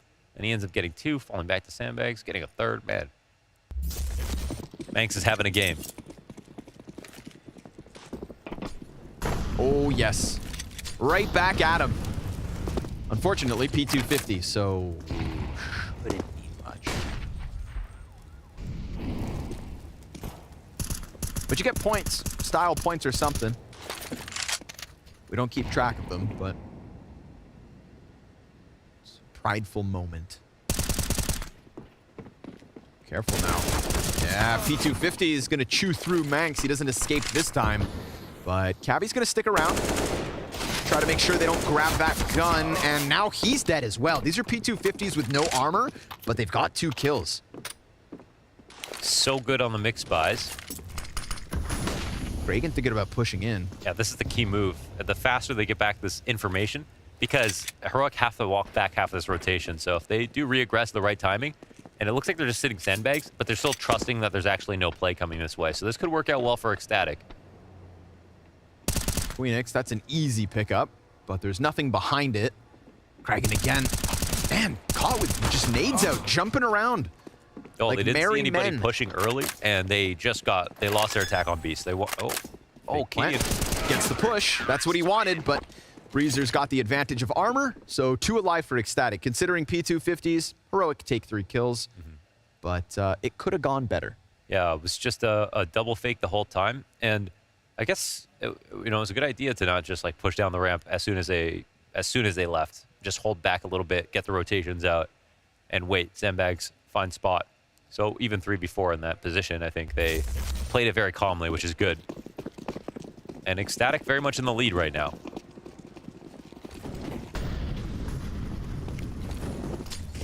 I mean, they started down like 1-7, right? Yes. So.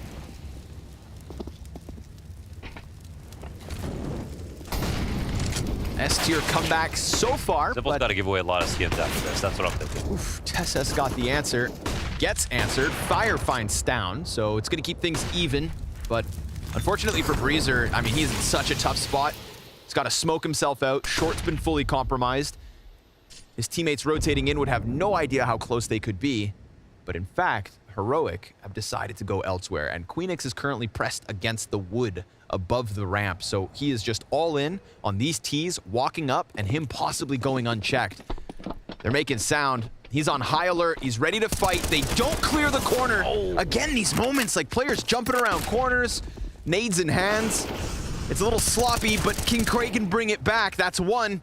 and the bomb ejects. Back to the A site they go. Jesus, and Craig gets put in the spot. Again, so awkward for him. Is he going to go back right away? Is he going to wait? And he's just hoping that they reaggress, but Heroic, they just never had this plan at all. They're so gone right now. And it looks like Cadian's actually working on a mid lurk to cut him off, which is nice, but it does leave Shush in a position where he needs to get to the site by himself. And he's going back to T-spawn. B? Yeah, wow. They outread him. Yeah. Not a fun spot where you've really just got to guess. So they get away from him. Now Cadian's on 3 HP, so Shush may need to clutch this if Kraken decides to go for the clutch. Cadian decides to take a deep angle in CT, but that creates a timing. There's a timing here where Kraken could get Shush first. Saw the shoulder. Now Cadian should have a back turn to him. Kraken, you gotta clear close. Cadian's not here to trade right away. Shush trying to draw him in, and Shush will find the headshot to close things out. Heroic's 9th on the board. Yeah, would have been hard to find Cadian, but because it's Heroic, you might check your flank just in case. Well, Heroic make it happen after rocking it back and forth, and not spontaneously. They were going off of what they saw. They figured out how to make the players rotate. They never ran back into the site with players there, so, smartly done. They bring this game within 1 on a second timeout here. And it's ECSTATIC who now have to save. Yeah, the door has been blown off the hinges for Heroic. Now we'll see if the T-side's floodgates open.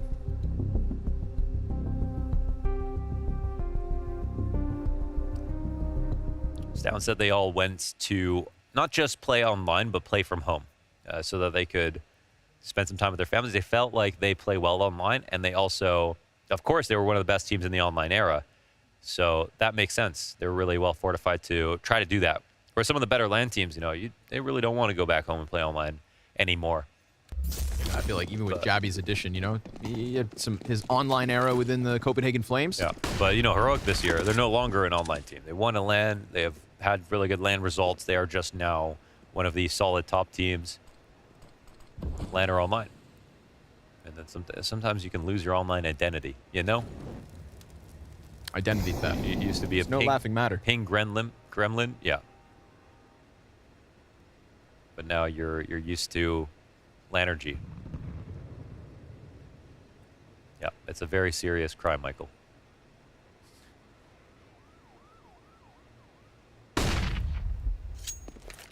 SS eyeing up the ramp. Just saw a couple heads. Feast, my friend. They charge forward. Ooh, baby. That's an easy one for TESS. And it's only one player down. Shush, unfortunately, falls. TESS was literally born, constructed in a lab, with the sole purpose of Eco 4K spray down. Designed for it. A pistol-wielding killer machine. But everybody gets a little taste of that one. Heroic not gonna shy away from a brawl like that. We're all tied up, folks. 10 rounds each. And luckily for us, ECSTATIC come through with another bye. So let's see if Breezer can put that op to work. Let's see if Manx can extend his 22 kills to something further.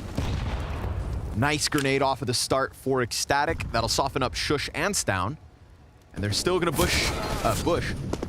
boost Shush up. CT's doing something similar towards the A site, seeing nothing for the time being, but TESS is slowly creeping up. Could pay off in the end.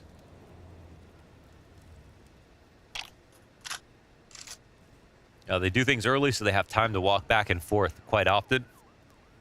And in the past, it has been trouble for ECSTATIC to try to figure out, okay, what are they doing? They never played the map very aggressively. And the triple boost, while it takes up a lot of resources, they get a really nice angle, and they have A covered. That's half of the map. Now, there's a gap inside of middle, but there are no T's trying to abuse that. B side under attack means there's so much pressure on Queenix playing from quad, and Queenix also doesn't have any utility. So there's a molly on Stown. You better believe that that's going to be used on the entry in some way into the site.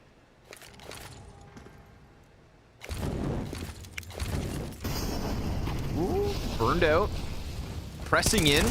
Not doing so quietly. Queenix just straight into the engagement.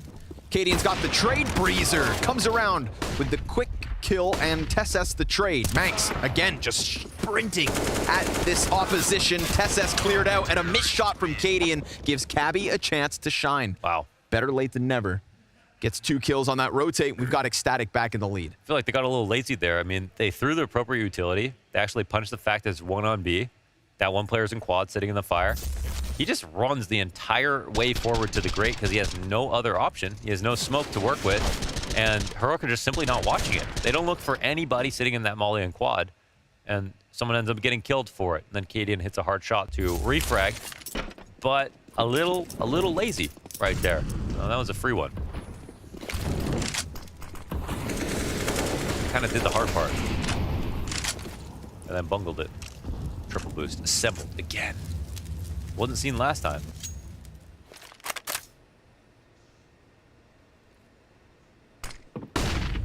Nicely done. Oh, yes! Oh, wow. Cabby on the fall down through the wall. Okay, and he's on the triple boost, so he can't turn that much without falling. So he barely gets that.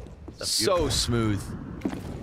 Yo, ECSTATIC putting Heroic through the work right now. And Javi gets dinked, so he's dead instantly. Cadian 1 versus 5. I think not. Gonna drop a smoke to try and play around with. A little bit of damage there, but it's just a distraction for Cabby to come through with an excellent multi-kill round. Love to see teams use tactics that aren't spotted in future rounds. And that's kind of what we saw right there. So that works out beautifully. Once again, ECSTATIC with the 2-round lead. You know, Heroic are catching up constantly, but now, after this rifle loss, they're dead broke. Last bullet. Yeah, last bullet, and it's as he's falling. He turns 1 more degree, and he falls off too soon. Doesn't get that kill in. So beautifully done by Cabby. Yep. Got to keep it warm. Start them fires. I mean, they are putting Heroic in the hot seat. Down by 2, back on pistols. CT side that looks... Maybe the interview meta is to be extremely realistic and humble. Ah. I mean, Kochi did it when Sharks Very true. were able to beat Complexity. Yeah, that is... Queenix gonna drop the bomb, sees it get picked back up. Cadian comes around the corner. And Queenix, nicely done there. Gets away from the flash. Keeps himself in a perfect spot to continue the killing spree. USP's out. Manx got the frag. 13-10. ECSTATIC. And now, you know, Heroic have decided to, you know, kind of take a little bit of time off and play because they feel confident playing online. It's the showdown. These are some matches that they're supposed to win. They're absolute favorites at this event. But if they lose, there's no second chance, and this is to get to the fall final. And this is to get to the fall final with...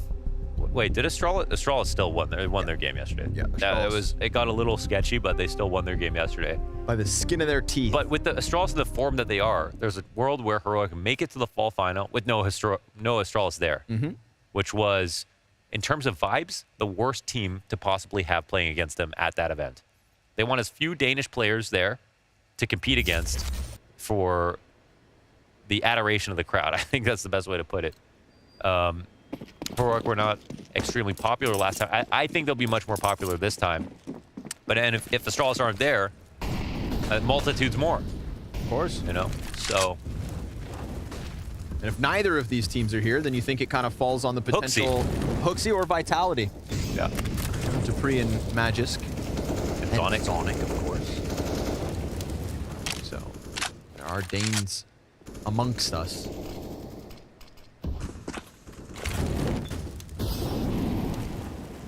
But of course, looking for the full 5. Vying for control both sides of the map. Heroic just going to keep things quiet for the time being. I love that ECSTATIC have not felt the need to get extremely aggressive. They've played in some, you know, very regular spots and have been holding on strong. Heroic have not been able to elicit the reactions that they want. Kragan in the open. Ooh, comes back. 2 kills. Loses Queenix. And he can't get his gun back out. Nicely done from Cadian to be the 3rd player in, to claw back both frags, and to get us equal yet once more. Yeah, they're already thinking about, okay, what do we do now? We killed 2 B players pushing up fast. We throw a flash in, they're going to fall back, or they're rotating over to B. We have their attention. Let's make this an A play.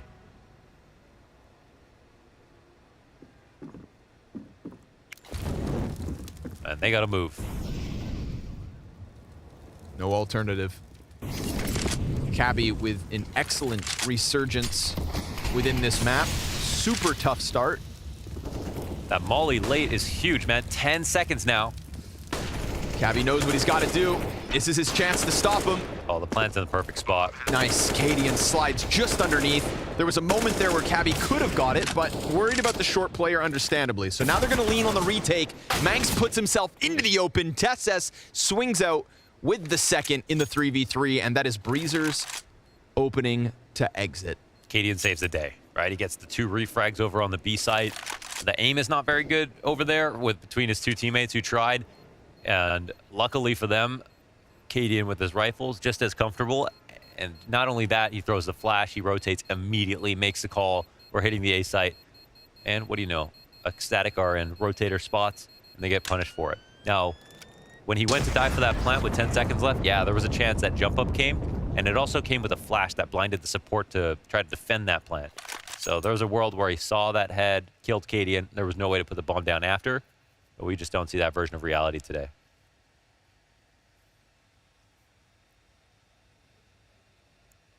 This could be a nail-biting finish for ECSTATIC, even though they're in the lead right now. What we've seen as a common trend with these top teams, that they start slow, and then they usually ramp up enough that nothing crazy happens. But we've already had upsets. We've already had so many upsets.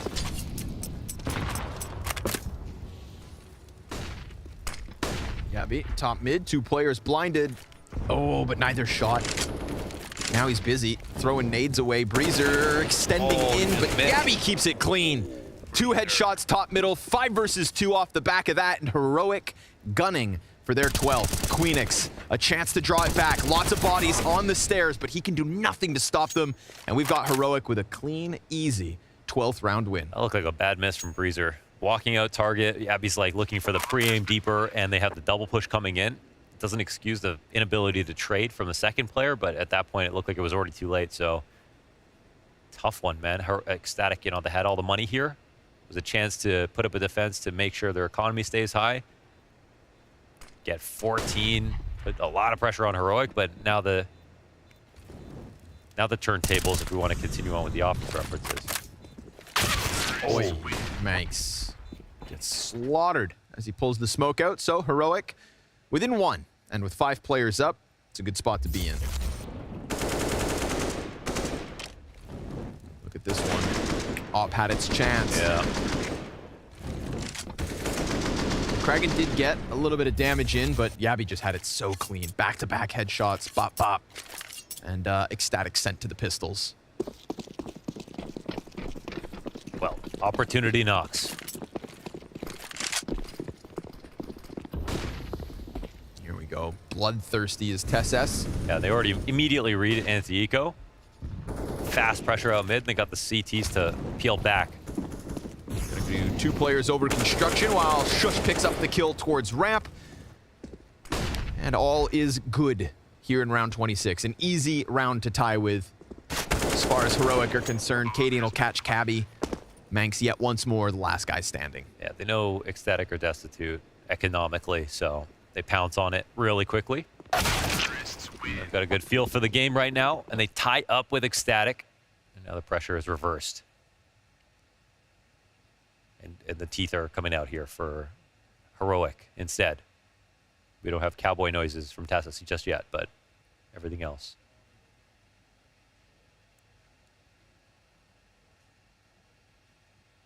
You ever have a cowboy phase? Own a pair of chaps? No. Okay. But I'm from the city, like, it's not even a thing. Okay. There's no cowboy phases, I don't think. No, like, did you? Just double checking. Okay. You got a hat or anything? Or?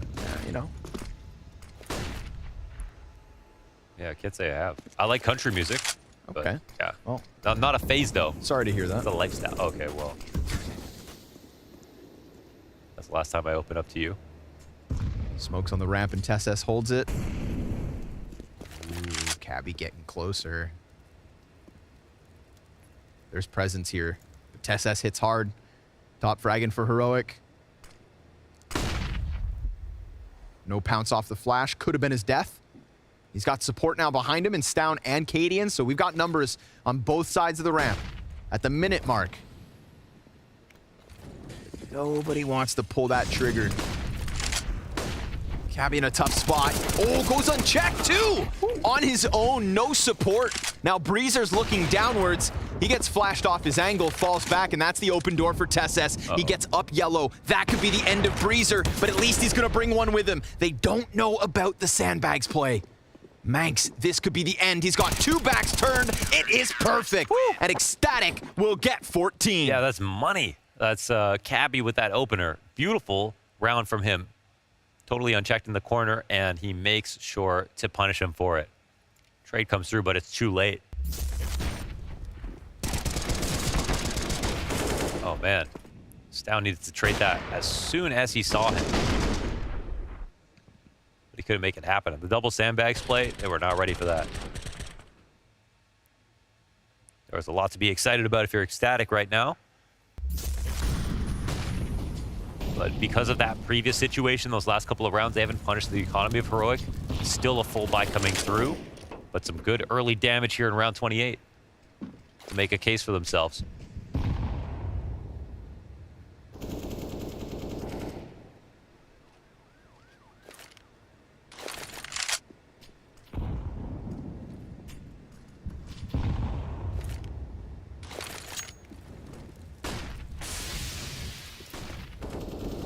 A-Site so much underplayed in comparison to what we just saw last round, but Heroic don't really test it. Shush! Oh, caught by Kraken. That must have been a gap on that.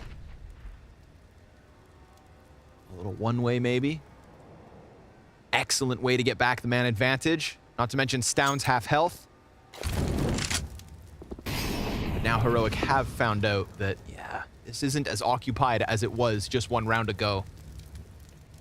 Even now, at this point, ECSTATIC, you know, they're not leaning over just yet. They've sent Kraken in through top middle. He could potentially flank back.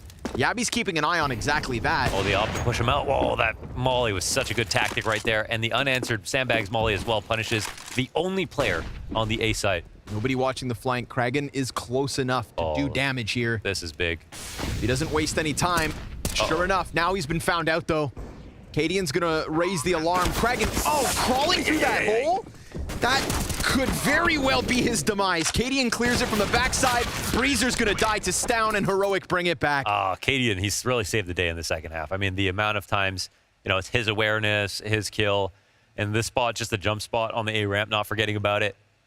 That Stown molly and just the Stown utility this round really helps him speed it up as well. Yep. Nice gap. Damn, that was bring back 14. ECSTATIC absolutely had odds in this round, almost all the way until the end. I'm shocked he tries to climb through that. A very interesting approach. Yes. It's like the nicest way to say it. Yes, polite. Heroic tested. That's for damn sure. ECSTATIC pushing this one to round 29, but they're gonna need to save for the 30th. TESS at the front of it. Nicely done for the first 2. Will they go unchecked behind sandbags yet again? Not gonna make a difference. Shush with the double kill. Queenix is known to TESS. Shush will die, but Cadian's got it with the tech, and Heroic, they've survived the test to at least take 15. This is so incredibly scrappy. Like, there are some good rounds here from Heroic, but I mean, the fact that ECSTATIC can keep up and they're putting up a good fight, it's a bit troublesome, I'd say, for Heroic. You know, we look at a game that's 7-1 odds, and right now we're in round 30. So I'll just put it that way. No offense to ECSTATIC whatsoever. They have done some great things, and I think they've leveraged the fact that Manx has had a fantastic day so far. 26 and 10 and 22, and some players around him have come out of their shells a little bit later. Good round of the critical moments from Cabby as well. Kraken on top of that. And hey, we end on round 30, maybe, but there is a full buy here from ECSTATIC. I mean, with the op on Breezer as well. Chance for redemption from him. Quick little back-to-back pause here from ECSTATIC. Burnham now in regulation. Can't afford to lose this 30th round. Yeah, I want to think. And based on what they've done, There's no overt aggression. It's hard to say exactly what they'll try that'll look too different from what they have in the past. Looks like they're keeping a good mood about it, though. That's good.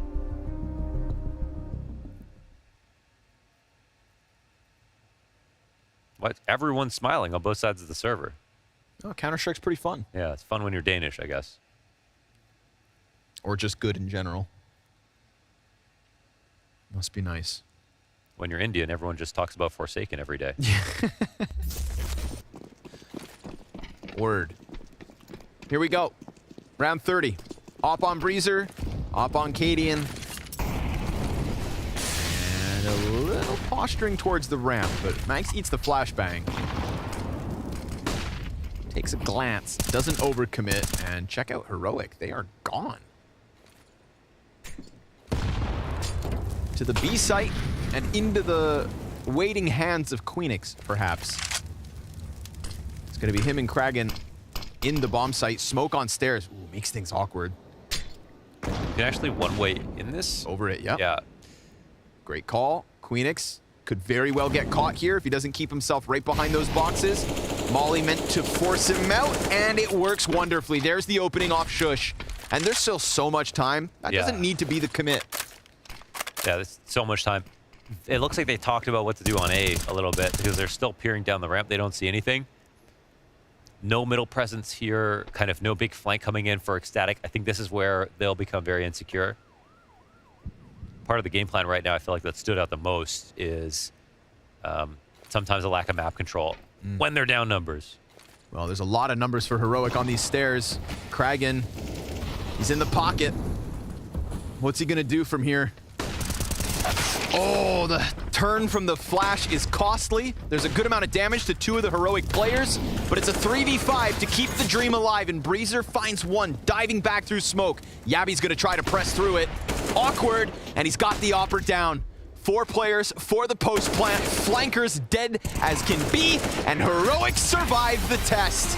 It's excellent from ECSTATIC, considering that they are punching upwards when it comes to the Dane versus Dane duel.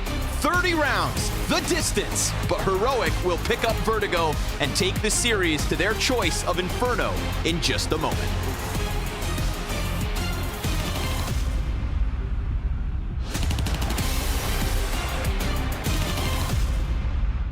It's like a trick question. Not the best room to sleep in, I would say. Look at this picture, like no one is gonna guess that. So you got 10 screenshots on old versions of current maps or maps that have been left the active duty map pool from past iterations. Okay. Okay, so what do we have here? What the is this? Ooh, that's dark. I can't see from the light actually. The room looks pretty scattered, like not the best room to sleep in, I would say, but... My first guess would be Inferno, somehow, I would say. Inferno, maybe the old Inferno. Yeah, that's Inferno. I'm not 100% sure on this one, but it looks like Inferno apartments. This is Inferno in apps.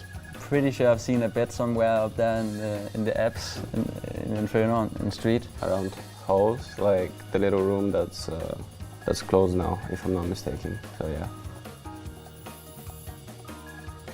Inferno apartment, ah, perfect. It's in this room, yeah, I remember now. Oh, I remember Inferno, this was a weird version of it, but it was fun. Yeah, that's pretty, that was also the old Infernos. Oh, yeah, I'm right, I know that. 1 point for Gryffindor. Next. Pizza. This could be... That's a hard one. This could be... I'm not sure, I think it's, I don't know, the writing's there. I'm not sure about the top part of it. This could be Dust 2.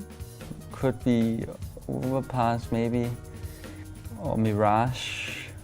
Maybe I'll go with Dust 2. But I have no idea on where on Dust 2. Maybe Dust Too Long, I'm gonna guess. Dust 2 in mid?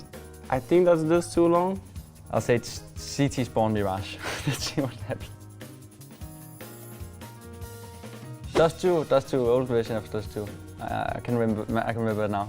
Oh, that's surely a point, right? Like mid, that's really close to A side, so I'll take it as a point. There's a pizza sign there? I had no idea, but close enough. ooh, this to A side, I mean, I'll get a point for that, 100%. Like, long is right next to A side, right? So that's a point for sure. This is, honestly, I saw the picture and I was so close to saying overpass instantly, but I'm pretty sure, oh shit, I don't know actually.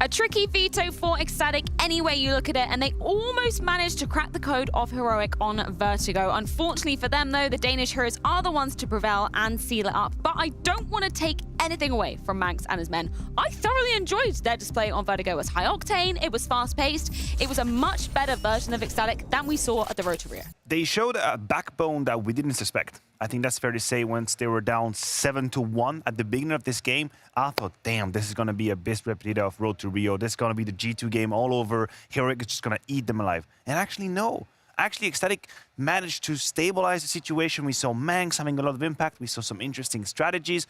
They recovered in that game. In fact, they even took control of that game until Heroic turned things around. It was like, it was almost a blessing in the sky for them to go down 7-1. At that point, you feel like you have nothing to lose, right? They could lose positive up kind of guy, aren't you? Now it's trying sometimes, you know, trying to find an explanation for as to why as well. But it felt like at down 7-1, I agree with you. You know, you could instantly go back into the flashback thoughts during the RMR. We're not good enough. We can't compete against Heroic. You even heard the players in the interview saying that we're not supposed to win this game. But it was like it freaked them up, right? They started to play their own brand of Counter-Strike. It felt like I guess the ECSTATIC that I've seen playing in the Power League as well, and some of those moves they made, you know, from those players. So I think it was a very healthy experience for them. Unfortunately, not quite enough to get the win, and that's what's going to haunt them right here, because it's not fun getting close if you're not winning. Yeah, I do want to go back to that interview with James Banks, and I believe it was Manx that he had on the microphone as well, saying, you know, he expected Heroic to be in control throughout this entire series. He was saying, you know what, they play such an aggressive style. I expect them to be the ones dictating the pace. There were moments in it that ECSTATIC were the ones dictating things. Yeah, principally because Heroic is a horrifying team to be down 1-7 against. They're the kind of team that's going to push the envelope, push the advantage.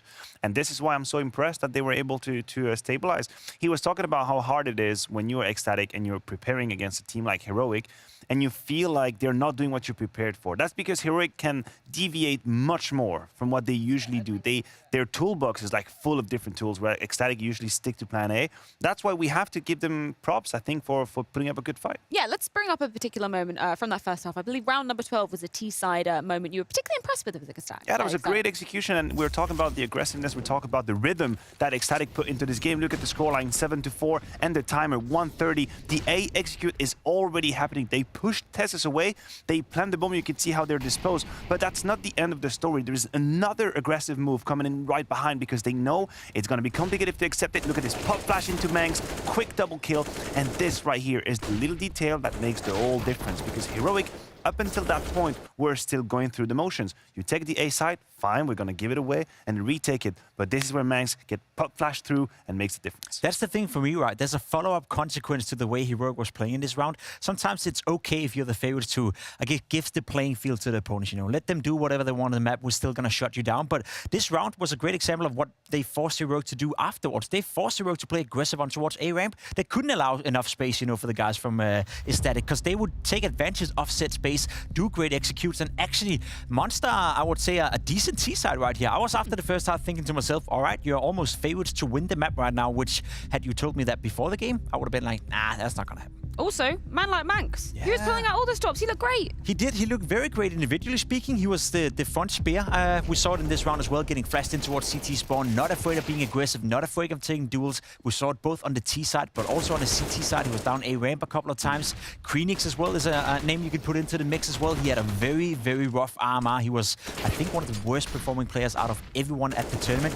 He also found a lot of impact. So they pair those two, you know, Manx and Kreenix, not necessarily the two players players I would have highlighted coming into this one, I would more look towards Cappy, who's the highest rated player the past 3 months. But those two, they stepped up and they did a great job in order to make this a very close game. And we talk about the aggression that ECSTATIC put on the table right here and how it helped them get to that point where they were 13-10 ahead.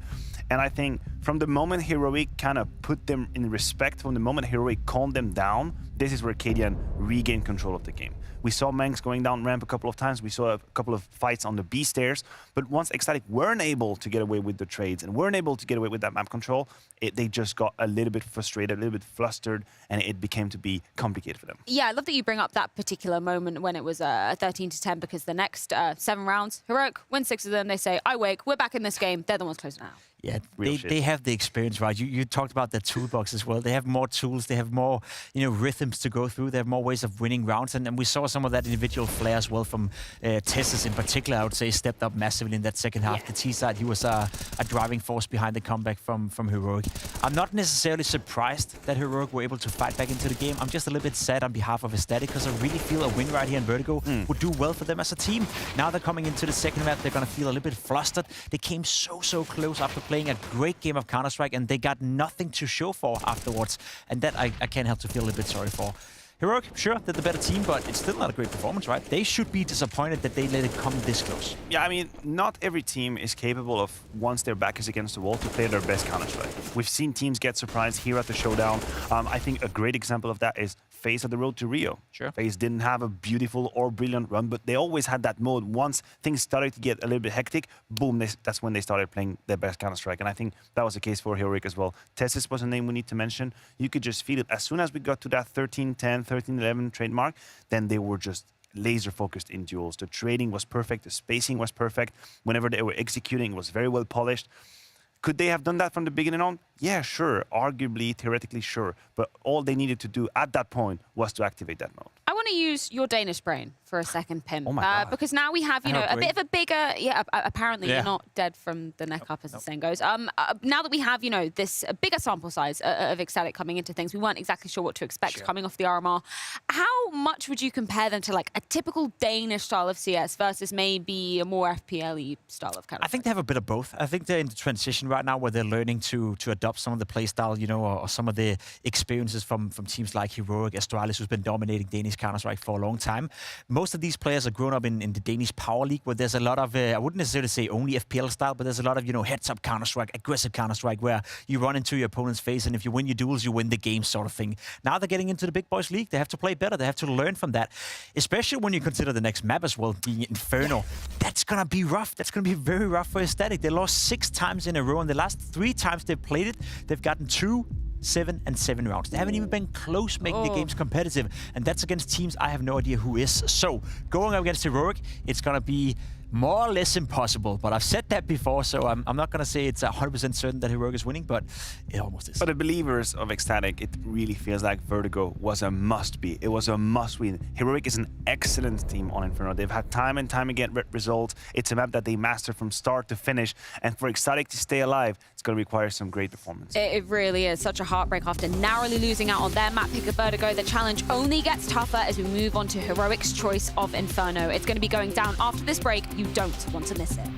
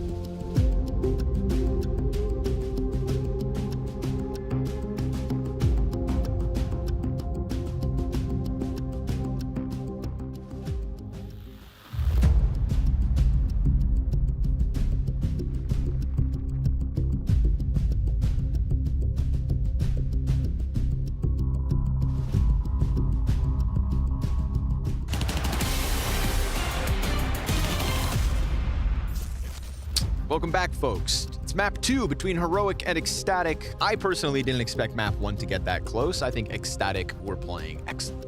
And, you know, they went in, fought fire with fire. They pushed Heroic to the limits. Heroic squeezed it out with that 1 map difference. Obviously, the Betway odds now a little closer. But, man, it was close. It was closer than I would have. Closer? No, they're not close. No, they're not closer. I was hoping you wouldn't notice. I could have just lied through my teeth. Okay.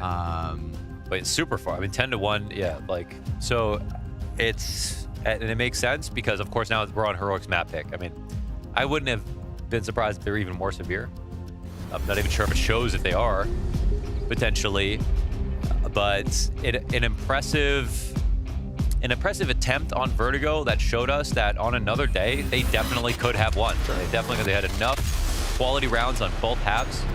And I think there was definitely a chance there for ECSTATIC, but now that that ship has sailed, it's clear this is Heroic's game to lose. They have a great couple of maps left over. It's going to be as hard as possible for ECSTATIC. You know, I'm not really expecting a 14-16. If we see that, if we see ECSTATIC take this map, they should be yelling at themselves for losing Vertigo. Yelling at themselves. Beating themselves up, perhaps. Yeah. Yabby, he's got one. Queenix gonna slide out top mid. Tap down Cadian, who was looking to get a little ambitious on the arch side. We got Yabby creeping around through apartments. His boiler peak could come through, but that bomb's gone. Heading towards Banana. Manx in the corner. He's given a chance there to clean duel. Flashes keep things back for the moment, and he's able to peel away as Yabby goes down. So nice 4 versus 2 situation for ECSTATIC. Feels like Heroic are just going to go into this B site, try to chew through what's here right now. Yeah, there is no CT rotation, so not smoking it won't be a problem for Heroic. Banana flank is kind of fast. And nobody in sight actually facing, so Kraken just waiting and waiting. And sure enough, Heroic are getting closer, but so is that Banana flank. TESS tries to skin one through the legs, and he loses his teammate. Now he's a dead man. That double Banana peek, that's the end of him. ECSTATIC pick up CT pistol. Yeah, not bad. Wait, did they win both pistols? No, they didn't win both pistols. They didn't win the first pistol. Because the cowboy guns. The cowboy gun, yeah! What other noises do cowboys make? Get up! And I think that's about it. Yeah, we'll get her done. And the old, damn you, O'Driscolls. Is that Red Dead? That's the Red Dead. Okay. The old Driscoll boys. That's your cowboy phase right there. Yeah. I mean, I can ride a horse, so... So can I. Well, I can... And not fall off. Okay. I've done a multi-day camping trip riding horses. Oh, okay, so, guy. Yeah. Manx. There we go. Clears the corner. Stown thought maybe he'd get away with that one. Thought his teammates were coming soon enough, but they were dodging nades, and he just gets peeked. He's dead. But they've poked the bear. Heroic going to try to attack this one around from Banana. They're caught in the open. They're jumping around. It's a haphazard situation that Cadian is going to look to make the most of. Bomb plant could be his. Nope. Unless he gets the kill first. His cake and eats it too? Gun can be grabbed. Fresh smoke. He's trying to win another this. one. Brother. And they're scared. 1v5. Tech 9 into MP9. Oh my God, just get the plants. Queenix with the Kobe. So there we go. ECSTATIC gonna make sure no extra money. Hey, you know, it was like, wow, he's actually gonna win it. But after the third kill, they're just looking for more utility. He's just foaming at the mouth. He's like, I can literally just kill a whole. I know, I'm just gonna kill them all. I don't even know if he wanted to win the round. I don't know. Wanted them dead. Yeah. He's got rabies, man. He's frothing. Exactly. Yeah. I've heard Cadian make those noises. Yeah. And in this case, it's not going to net them an upset. But hey, it looked fun. And the Tech 9 kills do come through. Round 3. Pistols yet again for Heroic. Into the apartments this time around.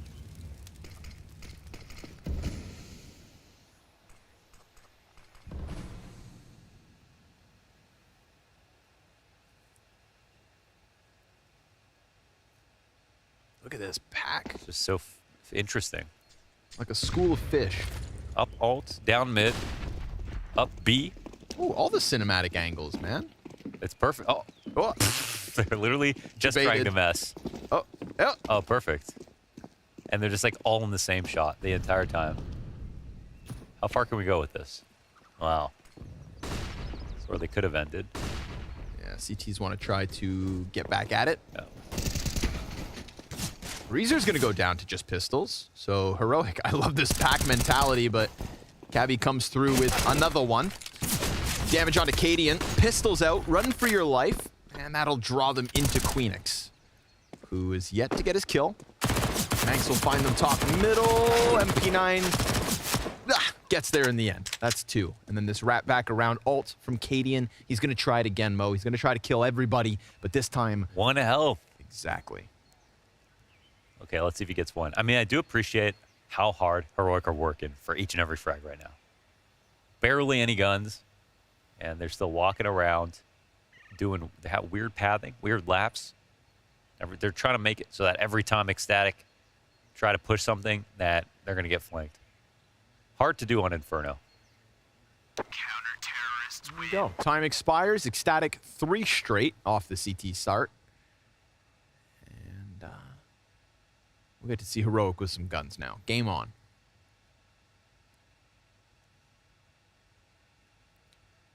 Danish people never hang things up. Maybe they don't like nails. Except for when it's wooden buckets full of candy. But they could use adhesive. Yeah, it's that odd holiday. It's the holiday today? No, I'm just saying that's the only time they hang things up. There is a holiday today. Is there? Yeah, congratulations, or I'm sorry that happened, because Merry I don't know Christmas. exactly what it is. Nice push from Cabby. Love that. I feel like it was some confident moves from ECSTATIC across Vertigo that did get some rounds going, and we get one right away here with Cabby versus Weapons. He doesn't give a damn. Goes right to work. Finds Yabby. Cabby kills Yabby. Yabby Cabby do. I was saving that. Sorry. Well, I mean, I wouldn't have said anything. You know. Like, when were you going to say it at that point? I don't know. Yeah. Waiting for the big one. Map 3, round 30, you know.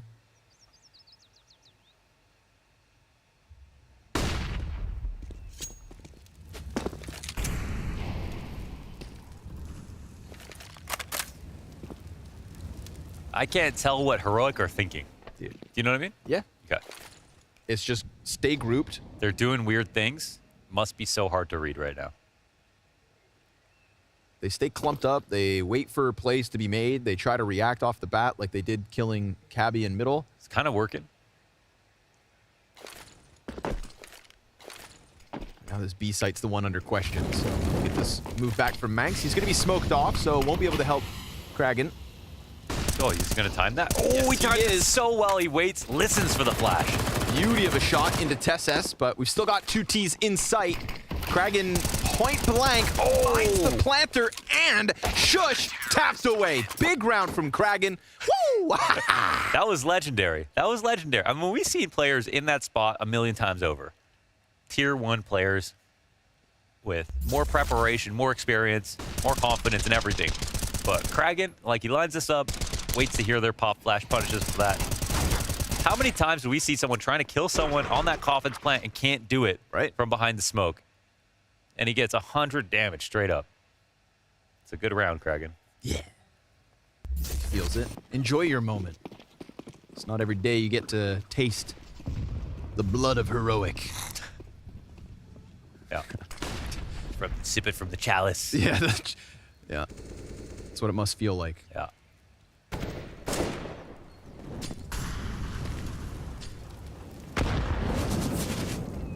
One AK in the hands of CESGO.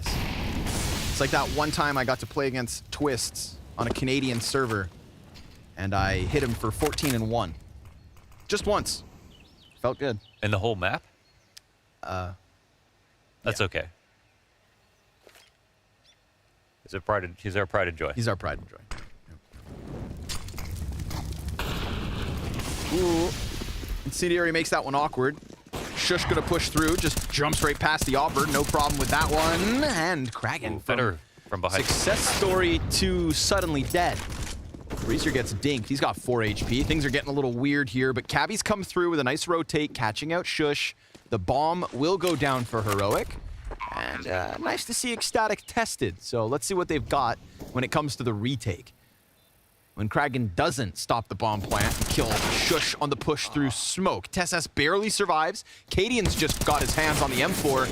Cabby's getting shot at. Things are getting weird. It's not comfortable, but Queenix starts to pull off the pressure. Stown comes back through with the Tech 9 kill. There's a rat back towards construction door. Time is running out, but there is a smoke, and maybe that'll help. It's gonna have to be Cabby on the defuse. He's the one with the kit. He's sitting on top of it. 2 seconds. They think he's all on the way. He's got it. What? And Cadian will find it with the Tech 9, but it's still ECSTATIC on fire.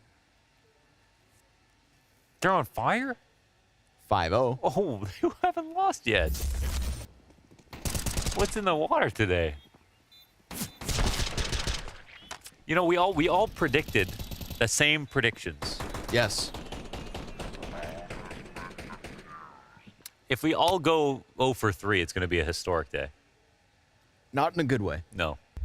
But sometimes historic days are not always good. Fair. Yeah. Very fair. I don't know how they pulled that off. They were in time trouble before the second 2 last kills came in. I thought for sure that bomb's going to go off. Kind of miraculous that stick comes through. Yeah. Oh, again, right? Aggression. Well Cabby, done, well done. Very comfortable with these kind of pokes and prods. Ouch. Into Heroic every time they're outside the A site. We've got to take this very seriously because all of a sudden, ECSTATIC, I mean, 6-0 start. We saw what happened on Vertigo when they were down 7-1 out of the gate. Well, what if that start doesn't happen for Heroic? Can ECSTATIC really give us close back-to-back maps? Or, imagine this. The Shush op? Win one.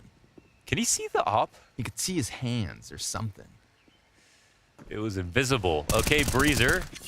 He smells fear. They're running away from him into Kragan. Kragan, another chance. Smoked and blind. Oh, you know he's so good from these points. He's lost his senses, but still feels out a little bit of damage. Peek back from Shush, the Opper, and that's going to be enough to give Heroic their first round win. So I didn't know Heroic had 3 Oppers. there we go. We never talk about the Shush op, but we should. Every once in a while. Queenix, though, no freebies here, my friend. Shush is swapped back to the M4 and finds Heroic on the scoreboard. 1 of 6. Some good damage done in these previous rounds as well. Like, I mean, it came down to 1 player at the end of the last defuse. And so it's been expensive for ECSTATIC. Yeah, they've won 5 straight, but I'm not exactly sure how comfortable they are right now. Maybe we get 1 more buy out of them before they're in jeopardy. Maybe. How would you do if you were a Jeopardy guest? Oh, not very. I don't even understand the rules. Why do they ask questions? Aren't they supposed to give answers? What is this? I don't know. Who are you? That's so funny. They answer in the form of a question because they pose the answer in the kind of just, they just reverse it basically. Yeah, it makes a lot of sense. Yeah. It's weird. It is weird. Yeah, intuitive. Yeah, that isn't very intuitive. If I could be on But you know what? I mean, do you like Alex Trebek? The host. Yeah. Icon. Yep. Legend. I can respect him for his role. You know, Yeah. it's like when I watch sports commentators. I'm like, this guy's good at his job. I can tell. Yeah.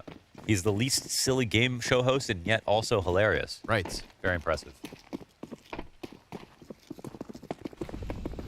Get back to that. I have thoughts. And feelings. Jump from the MP9 towards Banana, but it's Queenix in the apartments with the opener. Poor Kragan. Didn't do anything wrong. Got shot by Cadian through the wall. I mean, arguably jumped around the wall, so was spotted. Got called out, shot, fragged, dead.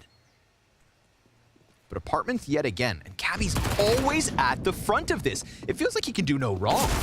Whether it's kills through mid or pokes through apartments, Queenix finds the back turn, a desperate Cadian sprints towards site. ECSTATIC, we're not supposed to win this. Seriously, with almost nothing.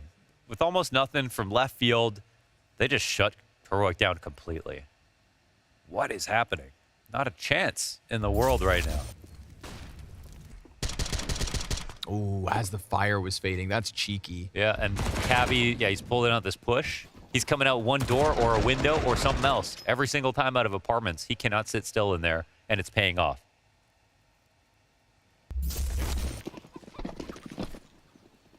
Well then.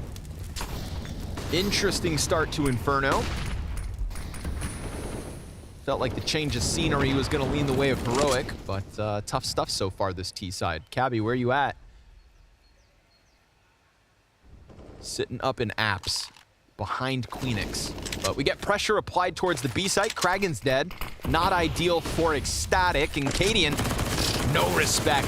Charges through the smoke. Manx comes through. Pistols out. That could have been a double. But instead, Stown recovers the situation. And all that's left is that two-man apps play. So all is good for Heroic this time. And Yavi catches Cabby from beneath. Queenix with the trade. Yeah. Will he be able to hold on? Does Heroic get a second? All right. I mean, this is very simple CS. I mean, they just said, hey, let's go B. I feel like we've seen a lot in terms of rounds where it looks a little strange from Heroic. It feels like Cadian's the one who's like the sharpest right now. The calls are there. The follow through is there. I don't think he top fragged though on Vertigo. Can't remember who it was. I'm gonna go ahead and check that. It was Tessus actually. Tessus. Tessus, yeah. The cowboy himself. But I mean, this round's half a default. I mean, last round they decided to run up lane. This round they decided to run into B. I really always wanted to be on The Price is Right. I think that's a game show I would excel at. Okay. Yeah, that was where my heart always was. Interesting. And if anybody at home wants to laugh during the next tack pause, I suggest go watch the compilation of Snoop Dogg on Wheel of Fortune. Okay. That's hilarious. I missed that. I haven't seen that. Get on it. Okay. Get on that. It goes about as well as you'd imagine. Yeah, I'm sure I can see that being hilarious for sure. Off the tack, back to the action. Let's get Soldier Boy on Jeopardy. Give me a U. Yeah. It's down on his own. We got a lot of bodies here for ECSTATIC. Flash is being set up here by Kragan. Ooh, but well-timed fire. It's going to cost Manx half his health.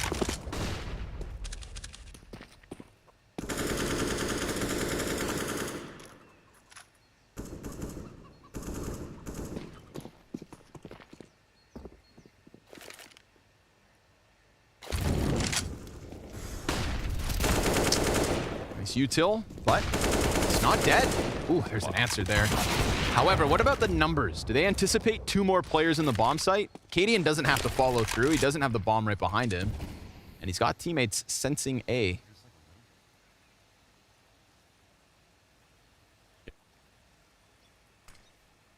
SS up on Arch. That one hurts easy.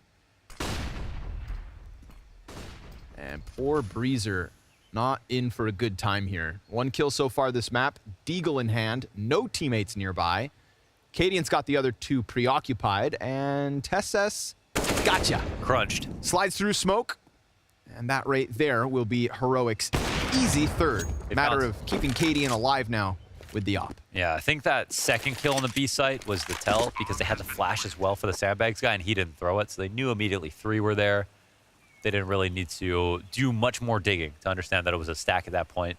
Then they just work on this arch wrap and it's beautiful. So they're just reacting off of what ECSTATIC are bringing to them.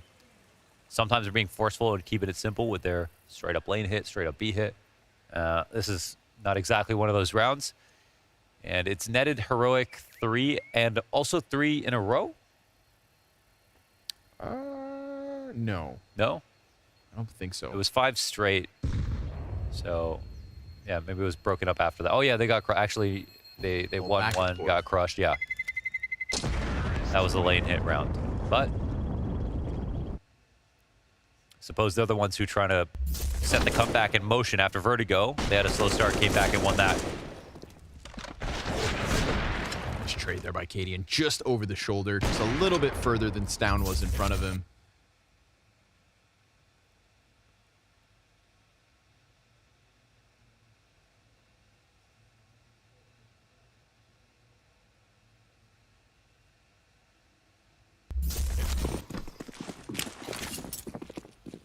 We see the economic problems for ECSTATIC. Solo MP9. Gonna put it here on the A site. All the pistol players towards B. Finally, a round where Heroic aren't gonna get poked at in the opening few seconds. So their round to play, their decision to make. And right now, they want banana control first and foremost.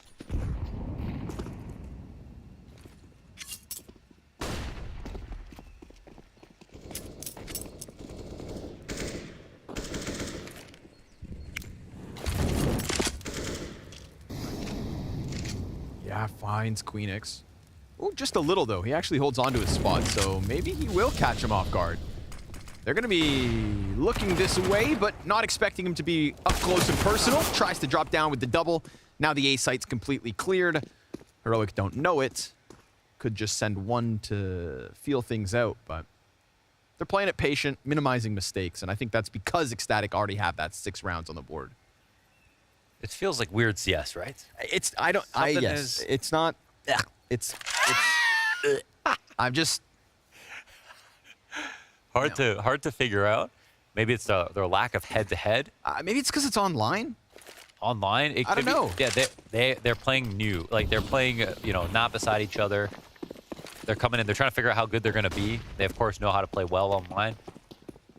So maybe they're just trying to be as careful as possible now. They've tried to be their aggressive selves. Wasn't working out too hot. Right. Probably wondering why they're losing some of these rounds.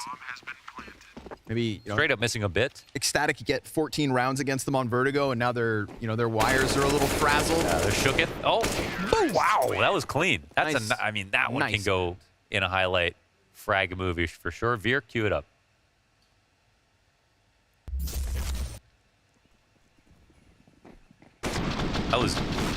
This is aesthetic. This is pretty damn aesthetic, actually, especially with the one tap at the end. You like to see that.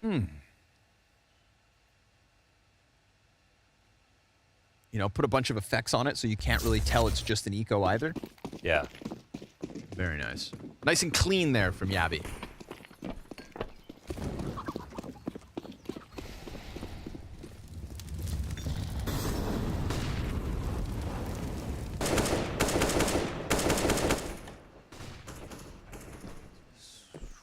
So, with one here on the end of the halls.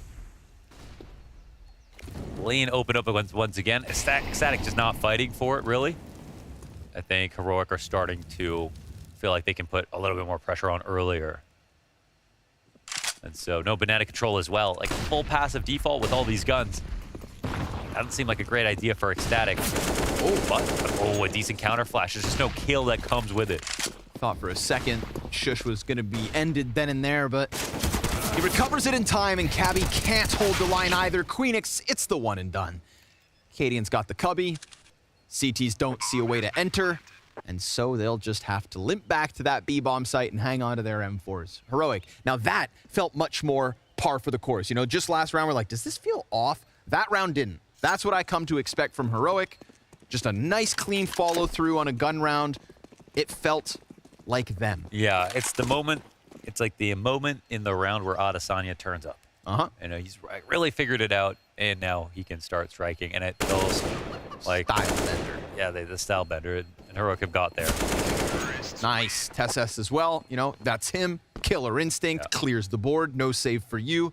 But this is also a round where ECSTATIC, they're not doing anything here, right? They have no bracket control. This is their closest player to defending the site in Breezer. He dies in a spot where now the round's over. No rotations anywhere in sight because they don't have any banana control. They haven't searched for anything. And that could be why there's part of confusion for Heroic, where they're like, whoa, we don't know when we're going to see fights because it's either all-out aggression or nothing at all. But I think when they looked good, it was when Cabby was jumping out of windows. Oh, look at this, a rush. Down middle and into the meat grinder. Tech9's out, pippity pop. TESS gets one. And Shush should find Breezer up close. Nice and easy here for Heroic. He's a dead man. And they're just making sure. Yeah. Rule 42, double tap. Rule 42, is that a real rule? I'm referencing Zombieland. Oh, okay, yeah. I was wondering. Yep. Okay, great movie. Rule 68, always tie your shoes. Are those right? I don't know if the numbers are. Okay. I was like, damn, I watched that movie, was 10, 12? It's a while ago. You should see the second one, not half bad. Yeah, okay. Check it out. We'll see after this movie ends. Action-packed moment there for Cabby. Thought he'd get away with it again. But again, that's where things were going well. Yeah. We're past tense. Kind of didn't expect the fast routing, and another shot here actually goes bad, and Cadian's got the cover. It's down. Now that we're back in the present, he's given ecstatic a couple gifts over towards Banana. The homing missile will not find its mark. It's a chance for Manx to run for the hills, but A site belongs to Heroic. And at this point, so does the T side. Look at the health here, folks. Cadian, Yabby, Stown, nearly dead. Possible round to win here. Possible. And it's not every day you get it. Oh, but now I looked at Manx's bar and I realize, same boat. He's mangled. They're all sinking, while Shush sails off into the sunset with ease. Shush has sails, the rest have paddles, and Manx just got spanked. Yeah. Yeah. That's great timing here for Yabby. They are looking for the push, and they see there's some pressure down middle. They throw these, I think they mollied bottom mid on top of the B push as well.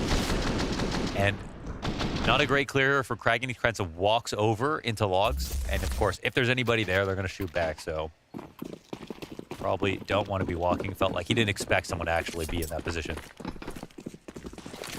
And all these later rounds have been won by Heroic. And just like in the last map, people are smiling at the end of the half. We don't know why. Maybe they've lost their minds.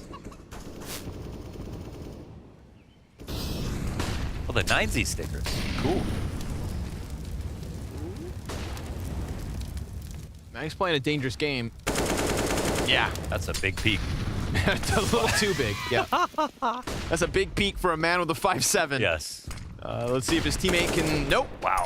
Nope, not at all. Stown gonna keep this one sharp, clean, and quick as he splits his way through the B bomb site and leaves ecstatic to save on A. So, Heroic. Nice little bounce back. So who's AK? So this is Yabby's AK. Is it? We I don't know. It could be Alone, I guess.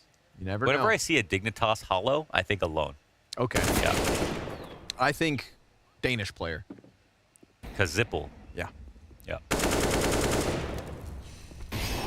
Man in Graveyard hanging on. Will he be found? Yes, but at least he takes Stown to the grave with him. So Shush will put the last nail in the coffin as Heroic will get themselves to round 15 with 8 on the board already. Looking for 9. Excellent recovery. Yes, it was. Again, I think what happened here is that ecstatic once more comes out of the gate swinging. Yeah. Just like on Vertigo, you know, they come at it and try to recover with some aggression. That aggression does force Heroic to change up their identity. We saw those weird slow rounds a couple of times. But now Heroic are back in their groove. Yeah, they're grooving. A P90. Oh, 2 P90s. Oh, 3 P90s. Oh, 3 P90s. You disgust me and I love it. Shush at the forefront, through the fire, through the frags, and into Manx. He'll find that first one. CESGO. Y'all are rats. See if it ends up costing them. CESGO not gonna let off the gas pedal, continuing to tear them up limb from limb. He beats them with it. And Cadian's gonna plant that bomb as Stown's flank comes through. It's goofs, it's gaffs, it's laughs, but it's also a little tear. Ecstatic, they've lost that lead, trailing by 3 as they switch to the T side in a moment.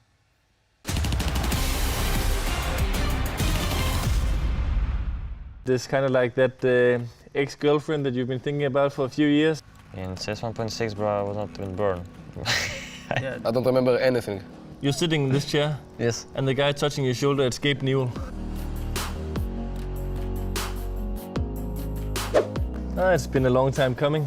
Maybe it is kind of like that ex-girlfriend that you've been thinking about for a few years and you started to let her go, but she's back in your life.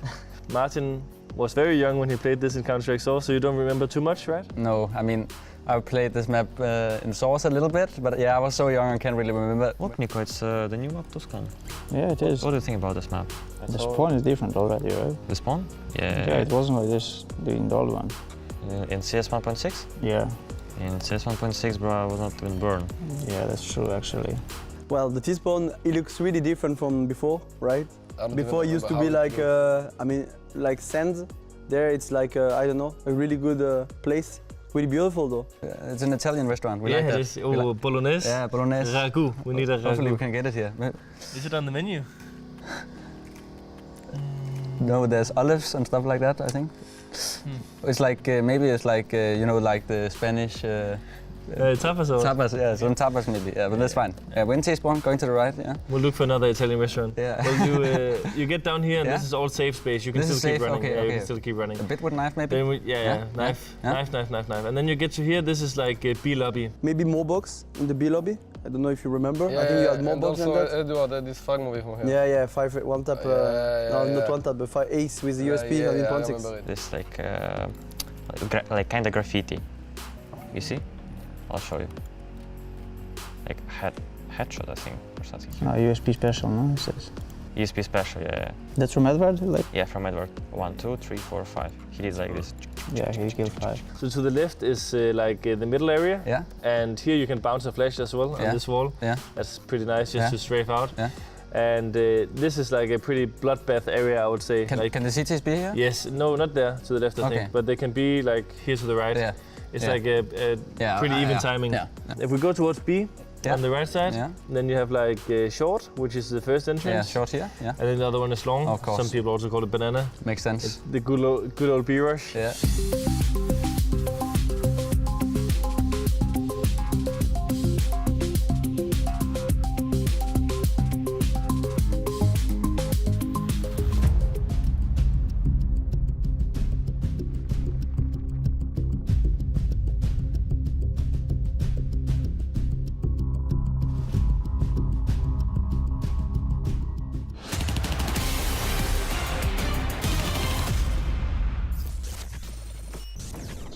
Jeg tror, de sætter op til B. Det er ikke noget. Ikke noget midt. Ikke noget midt. Kan I ikke push bagom? Kan I ikke push bagom?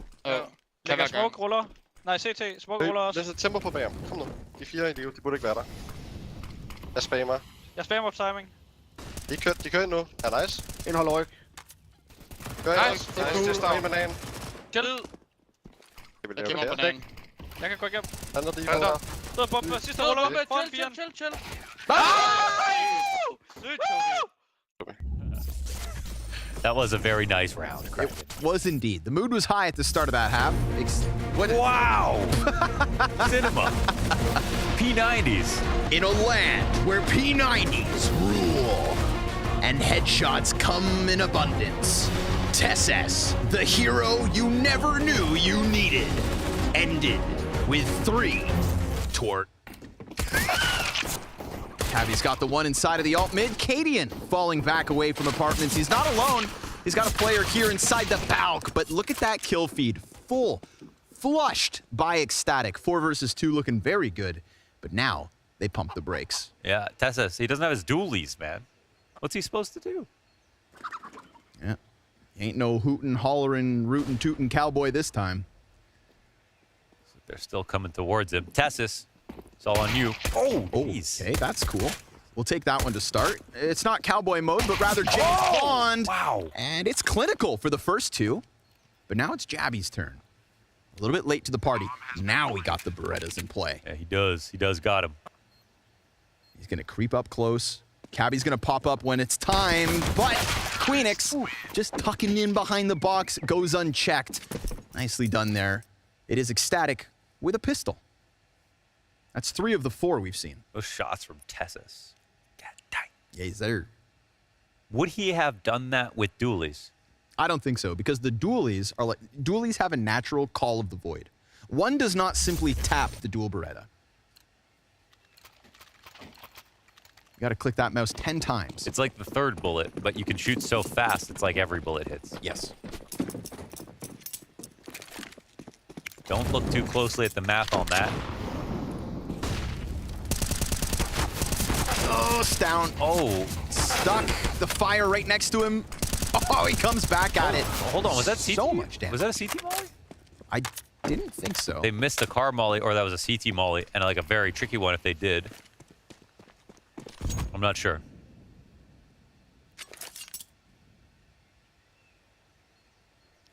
Because they weren't watching it, so I wonder if they missed their own, or yeah. Well, it's created for an interesting situation. Low health for 2 of the T's. Honestly, Cadian could be the man of the hour right now. By hour, I mean minute, because that's all that's left here in round 17. Man of the minute? That'd be a nice Counter-Strike term, I think. Man of the minute. Oh! Queenix recovers as shush. Well, they saw the arch smoke, but they didn't see anybody else in alt or mid from that point of view. So Cadian's going to try to scurry over, maybe run over some utility in the process. I'm not sure what he got. Nope, but he does have a good gun. Now the bomb starts to go back. I like this play from ECSTATIC. Of course, they know they've revealed some information. But they've left TESS on the halls. So does Cadian swing here? This is coming through. He'll take down Yabi, but now TESS, his chance to shine, and the Deagle just doesn't quite connect. So Cadian transitions into the save, and we've got ECSTATIC with the conversion. It's a well-orchestrated fake, and they did get TESS to fall off the balcony. He was about to make the last and final rotation over towards the B site. So they got him out of a good spot. His multi-frag position was up there on the balcony, and they found out about the one straggler over and B a little too late. That was a war of information. Very 2022. Yes.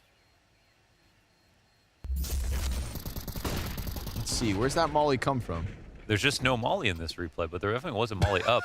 There was a molly up at that moment in time, right? Yeah. I thought so. It just doesn't exist. There's still a few weird, like, observer bugs like that. It happened earlier, too, where Valve. like we saw the hands of the player. I think it was Shush. Yeah, we didn't see his op. We didn't have the op. We could see his hands. We couldn't see his op. Sometimes you don't see the crosshair. And bombs explode, but there's no explosion. No explosion. I don't know. I ain't about that. Valve. Come on, Valve. You're ruining my immersion. I'm here for the violence. Yeah. I'm here for the tactics.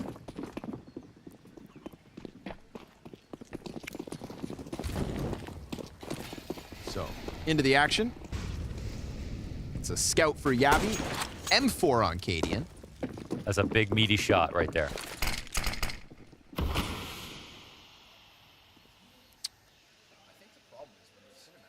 Oh.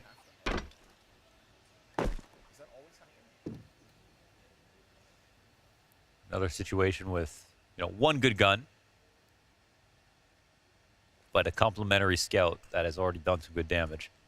ECSTATIC nearing a halls pop, but they've attracted the attention. All these cops, they're all coming in now. Oh, okay. USP ding's not bad. Mac-10 trying to get through. And it gets stuffed by TESS. Not necessarily where you want the scout, but maybe... Oh! I eat my words. And a second chance for Yabi. He loses TESS. Finally, it's only 1 HP on Queenix. Oh, and Katie's making such a smart move going around to Arch. He's going to get here so fast as well. I love this rotation. Oh, catching him in the open. Well done by everyone. Fantastic. TESS, the 2 kills on the 5-7. Yabi with the cerebral scout no-scope. Oh, that's sick. Oh, shot. Wow. Kragan stood no chance there, man. Poor soul. TESS is aiming today. I mean, he was the best on Vertigo, stats-wise, and some great shots out of him here on Inferno as well. TESS came from online. Molded by it. Yeah, molded by it. He's still he has put together, if we call it, LAN and online, the best spray transfer in Counter-Strike history. It was online, but it was unbelievable.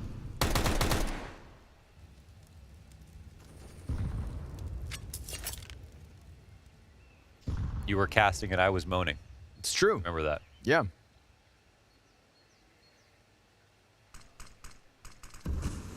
I didn't realize in that moment that I would never see anything more beautiful. Right? Yabi, nice position in the corner, sets up Cadian, in fact, to come in with 3 kills. Easy does it, top of mid. He's gonna run at him, and by the time he gets there, they're already dead. Heroic, 3-round lead, 4 alive off the back of that one, so. They're getting shot in the front, and then the side, and the back, sometimes all at the same time. They're about to hit the cruising altitude here on Inferno. Sensory overload.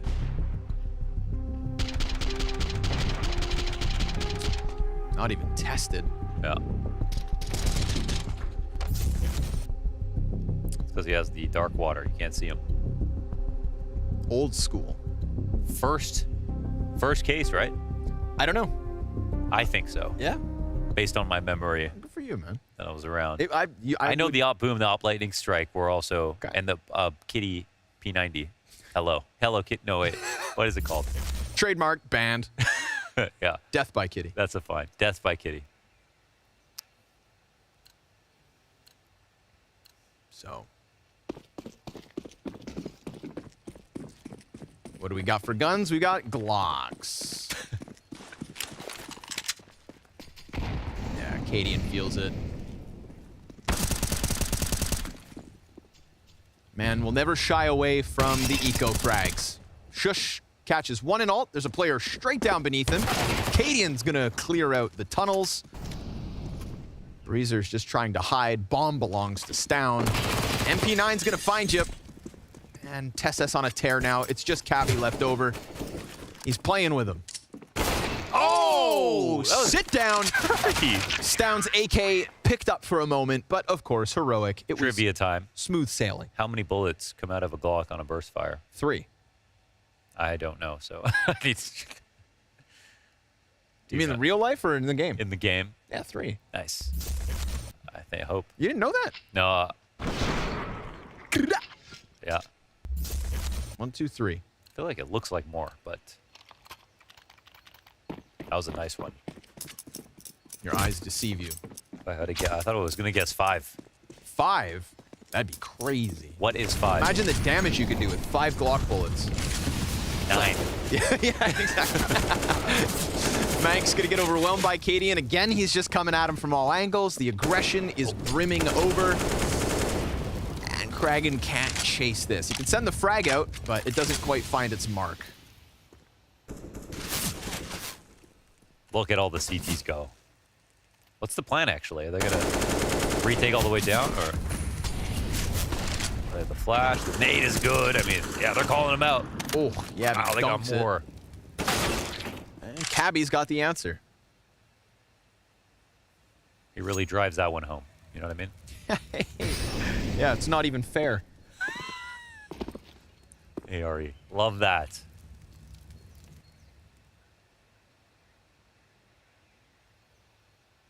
Adam turning yellow.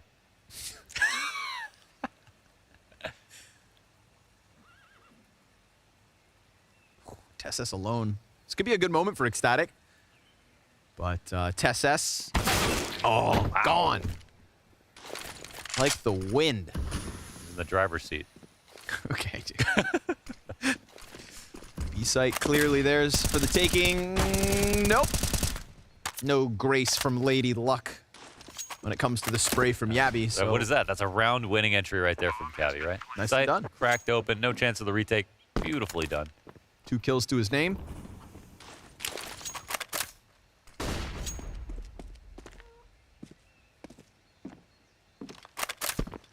KZ. So that's 1. 1 more to the board for ECSTATIC, but trailing by 3.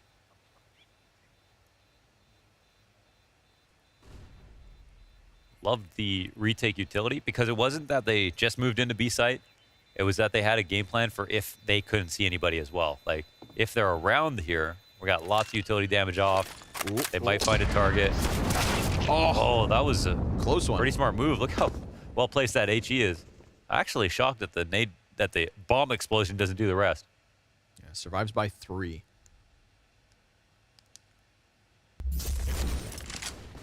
Check this out. I didn't see a thing there.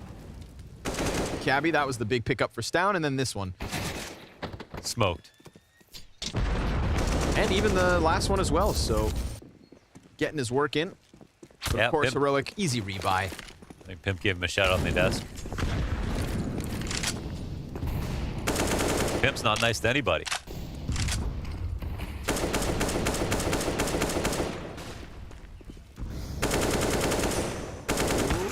Yabby gets across. Could have been a dangerous game, but survives it. tons of pressure with the utility here, so ECSTATIC got to sit and wait for the time being. Down, not that far off the mark.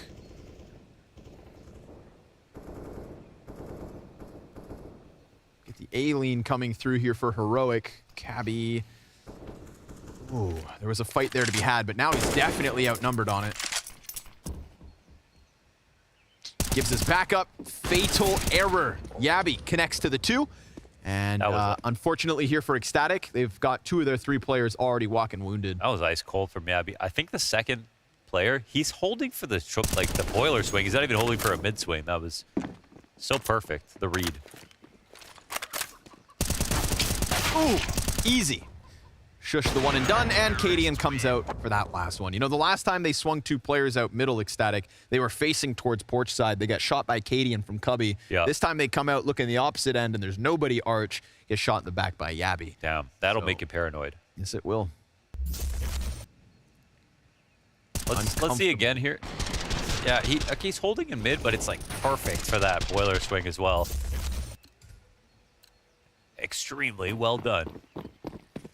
So CT side starting to take off, and this is the tough one for ECSTATIC. You lose this round, the economy is gone, the gun's non-existent,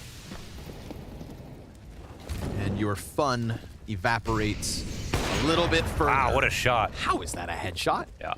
Cadian curves the bullet into Kragan. And he's not going to shy away from this whatsoever. Could put Cabby into a chance to peek in, but Queenix hit it from further back. So he knows when's ult. Bottom, mid, and boiler all now. Ooh, Jesus, they're doing such a good job of camping out middle. This is the second time majority deaths are inside of mid, coming into boiler. Whoa. Done. 14 for Heroic off the bottom mid push, and I feel like Heroic, you know, back in that killer instinct type mode. Yeah. Look at this shot. Into the head. This is a wild one. Into the head. Wow, it's fast too. Into the head and not through the wall. Yeah. And the kill feed never really lies about wall bangs. No. You know, so. But yeah, no, it's a gift from online. Oh, right. Yeah.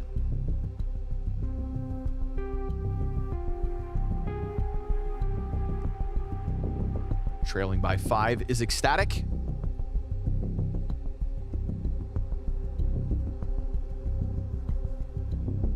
Additional timeout remaining for ECSTATIC, fighting for their lives. I do think I lost a little bit of confidence looking at their CT side towards the end of the half. Yeah, when Heroic start buying 3 P90s against you. That is a sign.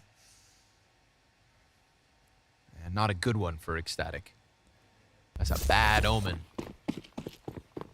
And unfortunately, this is all they can piece together here. So they keep a bit of cash in the back pocket. And they're going to attack Heroic in round 24 with armored pistols. 2 smokes and a flashbang as well. So clump up, hit B, try to keep it simple. Down awaits them. 3 kills in an instant. And CEST gets number 4. Cabby all that's left over. And Stown. Mwah! A beauty of an anti-half-buy. Yeah, an anti-half-buy, a new round. I like that. Yes, it was cherry after cherry with that spray in the tap.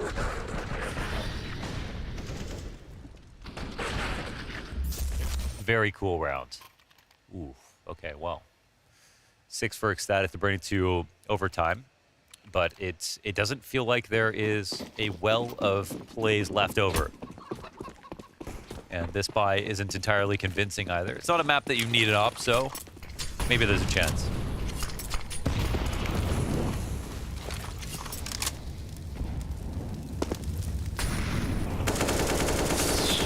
Oh, unlucky, unfortunate, and unsuccessful. So it seems. ECSTATIC 4 deaths away from being eliminated from the EU Showdown. They gave us something to talk about on Vertigo. And that's the kind of ECSTATIC that when I go back to the road to Rio, their chances at the major, I was expecting something like that. They keep it competitive and they keep this one alive. We're into the 3v3 as Breezer clears the flank, but they are still heading into the Hive. Jabby pops up, deals with Apps and Cabby, and now it is just the half health of Breezer left over. His teammates are inbound, but not needed. 3 kills for Jabby to end the game. The Danish Derby, the way of Heroic. And once we hit Inferno, once Heroic got that, groove going on their first half, it all felt over. P90s to end the first 15, and then a matter of time before they find the win here on map 2. GGs are called, as we can see they're written in chat. That was a weird game that ended strong for Heroic, so at least I think going into the next one, I don't think I've lost confidence in their ability to crush, but at the same time, we saw moments where it's like, yeah, they like playing online because they have in history, but now they're a LAN team now. You know, they had a really strong year on LAN this year, and so maybe they did lose their group a tiny bit, and maybe they have to did. get back into it. We'll see what the analysts think as Freya is standing by with the panel. What do you guys make of that one? Yeah, I think that was a good way to summarize it. Bit of a weird series, but Heroic do manage to cement that 1-2. Unfortunately for ECSTATIC, that does mean bidding farewell to them here at the Blast Premier Fall Showdown. But yeah, a good answer back, I guess, from Heroic after ECSTATIC actually initially had the lead on this map of Inferno, and then a bolstered defense kind of to match coming into the second half. Yeah, we saw the reaction that we were hoping to see from Heroic. I think this one had Vitality Tyloo vibes on Inferno in the sense that, sure, the challenger did push the favorites a little bit against the ropes, I should say, but it never really made a doubt that Heroic was the better team. You could see with what ease they fought back into the game. They reclaimed control, and as soon as they ran away with it on the CT side, it was very complicated to imagine ECSTATIC would actually push them out. Yeah, they win both pistol rounds, they convert both pistol rounds. You have that going for you. They get off to a strong start. So all the win conditions that we could possibly mention for ECSTATIC actually did transpire in the first half of the game. So despite them getting the pistol rounds, converting, getting off to a good start, not really able to make it competitive. Even the show, also speaks into what we're talking about, that once Heroic are running through the motions, once they are playing their own brand of Counter-Strike, it feels like it's just too strong. Too much quality on some of the individuals. Cadian having a field day as well with the AWP, with the calling. Everything seems to be working for Heroic. So I would agree with Matthew and the casters for that matter. It never felt that close here at Inferno. The first map was good. The second one was a little bit weird, and yeah, I guess it never really got interesting. When ECSTATIC is in a 6-1 position on the CT side of Inferno and yet end up 6-9, that is all the story you need to know. It's all you need to know to kind of assess the superiority that Heroic had on Inferno. And we prefaced that when we talked about that game. We said Vertigo is going to be high risk, high reward for ECSTATIC. If they can manage to get it, then we have a conversation. You go 0-1 and then you move on to Inferno. This is Heroic's turf. Yeah, I like that they kind of, proved why Inferno has always been, as you say, kind of home turf for the side of Heroic. And then, as you mentioned, obviously Cadian up there with a joint top fragging with a Stan as well. 2 men that we were really putting under the spotlight coming into this to show that they can continue to go from strength to strength. Yeah, it is a good game for Heroic. A win is a win, and they move on into the bracket. Of course, that's what we all expected. They get it done in a 2-0 fashion as well. I think that's important for Heroic, not spending too much energy. It's getting late in Europe right now as well. Now they get to go to bed and rest up for the next game. So lucky them. Yeah, lucky them, I guess. We still stick around and hang around for a little longer. But overall, not the prettiest game of Counter-Strike for Heroic, but it doesn't matter to them. A win is a win. They get it done in a 2-0 fashion, and we can even compliment ECSTATIC for playing some decent Counter-Strike as well. So I think everyone is winning in this case. Yeah, it was a better showing definitely than we saw from them back at the Rotoria RMR as well. I do want to put maybe a prettier moment for Heroic under the spotlight in an eco play match. Yeah, everyone is winning, but ECSTATIC, they definitely lost. And they lost in that round as well. That is going to be an eco play. That is going to be round 18. Just a couple of details. The devil is in the detail when it comes to Counter-Strike. You see this anti-force spike coming out of ECSTATIC. And please pay attention to the spacing. My poor man, Kragan, is completely alone. He's got teammates, but they're too far back, which means that the trades can come in from Heroic, and no one is in a position to really actually scale off of the map. They're all kind of constrained towards that short portion of the map, and then Cadian plays the 1v2 with the HP advantage. Again, it's a matter of detail. The first MAC-10 that rushes in has 2 or 3 meters on top of his teammate or ahead of his teammate, which means once he falls, there is no one in the position to immediately trade, and Heroic are able to just dance together. I just want to put context to that because I fully agree with you. I would be pissed if I was Kraken in that one, right? Guys, he created so much space. Yeah, he did everything correct. He got auto palace, he created space, he created chaos, and no one followed up. Fully agree with you, Matthew. It's not good enough for ECSTATIC. That could have been much better for them. Gentlemen, pop quiz time. Are there any guesses as to what my favourite moment from that map might have been? Any particular weapons you want to put into the mix that you think, that's a Freya weapon? P90, I guess. P90. Yeah. You know what? Production, they have done me a solid because we've got a TeamSpeak moment of that particular round. Sindssygt gutter, bliv ved. Lad os lige PL5's rush den B her. Altså, jeg savner den gamle heroic-stil. Kom. Jeg slukker. Flasher. Tør en julet. Flasher. Etter. Kan komme bag ham.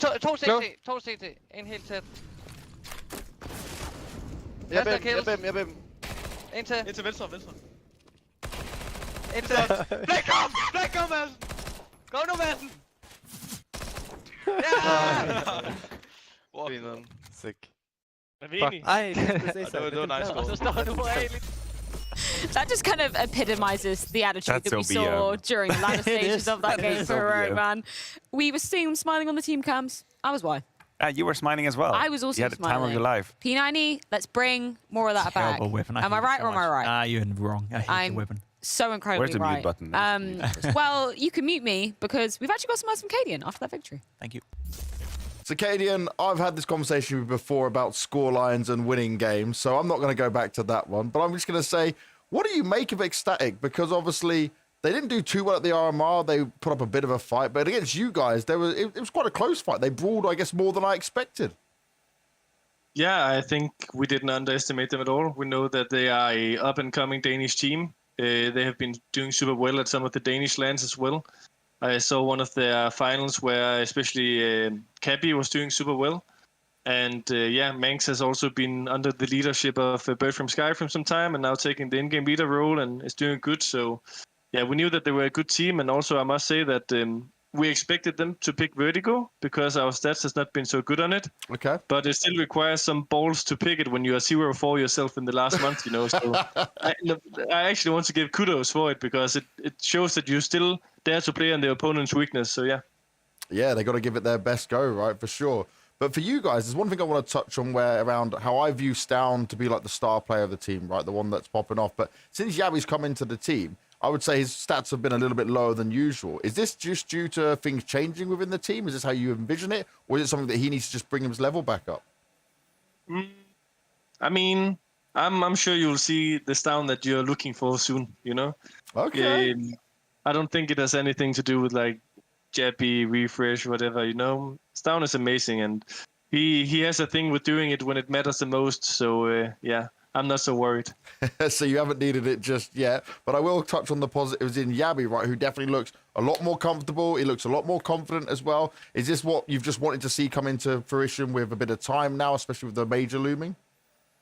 Yeah, I think he is improving a lot. I think he's been good from day one, to be honest, and it's just come down to also the four other of us not showing the level that we can, you know. A lot of people have been like looking a bit at him and being like if it's his mistake or not, but I've said it multiple of times. I think it's like the weight should be lifted from the four experienced guys, you know. I think Yabi has been amazing from day one.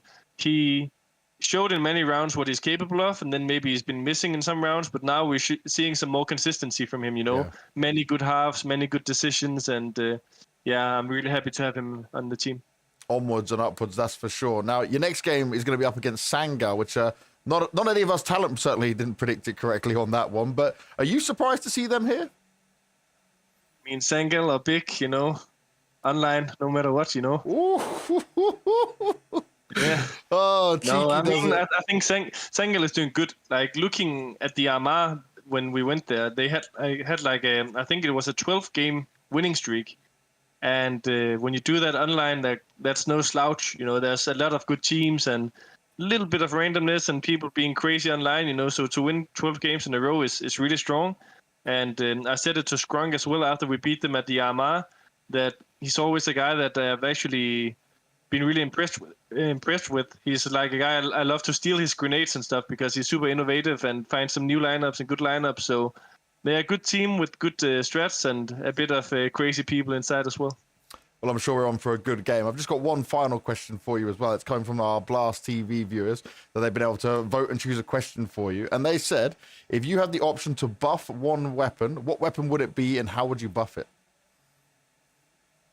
Oof, that's a good question, Twitch chat. That's a good question. What would I buff, James? Maybe the MP5. The MP5, you know. Oh, yes. Let's go. I'm down. Let's get it going, you know. Let's get it going. It's so annoying to die by someone with the silencer, so let's have even more of that annoying. You want to watch the world burn, Cadian, and I love it. Yes. I'm all in for it. Thank you very much, mate, and we'll speak to you in a couple of days. Good luck. See you. Personally, I think he should have said the P90, but actually, It was obvious. the It was best so weapon in the obvious. game doesn't need a buff, does it, Jacob? No need. It's not the P90. Anyway, moving on. We can take a look at the bracket because Heroic did restore a little bit of order, but coming up when their next game, as Banks is alluding to in that interview with Cadian, they're going to be going up against Sangal. Cadian saying, you know, he's pretty familiar with Skrunk. He's actually stolen some straps. Apparently it off him doesn't before. matter whether it's big or single, according to Cadian. It's online anyway, so... Yeah, true. Yeah. Yeah. Does that mean Heroic are coming out on top, even though, you know, we expect them to be more round players? I had a hard time, you know, imagining Complexity will lose to Sharks. I have an even harder time imagining Heroic losing to Sangal, but never say never, Matthew. Look, we are on track for a Vitality Heroic final Yes. for Real Arena. Yeah, We're on jinx. track. That's the big brain logic we need. Big brain. Coming Galaxy into the brain, grand some would say. finals. But we can take a look at what else is left on the cards for today. We have wrapped up our European division for the moment at day 2 of the Fall Showdown. But coming up next, we enter the Americas with MIBR taking on Team 1.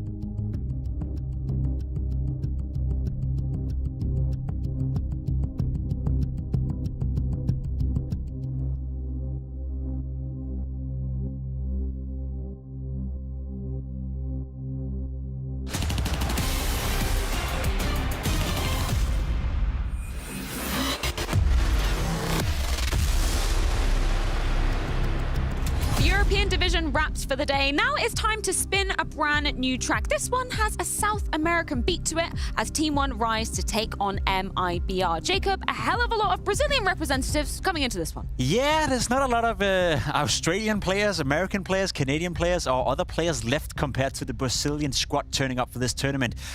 Obviously, you have the major coming up in Rio, right? Yeah, all on the brand. Brazilian players are highly motivated. They want to do well, so a lot of them qualified for the showdown right here. But it is a little bit surprising to see that they're dominating this side of the bracket so much. match. Particularly now, the complexity out of the equation. Literally no one predicted that. What was it? 85% of our Blastor TV users predicted them to make it all the way to the grand final. Sharks say, hell no, you out. US in shambles indeed. Complexity were not able to sustain the fight against Sharks. And honestly, this MIBR Team 1 derby that we have right now is arguably one of the hardest one to call in this first round of the Americas Showdown. I know that MIBR have the upper hand if you look at confrontations, but it do seem like the quality of the roster is quite equivalent. MIBR is a team that we are yet to figure out. They've had a truck ton of roster moves in 2022. We've had obviously Henny coming in right now, Chillo's on his way out to Imperial. We've had bunch of people in and out, so much so that it leaves us with more answers or more questions than answer. Yeah, and certainly coming off of the road to Rio RMR as well. I mean, for both sides of the equation, it was an unfortunate ending to that event. It was weird for MIBR because they won their very first game against oPlano. Then they got into an overtime game against Liquid. They were so close going 2-0. That would have put them into a position where they most likely would have qualified for the major.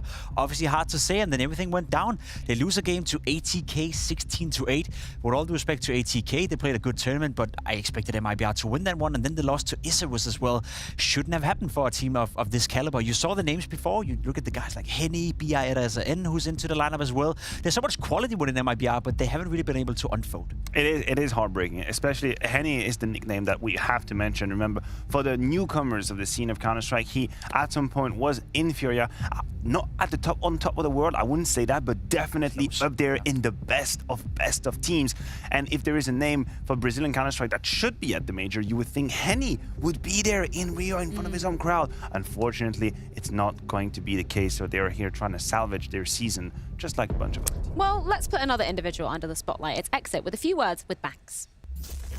Exit, you've now been the longest standing member of MIBR. We've done many of these interviews over the time, but there's a lot of up and downs for MIBR, right? How have you stayed motivated individually, like on a personal level? I guess for me to stay motivated, it's my mindset. I think I have a good mindset about this because I always want to improve. I always want to win, and I always want to compete. So I think that's the thing that keeps me doing this and keep improving and trying to be my best. Nice. And in terms of not making the major, obviously that's a huge disappointment for you guys. How does that affect the whole team though? What's the feeling like within the team?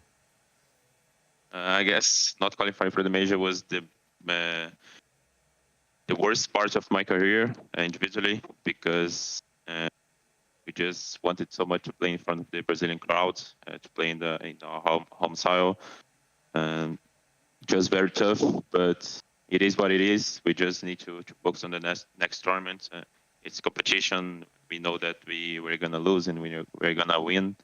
So we just need to refocus for the next events. And in terms of the next events, you guys have played a lot even before the RMR. Now you're still playing here. You got ESL Challenger as well. In terms of the development of the team, right? Do you feel like you're kind of slowly improving because you can't put as much time into like the actual game side practice, like the strategy, because you're playing so much? It's hard to reinvent MIBR. I don't think we are like slowly improving because we had a lot of time to practice, but one part is sure we don't have so much time to bring new stuff. We had to play with the things that we had, and we just watch our demos to try to not make the same mistakes that we are doing. Yeah.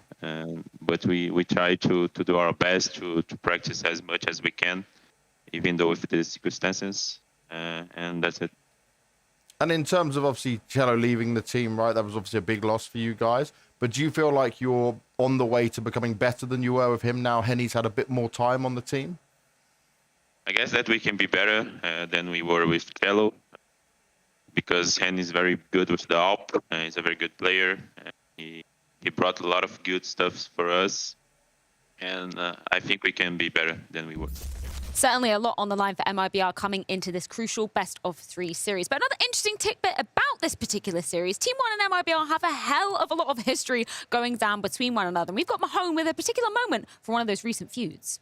Yeah, as Freya said, there's been so many times that MIBR have played against Team 1, and MIBR have come on top every single time. Team 1 just aren't able to kind of read some of those strats, and this is one strat that MIBR have a lot of success with. It's on Nuke, and it's a typical vent drop, but I kind of want to break down why this vent drop works so well. So you see in this vent drop, this is not just a typical one with just 1 or 2 people. It's like 3 people are able to come down through vent, and they're able to catch people off guard. So why does this work so well? So fundamentally, the reason why a vent drop works is because this spawns. So if you have the best spawn as a T, you're in a situation where you could actually beat the CTs past this door as long as they go up through this heaven position.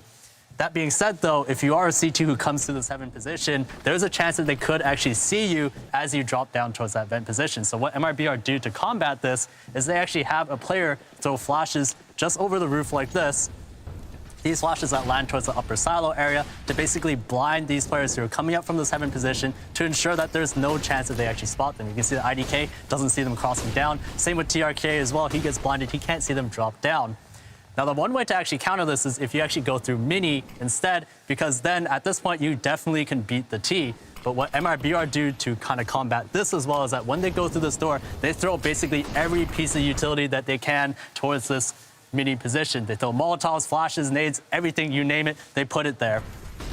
And with these two things combined, it allows them to basically drop through this vent area in a much more easy fashion, in such a way that even Pesa, even though he's coming through the secret area, he's not even aware that these players could even be down here, and that's what makes this vent drop so successful. So something I want to see from Team 1 is kind of adapt a little bit quicker to MIBR's strats.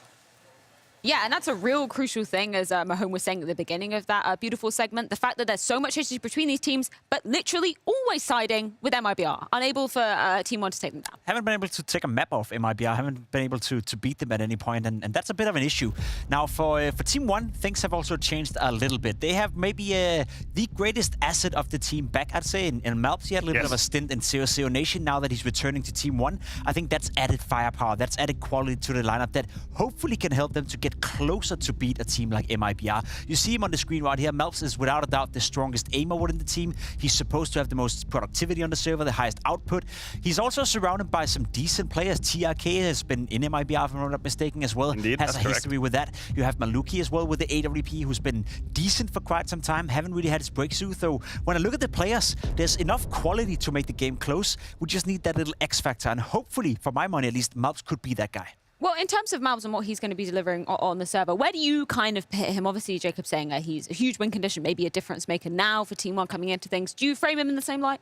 Yeah, he's definitely going to be a difference maker. I think he caught our attention really early on when we saw him the first time grace our screens, grace our servers. I just think that his impact right now, it's not spread across all the maps, and this is why we see Team 1 being able to push great teams to map number 3. That was the case against Fluxor, for example, in Rotterdam. They also pushed Imperial to map number 3 during the road to Rio, but they lack just that little bit of depth that actually allow them to go the distance in a best of 3, and this is probably why they're struggling. Just a tidbit, they played always different maps in the last best of 3 against MIBR, so maybe they're just looking for their identity right now. They're looking for their strength, and I think that MIBR are a little bit ahead in that regard. Well, I guess we speak of the proclaimed man of the hour, so let's hear from him with James Banks.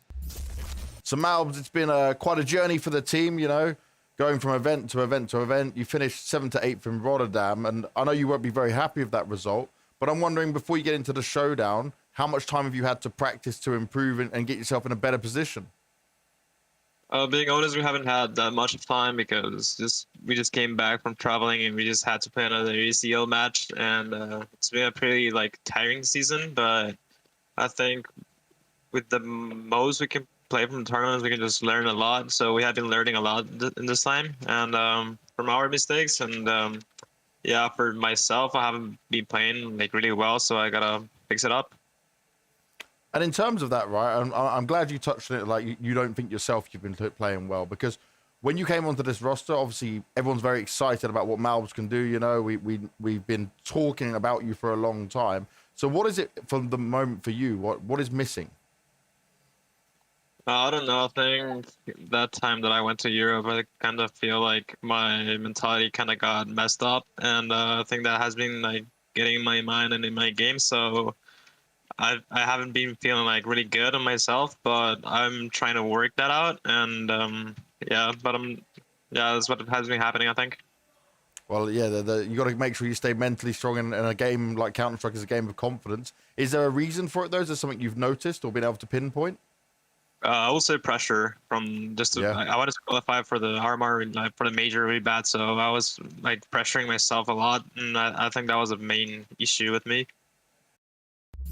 Hopefully Malbs relinquishing the pressure a little bit coming into this series, but of course crucial indeed as it is single elimination. We can also see the maps rolling across the bottom of our screens. Any surprises for you? We talked about the differences in maps that we see between these teams. Well, Nuke has been discussed by Danny, so I kind of expected to see it come into this video. I wasn't sure what map would replace Overpass. Aside from the map, I just wanted to talk about pressure for half a second. The result that happened between Complexity and Sharks, it opened up possibilities in this side of the bracket. The team who wins this, not to say that Sharks is an easy opponent, that's not what I'm saying, but you have this possibility, this opportunity to maybe just leapfrog into the grand final and being one best of 3 away from Royal Arena. That's what's at stake right now. Any thoughts for Overpass? Not necessarily for Overpass, but for the game as a whole, right? I think it's a very important game for MIBR as well. They're in a rough stint right now, didn't qualify for the major.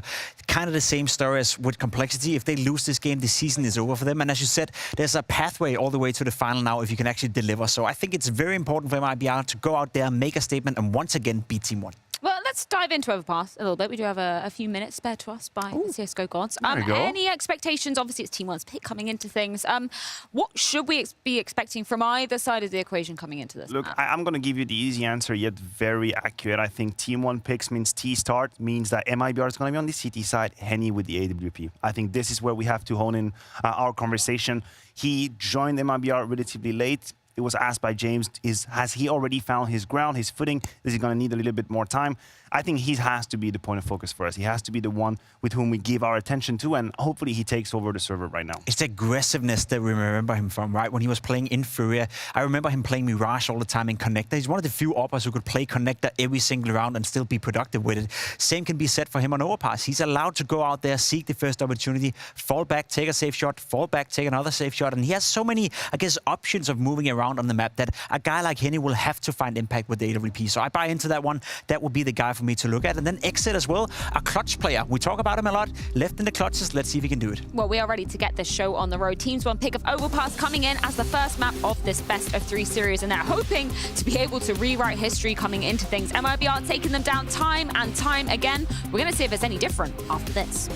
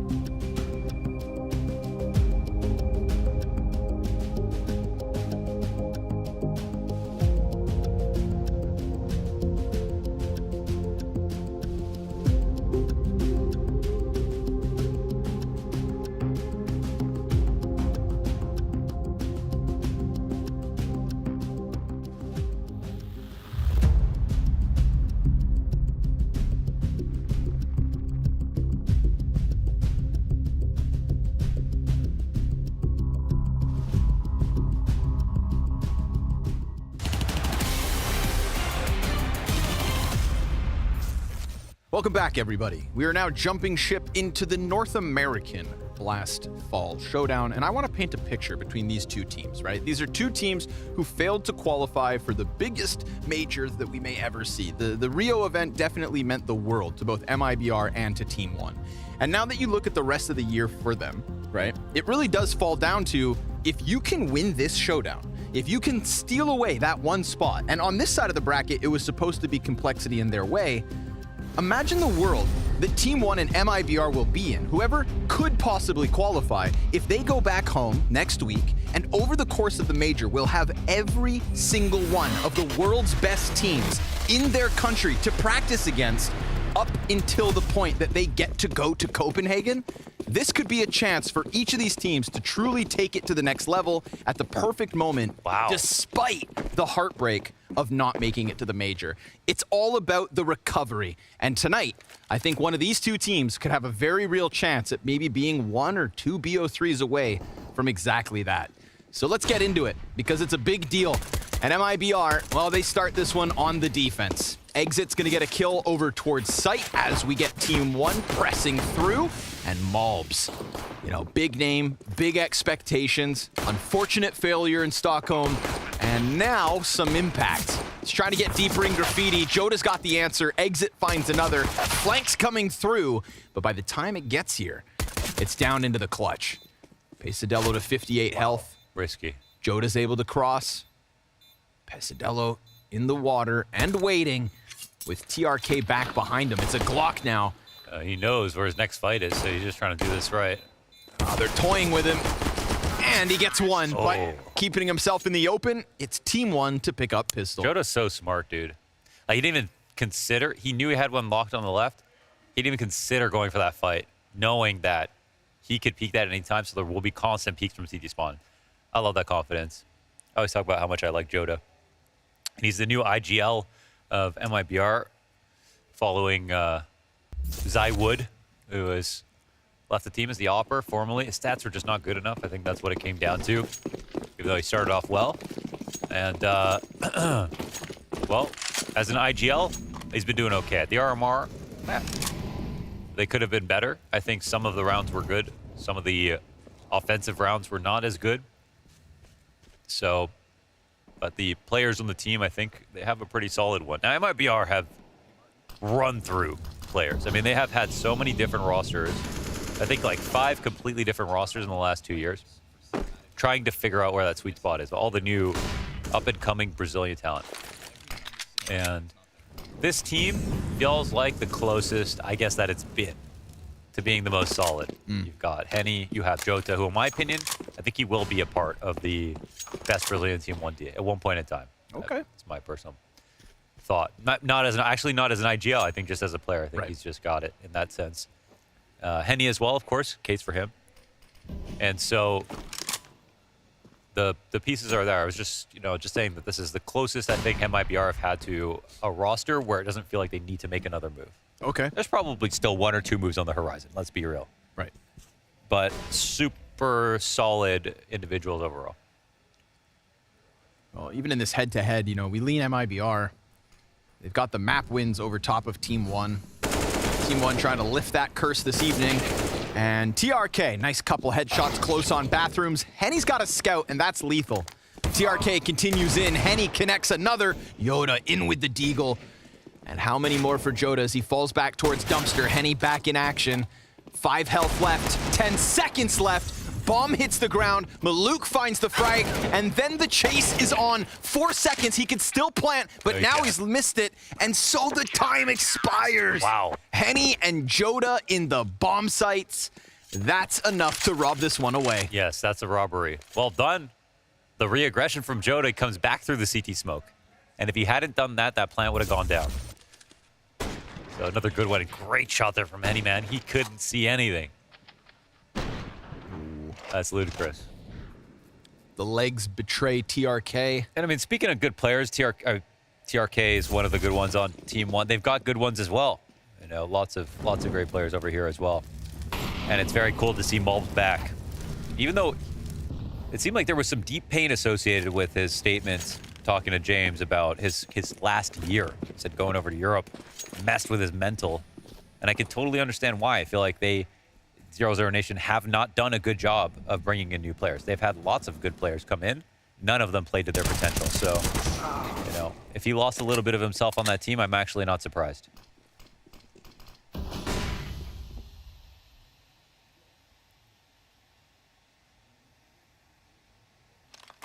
There we go. Free M4.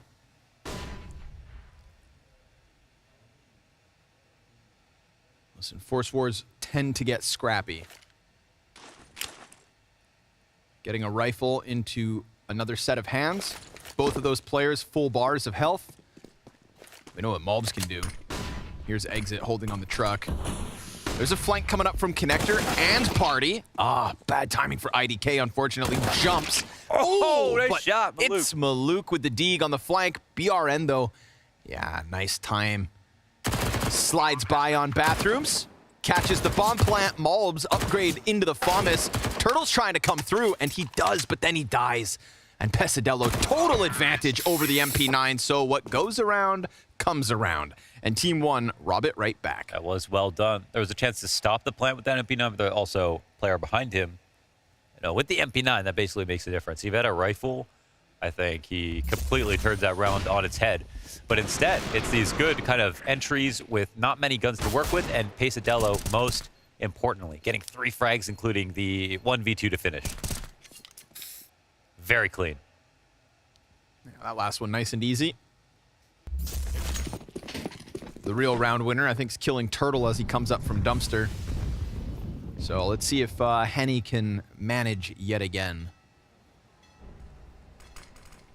Love this.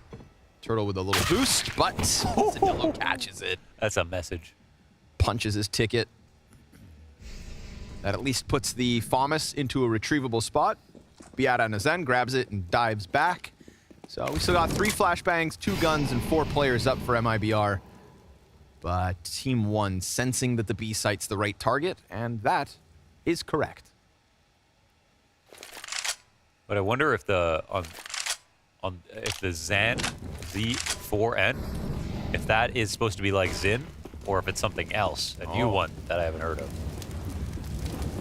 Or if normally the I is pronounced, I think it's pronounced Zin, normally. But that would be an A. You're Lao Zhao, right? You committed to the Zhao? It was bestowed upon me.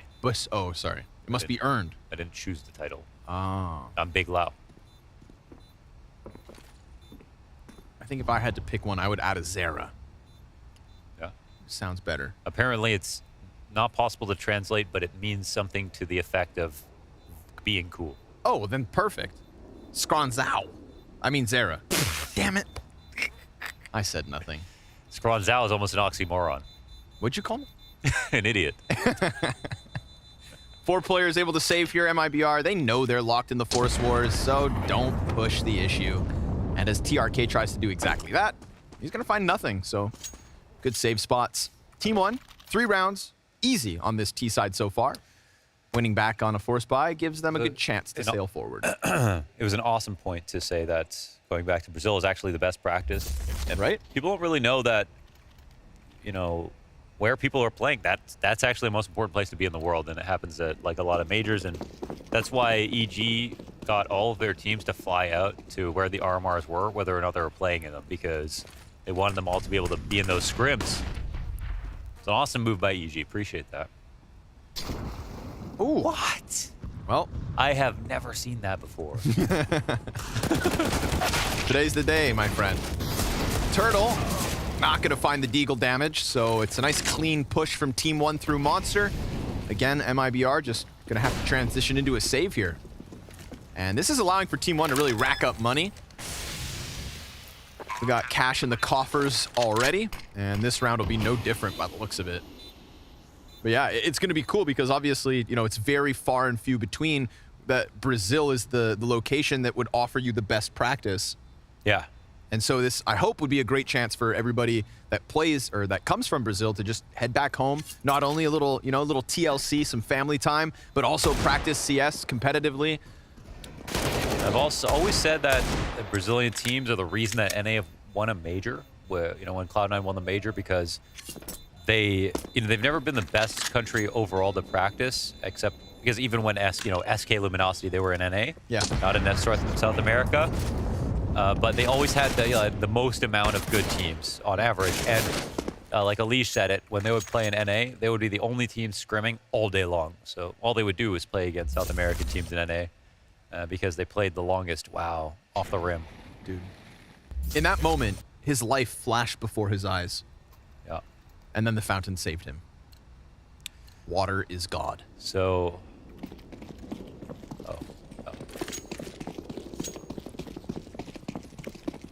Crazy to me that Team 1 actually finished that round with so many players up. They had like 3 players in the sub 20 HP at the end.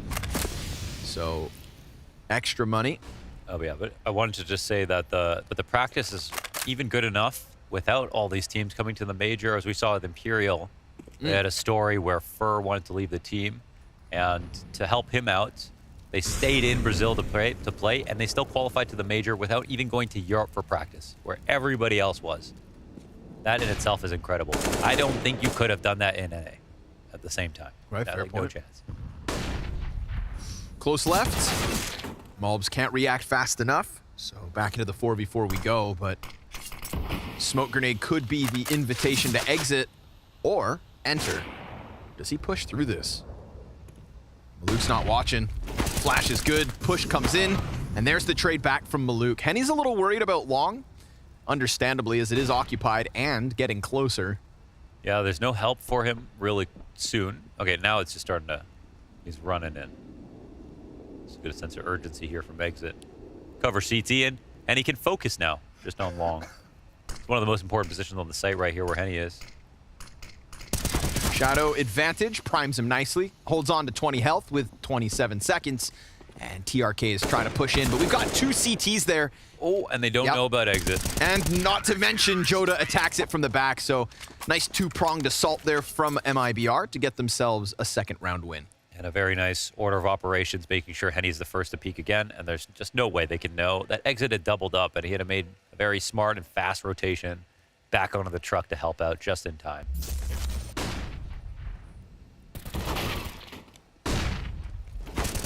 This game certainly doesn't feel clear-cut.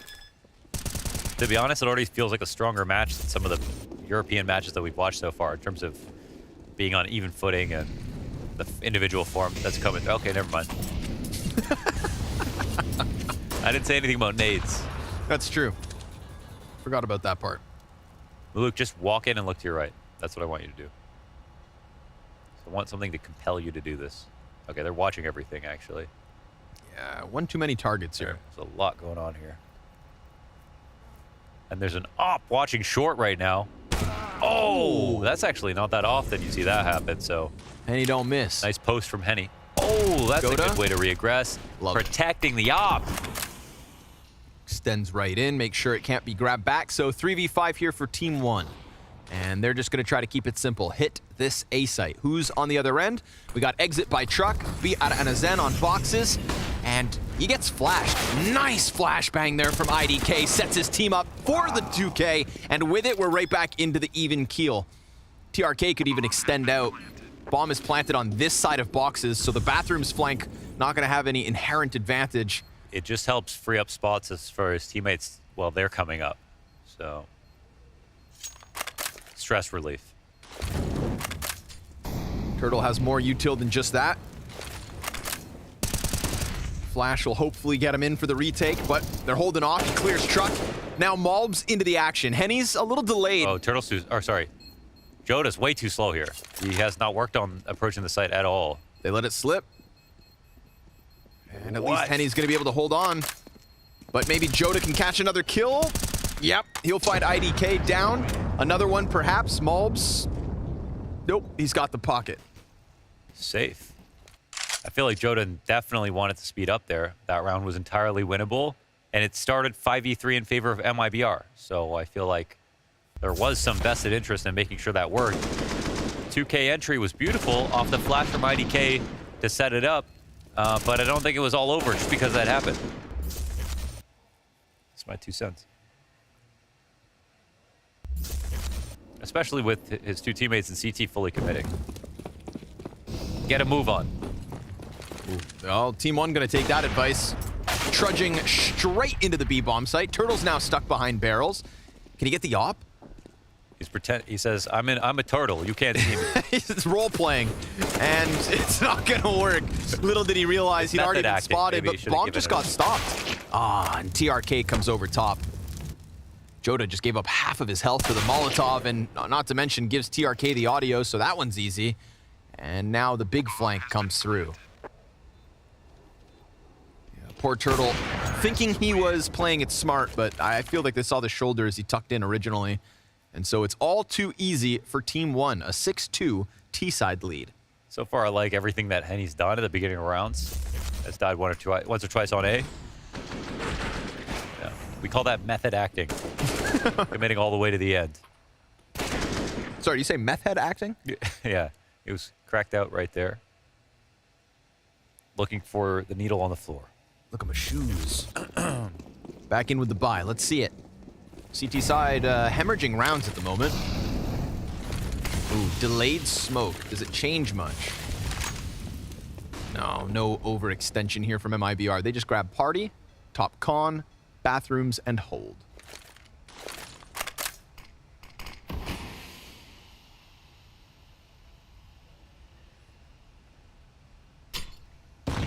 Nice nade. Boink. Turtle's not having much fun right now. His teammate smokes it. Exit now inside connector, so a little bit of map control, and not to mention a kill. I guess the door was off its hinges. Well, Turtle was right. They were going to go B, and now they've split off a little bit, having had lost a player. Probably smoking heaven from his position, I'm not sure. But this is throwing a spanner in the works. Fast flank yet again. Joda trying to keep him back. Biara NSN finding the kill from the flank, so he's revealed his hand.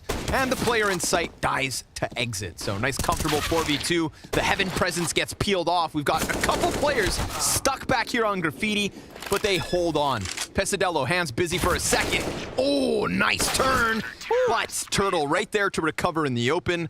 A third for MIBR. Clean one from Pesadello. Turtle saves that. Turtle's low, too, in that spot, so if he doesn't get that kill, very easy to win. With Henny on the scout, plant almost certainly happens. Now, these guys are so close. I can't believe that Team 1 have never beat them. Or just not in a long time. Feels like they could today. That's for sure. At least here on their map pick. Excuse me. Okay, nerd. They're playing two maps they're both good at. And so that was something consistent about this, is that this is also MIBR's highest win rate map. But no matter what, whenever they went together, MIBR were just better on both. IDK just crab walking through that one. Ooh, that suddenly makes this look way more viable. Pesadello getting his hands on another AK. There were two Deagles a moment ago. Henny, tough spot with the FAMAS. Oh, A1S almost cleans up shop. Maluk comes wide with the scout. Good damage, great shots, back to back, hits them both. And what do you know? Team 1 follow through with the A hit. They've got 3 guys up comfortably. 7 rounds on a T side, brother.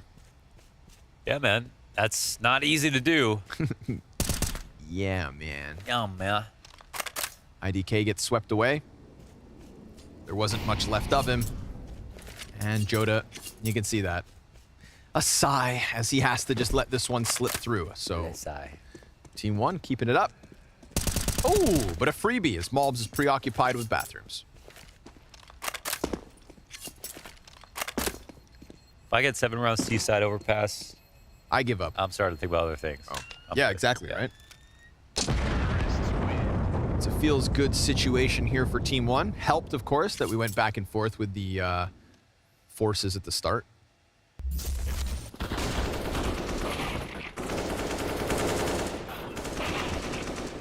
Poor Henny. Not the spot you want to get locked in with when all you've got's a FAMAS. Excuse me. Gun sucks. It's too expensive. Yeah, I think that's the real deal. It's when you compare it to the Galil. You know, 1,800 for a Galil. 35 bullets.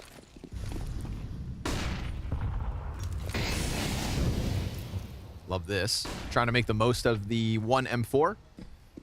But they peel it back pretty quick. Makes sound leaving as well, so Mobs will be happy to just walk through smoke.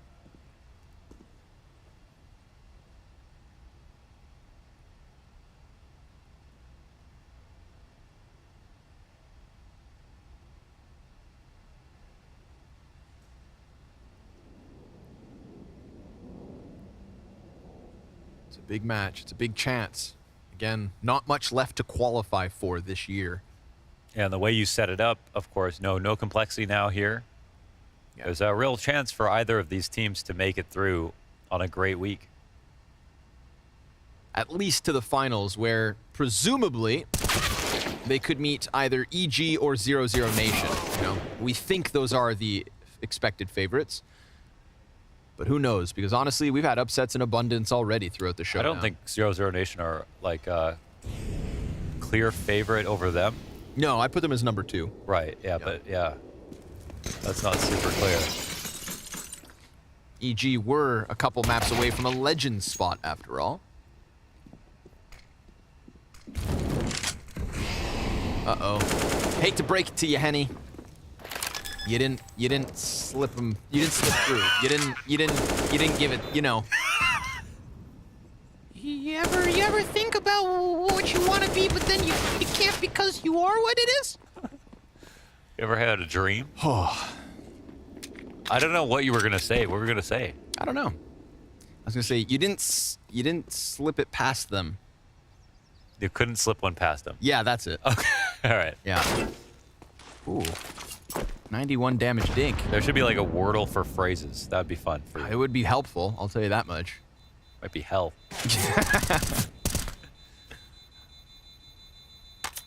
Oh, guess like is Freya? Is it Freya or Manny's book? It's Freya's book. Yeah, so Freya's book. Wait, of. We're revealing their secrets. Oh, true. Nah, do it anyways. Well, they don't know which ones are. She has a book with a bunch of phrases. That's so cryptic. She has a book with a bunch of idioms, basically. Yes. And yeah, to put that in a Wordle-style game would be a good $1 billion. I should hold on to this. You know, never know when New York Times is gonna ring my phone. So maybe I should just get a. If you got a dev out there, hit me up. Do you know the story behind Wordle? Like where it came from? Yeah. But you can tell it. Go ahead. Yeah, the fact that a guy's girlfriend really liked puzzle games, word puzzle games, and so he developed Wordle for her, and she was like, hey, I think this might be a hit. Man put it on the internet, made millions. Amazing. Amazing story. Eat the rich. Well, right now, it's Team 1 who are feasting upon this T side. A measly 3 rounds from the defense, none of them consecutive, can't get the ball rolling. Instead, they get steamrolled. Look at this! Molds, he's up through short with the double. He's found himself. I mean, that is hold W to the end. And his end happens to be the B bomb site, which is perfect. Easy plant, easy 9th. MIBR. Better hope that they've got some tricks up their T side sleeve, or things are gonna be ending quick. I'll be like, I'm not myself, and then he does that. Guys, watch this. I mean, he was 4 and 8 and still had the nerve to go sprinting into the B site. Maybe his IGL told him to, and he really didn't want to. But for the sake of the team. Yeah. I think we've also had setups from MIBR where that does get punished, right? Think of Henny on the water ramp. Yes. So, in this case, there's only 2 players down there, at least 2 in their initial positions, and Mobs. And the flash was perfectly timed, so we had to point that out. Shreds him. Completely blind there is Turtle. IDK gets the first flash assist. So plenty of support. Oh, just ate a gummy bear.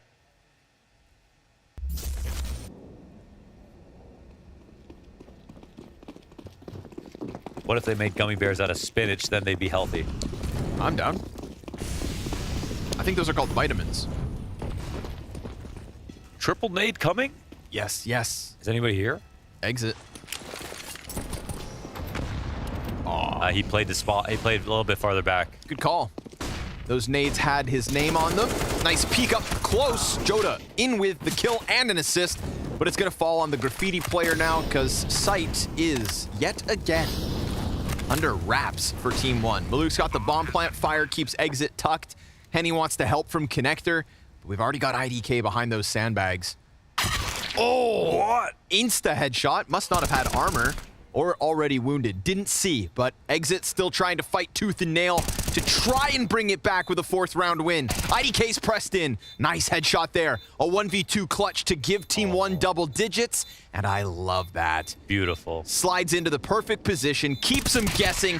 No clue where the hell he gets off to. He's an assassin, dude. The way he moved there. Beautiful first and last kill. Love that from IDK. Used the cover of the box to totally guise his reposition, which was actually to not move at all. You've got to appreciate that. BRN is thinking, where did he get off to? Back to CT? Is he going to go heaven? Is he going to come around the site? The last thing he thought is he didn't even move.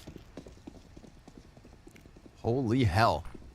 So if at 7 rounds on T-side overpass, you start to fall asleep, what happens at 10 rounds won on a T-side of overpass? Then I get back into focus mode, and I think, how can we do this 12-3? Screw it. First time ever. 12-3 overpass, T-side. Let's set a record. It's getting close. 4v4, but exit. Not only picking up TRK, having Henny here to help him. They're going to hold this to the end of time. The double top bathroom setup. Ooh. Bomb. And interdasting. He would have had time to fall back around the corner and head towards site. Instead, sticks to the bathrooms. Misses that shot. Now he's got a player breathing down his back. Henny gets the bathroom kill first, but now he can focus on Pesadello. And of course, the bomb possession. But a missed shot as Pesadello's blind and finds it. Joda's going to get the trade kill. MIBR, at the very least, it's 4. MIBR story. Not dead yet. MIBR story. Still kicking. An eternal tale. That one's a sitter. And he's had some good rounds all map. Positionally, he's been in such a powerful spot. Time and time again. Good opening positions for his op. Been very useful.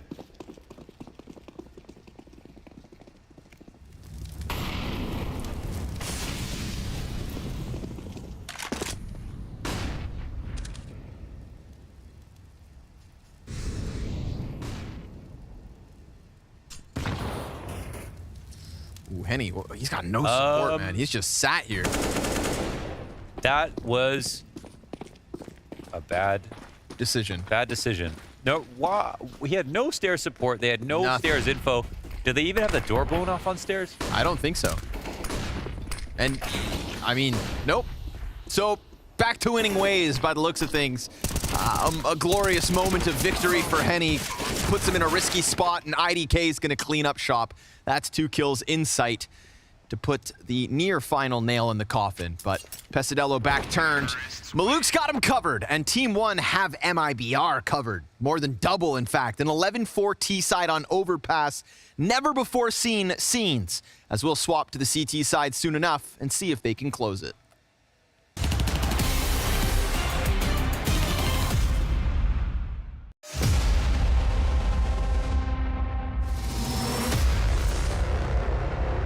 Let's roll.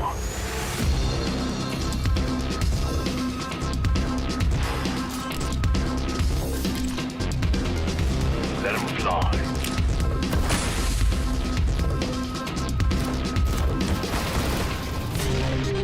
It's up to you now. Stay sharp.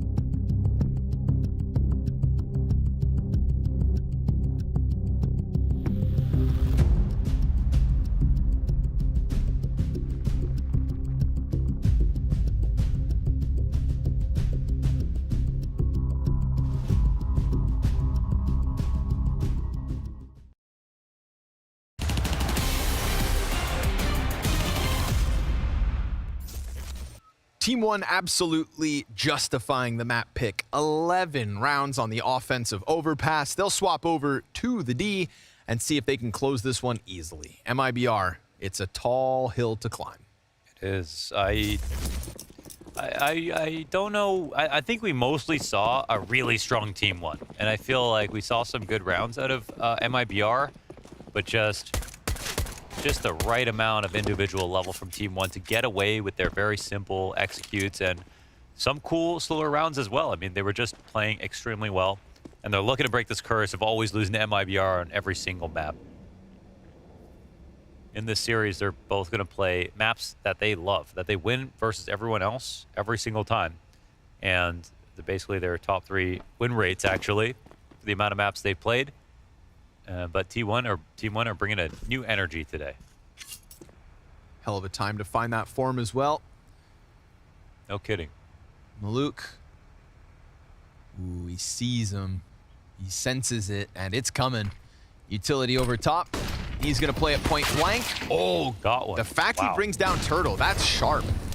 IDK, though, going to press in. Remember, bathroom's not a problem at the moment, so he's just waiting for them to try and clamber over the boxes. Instead, they head towards bank. TRK, IDK, couple kills, and now it's all on Joda. 1 versus 4, point blank with the first. Sees 2, but can't fall back to cover. And from 11 to 12, Team One pick up pistol. And it was also Mulbs to say that they didn't have much time to practice, and they've been really tired this season in the interview as well. I mean, there was just not many positive notes, honestly, coming into this for them. And we didn't really hear what MIBR had to say about it, so I'm not sure, but maybe they have similar thoughts. Obviously, having had play the RMR as well, that can take a lot out of you. Especially if you don't make it. Yeah, exactly. That's the sad reality check. Mulbs on the retreat. The solo A play joins the bathroom player, and they all fall back.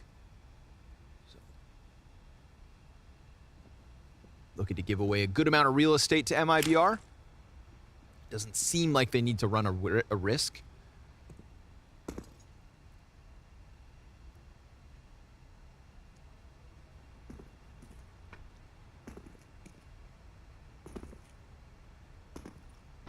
They should net him a couple. First one at the very least, and there we go. Gun needs to be reloaded, but comfortable 5 versus 3. Tease with not much more to offer. Ooh, Mulbs on for the ace. Last player's on long. Maluk's gonna get it, but it's 13 nonetheless. Yeah, some very decent shooting by Mulbs. And again, coming back to Team One, which is cool. Which I think he's definitely more comfortable. I don't think he had a very good time on 0-0. You know, makes sense. If you go to a team like that, you're supposed to be looking for better results and you know, a better environment, but you're no longer the best player on the team. That's uncomfortable, and then you're not really winning that much. A lot of disappointing results for 0-0. So it probably feels great to be kind of, you know, king of the island instead of king of the country, which is one is a much harder task.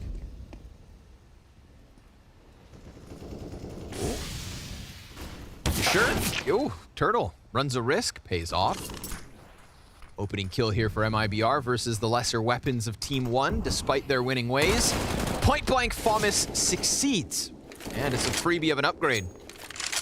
Mulbs doesn't have to stick around, could, chooses not to. On the fallback, Pesadello comes through with connector control. Oh, what a shot! Downtown, Joda connects it. Wow. And that is right back to the even 3v3. Now, Pesadello's in the open. He's honed in on Party, finds the headshot, doesn't anticipate the peek, nor the second player here from Joda. So a good recovery, and it's going to put Mulbs, who just got 4 kills with the Fomus in the last one, into the 1v2. He's read it correctly, though. He can cut off the first player, so we'll see how fast he is. Okay, that's a beautiful Molotov. Right for CT spawn. Oh, Sight Molly as the plant comes in with the nade. Oh, hefty damage. Molly goes way too far. He didn't line that up correctly. Or maybe it was just for the fallback. Slides out. Wow. And there we go. Henny comes through with the sight peek. I wonder, because surely he has the default lineup. I'm trying to think if he threw that Molly on purpose in order to zone, so that if you fall back, you kind of either have to sit on default or go across. I feel like he must have missed the Molly, though. Because getting them off a default, that's the important part. So you have vision from heaven, vision from CT. And they have to rotate either back into your crosshair or out to the left or right. But I don't know. It seemed like he lined it up with so much conviction, right? It felt like it. Yeah. Felt certain. Well, some people are loud and wrong. Fair. Sad but true.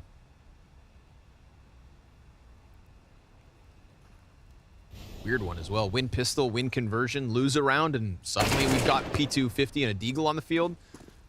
So an open door here for MIBR, and Turtle's not going to waste his chance. Maluke's not going to waste his bullets. P250 from downtown with at least one kill against the T side. But now there's just 2 frags left to take for MIBR's 6th win. One last thought. Maybe the rifle supporting the bomb going down could have been sitting there behind him on the right side. I can see it. Maybe there's that. Maybe it's a next generation Molotov. You'll have to ask him. Answers unknown, but results sliding the way of MIBR. 2 rounds in a row now. Let's see if they can continue to convert with Team 1 buying back in.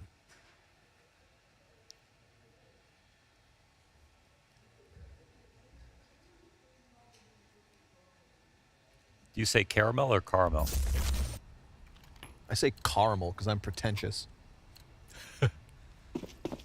I wonder which one is objectively true.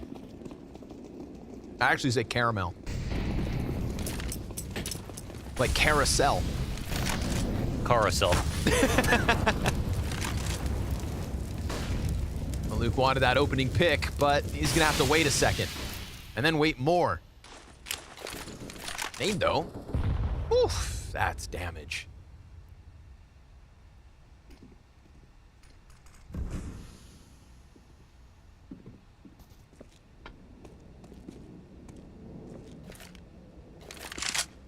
So what's the move?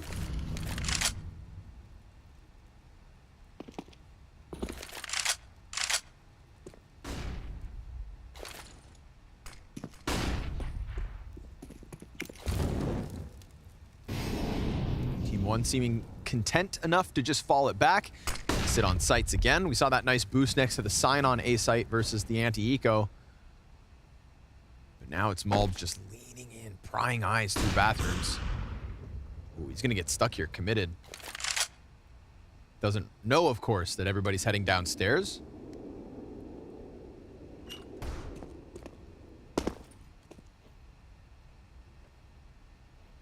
T-side with ample utility for the exec.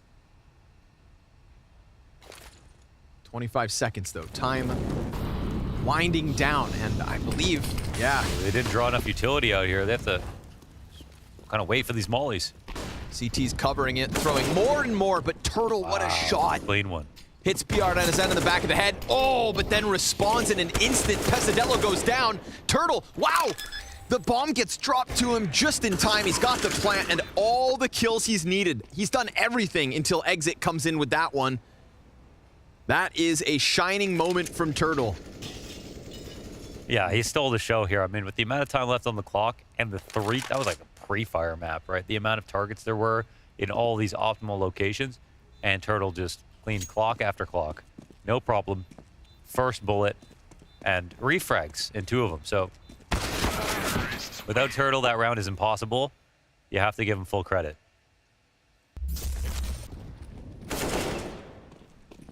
Almost killed his teammates, so be it. Look how clean these are.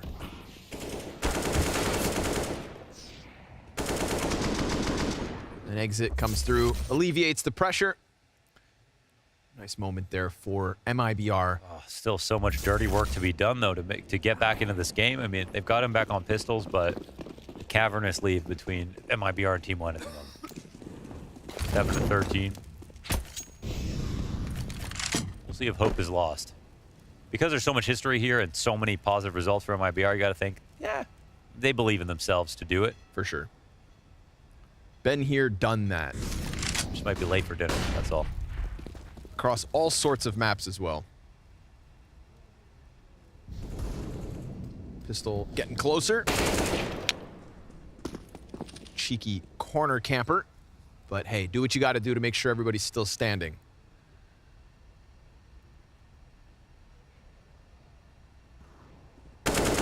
Looking to be within 5.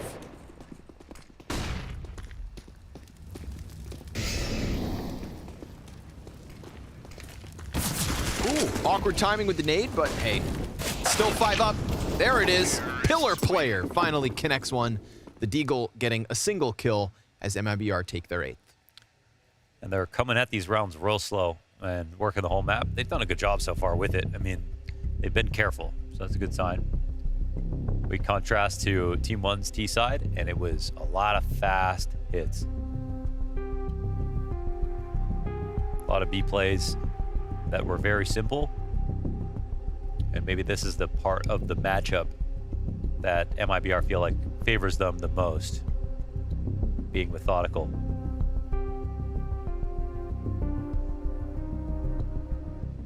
Team 1 with the comfortable lead. Gonna burn through that very first timeout. You know, probably not sweating just yet, but a furrowed brow. They got to start thinking a little harder here. How the hell do we win 3 more? It's only 3 more.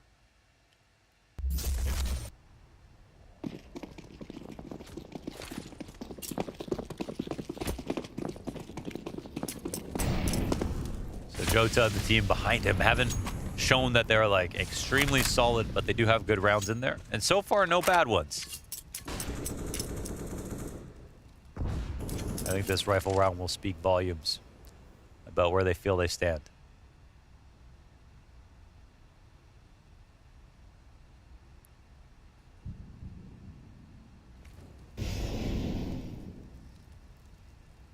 Couple players here for the long setup. Malb's waiting to respond to it. Ooh, this is the clash. And if you lose this, watch how fast MIBR are just gonna smash into that A site. We start to see the rotate up from IDK, so that could end up helping, assuming Team 1 falter here. Malb still tucked in, nice pop-up. Oh, the spray just gets slightly away. Wow. Jota, that's such a nice second kill. Crazy. Again, from this distance, we saw it happen from like here to the site. No kidding. And he doesn't come off as like an aimer, an aim god or anything. He kind of reminds me of Flush a little bit. Okay. It is plays a little slower, very cerebral. But yeah, he can hit a shot or two. Oh, there's another. Wow, look at that. I mean, just locks him off. Yep. Just locks him off and waits, man. And he knows the response has to come. Doesn't freak out. And that's opening himself up to the A site. But he's thinking about the fact that there's not going to be anyone there right now. An exit. And here's the rest of the round. No need to extend and get himself spotted. So that is Jota. 3 kills on long. All of MIBR able to move forward after that entry and then some. So sure enough, 9. That lead is slowly starting to disappear.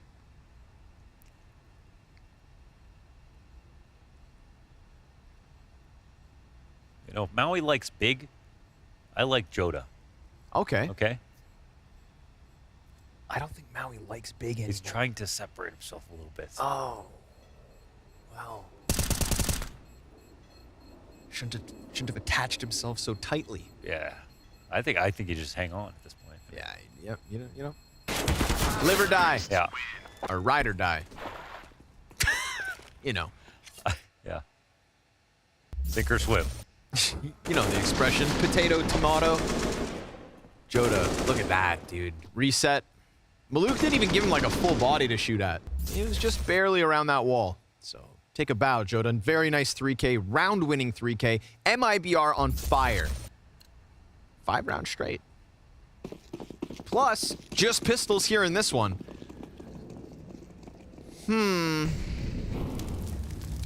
Team 1, an 11-round T-half into the pistol win, into the conversion, into a weird situation here.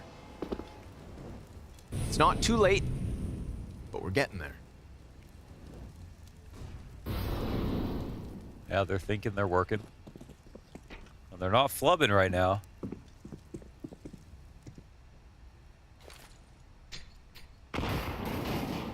Oh, I think he gets backed up on now because he wouldn't do this if he's just worried if it's some kind of bait, I guess, but there's no way they're going for a triple boost on top of that boost, so.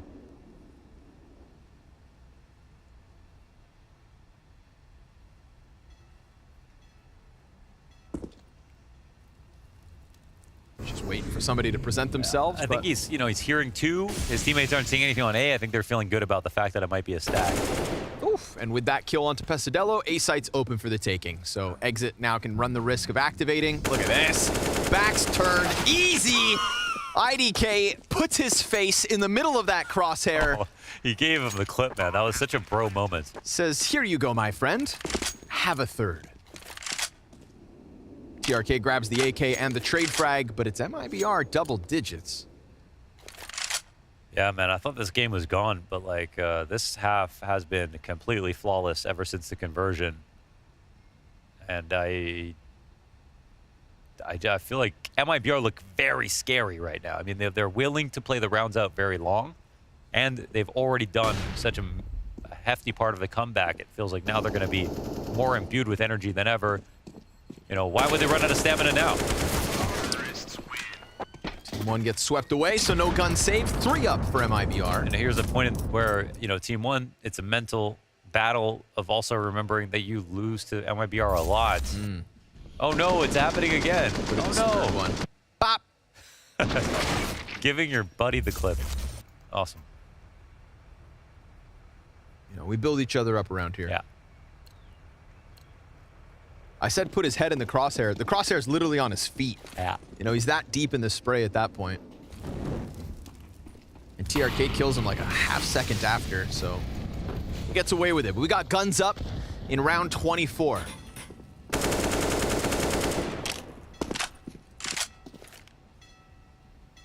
It is 6 straight so far from the T side.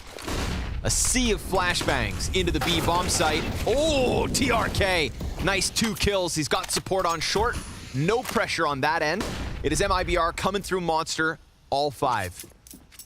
And it gets stunned in an instant. TRK, big individual round from him. He's going for more, and it's a ton of damage, but finally MIBR have some kind of an answer. It's costly, it's a lot of damage back the other way, but it's Exit in a 1v3, and he can only catch the one towards short. Team 1 extinguish the flames and are 2 away from the win. That one's funny because it's the one time MIBR go fast, and Team 1 are totally ready for it, so I think it's about time there was a pace change. Again, you have to throw those in.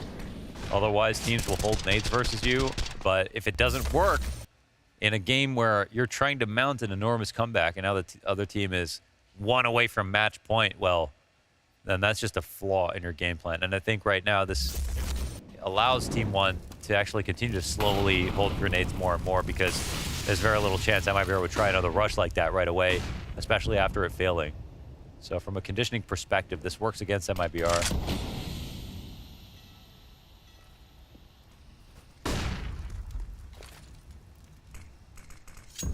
Ooh. Now, there was a kill there in a second. Luke peels away from it. Mob's turn. Means IDK's alone on this one.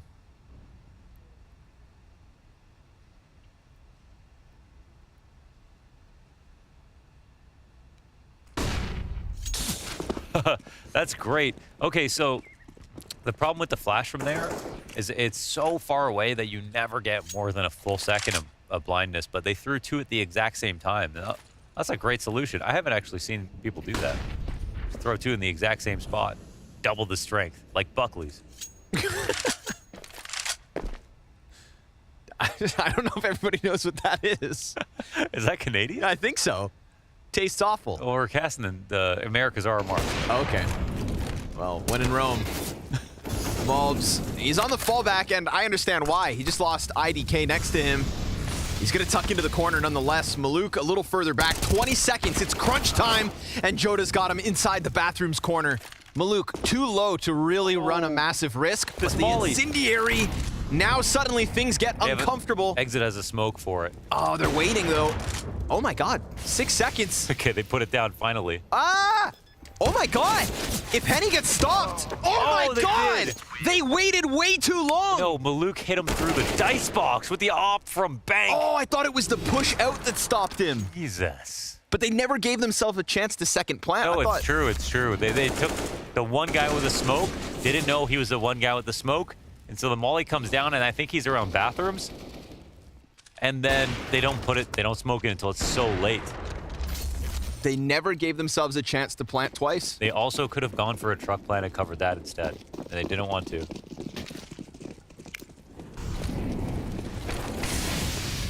Truck plant's more gangster anyway, they should have.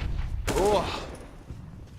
Well, that's 15 in one that it felt like MIBR were going to keep the comeback going with. It is suddenly 5 map points, and Team 1 already a kill ahead. 3 deaths left to deal with, and Mobs not going to shy away whatsoever. Nice supportive flashbangs there from IDK. It's going to have to be Joda, who has been playing excellently with Henny by his side. Pesadello looms near, as does Mobs.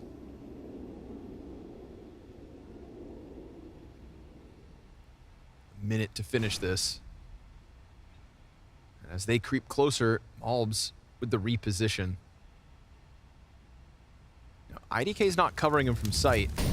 Molly will help. Shadow advantage is massive, and poor Henny doesn't really have much to offer in this play. He's got Mobs pinned in the corner. That's 1, and with little cost, but the flank's getting closer, and his health's getting lower, and there he goes. It felt like there was more left in this one, but that denial of the bomb plant comes back to haunt MIBR, as does that 11-4 first half. That really was the end of it. They tried their absolute damnedest, but Overpass belongs to Team 1. Finally, a map win for them over MIBR. If they can do it on Nuke, then they'll have this series in their back pocket. That's the next map.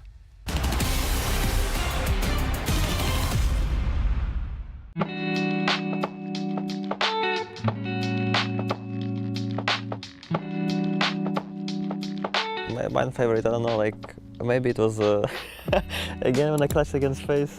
Someone said random Molotov. A little bit of a random Molotov. Oh yeah.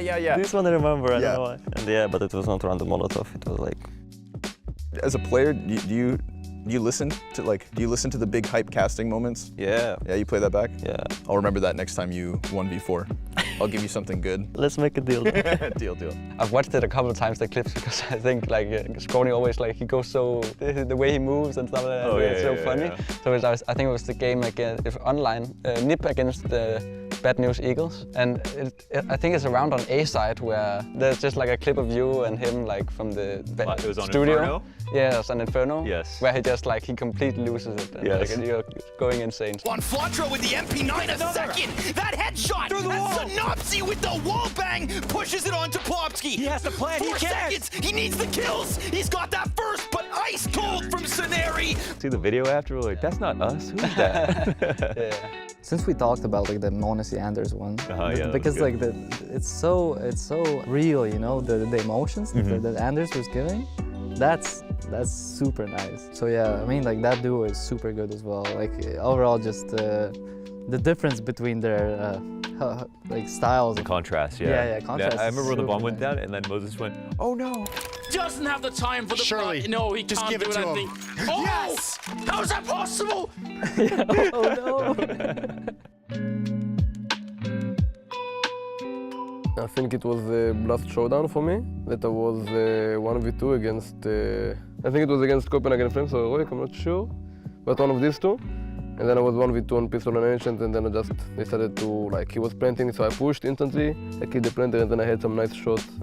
20 seconds on the clock. Spinksy's running for it, trying to punish it. It's a nice move, and oh, what a headshot! I think what's so clutch about that as well is how long your guys' run was. 2 online qualifiers, and then the showdown. That was the longest run any team has ever made at any Blast event. Yeah, Oh my God. Was Ents from open qualifiers to spring finals, man.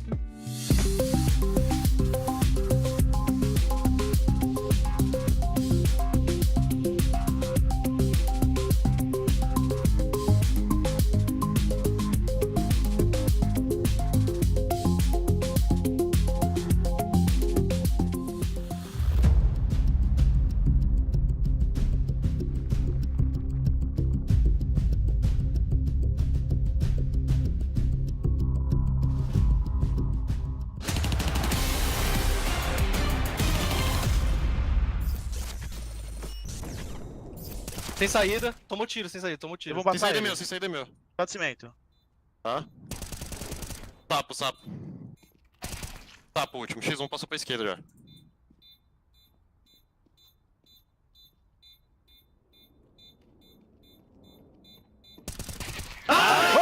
Nice, Vamos, Deca. Linda, Esse velho. cara tá Nice. esse noob, velho. CS, velho. Pode ser noob fudido.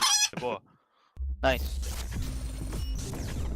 It truly was a story of the T sides on Overpass, and one where both teams had bite. Unfortunately for MIBR, though, after a 6-round run on their T side, their jaws were firmly clamped shut. But Maniac, bit of a messy end to that one, if we're being honest. Yeah, I think we need to revisit round 25 and what the hell just happened, because MIBR were well on their way to mounting a comeback, creating momentum and confidence and money coming in back into this game. We see here the opening from Bieta and Hazan is going to be Mouth being traded. So far, so good. You see there's 18 seconds left, but it's 4v3. Team 1 are basically on the brink of giving up the side. There's going to be a Molotov being put, but I don't know what the hell they did with the bomb. I'm not sure whether they waited too long to put down the smoke. Surely they didn't have time. Yeah, exactly. That's my point. But we went very quickly from 18 seconds to 5. There were 18 seconds in the 4v3. You had the time to put down the smoke. So maybe some chaotic communication. I think this is where it was the end for MIBR, basically. It was a messy ending and a messy start to the game as well. You see one team winning the pistol, the other one fighting back, and then the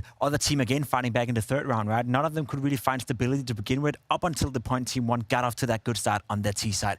It was very cool to see, because that was our big question mark coming into Overpass. They picked the map, and then they have to start on the T side as well, which arguably is the toughest T side right now in modern days Counter-Strike, at least one of them. And they played, you know, with poise, they played with confidence, and they had a clear game plan. They executed time and time again. We talked about Henny, you know, finding the impact with the AWP. He was more or less shut down. There was more players as well within the roster of Team 1 that just were good at finding openings and capitalizing on all the space they were giving. Yeah, let's go back to the first half and let's reflect on a particular moment courtesy of Mahone, because we do have round number 12, rather, to be put under the spotlight. One actually pulled off a nice short pop that I want to kind of break down and kind of illustrate why it was so good. So what we're going to see here first in this round, it's going to be a short pop, like I said. First thing we'll see, though, is this smoke here that lands towards the connected door. Now, this smoke is used sometimes, and the biggest reason why this smoke is used is so that in case the CT is playing at the top of stairs, this smoke kind of covers that gap. Even if they blow open the door, he cannot actually see towards this short path. And this is going to help a lot, because if you look at Malbs here, as he runs up towards the short pipe area, he doesn't have to worry about his back at all. He can just run straight up. The next thing you'll see here is that IDK is going to toss these flashes over here towards the B side. These flashes pop right about here on the left side, and these flashes cover anybody playing headshot, anybody playing towards pit, and more importantly, anybody playing towards that graffiti side. What that does is it ultimately allows Malbs right here to kind of path in and focus more on the right side, because the left side is going to be flashed. And that really helps him here. As you see, he can just simply focus in on that right side, takes a glance on the left, focuses on this right side to find these 2 kills on the right. Now, the big thing here is that you'll see from X's point of view, he's supposed to be the one covering short, but these 2 flashes, they hit him perfectly, and he's not really able to cover that. And that's why both these players here, they're completely blindsided by Malbs, just simply focusing in on them towards that monster position. So great stuff from Team 1. They absolutely came into this game with a plan. Yeah, some really great game plans coming out of Team 1, particularly in that first half. But also, on the flip side, I guess we saw some organizational, maybe some communication struggles coming out of MIBR too. Well, I think we painted a picture of MIBR having Henny as being their main asset on the CT side, and Team 1 dodged that bullet for 2 main reasons. First of all, financially, they put pressure on MIBR, who never strung 2 rounds back-to-back. And then even when Henny had the AWP, they avoided him going back to the B side. Now, Henny, round 14, had a beautiful round on the A with a multi-K, but the problem is, the round after that, he takes on way too much responsibility. You look at the radar, he's completely on an island, alone in that setup, and he gets caught off guard, and that is it. For free, he tried to do too much. I don't know if it's a structural issues or if it was his decision to be completely left alone over here, Jacob. But once he falls, it's the end of the round. Feels like it's one of those things where Henny is making the cautious decision to be like, okay, none of my teammates are doing their job right now. None of them are able to stop whatever Team 1 is coming with. I have to personally take responsibility and maybe gamble a little bit by being in a position like this. Yeah, that's a gamble, yeah. It is a massive gamble, right? There's no other way of explaining that. And sometimes as a player, you have to take the responsibility. You have to try to change the tide of the game. And when it doesn't work out, it looks a little bit silly, but I actually respect him for trying, because nothing was really working for MIBR in that first half. Yeah, and just in terms of coming into that second half as well, Launders said it pretty well, I think, aptly during the cast. came down, you know, to that moment that you were highlighting earlier, that penultimate round where it was just a struggle city for MIBR, it did feel like there was more left in the tank for them, and that's kind of why I think it might be extra heartbreaking for them rather to be losing out this match. I mean, you can argue the presence on the T side was okay. They fought their way back into the game. I think they took 5 or 6 rounds in a row, and the logo was on fire. So sure, had they had a stronger CT side, we possibly could have been playing still, or we could have gone into overtime, or at least had the conversation that it was a close game. But at no point did I really worry for Team One. CT side Overpass, it's such a strong side that if your only goal, if your only objective is to win 6 rounds in order to win the game, you will eventually do that unless you're really shitting the bed. Yeah, I mean, they paid the price of the first half. I think this is where Team One made the difference. This is where they put themselves in such a good position. And for MIBR, it basically means that any stupid round, any clown situation, you're going to immediately pay the interest rate. That's what we saw in round 25. Are we flipping the script, though, coming into MIBR's pick that is Nuke up next? Look, they played against each other on Nuke relatively recently, a few weeks back, and MIBR had a very good T side. That was 9 rounds that they were able to post at that moment. I do worry for MIBR. I think it's turning out to be the perfect storm for Team One to finally grab a W against MIBR, who, may I remind you, they weren't able to do that in their past confrontations. Now you're moving on to Nuke. You've played against these opponents. You know how they beat you last time.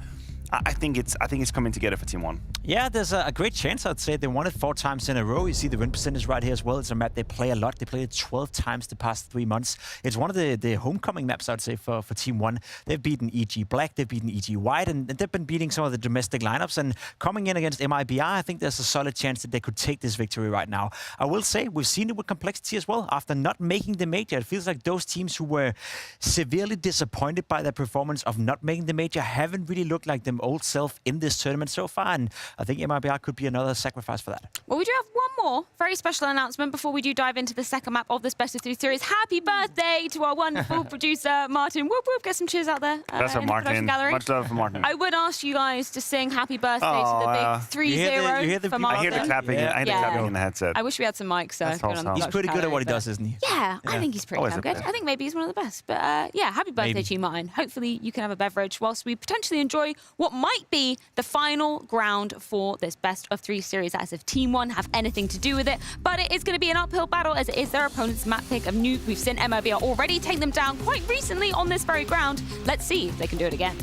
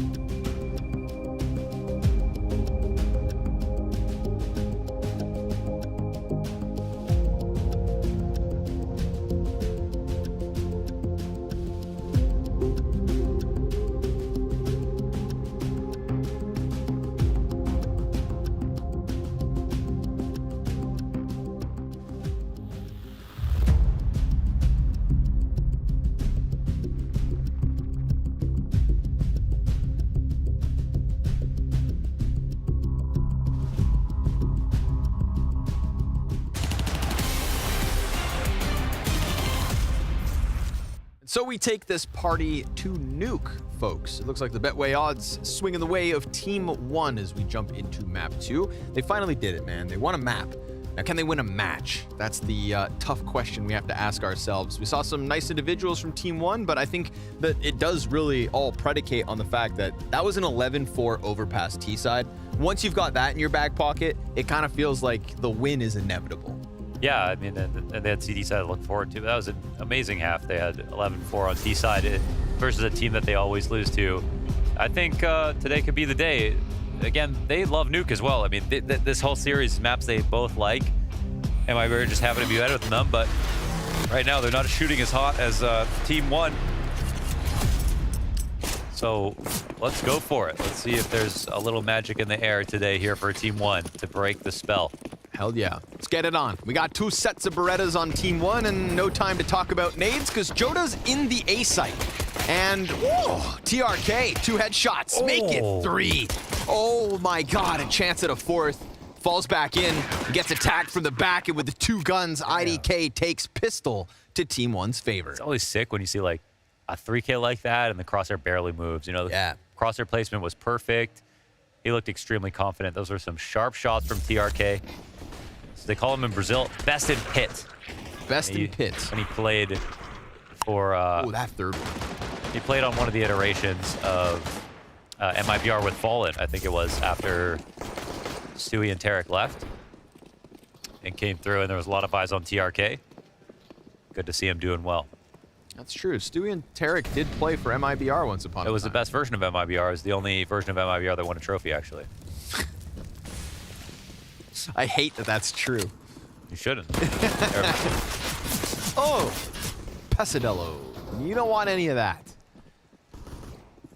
Falmus kind of gets away from him. Mini's compromised, so Hut player's in a weird spot, especially with the bomb plant coming through. Oh, that was very close. Intensely close, in fact. IDK 1 tap for the Henny frag, and Jota. That was crazy. I mean, there's still 2 upper players fully held. And the Gloss just jumps out and plants. And nearly, I mean, he was within half a second of getting that bomb down. Yeah, it was close. But no cigar. Instead, he gets smoked, and Team 1 go up 2-0. It's great for them, too, that they get to start CT, you know, on their opponent's map choice, which they have a great win rate on as well. So they got to be feeling awesome.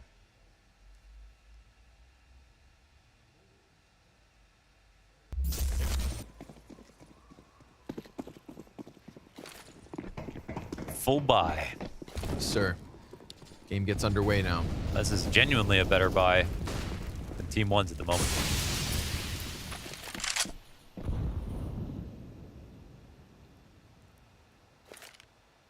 Ooh, that could be big.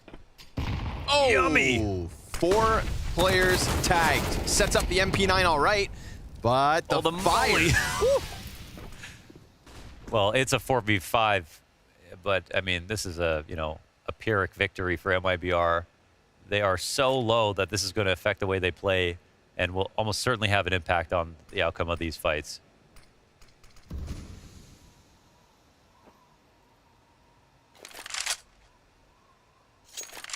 Flashes trade hands. They decide to head outdoors instead. Get away from those pesky MP9s. Not that there are, in fact, any left. IDK's got a good amount of utility here. Starting to lean away from the open floor of the A site and instead just leaning behind the silos. So the mini wrap comes through, which could put the site in question. But IDK from the rafters in with impact. TRK finds one. Everybody getting kills here for Team 1. It's just a matter of putting down Jota. He doesn't have his bomb. They don't know where he's at. Makes contact and goes down. 3-0 start, nice and easy. And that's an excellent thing for Team 1 because it's an easy upgrade for Pesadello. The 2 M4s they had are held onto. And that initial wave of money from MIBR, gone. Great angle coverage. Everything was taken care of. And they did a good job there of making sure they kept distance. And those Falmuses were particularly strong versus those low HP players. They didn't know about all that utility damage that came in early, but it mattered. And if it wasn't for that molly, I wonder if they follow through on ramp, right? It was just the one FAMAS on ramp. That could have been an opening. That MP9 was going to ace. Here we go. It's fast. Lickety split into the A site. Awkward with the Tech-9s down beneath them. And Pesadillo can offer no type of cover. Incendiary front sight makes things weird. Yeah, that's a great frontside molly to interrupt the plant. And then Paint can smoke and another frontside molly. You gotta love that. They take backside control, and actually the bomb is leaving. This is such a good move from MIBR. They're even sneaking down the vent, leaving Jota alone upstairs. Oh, this is interesting. That is very interesting. Depends how they clear this. Ramp's gonna have a player in it right now. That's Malbs. Picks up Henny, cuts off the other. Maluk, aye. There's a player right there. Wow, Jota sees this, and he's gonna pick up the op, and he could actually free. Oh, he gets a dink. Okay, finally. Where's that bomb? Trying to come back from here. Wow. It's here. That's all that matters. It's planted. It's in the back sight, and it goes down. Clean pickup versus the op, but it exchanges hands instantly. And we've got Turtle on the ladder. CT gives up his back. Malbs, he's going to get gunned down. If Turtle comes up quietly, it's over. Sure enough, Team 1 falter to the Tech-9s of MIBR. Yeah, the straight-up rush through the hut. I mean, they ran through a molly, smoked it, and both players upstairs combined for 1 kill. Just a touch of damage here. So the top hut guy, he needed to do more. Obviously, IDK, he was in an awkward spot where he let that first player go by, and it would have been a multi, of course. But Jota somehow makes this, about him. Well, his teammates leave and go back into lobby. A really cool and creative idea, considering they had top site control, but really actually didn't have odds to win that. Another front site molly coming. Good job of thinking ahead there.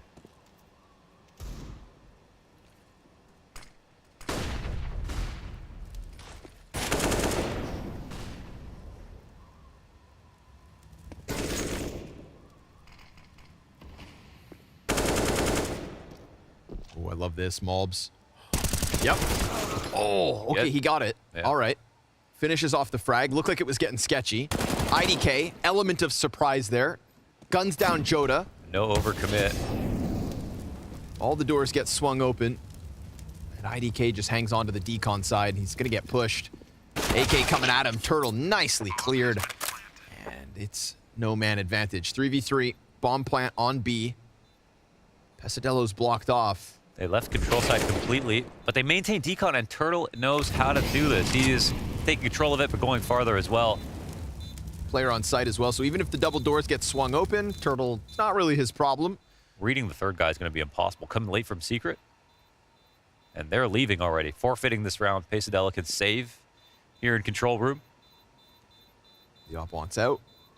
Understandably, and Pesadillo's just going to hang on to control. Henny won't find him, so MIBR follow through. 2 rounds on the T side quickly. Not bad. 5 alive. Playing with a lot of confidence, and shout out to Turtle for, it felt like if Turtle didn't go into decon, they have nothing. I mean, they left control side totally. And if he didn't push forward for that next vent frag as well, there was definitely a retake possibility.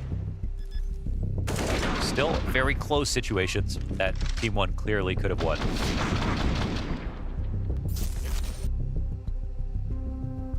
Good moves. You think it stands for I don't know? I don't know. Ratio. Didn't ask. Pesadillo. Bozo. Okay, dude. What do we got? The 2 guns saved, nothing else. Team 1, you're going to have to, yeah, tough one, but just going to have to concede. Love the carpet.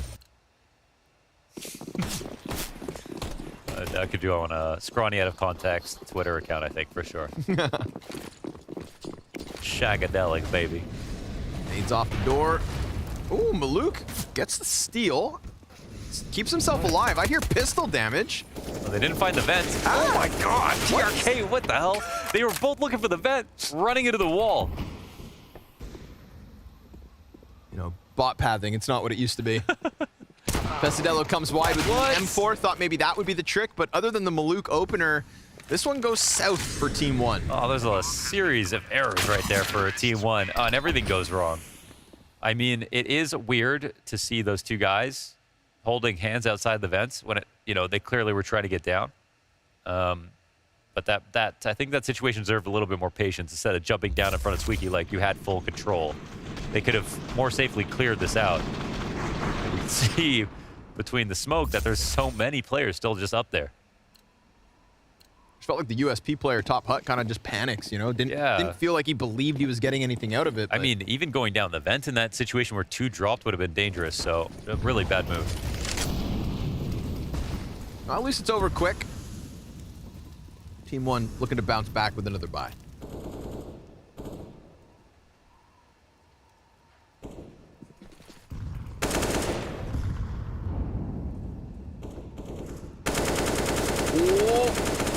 Oh, it's close, but not enough. What do you have to do? It was all over him. 47 more damage. Yeah. Maluk doesn't get the kill, but will at least turn Jota back for now, and that's a lot of outside control for Team 1 in comparison. Looking like the ramp hit. Malbs lays down the fire. Pressure still coming through. Cuts off the front runner, and the second drops the bomb, dives down. Supports here, and the A1S of Maluk connects again. It's a ton of damage off of him. The reason the last 2 Ts are wounded is all Maluk. And we've got Team 1 back to winning ways by the looks of things. That was a stellar flash dodge from Malbs into just a perfectly composed spray. And the pre-fire on the third guy was beautiful. And he even made space for him to get back up the ramp, jump up on the box, and take an advantageous fight into Henny, who's waiting for him to approach from a different direction. So totally shut out. I think MIBR clearly, they struggle the most on these fast rounds. They got away with that TAC-9 rush one time, but outside of that, on overpass and here on nuke, they really want to commit even when it is unfavorable. Like when that first molly goes down, I think you're definitely canceling there. Like all they did was molly into the vent, which is already a way to telegraph the ramp rush for the CT side, and then they still committed through it. Counter-terrorists win. So honestly, when Jota has called these defaults, I've been thinking he's doing them well. They're organized, but these fast rounds are not very nice. They're wasteful.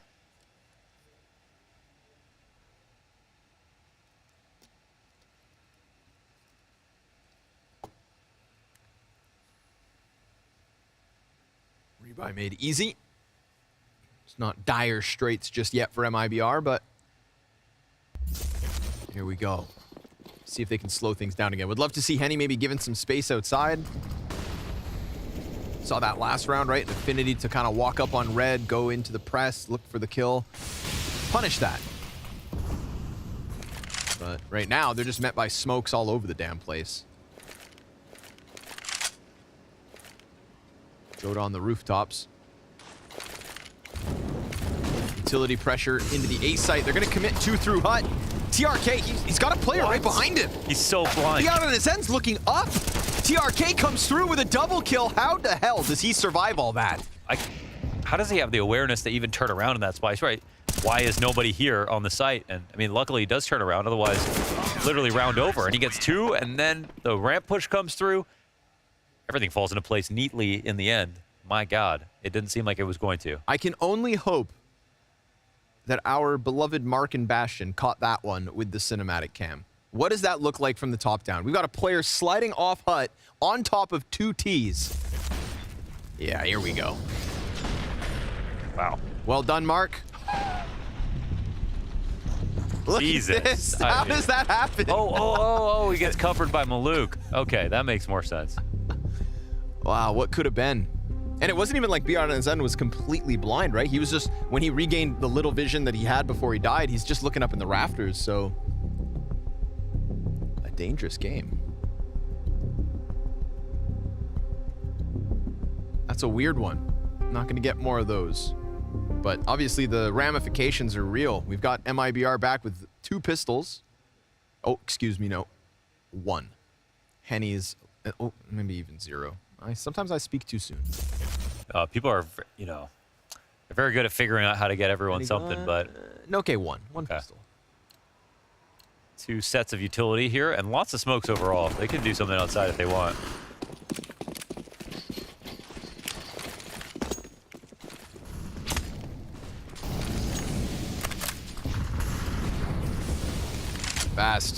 Fast, real quick. Nice, Joda. Straight down into Mini. Doesn't try to force the issue indoors either. I do feel like there's been, a bit of an opening outside that's gone unchecked. Huge. And now Exit has managed downstairs. So Joda's position is massive. Yeah. Oh, actually, Malbs might be able to see his AK in a second if he goes far enough, but he's clearly he's got eyes for Joda at the moment. Let's see if he paths correctly. Oh, he did see, oh my god, it wasn't called on his screen. But he's behind Jota now, which okay, now Jota's just a full lurker. What? They got to put him on the back of the priority list. They don't see him anywhere. Malbs is clearly aware that he's somewhere out here. There he is. Kills his friend. Malbs, though, should be an easy refrag, sure enough. But, I mean, at this point, 3 versus 4, bomb planted B. This is a great round called by Jota once again with it was all a ruse. It was the outside cross with lots of... I think a big part of this is the amount of sound you create. So it's not talked about that often, but when you're trying to get someone... It's like that electronic round from the major where Twist drops on the mini. The part of that was the fact that it was LAN and also the flashes that they timed that rained through outside. But in rounds like this where you're trying to get someone off top silo onto mini, you're trying to make sound, but it can't be for no reason. So they do it with an outside cross. They put pressure on Squeaky by spamming, blowing the door open. And all this is to allow Joe to get over top of mini with no sound, being able to hurt from any of the CTs. They're shooting back at the cross outside because they have to respect that could be real. And they also have to respond to the mini pressure, which could also be real. Meanwhile, none of it really is. It's just about Jota. And he does a great job of, like you said, getting the kill, but then not overextending into the site. Took a little peek in, didn't see anything initially, decided I could probably tuck in somewhere else, and tucking into credit card was clearly worth its weight in gold. You can see the game plan was actually to get Exit down the vent as well, who, because they killed the mini guy, he doesn't have anyone to stop him. So, really well done. Layers on that one. Oh, Pesadello, they throw fire on his feet, force him out, but he brings Jota with him. Worth. Malbs, look at this crawl. Wow. All the way from ramp. Tries to take it to Exit, falters, trades there for Maluk, and the lobby's there for Team 1. Smoke on the bomb. Teammates coming through. Ooh, that has Biarnazen's name all over it.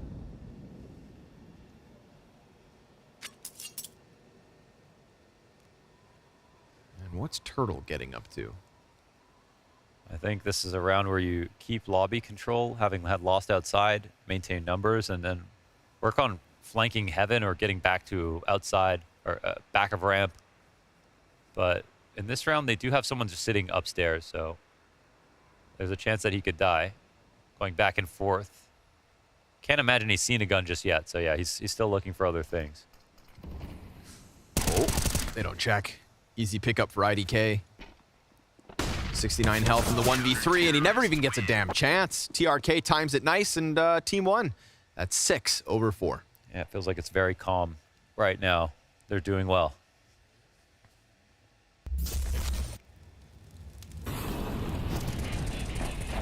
Didn't have much time to try and bring someone with him. This is sick. This crosshair placement isn't beautiful, like, isn't perfect, then he dies, right? Probably.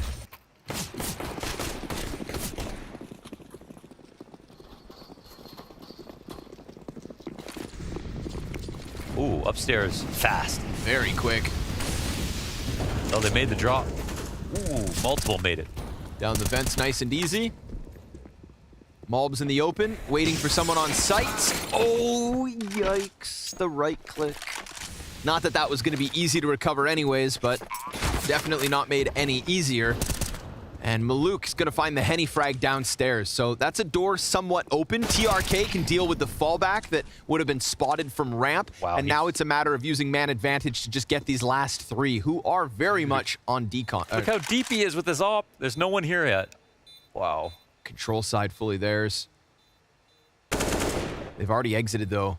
They've gotten closer than TRK, so Exit's locked in this fight. Turtle comes in, helps out. We got a fight towards Decon. Great distraction from Turtle. The CT's taking damage. Cleared by the Tech-9. IDK gets both. But they don't give a damn because that's time. MIBR a 5th. Damn, they grab the rounds. They make it. 3 down the vent, through the smoke. Harder than it looks. T1, however, 5 kills. That's no small feat. Couldn't pull off the retake entirely, but it'll be a very expensive round. Luckily for MIBR, it's them on their T side, but they did spend all their money. Henny's going to be the only one with real nades unless they make some concessions in the way of Galil's. But of course, that's going to harm your ability to close the round out if you want to go for too many Galils.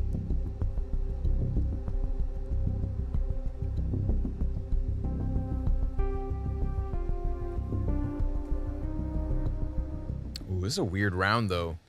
Both teams kind of limited by money, even despite MIBR walking away with the round win. I did just say that. Yeah, but I said it twice. Yeah. Actually, you said it once. Yes.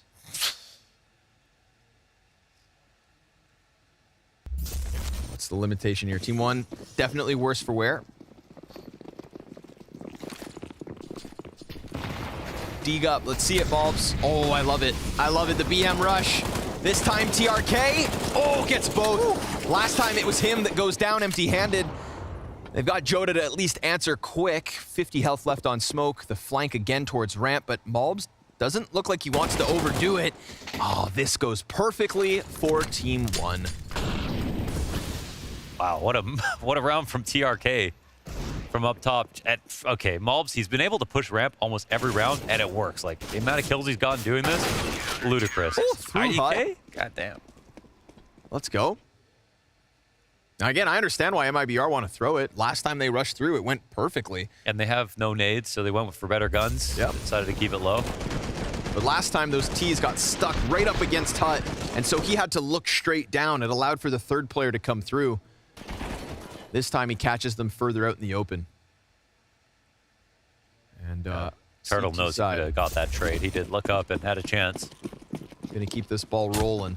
With 2-round that, lead? Yeah, 5 kills the last round, 5 kills this one, and now we're Tech-9s again.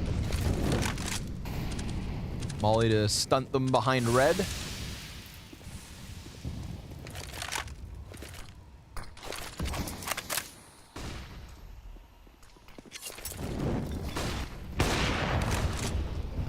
Ooh. Ah, just off the mark. They're gonna get bodies downstairs. Hits him with the love tap. What was that? Oh, bulbs.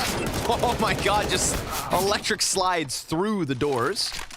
And now the Opera's got a tough job because the smoke's on top of I think he just blew the gun over towards him, too. He's distracted. There's a player right behind. Pistols prevail. Not again. Brother. Are they just out of this? IDK's actually about to find a lurk, so maybe they can actually just go for it. They know Turtle's low as well.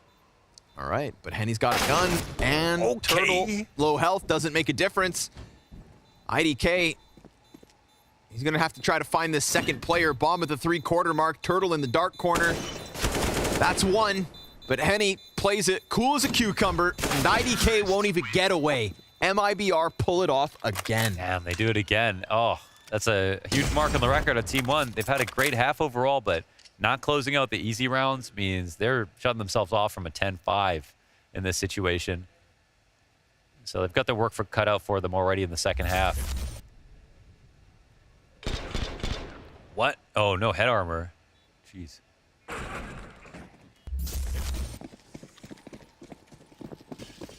It's a little lifeline here for Wow, MIBR. They'll buy it. I'm surprised they don't save for last, but they really just want these last two. And I mean, they're right. MIBR are low. They don't have a perfect buy either. Gap. A lot rides on this round for both teams.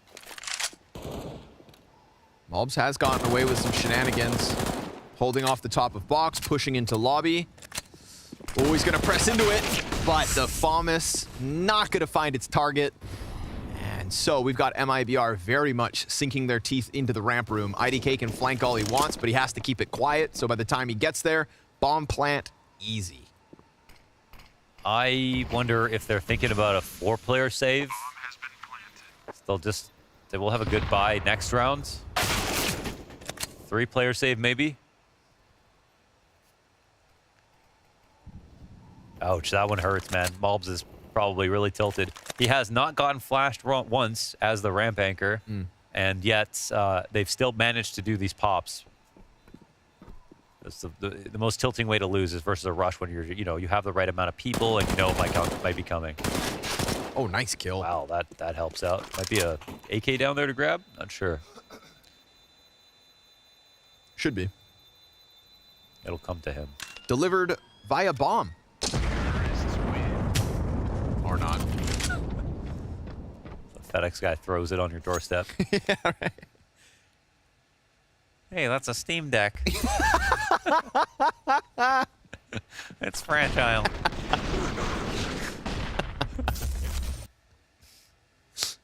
I waited a year for this.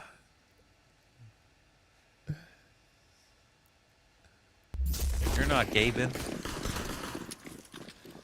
Oh, that's funny. Okay. That got me. Too real. Too real. Last round of the half. Scout damage. But they're everywhere. He's not going to let him get away. Maluk, you can land your first shot. No chance at a second. And the CT's pushing to lobby, but this time there's nothing really there in the open. Exit's tucked around the corner, and they will still find him. But once Turtle gets downstairs, he's met by smoke, so it does kind of come to a grinding halt. They don't have bomb. Wow. Bomb's in T-spawn, and if Malbs goes, oh no. Is he going? Is he going? Malbs versus Henny for the bomb. Looks like I feel like he's gonna miss the timing, but Henny can't find the bomb. He's kind of going back far. They're letting this one go. IDK is waiting for a late. Oh my goodness! I think he's gonna see him though. Well. Uh-oh. Ladies and gentlemen, we've got a situation here. 50 seconds, CT's everywhere. But not actually on the bomb. Okay. Let them have it back. It's going to take time for MIBR to clear this because they're cautious. Yeah, super nervous, but they also have just a clock going against them. And Malb smokes him out of lobby, which just sends him a message, says, yeah, we know you're not going to do this for a minute. You can go focus on other things. Outside cross has been given, and there's only one downstairs. Turtle's been patiently waiting, originally smoked off. Now it's just him, his two teammates, and 20 seconds to get past Pesadello. He decides to dive sight. Yeah, this is huge because he heard him. Ooh, man, if there was anybody coming double doors, that could have gotten awkward. Instead, he's going to be posted perfectly above them. Desperation as they try to push through into the bomb site. 4 seconds, no plant, no chance. That's it, folks. 8-7. A bomb in spawn is the end of this half. It's a single round lead for Team 1 as they take to the T side.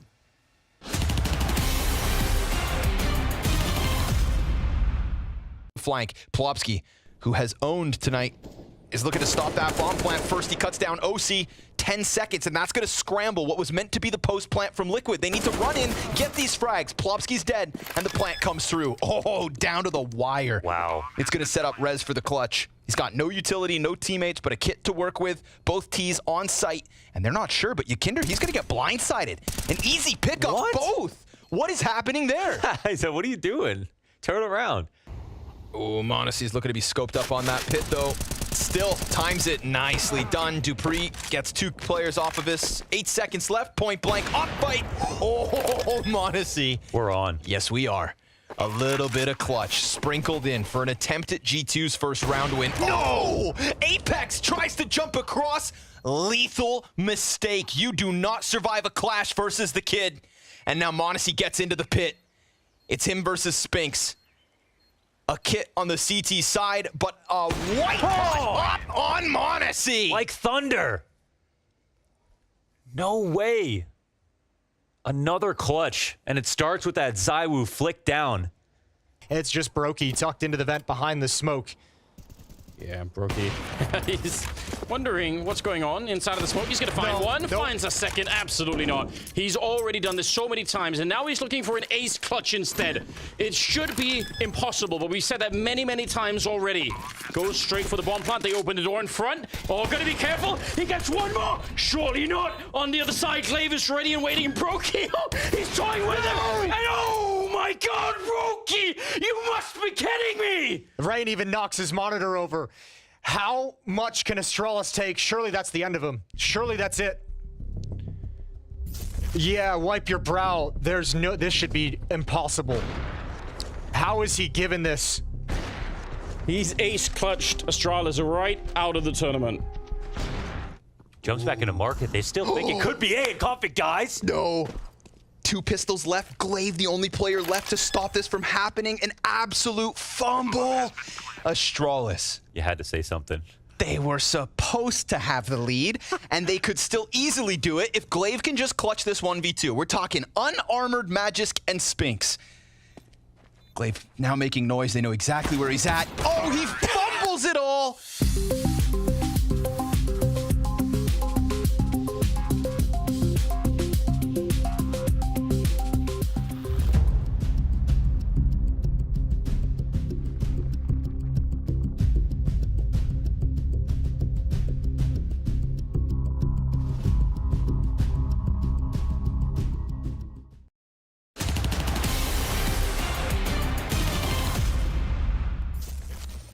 The slightest of leads for the side of Team 1 after the CT side of map 2. They've got that 8-7 edge. They've got the map advantage as well. Remember, picking up Overpass to begin this series, but this was MIBR's map pick. So let's see what their defense has in store for us as they look to extend it to a third. Yeah, might be possible here. Seems entirely possible for sure. BRN on the fallback already after seeing a clump of T's running for him. TRK chases, jumping all over the damn place. We got Glocks all over the B site, smokes towards Decon. Oh, they throw a good molly here. The deep control stare molly. So they get this plant off. I mean, that's money. No challenge. That's a Dello. Close and holding. Now they're distracted. Ooh, he attacks it. Only walks away with the 1. BRN doing a great job so far. This pistol stays alive, falls back, gets the kill. Turtle tries to tap towards the toes, and Maluk comes alive. 2 Glock kills his way, Malbs at a distance. It's gonna have to be an exit 1v3 or Team 1 extend a lead. And honestly, he doesn't really even have time for the defuse, so let's call it a wrap. 9 off of the win from this pistol. Team 1 winning pistols left and right. They let too much control go. I mean, they do the fallback down the ramp, the rotation comes in time, but they end up in control side alone. And the utility is perfect. They have a smoke for decon and the deep molly for control stairs, so they can't even open the door. And then they even take over control side window, and they spread into good locations. And then the final good rotation is Malbs getting up here onto clock. It's the best spot to be in a post plant in a lot of situations, and he doubles up with his teammate. Makes it very hard to breach the site from decon. So lots of good moves made in that round by Team 1, all brought to you by the fact that MIBR just wouldn't hold on to anything. Kept getting pressured. It's a fearsome Team 1 that we have today. Again, you think about the disappointment of not qualifying for the Rio Major. Channel it. Showdown, the last chance to qualify for a big event towards the end of this year. Team 1 decide not again. Win map 1. Uncharted territory. Winning a series would send a message. However, still 7 rounds away. Rifles up outdoors, making contact, spotting pistols players at a distance. And a smoke comes through. So that's going to give Joda a pocket to play in, but outside very much still under question. Being contested. Joda doesn't shoot, he holds. Time's a bigger issue if they're not quick enough, but Malbs is going to get a first kill, and so now things can start to unravel. 30 seconds to get in through heaven with not just 1, but 2. Hell, maybe even 3. Couple CTs down beneath them. Nade goes in first. Excellent amount of damage with that. I love it. What a split. Perfect. You know, counter-terrorists inside the site, not being active. Don't try to go for lobby. Don't get tucked on squeaky. They just sat in position, and they got swept away by Team 1. And Pesadella's had a great series so far. So has TRK's had a great nuke so far. The last time they played against MIBR, they only got 9 rounds on Nuke, actually. Really? Yeah, so they're already doing better, plus this kind of pistol to kick it off, and they only got 6 CT rounds the last time as well. So they really did a good job of quelling MIBR in the first half. They're in greener pastures at this point of the game, and yeah, their individuals are in a much better spot overall. Mobs was the worst player on the server last time around. Now he's the best. MIBR got some catching up to do. Shouldn't be happening this round. Turtle gets blasted into tomorrow. A third player glocked by Mobs. Insult to injury again with the Glock. Mobs tearing him up. He's collecting kills. Glad to see him getting his confidence back, man. 4K. He's awesome. Like this map showcased a lot of great aspects of his game. Whether it's just his mechanical skill, his composure in a lot of big moments. Is very clutch with the shooting, man. Just recovers from a jump, you know, gets the accuracy right back. He doesn't lose focus. See how much they can keep this one rolling. That's 3 straight off the pistol. 4-round lead. But here comes MIBR with guns. Ooh, and Turtle, he found just the smallest of edges. All he needs, player down beneath. It's Mobs again through hut. They've got an op up and above. BRN attacks from lobby, man advantage here, and a dive down vent. They're going to run for it. Oh my God. IDK is out. They've left Mobs inside of hut. Mobs did get a kill, so they know that he could be lurking, but they haven't sped up to try to find him. And now he can actually flank the vent. I don't think anyone can stop him here. Penny went ramp. From upstairs, yeah, Nope. so... But IDK, you got to turn around. I mean, he has just no idea, because I guess Mob's coming down the vent. He thinks it's open. They're off the plant. Oh, okay. That could have been something spectacular, but hey, props to MIBR. They get the retake, they chase that bomb down, and they don't fall victim to the Mobs play. I think the turning point was the ramp push. Kill the one lobby guy, shake things up. That pushed them downstairs.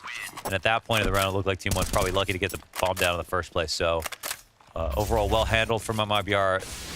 They're using the fact that this molly's coverage leaves a touch of the hut opened up, and 2 players upside. They do enough.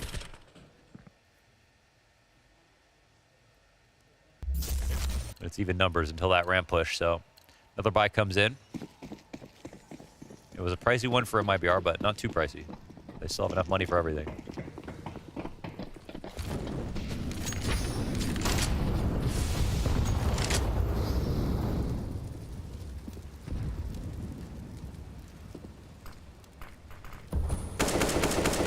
TRK's got the bomb on silo. You don't want to lose it up there.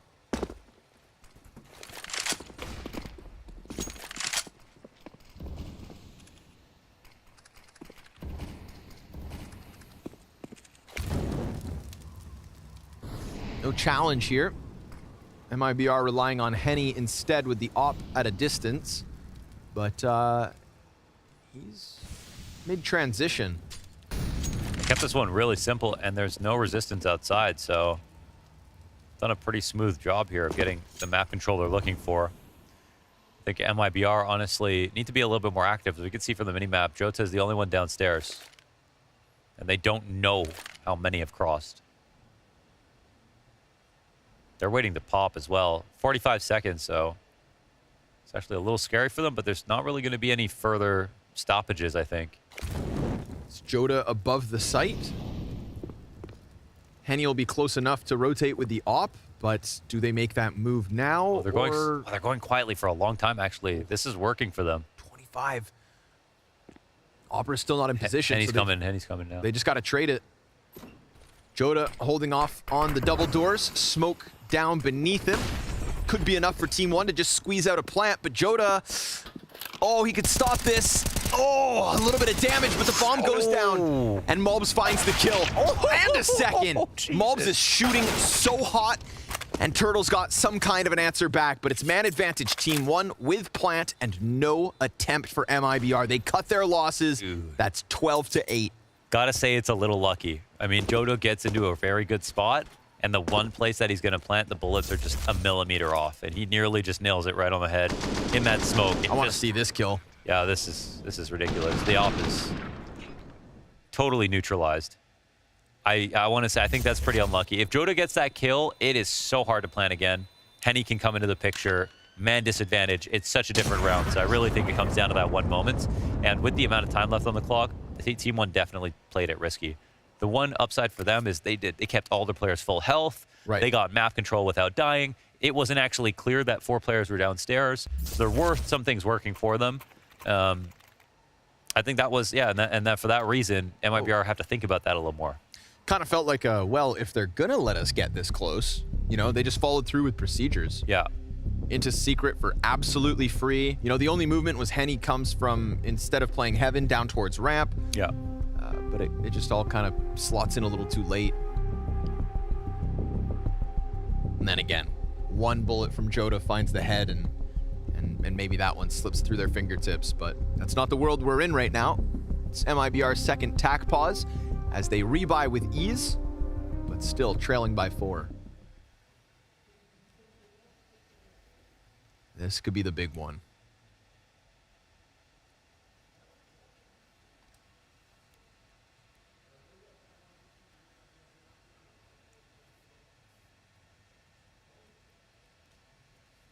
Is this Team 1's day?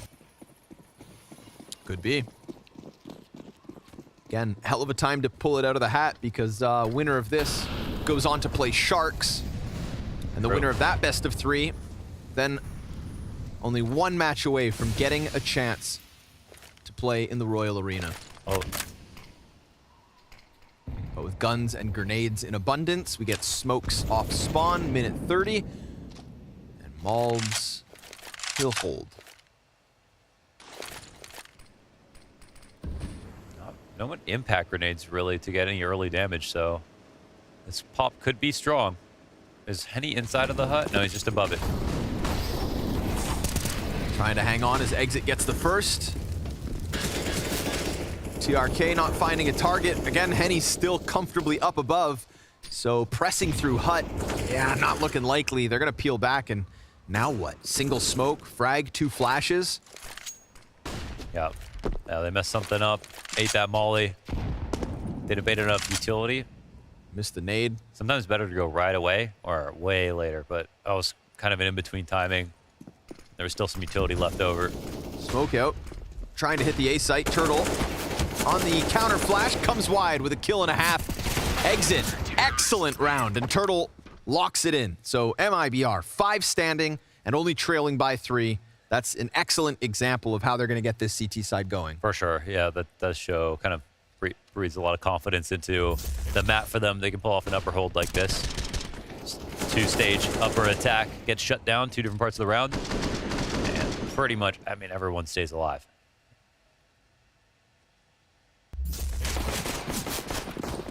One thing that was cool about MIBR's attacks is they were willing to go through the mollies and everything and maintain good spacing while doing it.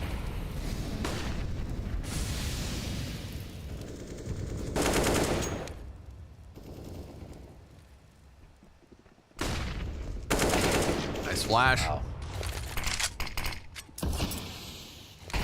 Now I think we're getting, at least in this round, a good example of a little, you know, proactivity. In the round that Team 1 gets so easily down to the B site, MIBR looks stagnant. Last round, didn't have to make a move. Here in the 22nd, take an initiative, get a 5v4, and Turtle's gonna double down as Pesadello comes through the squeaky smoke. Looking comfortable in this 5 versus 3, not to mention Joda could pick up another easy one. But there's time here to try and squeeze something out of this round. Team 1, what's your move? Well, looks like IDK is somewhat sniffing this out, but there's no overextension just yet. There's not going to be any over secret flash to attack IDK, but could just be a timing. Yeah, that's a thing. Unlucky for him. Heartbreaking. Excuse me.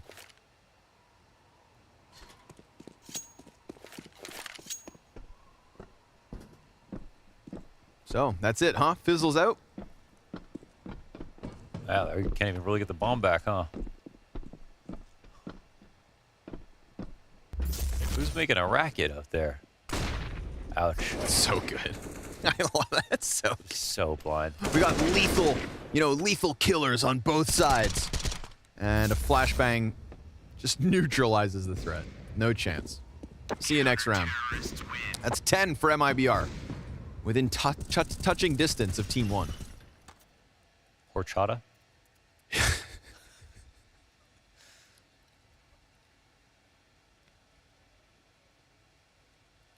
Just got to reach out and touch them.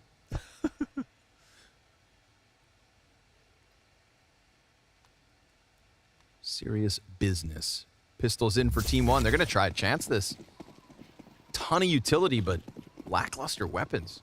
Very much so, yeah. I mean, they like rushing, so it might work to their benefit to invest in a round like this, but... Rush what? Don't know.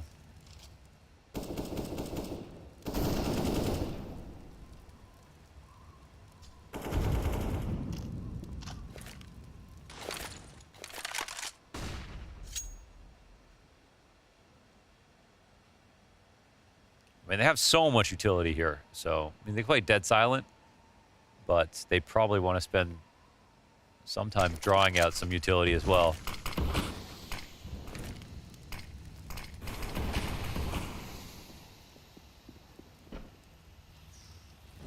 Yeah, there it there's is. the follow-up.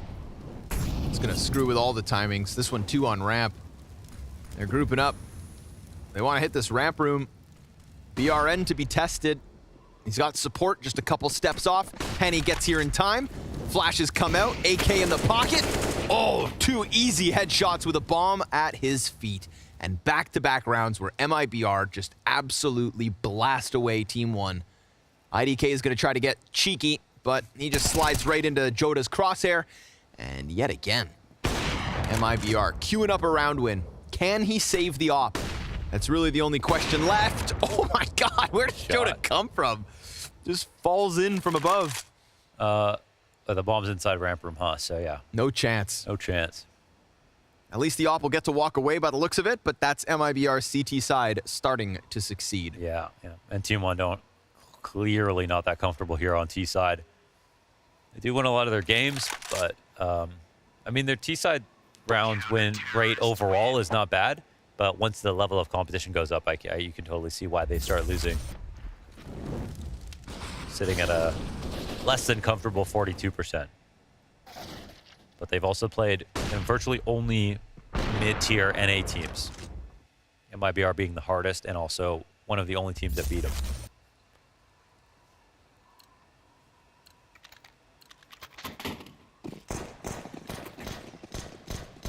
So Maluk's going to have to go God mode.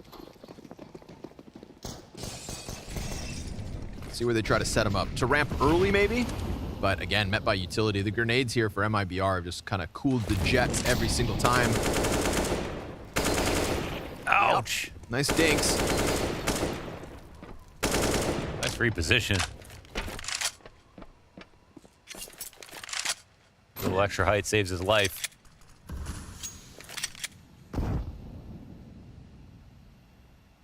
Better to get shot in the kneecaps than the side of the head. Joda, not afraid to press the issue. Oh, my lord. Oh, he had no head armor. Just a P250 is all you need. Can this get weirder, though? Always. It's Counter-Strike. Only Maluk has armor. Maybe trade with Pesadello. Turtle could just time this perfectly. Kill them all if he damn well wants. Ooh, bomb! Soars downwards and gets stuck on top of Mini. So I'm going to call this one done. You ain't getting that back, Chief. And nothing further. Easy pickups here for MIBR. We got a tied game at a CT side advantage and what seems like a fumbling T side from Team 1. Yeah, after seeing these few rounds, not knowing a whole bunch about Team 1's that's nice. T side nuke, I just don't really see how they're going to close this right now. They had a good start to the half, you know, just with a pistol round win, and that pistol round strat was also really good. But they seem like a kind of quite behind, I would say, on this T side so far. In theory.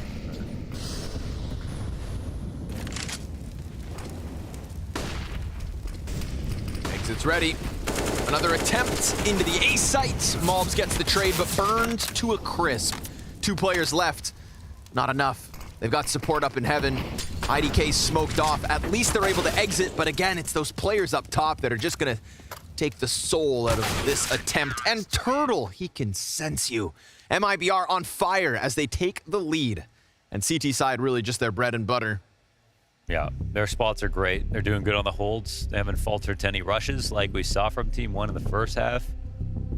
And Team 1, they're trying to organize behind some set stuff. They have some. It's just not that tricky. Like, it's just kind of cool. The entry pack's not like super solid. They're a little bit flustered when they try to enter out on the sites. Not sure if they have it. Another timeout would be called. It's great that they have an extra one left as well. I think what saves them is a brand of CS that we saw that MIBR tried, which was contact explodes. Trying to get ramp, I would say even literally 5-manning to try to get to ramp. Outside, full outside crosses like we saw in that one rifle round earlier. That was very clean. Like, you can tell they've dry run a lot, at least. All right, they'll smash it yet again. Player top hut, but it's the backside guy that goes down. Turtle's trying to hang on, and he's doing a damn good job of that. Deagle comes wide and dropped as well. So, all right, they get a little crazy, ferocious inside the A site, but Turtle, yeah, man, way too cool at the moment. That is MIBR 2 away from the win as he reaches 27 kills off of the back of that 3K. Big moves from Turtle. It's a good carry at the moment. Team 1 try to keep it simple, try to keep it quick. Hell, I wouldn't even mind something like that with, like, I haven't even seen them go for like a mini split. You know, if Turtle's just going to kill you from HUD every time, try to attack him from the split. But yeah, I think for sure. Mini split and getting a vent drop off early and also trying to cross secret again. I think going back to what worked way earlier on. I don't think these upper hits are it. They also haven't really put together a super solid ramp. Exploder outside cross smokes into a ramp hit. Something simple like that. They did it on an eco, but not a full round. I think they've really got to stay away from upper, though, as MIBR are way too comfortable at holding both HUD and Squeaky. Oh, very nice. This is going to cost them a body. Can't believe he stayed there. Jota, right? What are you doing? Right? As if they're not going to be hunting for his head. This is the best spot to reload. Okay. That makes things a little more interesting, but they're still just going to throw exit downstairs, and he tucks into control without getting challenged. We got 3 players here, and Pesadello elsewhere. He's still up top, doing his own thing at the 40-second mark. Remember, last time they were able to just bombard into the B site, and with Jota up above on the rafters, he wasn't able to stop the plant. It's kind of looking comparable. They'll have the silo to cover off towards control. Bodies as well, definitely the advantage here of Team 1. And smokes to just give them that little more room to work. Double doors swung, and Malbs gets the headshot. Just like last time, it's Malbs to come through with the kills, and MIBR to just not put up a challenge. And the late lurk is coming in. Turtle's been big, though, and that's a nice, clean kill onto IDK. However, Team 1 able to come through the control side, so they've just swapped sides of the bomb site. Henny and Pesadello crossing paths. Oh, it's better for Pesadello. 100%. He's got 2 backs turned to him. Bomb straight ahead. He's going to pull the trigger when he pleases. Spots a second body, so he's putting together the bigger picture, and he's distracting them perfectly. Malbs, he actually gets dropped as he tries to fight. There's a chance. Turtle's on the defuse, but there it is from Pesadello. Better late than never. He picks up another and keeps the lead to 1. Mechanically, that was fantastic from Pesadello. I mean, the way that he controlled that situation, that was a very haphazard swing from Dark, put Pesadello in a compromised spot, almost blew the round for him. But Malb's entry on the control cross, that was a hard shot, man. And that was straight to the dome. So, yeah, they do it. They go back to what worked earlier on in the half. They execute. It's not quite as clean in the sense of they lose somebody going outside, but they also go 1-for-1 with Jota. who was basically the reason they almost lost the first time around. They got rid of that guy, so they know there's no one backside. And I think that's much more worth it than going 5v5 to 15 seconds left to try to plant the bomb. So now maybe it does get a bit scary from MIBR as TM1 clue into something that works. IDK is not looking. Oh, and they might do the ramp pop as well. Not looking at all. That would have been a free kill for IDK if he just cleared it. Desperation as they try to hit into the ramp room. Again, this normally falters, and Henny's got a good chance to just eject. They peek hell. Oh, they get BRN for free. Jesus. That could be the lifeline. Did they hear exit drop out of heaven? I don't know. Oh, man, they're just going up fast. This could actually be the right move. Oh, Johto, where'd he come from? Still outside, maybe? Yeah, fighting in from Garage. Good dink, but good damage. It's damage, not a death. 15 looking likely, unless Pesadello. Big impact last round. Needs a 1v4. Turned 1v3. And he's got time to make things interesting. Turtle's doing too much this game, though, right? Surely. The longer he waits, the more that it's just going to have to be the heaven attack. And I like this spot behind box. Just keep it tucked. A flash to try and slide down. Oh, but there it is. Exit. Nicely done. Responds quick, doesn't hide too long, and keeps 2 up for MIBR as they secure 15. They'll lock it in. That's match point on map 2 to open up the chance to take this to a third. And even though they don't even lose a map normally to Team 1, they'll have a chance to actually win the series, which is, of course, way more important than winning any one map.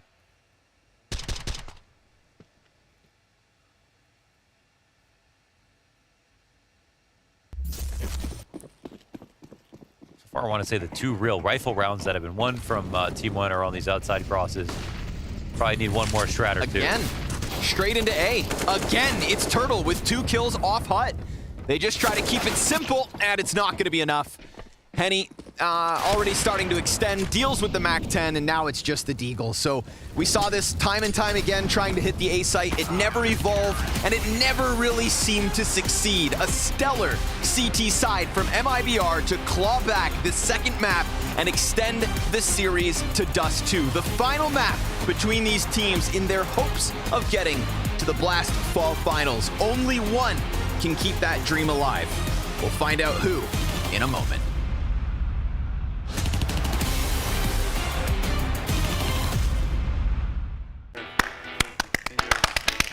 I did the highlight as well, you can say.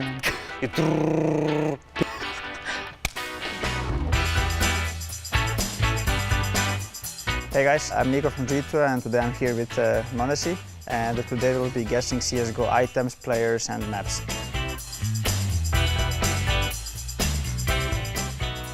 Okay, this is the map, and Op is OP on this map. Train? No, Op is Overpass? OP. No, wait, Dust? Yes. Listen, you remember the smoke and nade behind the smoke, which I'm using? Inferno? Yes. This map is, like, you don't have this in competitive, but you talked it before, like 5 minutes ago. Tasca? No. We talked 5 minutes before? Yes, Simple did highlight on this map. Cash? Yes. I did the highlight as well, you can say mine. Oh yeah, ridiculous. He's playing in complexity. JT? No. Fang? How to say? Fang? Yes, Fanji, yeah? Yeah. I don't know. Okay, this weapon was fixed before. Now it costs Krieg. like... No, Hog.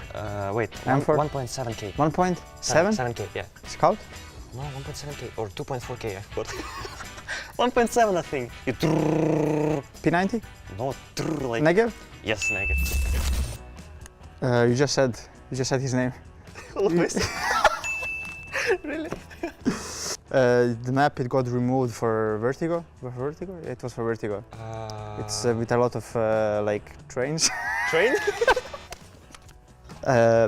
We have it on. It's on the nuke under B site, the windows. How we call it? Office. It's the map that you did this bug smoke against Imperial. Mirage. What a girl, bro. You remember the team we lost to in Antwerp? Antwerp against Freya? No, the game before. Navi? No, Heroic. Heroic. And the Opera. Cadian. Coach, best coach. Zonic. Muscles, pro player, retired. Blame F, retired. Frikazoid. Pasha.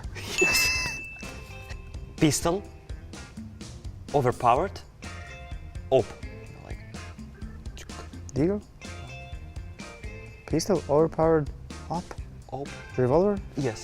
You know what I mean?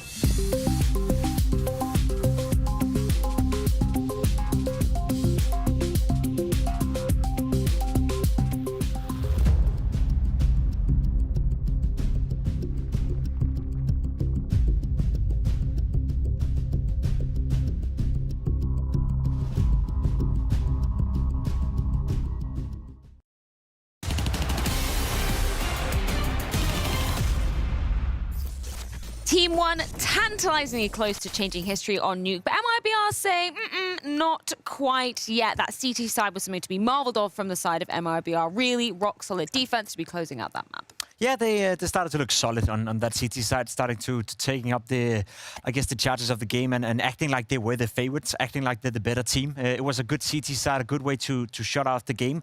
The only player they couldn't handle from Team 1 was Mobs, who throughout that game, you know, caused a lot of chaos, caused a lot of problems for MIBR. But as soon as they got him shut down, and especially as soon as they got the inside pushes shut down from Team 1, it felt like it was too one-dimensional for those guys to get anything done. They tried time and time again and test Turtle on the inner bomb side, and he said no time and time again. So Turtle won that duel, which led to MIBR winning Nuke. You have to commend MIBR for actually managing to win in the second map, because I think Team 1 had everything they needed to close it 2-0. They converted both pistol rounds on both occasions. They had at this moment during the first half, which was highlighted by our casters, where Team 1 were in control financially, but they kept on losing rounds to lesser equipment. It got messy, it got dirty, and they never really seized the moment to just fully assess control over the map. They allowed MIBR to come back, fight again, bite back, bark back, get some wins with pistols, and to me, back to back to back, that's what explains this scoreline. Yeah, let's continue to give Turtle some credit. You threw his name into the center. They've obviously been on the side of MIBR for just over a year now. And I feel like sometimes he has that ability to really pop off. Obviously, this Nuke, sitting on 30 frags, that was one of them. I think the scoreboard is kind of interesting, right? You have Turtle on one side going up against Mouths on the other, and we saw the impact Mouths was coming in with, but Turtle was kind of winning that duel in the second half, standing top hot time and time again. Every single time the Team 1 tried to test him, whether that was with a fast execute towards the inner bomb side or a little bit later into the round, Turtle was always good for 2, even 3 kills from time to time. So he won that duel, and he was a big part of the reason for why MIBR stabilized so much on the CT side. So yeah, you got to give it up for Turtle. This round is a great example as well. They're getting off, you know, in a 5v4 situation. They're making it a little bit dicey, but Turtle, again, double kills, triple kills. Top of hot, you see right here, he was just a menace. A lot of impact at different moments of this game, and we had a couple of entry kills we saw in the first half where he crosses smokes, he makes a difference on the CT side, multi-kills galore, he stabilizes, he was very movable around the map, so yeah, great performance from Turtle for sure. Well, with that map victory from the side of MIBR, let's get some words from their coach in the midst of the series.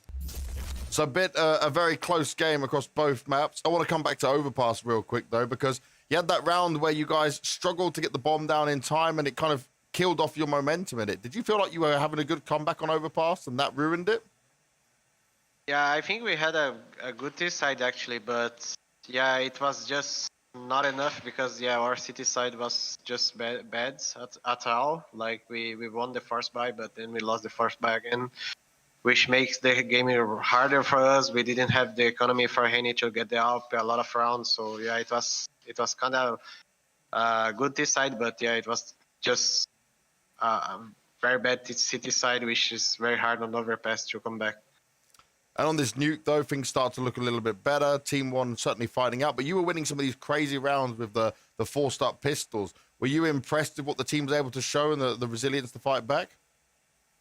Yeah, I think the game was hard for us actually. They are playing very well, but yeah, we managed to win some like first buys and stuff like this, which like obviously helped us a lot.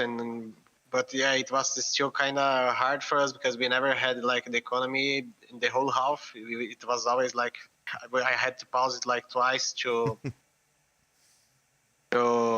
like maybe think about what we should do because we had so low money, and yeah, it was a hard game, but yeah, I'm happy we could come back again. Now, all of this year, you have beaten Team 1, so you're confident you're going to get the win here on the final map? Yeah, I think we have a good chance against them on this show. I think we beat them on this show season or the last season. So yeah, we have a pretty good this show, and yeah, very confident for sure. All right, well, I look forward to seeing it. I'll let you get off and get ready with the boys. Thank you. Yeah, great fortitude, as Banks was mentioning, for MIBR managing to bounce back in after that round that we picked up on Overpass, which really stalled them from potentially taking this series in 2 maps. But that does leave us laying on the doorstep of Dust 2. A great deciding map between these two sides. Both kind of struggling. Yeah, I'm like, struggling, I don't know, struggle bus. That's kind of the story. They can't beat good teams on it. Let's put it that way. You know, both teams are struggling lately on Dust 2. Both teams love to play it. One team has played it 14 times in the past 3 months. The other team has played it 12. MIBR had lost it 3 times in a row, and 2 very impactful losses. One against ATK during the RMR.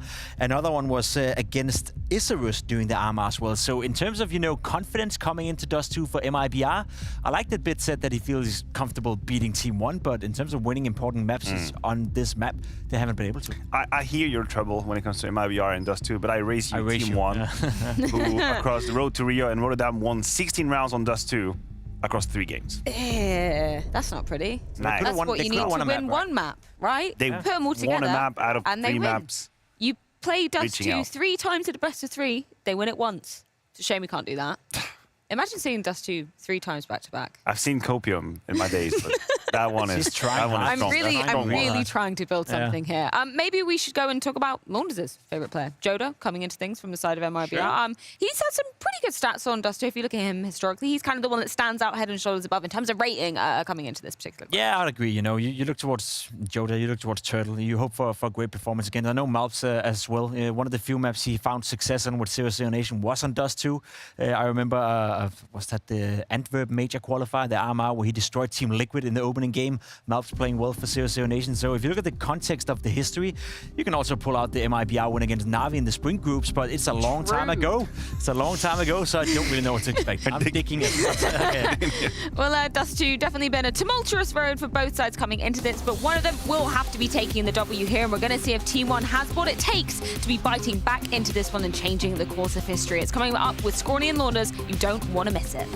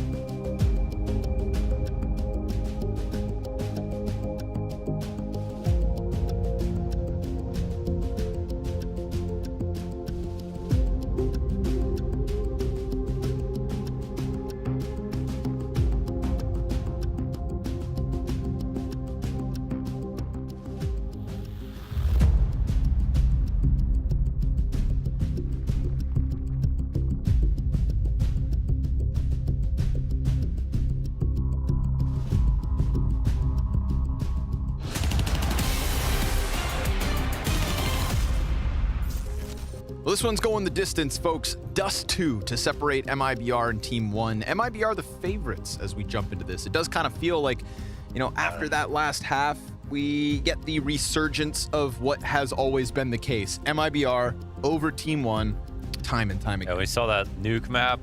I didn't even see a world where Team 1 could possibly win at the end, which I was surprised because I haven't seen the history of this matchup as it's played out, but that kind of illuminated why it's so lopsided to me and why MIBR feels so confident. Team 1 looked like a team that are like building up to a point where they could, you know, come to challenge MIBR, but I totally see how they won. And on Overpass, they made the improvements they needed to find that win, which is really cool. So there's hope in the future. Team 1 definitely have a great team on an individual level. You know, I think even there's like more individuals I would want to see get promoted to bigger teams than I see on MIBR, which is really cool. Okay. You know, so that's cool. Feels like it's just a matter of it all kind of coming together, which for Turtle in that last map, it absolutely did. Yeah. You know, Turtle is, I don't want to say hot and cold, but when he takes over, I feel like you just can't escape the guy. You know, he's in the flow state. Yeah. He's in the kill zone. And on Nuke, that was absolutely the case. And I mean, I think maybe he would have had a harder time had there been some kind of adaptation from Team 1, but it just didn't simply, it just didn't feel like that T side had the depth. Do you remember the time that you were on Mirage, you were in Market, and Martin, our producer who just turned 50 today, was in the B site and he fake planted the bomb. And then instead of you going out to look for him, he actually escaped from the site. And then he walked off Cat, went into connector, planted the bomb on A. Yes. And then you went, and then went to look for him, walked up connector, and he shot you in the back in jungle. Yes, I do. In the 1v1. Yeah. Yeah, when Martin beat me in the 1v1. And then the next day he came into the green room and he said, couldn't find me.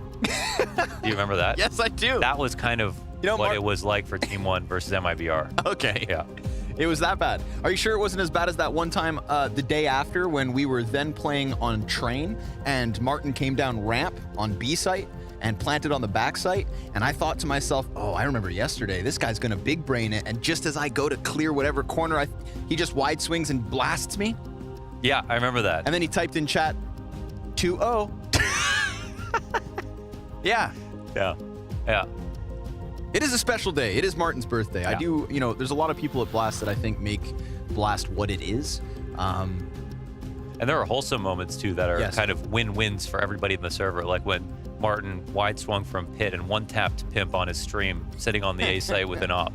That was a moment that made the whole world happy. The whole world. Yeah. And then I remember we came into the production the next day. We come into the, you know, like the analysts and desk hosts, they show up early. You know, they're the hard workers. And Martin's going through like, okay, guys, you know, we got this segment, we've got this segment. Oh, and then we've got this. And he turns his computer and he's got Pimp's Twitch clip of him getting wide swung down long. So I think it's safe to say... Available upon request, by the way, for the public. At all times. It's up there. It's out there. There's not one person at Blast that wouldn't say that Martin's kind of the heart and soul of it all. Actually, I'll just let you guys know what Martin's Twitter is. I'll let you know what Martin's Twitter is, so you can just go ask him for it. At Martin, MARTIN, _ SMED, Schmel. Schmel. You can ask him for the, I recommend the Pimp clip. Yes. I'm not sure if the Connor clip is out there, but the Pimp clip, that's one for the ages. That's really the golden one. Yeah. Because, you know, you beat me in 2 1v1s. Listen, you're not making posts about it. Yeah, that's pretty good, though. But, yeah, Martin can hit that flow state. But don't put him on vertigo, because then he gets easily lost. I've seen that happen, too. We're no longer lost. It's time to get into the third map, folks. Thank you for your patience. MIBR, Team 1, Dust 2, and the winner of this will, of course, face Sharks in their next matchup. Team 1, they at least lift the curse of beating them in a map, but now they've got to do it twice in the same night in order to win the match. So let's see it. They start on the defense. We've got Malbs on the back of the B site, and we got numbers from MIBR in tunnels out the gate. IDK pushing up. He's ready to interrupt this smoke and flasher, but he gets one while the utility comes out. The plans now become clear. However, it's actually a fake all along. It looks like there's a cat play coming into fruition with 2 A-site players still alive. Nice and fast. One of the A players pulls back, Pesadello, but low health. So, I mean, really, what contest can he really offer? Henny's going to get into the fight. Long doors push starts to come through, and sure enough, Pesadello's dead, as expected. TRK slides down to CT, rotates spotted by the top of middle, and the kill comes back. So a little life left on this one. We got a kit for Maluk with flashbangs, and a flash towards the long corner is going to be the chance for TRK to press in. Nice flash, in fact. It gets him blind, but no kills from it, so too tough. Maluk, just the one. Needed a couple more. It's MIBR with the T-side pistol win. Really worked that map with all their strength right there.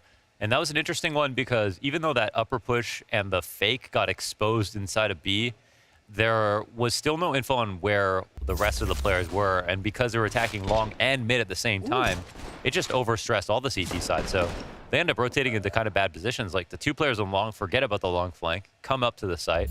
Then the cat players are there to fight him. And now there's advantageous positions for 3 Ts versus the 2 Ts on A. Nice scout shot from Henny.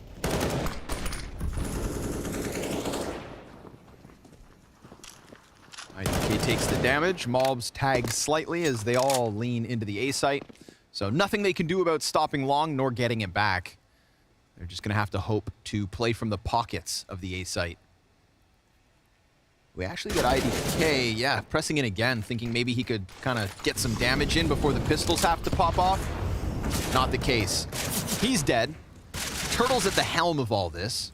And after his performance on Nuke, man, if he can transition that sharpness into Dust 2, Team 1 will have their hands full.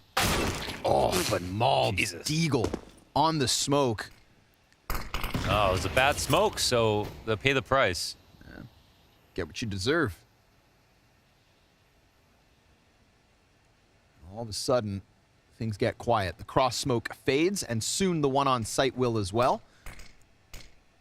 We get a fresh wall up. Oh, wow, he hit that. And I mean, listen, you take what you can get.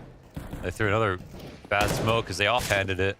So, no, they're paying the piper, and Maluk comes through with the scout frag, but there's the answer. What? Oh, 5-7, 2 kills off short. Both at that headshots. range, so clean.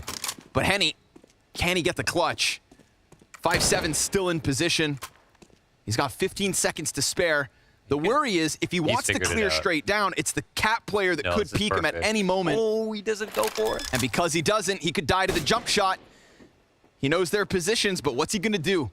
He's gonna need the frags, and now they can just hide. Henny sitting back, jumping, no scope from the scout. Dude, that's not easy to do with the scout these days. It's only at the absolute apex of your jump that you're fully accurate, so pretty impressive shot right there from Mobs, honestly. Felt like if Henny had just peeked down, cleared the close kill. You gotta be lining up your long Watch smokes. this. They threw 2 sets of, wow. Wow, I mean, that is like, I'm not sure how frame perfect that is these days, but looked good. It's very hard to do. It's very hard to do consistently. So Team 1. Dude, they gotta line up their long corner spot. I mean, they really asked for that. Yeah, they half-assed it twice. Yeah. That's one full ass. Yeah. Only makes it worse, really.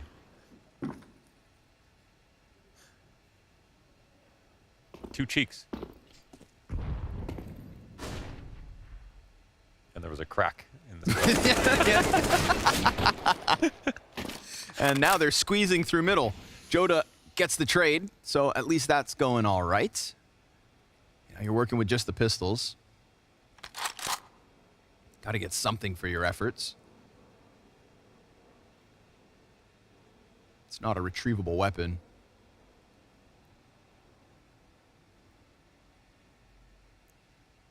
Cat to A looks like it could be the play. If Mobs gets preoccupied on long, then... Oh, but Maluk has an M4, right? I forgot the guns have definitely stepped up a level here. Yeah. Oh! Joda had a second. Maluk still dies in sight.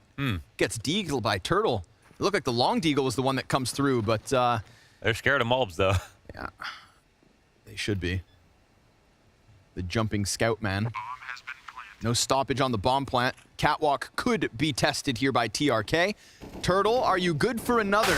Oh, yes, you absolutely are. An exit comes in. Turtle gets a third. 3 deeks. 2 of them Juans. And MIBR rob it right back. No problem. Nicely done, man. If he got swung on, he's dead. So he found that timing, and he took it. So you're not going to peek me? I'm coming. Oh, and he sees the second guy right behind him, too. Brutal. Hand cannon, baby.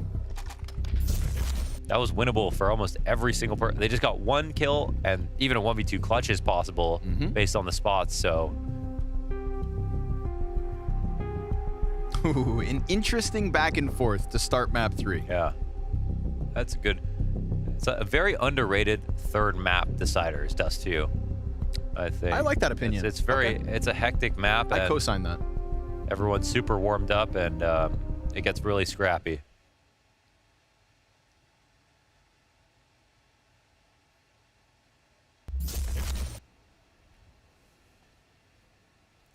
Remember when this block didn't exist?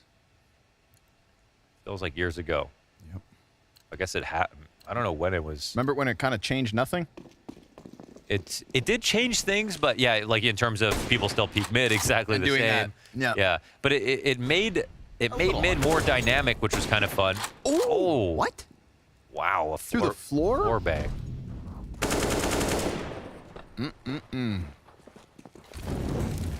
Well, I wonder what happens to Team 1 if Henny suddenly starts to power up. Because that's a piece of MIBR that, you know, you can sometimes forget about until it slaps you upside the head with a ruthless reminder. You felt him a bit on Overpass. Nuke was never really his map, I think. Vertigo is his map, I think. Overpass is his map. Mirage is his map. Dust 2, I don't really remember. I mean, because Fury, I don't even play Dust 2. But he would have played it plenty of times before on Immortals or other teams. Castadello gets nothing, so that's a great round for MIBR. Keeping 5 up, guns flowing, blood pumping, and rounds continue to rack up. 3-1 the early start. Watch this. Oh, okay, he can see him. Just That's a very hard shot. Nice little chapeau you have, my friend. What does chapeau just mean hat? Yeah, it's a hat. Okay, so it can be anything. A chapeau. Would that be a beret or not really? It's like too big. Yeah, what, this Like thing? the Yeah, I don't think goofy that's a... no. mushroom cap. Mushroom cap. Definitely the scientific name. The genus. The genus Mushroominus. Easy pickups here on Catwalk. Shred those unarmored USP. Oh, this is the play. Let them all run by, defuse. They don't have the bomb. Okay. If this happens, I'll give you my emerald bayonet. Uh-oh. Knife. Oh, yeah, what would they... Oh, come on. I mean... I would have just gotten as close as I could. Just go look at him. Yeah. Ask him, are you kidding? That would have been hilarious. He had a pit. He had no friends. Yeah. He's staring at a wall. Just all 5 of you walk up. Bully knives him. out. You should bully him. Stick him in one of those little baskets in the corner. Put him in the toilet. Flush. That's just ruthless. Oh, yeah, I don't know if... has anyone really done that in real life? Gotten Probably swirly? has. But yeah, For swirly. sure. It just seems horrible. Yeah. Inhuman. What if you died? I mean... Well, that would... He'd probably get in trouble. Yeah. Yeah, I can only Go imagine. straight to the principal's office. Yep. After school detention. Guns back in here for Team 1. All right. The wackiness of the back and forth is over. It's got to be now. Ooh, I like that. Oh, trying to find an angle, but Joda, I love how he just squeezes against the wall. Comes up, catches Maluk with the peek, and BRN with the very fast answer. These guys can aim. Oh, Henny clipping him as he gets blinded just through the side of the door, so snap your fingers. This one's done. 5-1 for MIBR. That is brute force, if you've ever seen it. Op on Maluk, every right to be there, waiting for that specific peak, and he gets decimated. This is looking grim for Team 1. So far. Look at this. Look at the way he just pops up on the side. Joda gets the kill. Nice shot here, too. Easy does it. So, first timeout called, 6 rounds deep. And unfortunately here for Team 1, it's going to be a 2-for-1 because they don't have the guns to buy up just yet.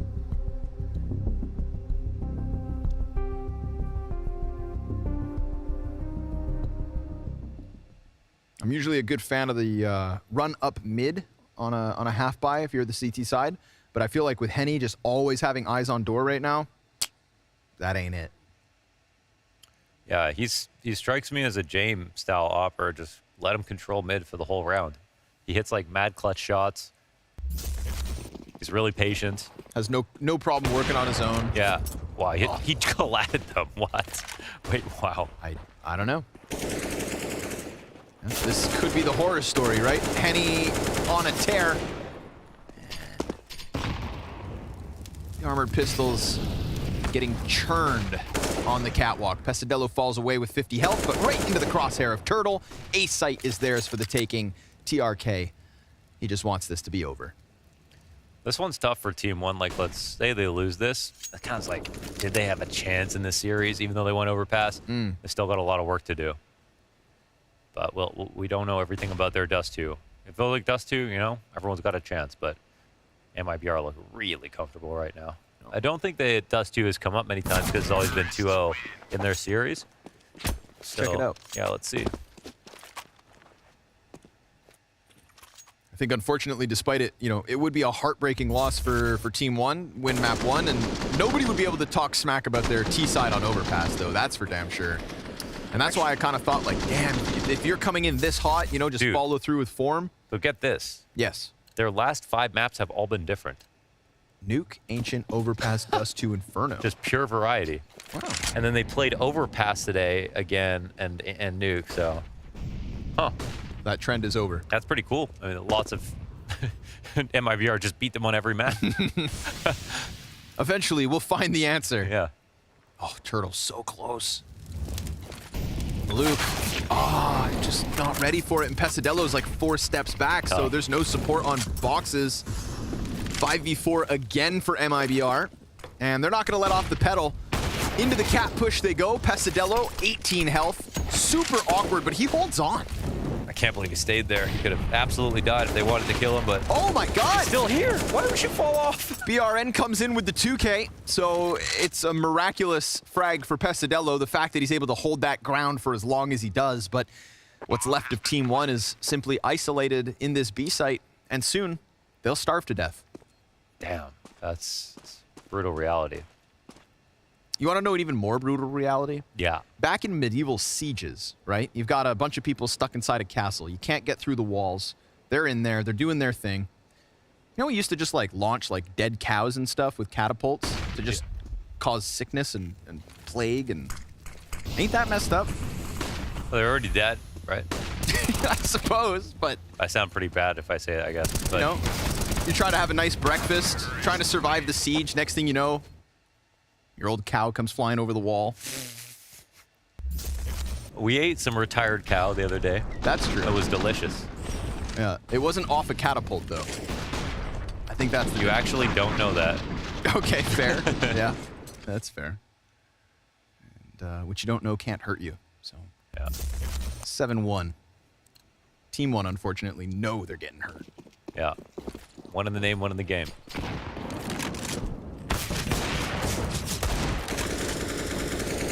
Dead already is IDK. Ooh, I like that. Pesadillo getting aggressive, trying to just do something with the little that the CTs have to work with this round, but it gets cleared out. It could slow down MIBR for a second. They don't know if anybody else is in there, but they'll go gain that information, play passive for a moment, and as they're distracted, Malbs comes through with the deke, but then he just puts himself up into the crosshair of Henny, and man advantage maintained. The arcade decides to swap it over to A, double up, and hope that it comes this way, and it will. It looks like MIBR are gearing up for, I guess it could go up CAD and maybe out mid now. Opting not to take long, but he crossed under the smoke, so they won't know for sure if he's stacking which side of the map. Cat push coming in as they walk underneath it. Weird and interesting opportunity here for the CT side. Ooh. They keep momentarily checking their back, but... Oh, the CT... Ooh. God, it's not enough. It's close. It's enough for TRK to finish the job. But they could just sprint to that B site. Bomb actually hesitates with Turtle. And now he's got an AK. CT side have a smoke if they want to lay that down, block him off entirely. But Henny can also just keep it scoped in. Oof. Sure enough, there it is. MIBR continue to keep themselves on fire. 8 rounds out of the first 9. I wonder if they ever believed they were going to lose, you know? Right, if the overpass loss meant anything. If it was all just a It was all just a dog and pony show the entire time. Like we're here casting, pretending there's a chance they would win, thinking, oh, map 1. I mean, it's halfway over. MIBR the whole time, they're just like, oh, well, guess we just got a long night, but we're still gonna win. I mean, you'd see reason for them to think that, because they can say, we don't lose. Never lost before. Never lost before to these kids. Think I lose to these guys? Pesadello. Maluk. Maluk, more like fluke. Ouch. Yeah, and unfortunately, 2-9 right now. So in terms of the op department, it is Henny who is the head, and Maluk's just stocking shelves. Important job, though. It's got impact. He'll get one back. Let that be your motivation, folks. One day, your time will come.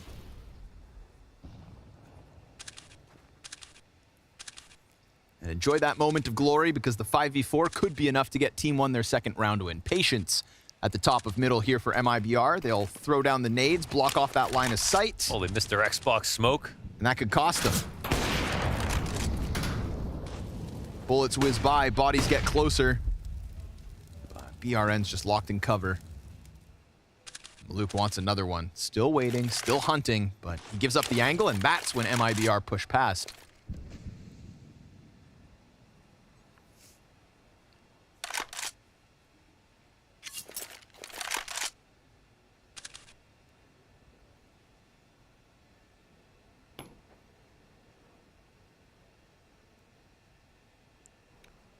Well, they've organized the split to the right part of the map. They got 4 up, but they're versus 2 right now, and they're going quickly. Nice nade, however. Nice pocket for the CT. Oh, BRN into the spawn. IDK's got the corner, though, so this is looking like it. Team 1, 25 seconds between them and their second round win. And Malbs wins his at long. Joda's scoped in. Do they pull the plug on this? They didn't get their entry. Pesadello never showed them anything. So with that, they can't pull the thread to undo the ball of yarn. Joda doubles back towards middle, right into the scope of Maluk, but he wins his fight. Could go for one more. Oh, nice shots off of the op. Really? Joda, 17 and 5. Wow, that's insane. And a kill after time. Very dangerous for Exit to take that frag, but he's also 10 and 3. And that's 3 CTs down. Very costly after only winning these last 2 rounds. Majority deaths, even though they lose. Nice I job. didn't see Henny, did you? No. It was just, he kept throwing the nade to run down suicide. Right. And so there's just only so much room behind it, even if he's blocking himself off. A little 6 cents, but look at the money.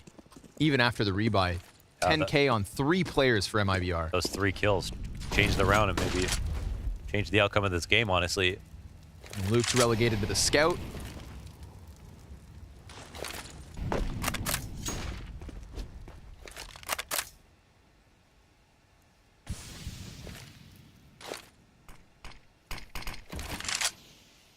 And the smoke will cool things off.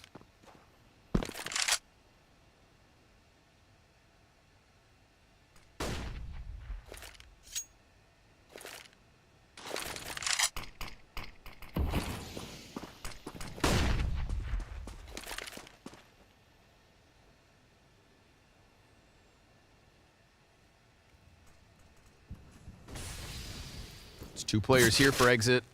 Oh, that shoulder peek was so brutal. They have to fall off of this. If he plays it too aggressive, maybe he goes down, but he's able to just get the info, and look at this, MIBR come crawling right back in through tunnels. Yeah, and they have to split up into just another vanilla setup without mid control, so they are split, and they're not working on anything. Long flank of possibility, but for now, it's Team 1 cooling it off. 30 seconds, so MIBR, they've just kind of been moseying around in mid, going back, double taking tunnels, making sure they don't get hit. They're wondering why Team 1 aren't doing anything. Right. Well, they'll finally start to press through mid, so it's the They gotta get the B-split. bomb. Penny's got to get going, and he loses his support. He's now stuck at the bottom of middle while TRK holds off in sight. I mean, get in the sight? where is Henny? What is He's happening? still bottom mid. He finally gets a chance to escape. The smoke's gonna fade, but he's still Joda's going. saving this. And Joda has saved the day, giving Henny a spare second as bomb goes down, but 4 health versus Maluk. Oh, and he dies wow. ultimately. Henny could just not seemingly get out of bottom mid. Dude, that wasn't even... So Henny didn't even drop the bomb. Someone dropped the bomb and ran to B, and you're like, they're leaving the Opper, who's holding window, to get the bomb, and then Henny just like doesn't move himself afterwards. I don't think that was his fault initially, but it definitely got worse and worse. Meanwhile, Joda's just going, clearing sight, Joda's kills like Jackie both Chan, guys. just knocking out people left, right, and center, trying to protect the VIP. Comes back down to middle, gets another kill. Look at this. He's owning, I mean. Joda's like, guys, just give me bomb next time. Yeah. Yeah. I don't think you But he claps. I don't think you could just drop the bomb when you're outside of, like, on a mid-B split. I love Joda's reaction. A half second of into. It's okay. All right, good job. It's good okay. job on Yep. the IGL. I'm and the emotionally Fragger? stable. I'm going to be very measured about my response right now. All right, he's 21-6, 11 rounds in, and Malbs just killed him top middle. So there's the answer back by Henny at the very least. He's just shooting now. We got long control the way of MIBR, but a nice tunnels push that could net Team 1 a quick flank. Contrast that to the passiveness of the last round where they did nothing.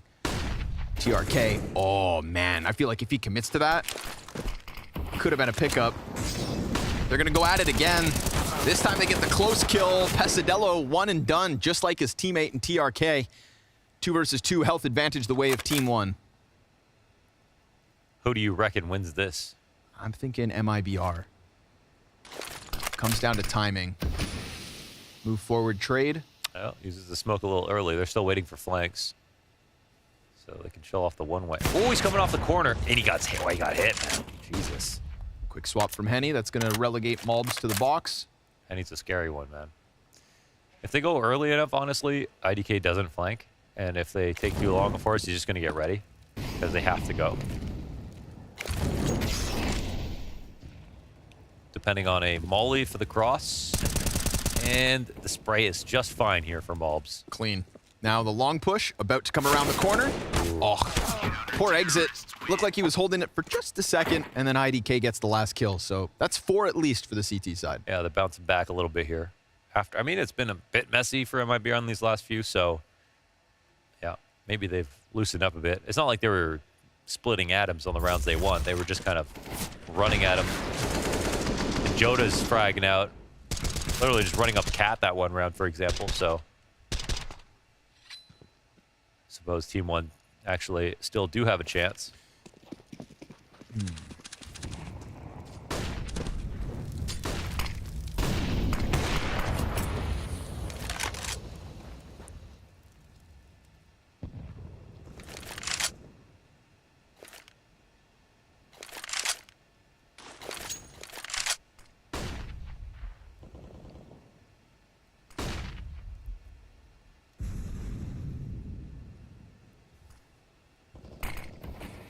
Team 1 back to the statuesque holds.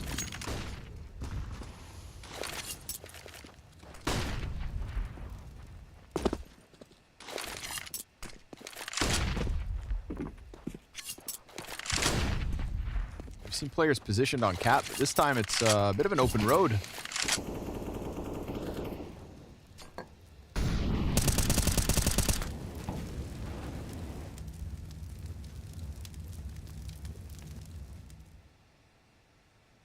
Waits and waits.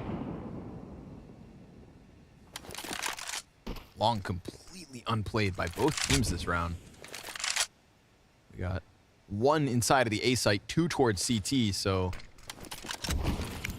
let's see what the hold looks like here from Maluk. Oh, Joda! Damn, nicely done by Malbs there. Nearly dodging the bullets, but the kill still comes through. The dink connects to Maluk. Not an awkward spot. It seems he hangs on. Turtle, there's the headshot again, bailing him out of trouble and giving Henny a chance to plant. Man advantage. 2 CTs up, 1 in spawn, the other wants boxes. So separate fights.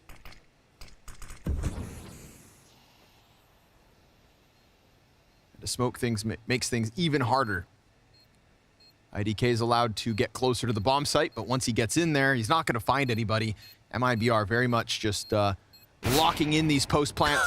Poor guy gets hit by the op shot as if his job wasn't hard enough already. Still manages to get the better of Henny. An op swap could get him a second, but time is of the essence, and there's no exit. Turtle, 3 kills on the round, and 3 critical ones, clearing out the A site and making sure that bomb pops for MIBR's 9th. Turtle looked to, I think, go and defend that up or just pick it up, but he couldn't run far enough in that direction. Right into the FAMAS. And all right, I mean, MIBR, they look a little bit more composed here. Things were just going so easily for them.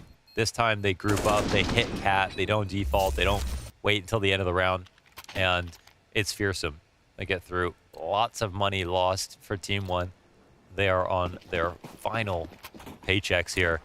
An AK for TRK, yeah, in fact, not a buy at all. 3 smokes in play as we round at the half. Round 14, long hit coming out here for MIBR. Plenty of bodies in position, including the 1 AK. Molotov's destined for him. Unfortunate spot, but he almost got away. Henny tracks him. Turtle burns Maluk out of the corner. They're going to boost that AK right back up, so at least it's changed hands. However, a very slim silver lining.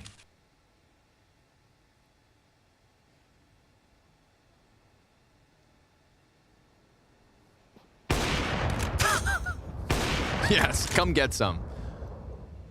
Mobs gets, that's gross, splattered. Just like IDK. Pesadello, AK in the pocket. Getting swarmed, brings one with him, but not fast enough. So 10 rounds to MIBR's T side with a chance at 11. Yeah, they're in a good place.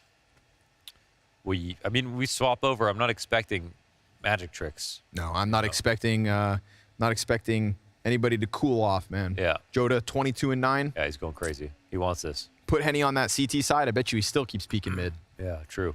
I think, yeah, we don't know. We just have no idea what's going to happen in this bracket because, yeah, the results so far have just been ludicrous at the showdown. And while this was the least clear-cut one of the day, it feels like the most now here at map 3. Ooh, not getting anything. Turtle just keeps those bullets pumping. Brutalized. That's going to be the push down long. So 4 of them died already. How? Yeah. TRK is going to get split. This one's done, folks. 11 for MIBR. We saw it happen on Overpass, an 11-4 half, but that was belonging to Team 1. And hate to break it to you, it also net them the win. So let's see if MIBR can close this one with ease after a brief break in the final map of this series.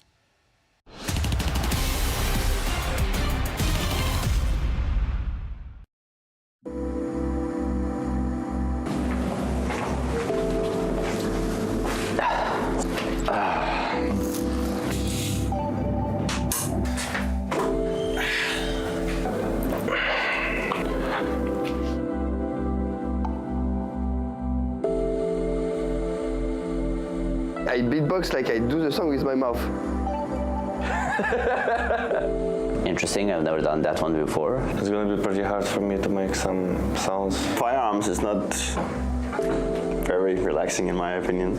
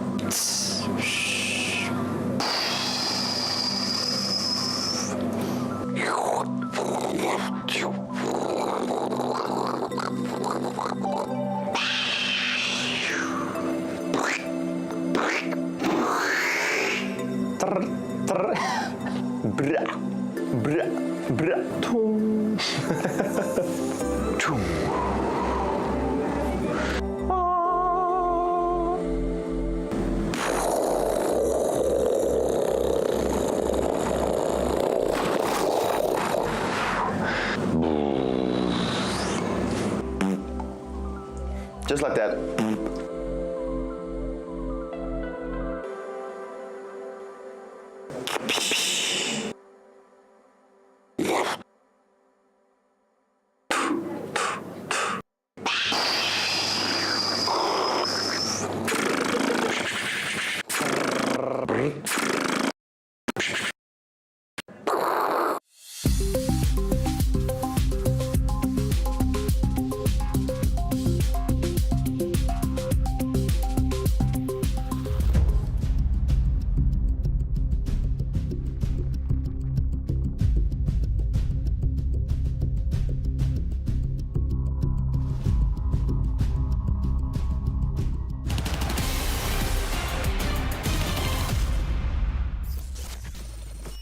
Calma, guys. Junta com os caras ali.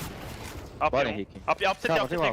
Recua, para. Recua. Calma, Eu vou esmocar tudo. Esmoca longa, Henrique. Esmoca longa. Base comendo. Fala, base. Vou abrir, não. Abri. Tá, vou bangar agora. Banguei até a molotov, Jota, eu vou cravar teu carro pra você. Carro, vou esmocar o carro. Você tem muita mola. Eu tenho play, Henrique. Banguei, vou botar uma bomba, espera. Eu cego. Carro e defraude. Carro na frente do bomb. Na frente do bomb. Na esquerda, Breno. Correu bomb. Na esquerda. Carro. Nice. Boa. Tomar no cu. Respira, velho. Mãe, velho. MIBR keeping it in the flow state, keeping things rolling. An 11-4 first half, and now Team 1 not only going to have to ignite themselves in order to bring this back, but they got to put MIBR on ice. And to get Joda off of a 23-9 first half, insane. Someone's going to have to step up. Let's see who it is. Team 1 taking it to the B site. They met Exit, who immediately closes the door on IDK. With those flashbangs, given a chance at a second, but Malbs will manage to get that footing inside the site. It could be the plant, but they're surrounded. They're gonna fight towards window, and if they can press out into mid, then maybe something magical can happen. 2v2, and they've got a chance to leave. Henny gets tapped down by Malbs, and that's the guy that I look to. He's got 3 kills in this pistol. He showed us good things throughout certain parts of the series. Joda has speed actually to go through CT spawn. Okay, it looks like he's gonna flank up Cat. Doesn't know where they left. Listen, if there's a guy who could clutch, I'm going to say it's Joda. We've seen some really, really close clutch attempts from him. From long. Yeah, so he's just trying to cut him off, but they're actually staying on Cat, so this will be the wrong play. It's still possible, but hard. Yeah, bomb's not planted for Cat. Oh, it isn't? No, it's behind the boxes, I believe. He has a smoke as well, but no kit. But spotted by Catwalk first. Trying to isolate fights. Tough spot, tough job. Team 1 eject from that B bomb site off the back of Malbs. I said somebody's going to have to step up. That's 4 kills in the pistol from the kid. Yeah. Continuously cutting him off was actually the right idea. And they had 2 outside here, but Malbs just did so well. I mean, grab the second frag, 2 headshots on Henny. And he could have very easily stopped that from happening. Scouts up from BRN and Henny. Deegs in the mix.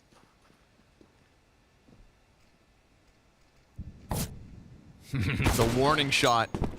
And then Maluk gets hit. Still gets hit. Oh my god. He like reloaded faster. Rebolted? I don't know what you do with it, but shimmied it. He pulled back the shmoop bop and yeah. So quick on the trigger, man. Henny is just kind of a beast with that scout. Yeah. Searson level sometimes.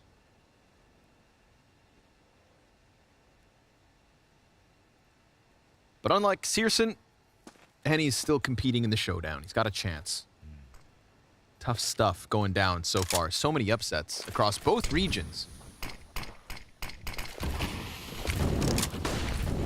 Here comes the commitment. TRK headhunting here. BRN looking for the angle through the fire. He's gonna get it in. That's damage to IDK, so 2 tagged already. Bomb getting close. BRN, another tag. Really good scout damage there between Henny and BRN. So they've done their job. Yeah, it's still going to be hard to break into this. Look at the spot from Pistello. Kind of nasty. What is he been standing on, actually? Oh, you know, a little box. A something or other, but Turtle, oof. Unlucky. Off with the Deegs. Gets a bit more damage onto TRK, but honestly, if they can walk away with 5 alive, Team 1, screw it. Damage doesn't mean anything. It'll cost them 1. Pesadello comes through, clears the second scout, exit. He's got a chance to leave or do damage, and he'll find Maluk at the very least. Remember, Malbs is low as well, so this could be 3 kills, and then the costs rack up, but instead the bomb gets him. Team 1 convert. Yeah, they convert. They keep 3 up, so they feel pretty decent about it. The game gets a little closer. I mean, back onto pistols are MIBR after not saving anything. And suddenly we have a real match. I'm going to take a look at Team 1's T-side Dust 2 statisticos. Dust 2 is their least favorite map, but they still play it quite a bit. They have played some good teams on it recently because they played it at Rio and Rotterdam. So they lost, but they just got smashed by Liquid and Ents, 5 and 6 rounds respectively. But still, that's good practice. I think that actually is relevant. Get the old group up. This should be... MIBR beat FaZe on this map this year, 16-9. That's crazy. Malbs comes wide with the MAC-10. Wow. Gets stuffed by the P250, then Joda. He's got another. Oh my god, a second from Carr, a 2v2 that shouldn't happen. A Molotov that pops in the sky. IDK commits to the plant. And unfortunately for MIBR, they're not going to get those guns. It's all the corpses towards Carr. Nice attempt there by Joda.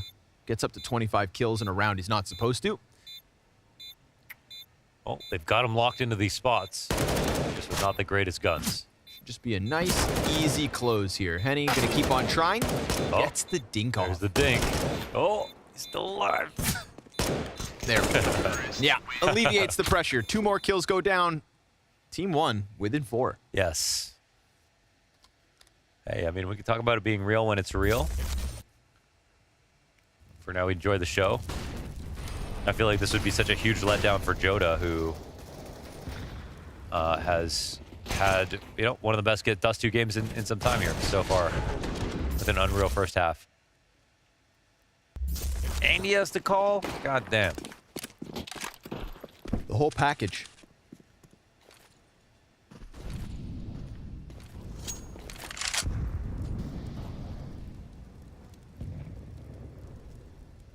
From 11-4 to 11-7. First buy from MIBR's CT half. And he's going to keep the op on Carr. No pressure towards long from Team 1. Instead, they go tunnels towards mid. MIBR getting closer. Sensing what's up. Hinge smoke, but nobody shoots at it. So that's TRK safely tucked. Wow. And Maluk. Nice timing. Joda did nothing to give that away. Yeah. He just went right for the middle of the door. No harm, no foul. And it paid off. But a dead man nonetheless. A dead man on a big round. An important man on a big round. We'll crawl over to B now. Wow. God. What is happening? Turtle pops up. Now, they did just pull their player off the B site. They get 2, though, now. Somehow. They dive back in. Fire's gonna fizzle. Frag could find the mark. A lineup. Nicely done from BRN. Again from Carr. Exit's got that 3rd one in. Bomb dropped. Pesadello just doesn't have the health for this, but at least he gets that 2nd. If it's an instant headshot to Turtle and Henny, then maybe, just maybe. But as his hands are busy, Turtle slides wide, and it's 12 to MIBR. Yeah, they steal that back. BRN, that's the guy. I mean, Maluk hit some ridiculous shots this round. One through the door, through that smoke, and then a second takes a lot of damage. BRN, I mean, he's just praying to this car right now. That helped him out. 3rd dink was beautiful. But the rotations were good once Maluk died. They weren't worried about crossing mid, and they got 2 over to B. Maluk's impact felt in that last round, despite him being 8 and 17 in this 3rd map. Yeah, as an opper, we haven't really talked about him that much. But we know Henny so well, so that probably doesn't help. Henny's quiet. Quiet and waiting. Oh, leg shot on the mob. Smoke fades. He's done. Caught in the open. That could be a 2nd op given to Team 1. They swing into it too. Ooh, Maluk pinned against the wall. PRN gets there in the end. Oh, excuse me. That was the retrieved off instead. So we've still got a 2v2. We've got a player inside the B site. Maluk, while getting shot, waited for a chance to strike down Turtle. Now it's IDK from the B site. Nice grenade. BRN gets finished off, and he's got it! A headshot to finish the 1v2 to keep Team 1's hopes alive. That's 15 health that makes the difference. You better believe that nade smoke helped, obfuscating the vision of the Opper as soon as it landed. And it honestly helped, it seemed like, for the second kill as well. Him keeping the distance from it and turning that into a second spray. Single op 4 pistols to start that. And Team 1 given the lifeline. Real nasty.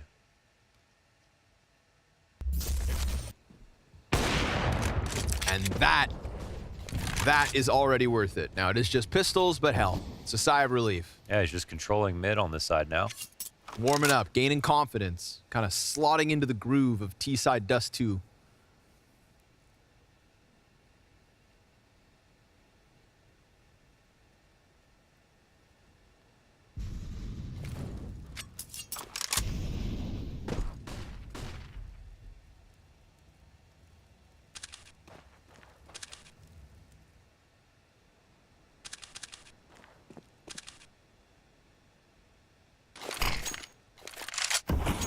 Challenge, no issues, nothing here to prevent them from getting to that A site. So MIBR just gambling the wrong direction.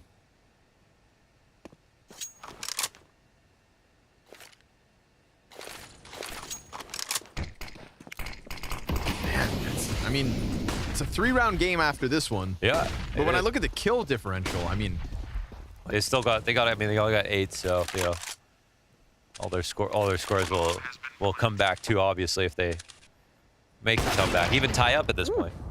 Nice dig. I guess they got to start by winning this round. Make it costly. Jota gets another. Things could get interesting. Jota trying to fight towards top mid. They'll both go down. Team 1, that's 9. 3 survivors, 3 rounds the difference. And a very curious situation starts to unfold. Definitely. Surely MIBR, an 11-4 first half will be enough. That's what they thought coming into it.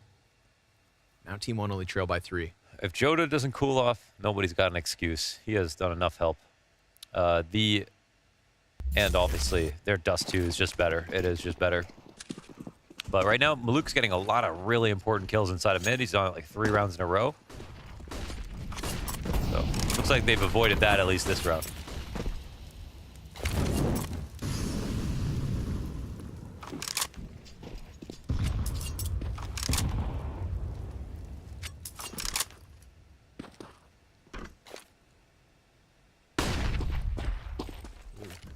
Like this little mid challenge. Elicits an answer from the utility.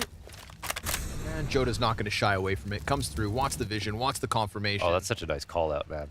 I mean, that's brave too. If Maluk just walks through the door, he's done. Oh. Bit of a tease. Jesus. Jota on high alert. Gonna find it. Nice tracking through the doorway. So 5v4, thanks to who? Jota, again, of course.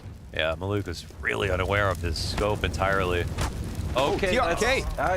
Yeah, well, it is fire. From start to finish.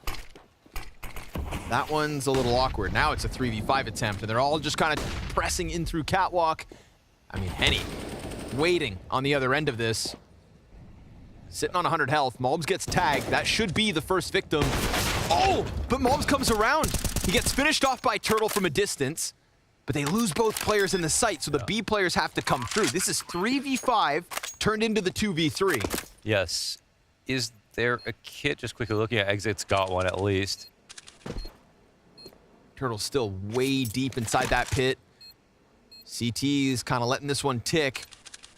BRN, low health, looking to join the kit player from CT to both work up simultaneously. Pesadello tagged to 50, IDK looks away, and Pesadello, he still gets that first one on BRN. I don't even understand. What? IDK into the kill feed, and now Turtle cuts it down. It's gotta be the 1v2. He's jumping up, and there's no time because the kit gets cut short. 3 versus 5. Wow. No way they managed that. I mean, the 2 kills on the site is one thing. I gotta see that Pesadello kill, I feel like, and to spawn, that must have been hard. I don't understand how that happened. It was through the railing, and I feel like it must have also been a flick or something. I don't know, or just... Oh, okay. I didn't think he realized. I didn't realize he got that close to the ledge. I thought he was still further back, so it makes sense. Oh, that one helped dramatically. Oh God. And they'll try to pile on by calling in a timeout as well to discuss their own likely victory. That was a beautiful round to be able to pull out of the back pocket, and they get double digits. They're within 2. This is where it starts to get stressful for MIBR. It's not so fun anymore. It's not so free.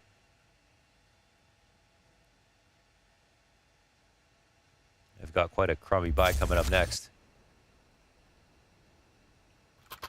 Yep, it's Cheeks. It's somehow still a little scary with 2 scouts and a saved AK. And actually, Team 1's money is low as well, so, you know, they got to hold on to this one with both hands. Making sure to even keep 3 alive or more, otherwise it's going to continue to be painful if they suddenly lose one. For now, they're making it happen.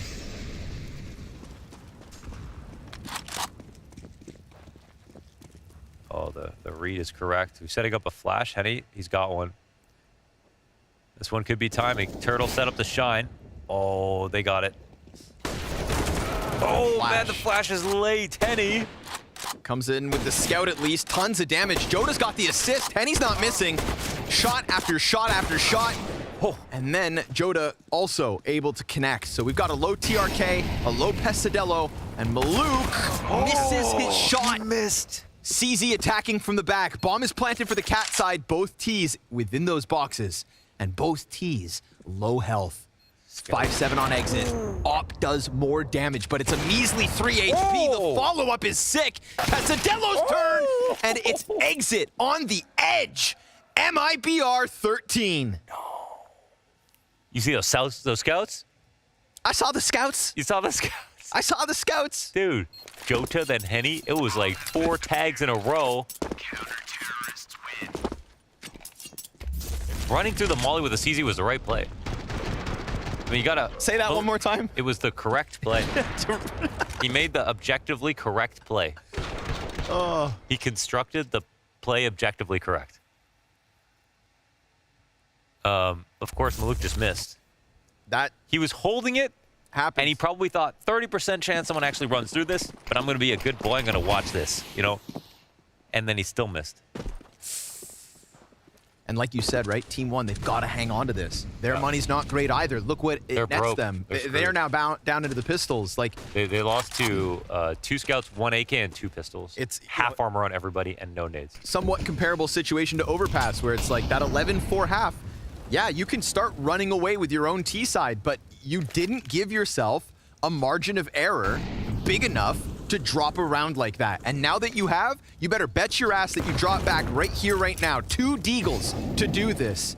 Maluk's gonna have to harness the power of Henny with that scout, and we'll see what he can get done. At the very least, Team 1 have the little bit of cat control already, and they want to challenge through doors. Prying eyes through middle. Joda, deep CT. It's a comfortable tuck, but he loses his vision. The frag. Nice. Solid. Maluk dropped by a third. 50 seconds left, and they're hoping that somebody just puts their head on the silver platter. As IDK gets closer, this could just be the Galil to run rampant into sight. 2 kills come in. Mulbs! What? Double Deagle! That's the answer! Bombs picked up, and a post-plant to boot. However, MIBR, they'll be given a chance to wrap this back through mid. They know that they lost those doors a moment ago, but this is Mulbs. 2 kills in. They're asking themselves, where the hell have Team 1 got off to? But those players wrap back through tunnels, and now all 3 sets of feet sitting towards sight. Maluk upgrades to the scout, and again gets off some damage, but he's tagged as well, dangerously low. Henny awaits him, and suddenly he goes down. Turtle's dropped to 27. Pesadello activates out through door, but Turtle gets it back, and with time, they'll clutch this to get MIBR 14. Oh, what a stoppage. He almost absolutely had to get that kill as that player was getting away from the door. The wallbang actually imperative this time around. And Turtle puts it together. Dude, Mulbs is like a highlight reel, I swear. It's unreal how crispy he is this late into the night. The second shot is beautiful. That's like a DM highlight with how nice it is. Watch this last kill. If he gets around that door and that box, time's gone. Yeah, time's gone. You know, they're going to be focused on killing him. He strafes out a little bit, delays even a second, and that round is over. Team 1 are losing grip of this just by a hair. You know what I mean? It's so close. But the key moments are starting to swing the way of MIBR, and they set themselves up to have lots of chances to just make sure to end it with that strong first half. Joda's on 30. I think it's a sign of the map. I think it just makes sense. And man, Team 1 spent all their money on that last round too. Gonna have to play for the 5-round streak. Everybody gets swept away. And while we talk about Joda now 31 kills, you know, shout out again to Turtle. He stepped it up on Nuke. He just dominated that A site. And after these last few rounds, he's also on 23. Yeah. So he has earned his wage tonight. 1 round away from a chance to chase the dream to the Blast Fall Finals.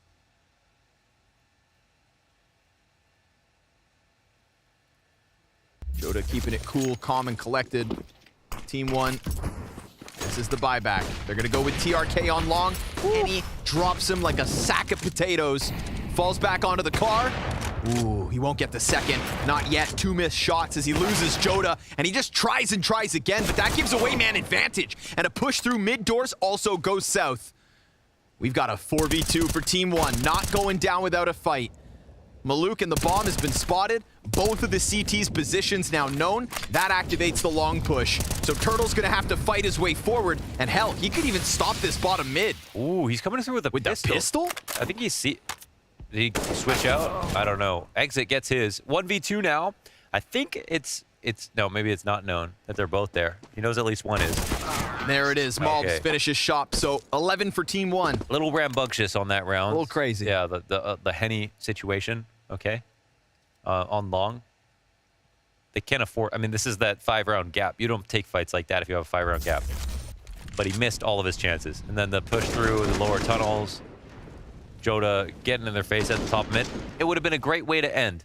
You know, to feel like, hey, we made some mistakes, but look at this. We own you, you know? Stomp out the embers. But now they'll have to wait. Team 1 hoping to reignite. Oh, big clash on long. Look at the bodies. Look how many players are here. This could go either way.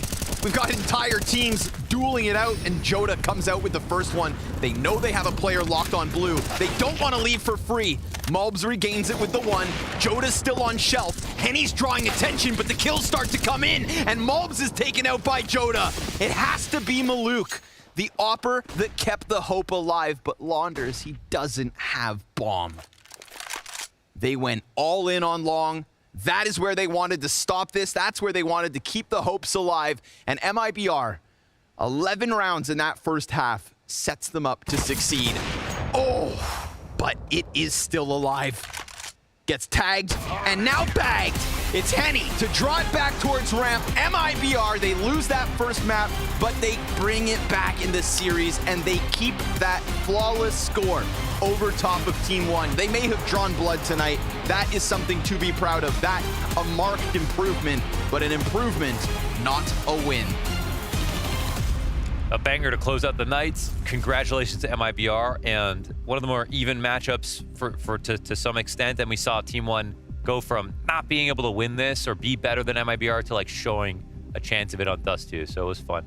It's not fun to be out, but it was fun to impress. Tough stuff. Shout out Joda, shout out Turtle. Awesome individual performance. We hand this back to Freya to close out the night. Yeah, truly a series that went the full distance, but unfortunately for Team One, not far enough to change the course of history. Once again, Matthew, MIBR managed to best their Brazilian brothers. They will be keeping their tournament life here at the Fall Showdown. They stay alive at the showdown, and there was a comparison that was drawn by Connor at the cast, which I echo the sentiment to. This Dust 2 was the overpass for Team 1, which is a good start for MIBR, and then for Team 1, they just don't have enough space to mess around towards the end. This scout round from MIBR put them to bed. That was it. They didn't have enough space, not enough wriggle room. Right behind, it's a force buy, kind of chicklish, and that's it. That's just MIBR running with it. Gotta give credit to Joda as well. I fully agree with you. It felt like MIBR had more to offer here in Dust 2, but when you have an individual that is popping off like he is in a game like this, in the first half, he was all over the place. I believe the first 9 rounds, he was always credited to 18 kills in 9 rounds. That was crazy from him. And he continued even in the second half. So sure, MIBR as a team, they felt slightly better than Team 1, but when you have an individual who's popping off with 34 kills in a game, you're bound to win. Yeah, that is absolutely nasty. We were framing him as being, one of the players to watch coming into things. I don't think we expected him to be pulling up this much of a fight coming into the third and final deciding map. But we do need to also revisit some more highlights that have been going down today in our CS Money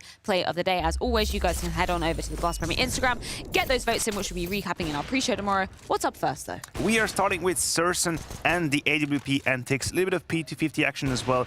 We talked about his crosshair placement and understanding of the game, and this shown through in this map against Sangal. Beautiful work from Surson. It was a great duel between Surson and the man on the screen right now, Fusi as well, with the AWP on Inferno. He showed up massively for Sangal today. Big part of the reason as to why they ended up beating big and sending them out of the tournament. And this collateral kill right here from Fusi, nasty as well. And now we're not only looking at aiming, we're also looking at flying for our last possibility here. Look at this beautiful run boost for Kragan, who comes in with the AK and the opening kill on a blind shush. My eye out on top. So there is the run boost and the flash. Well, if I try and do this, the flash is failed and I fall down a vertigo, I guarantee you. Yeah, the amount of times I've tried to simply just do that run boost. Yeah, that's the sound I'm hearing. It's my sound over falling. and over again. We do need to hear another sound of somebody else's voice here, because James is our Musk MVP check-in, of course, we're going through the duration of the tournament. Who have you been keeping your eye on today, Banks? Oh, yes, there's plenty of players to keep my eye on. 2 have stayed the same from yesterday, though. Good old Magic and Blamef are right up there with a huge KD rating. But guess who just swoops in, sneaking by? It is heroic. It is KD, and he brings himself in with a big green gun. A lot of Mac-10 action as well, as they were able to take down ECSTATIC 2-0. But ECSTATIC, fair enough to them. They put up a good fight on Vertigo for sure. But KD has told me many times he doesn't care how many rounds they lose as long as they get the win. And that's exactly what they've done. They're one of the keen favourites to go all the way and make it to the full finals in that Royal Arena and be the Danish representative. Can they do it in style? Well, Vitality will stand in their way later on, but first of all, they got some other tough opposition that they need to get away with, and that could be Sangal looking to cause an upset. Let's see if they can. Yeah, we've definitely got some exciting CS on the cards, as James was just alluding to there. Acadian and his men clawing themselves an inch closer towards the Royal Arena, but the gauntlet is definitely not done yet. We've also got to check in with our Betway predictions. There was a CS unfortunate moment going down. It's all right. One of the day, but order it could have been much worse. Healing. It could have been much worse for us. It Obviously, really we missed the mark with Big. That one we didn't see coming. But you know what? Team 1 could have done us dirty as well towards the very end. So yes. We saved face, I guess we could say. Yeah, that. I'm super surprised that literally nobody went with Team 1 in that final game. Obviously, that wasn't how it panned out, but yeah, exactly. You know what? Orders restored, nature healing, they're all the good stuff there. Tournament overview, because we can take a look at exactly what has gone down today. Of course, some of the Americas games to be rounding off this evening. Sharks were the ones now awaiting for MIBR on their next test. Yeah, that's an interesting matchup, right? Because it's hard to point out a clear favorite. I think the way Shark beat Complexity indicates a bit of respect. You know, MIBR maybe slow favorites, but let's be honest, the way Shark played, they can definitely put up a good fight against MIBR. And then, of course, the European side of the bracket tomorrow, Vitality Astralis, well, that's going to be a good one. Yeah, that is going to be an absolute banger, and that is the first matchup up on the cards for us to open up our day tomorrow, the semi-final one of our European division. And then we're seeing double in terms of our Americas matchups. I know that you were very excited to see Fluxo entering the stage, Pimp. Yeah, James has been talking about them non-stop in the green room, you know, praising them and talking about how good they're going to be. And I'm curious to see what James is going to predict tomorrow for that game against EG. Really? EG, who's getting better and better and better. So, yeah, I want to see Fluxo. Is it the real deal, or is it just James Banks talking? I'm not sure. Well, we will have to find out exactly how it is going to be going down tomorrow. But that's not until we've had a good night's rest and more best of 3 action going into tomorrow. Of course, still single elimination here at the Blast Premier Fall Showdown. Make sure you join us there.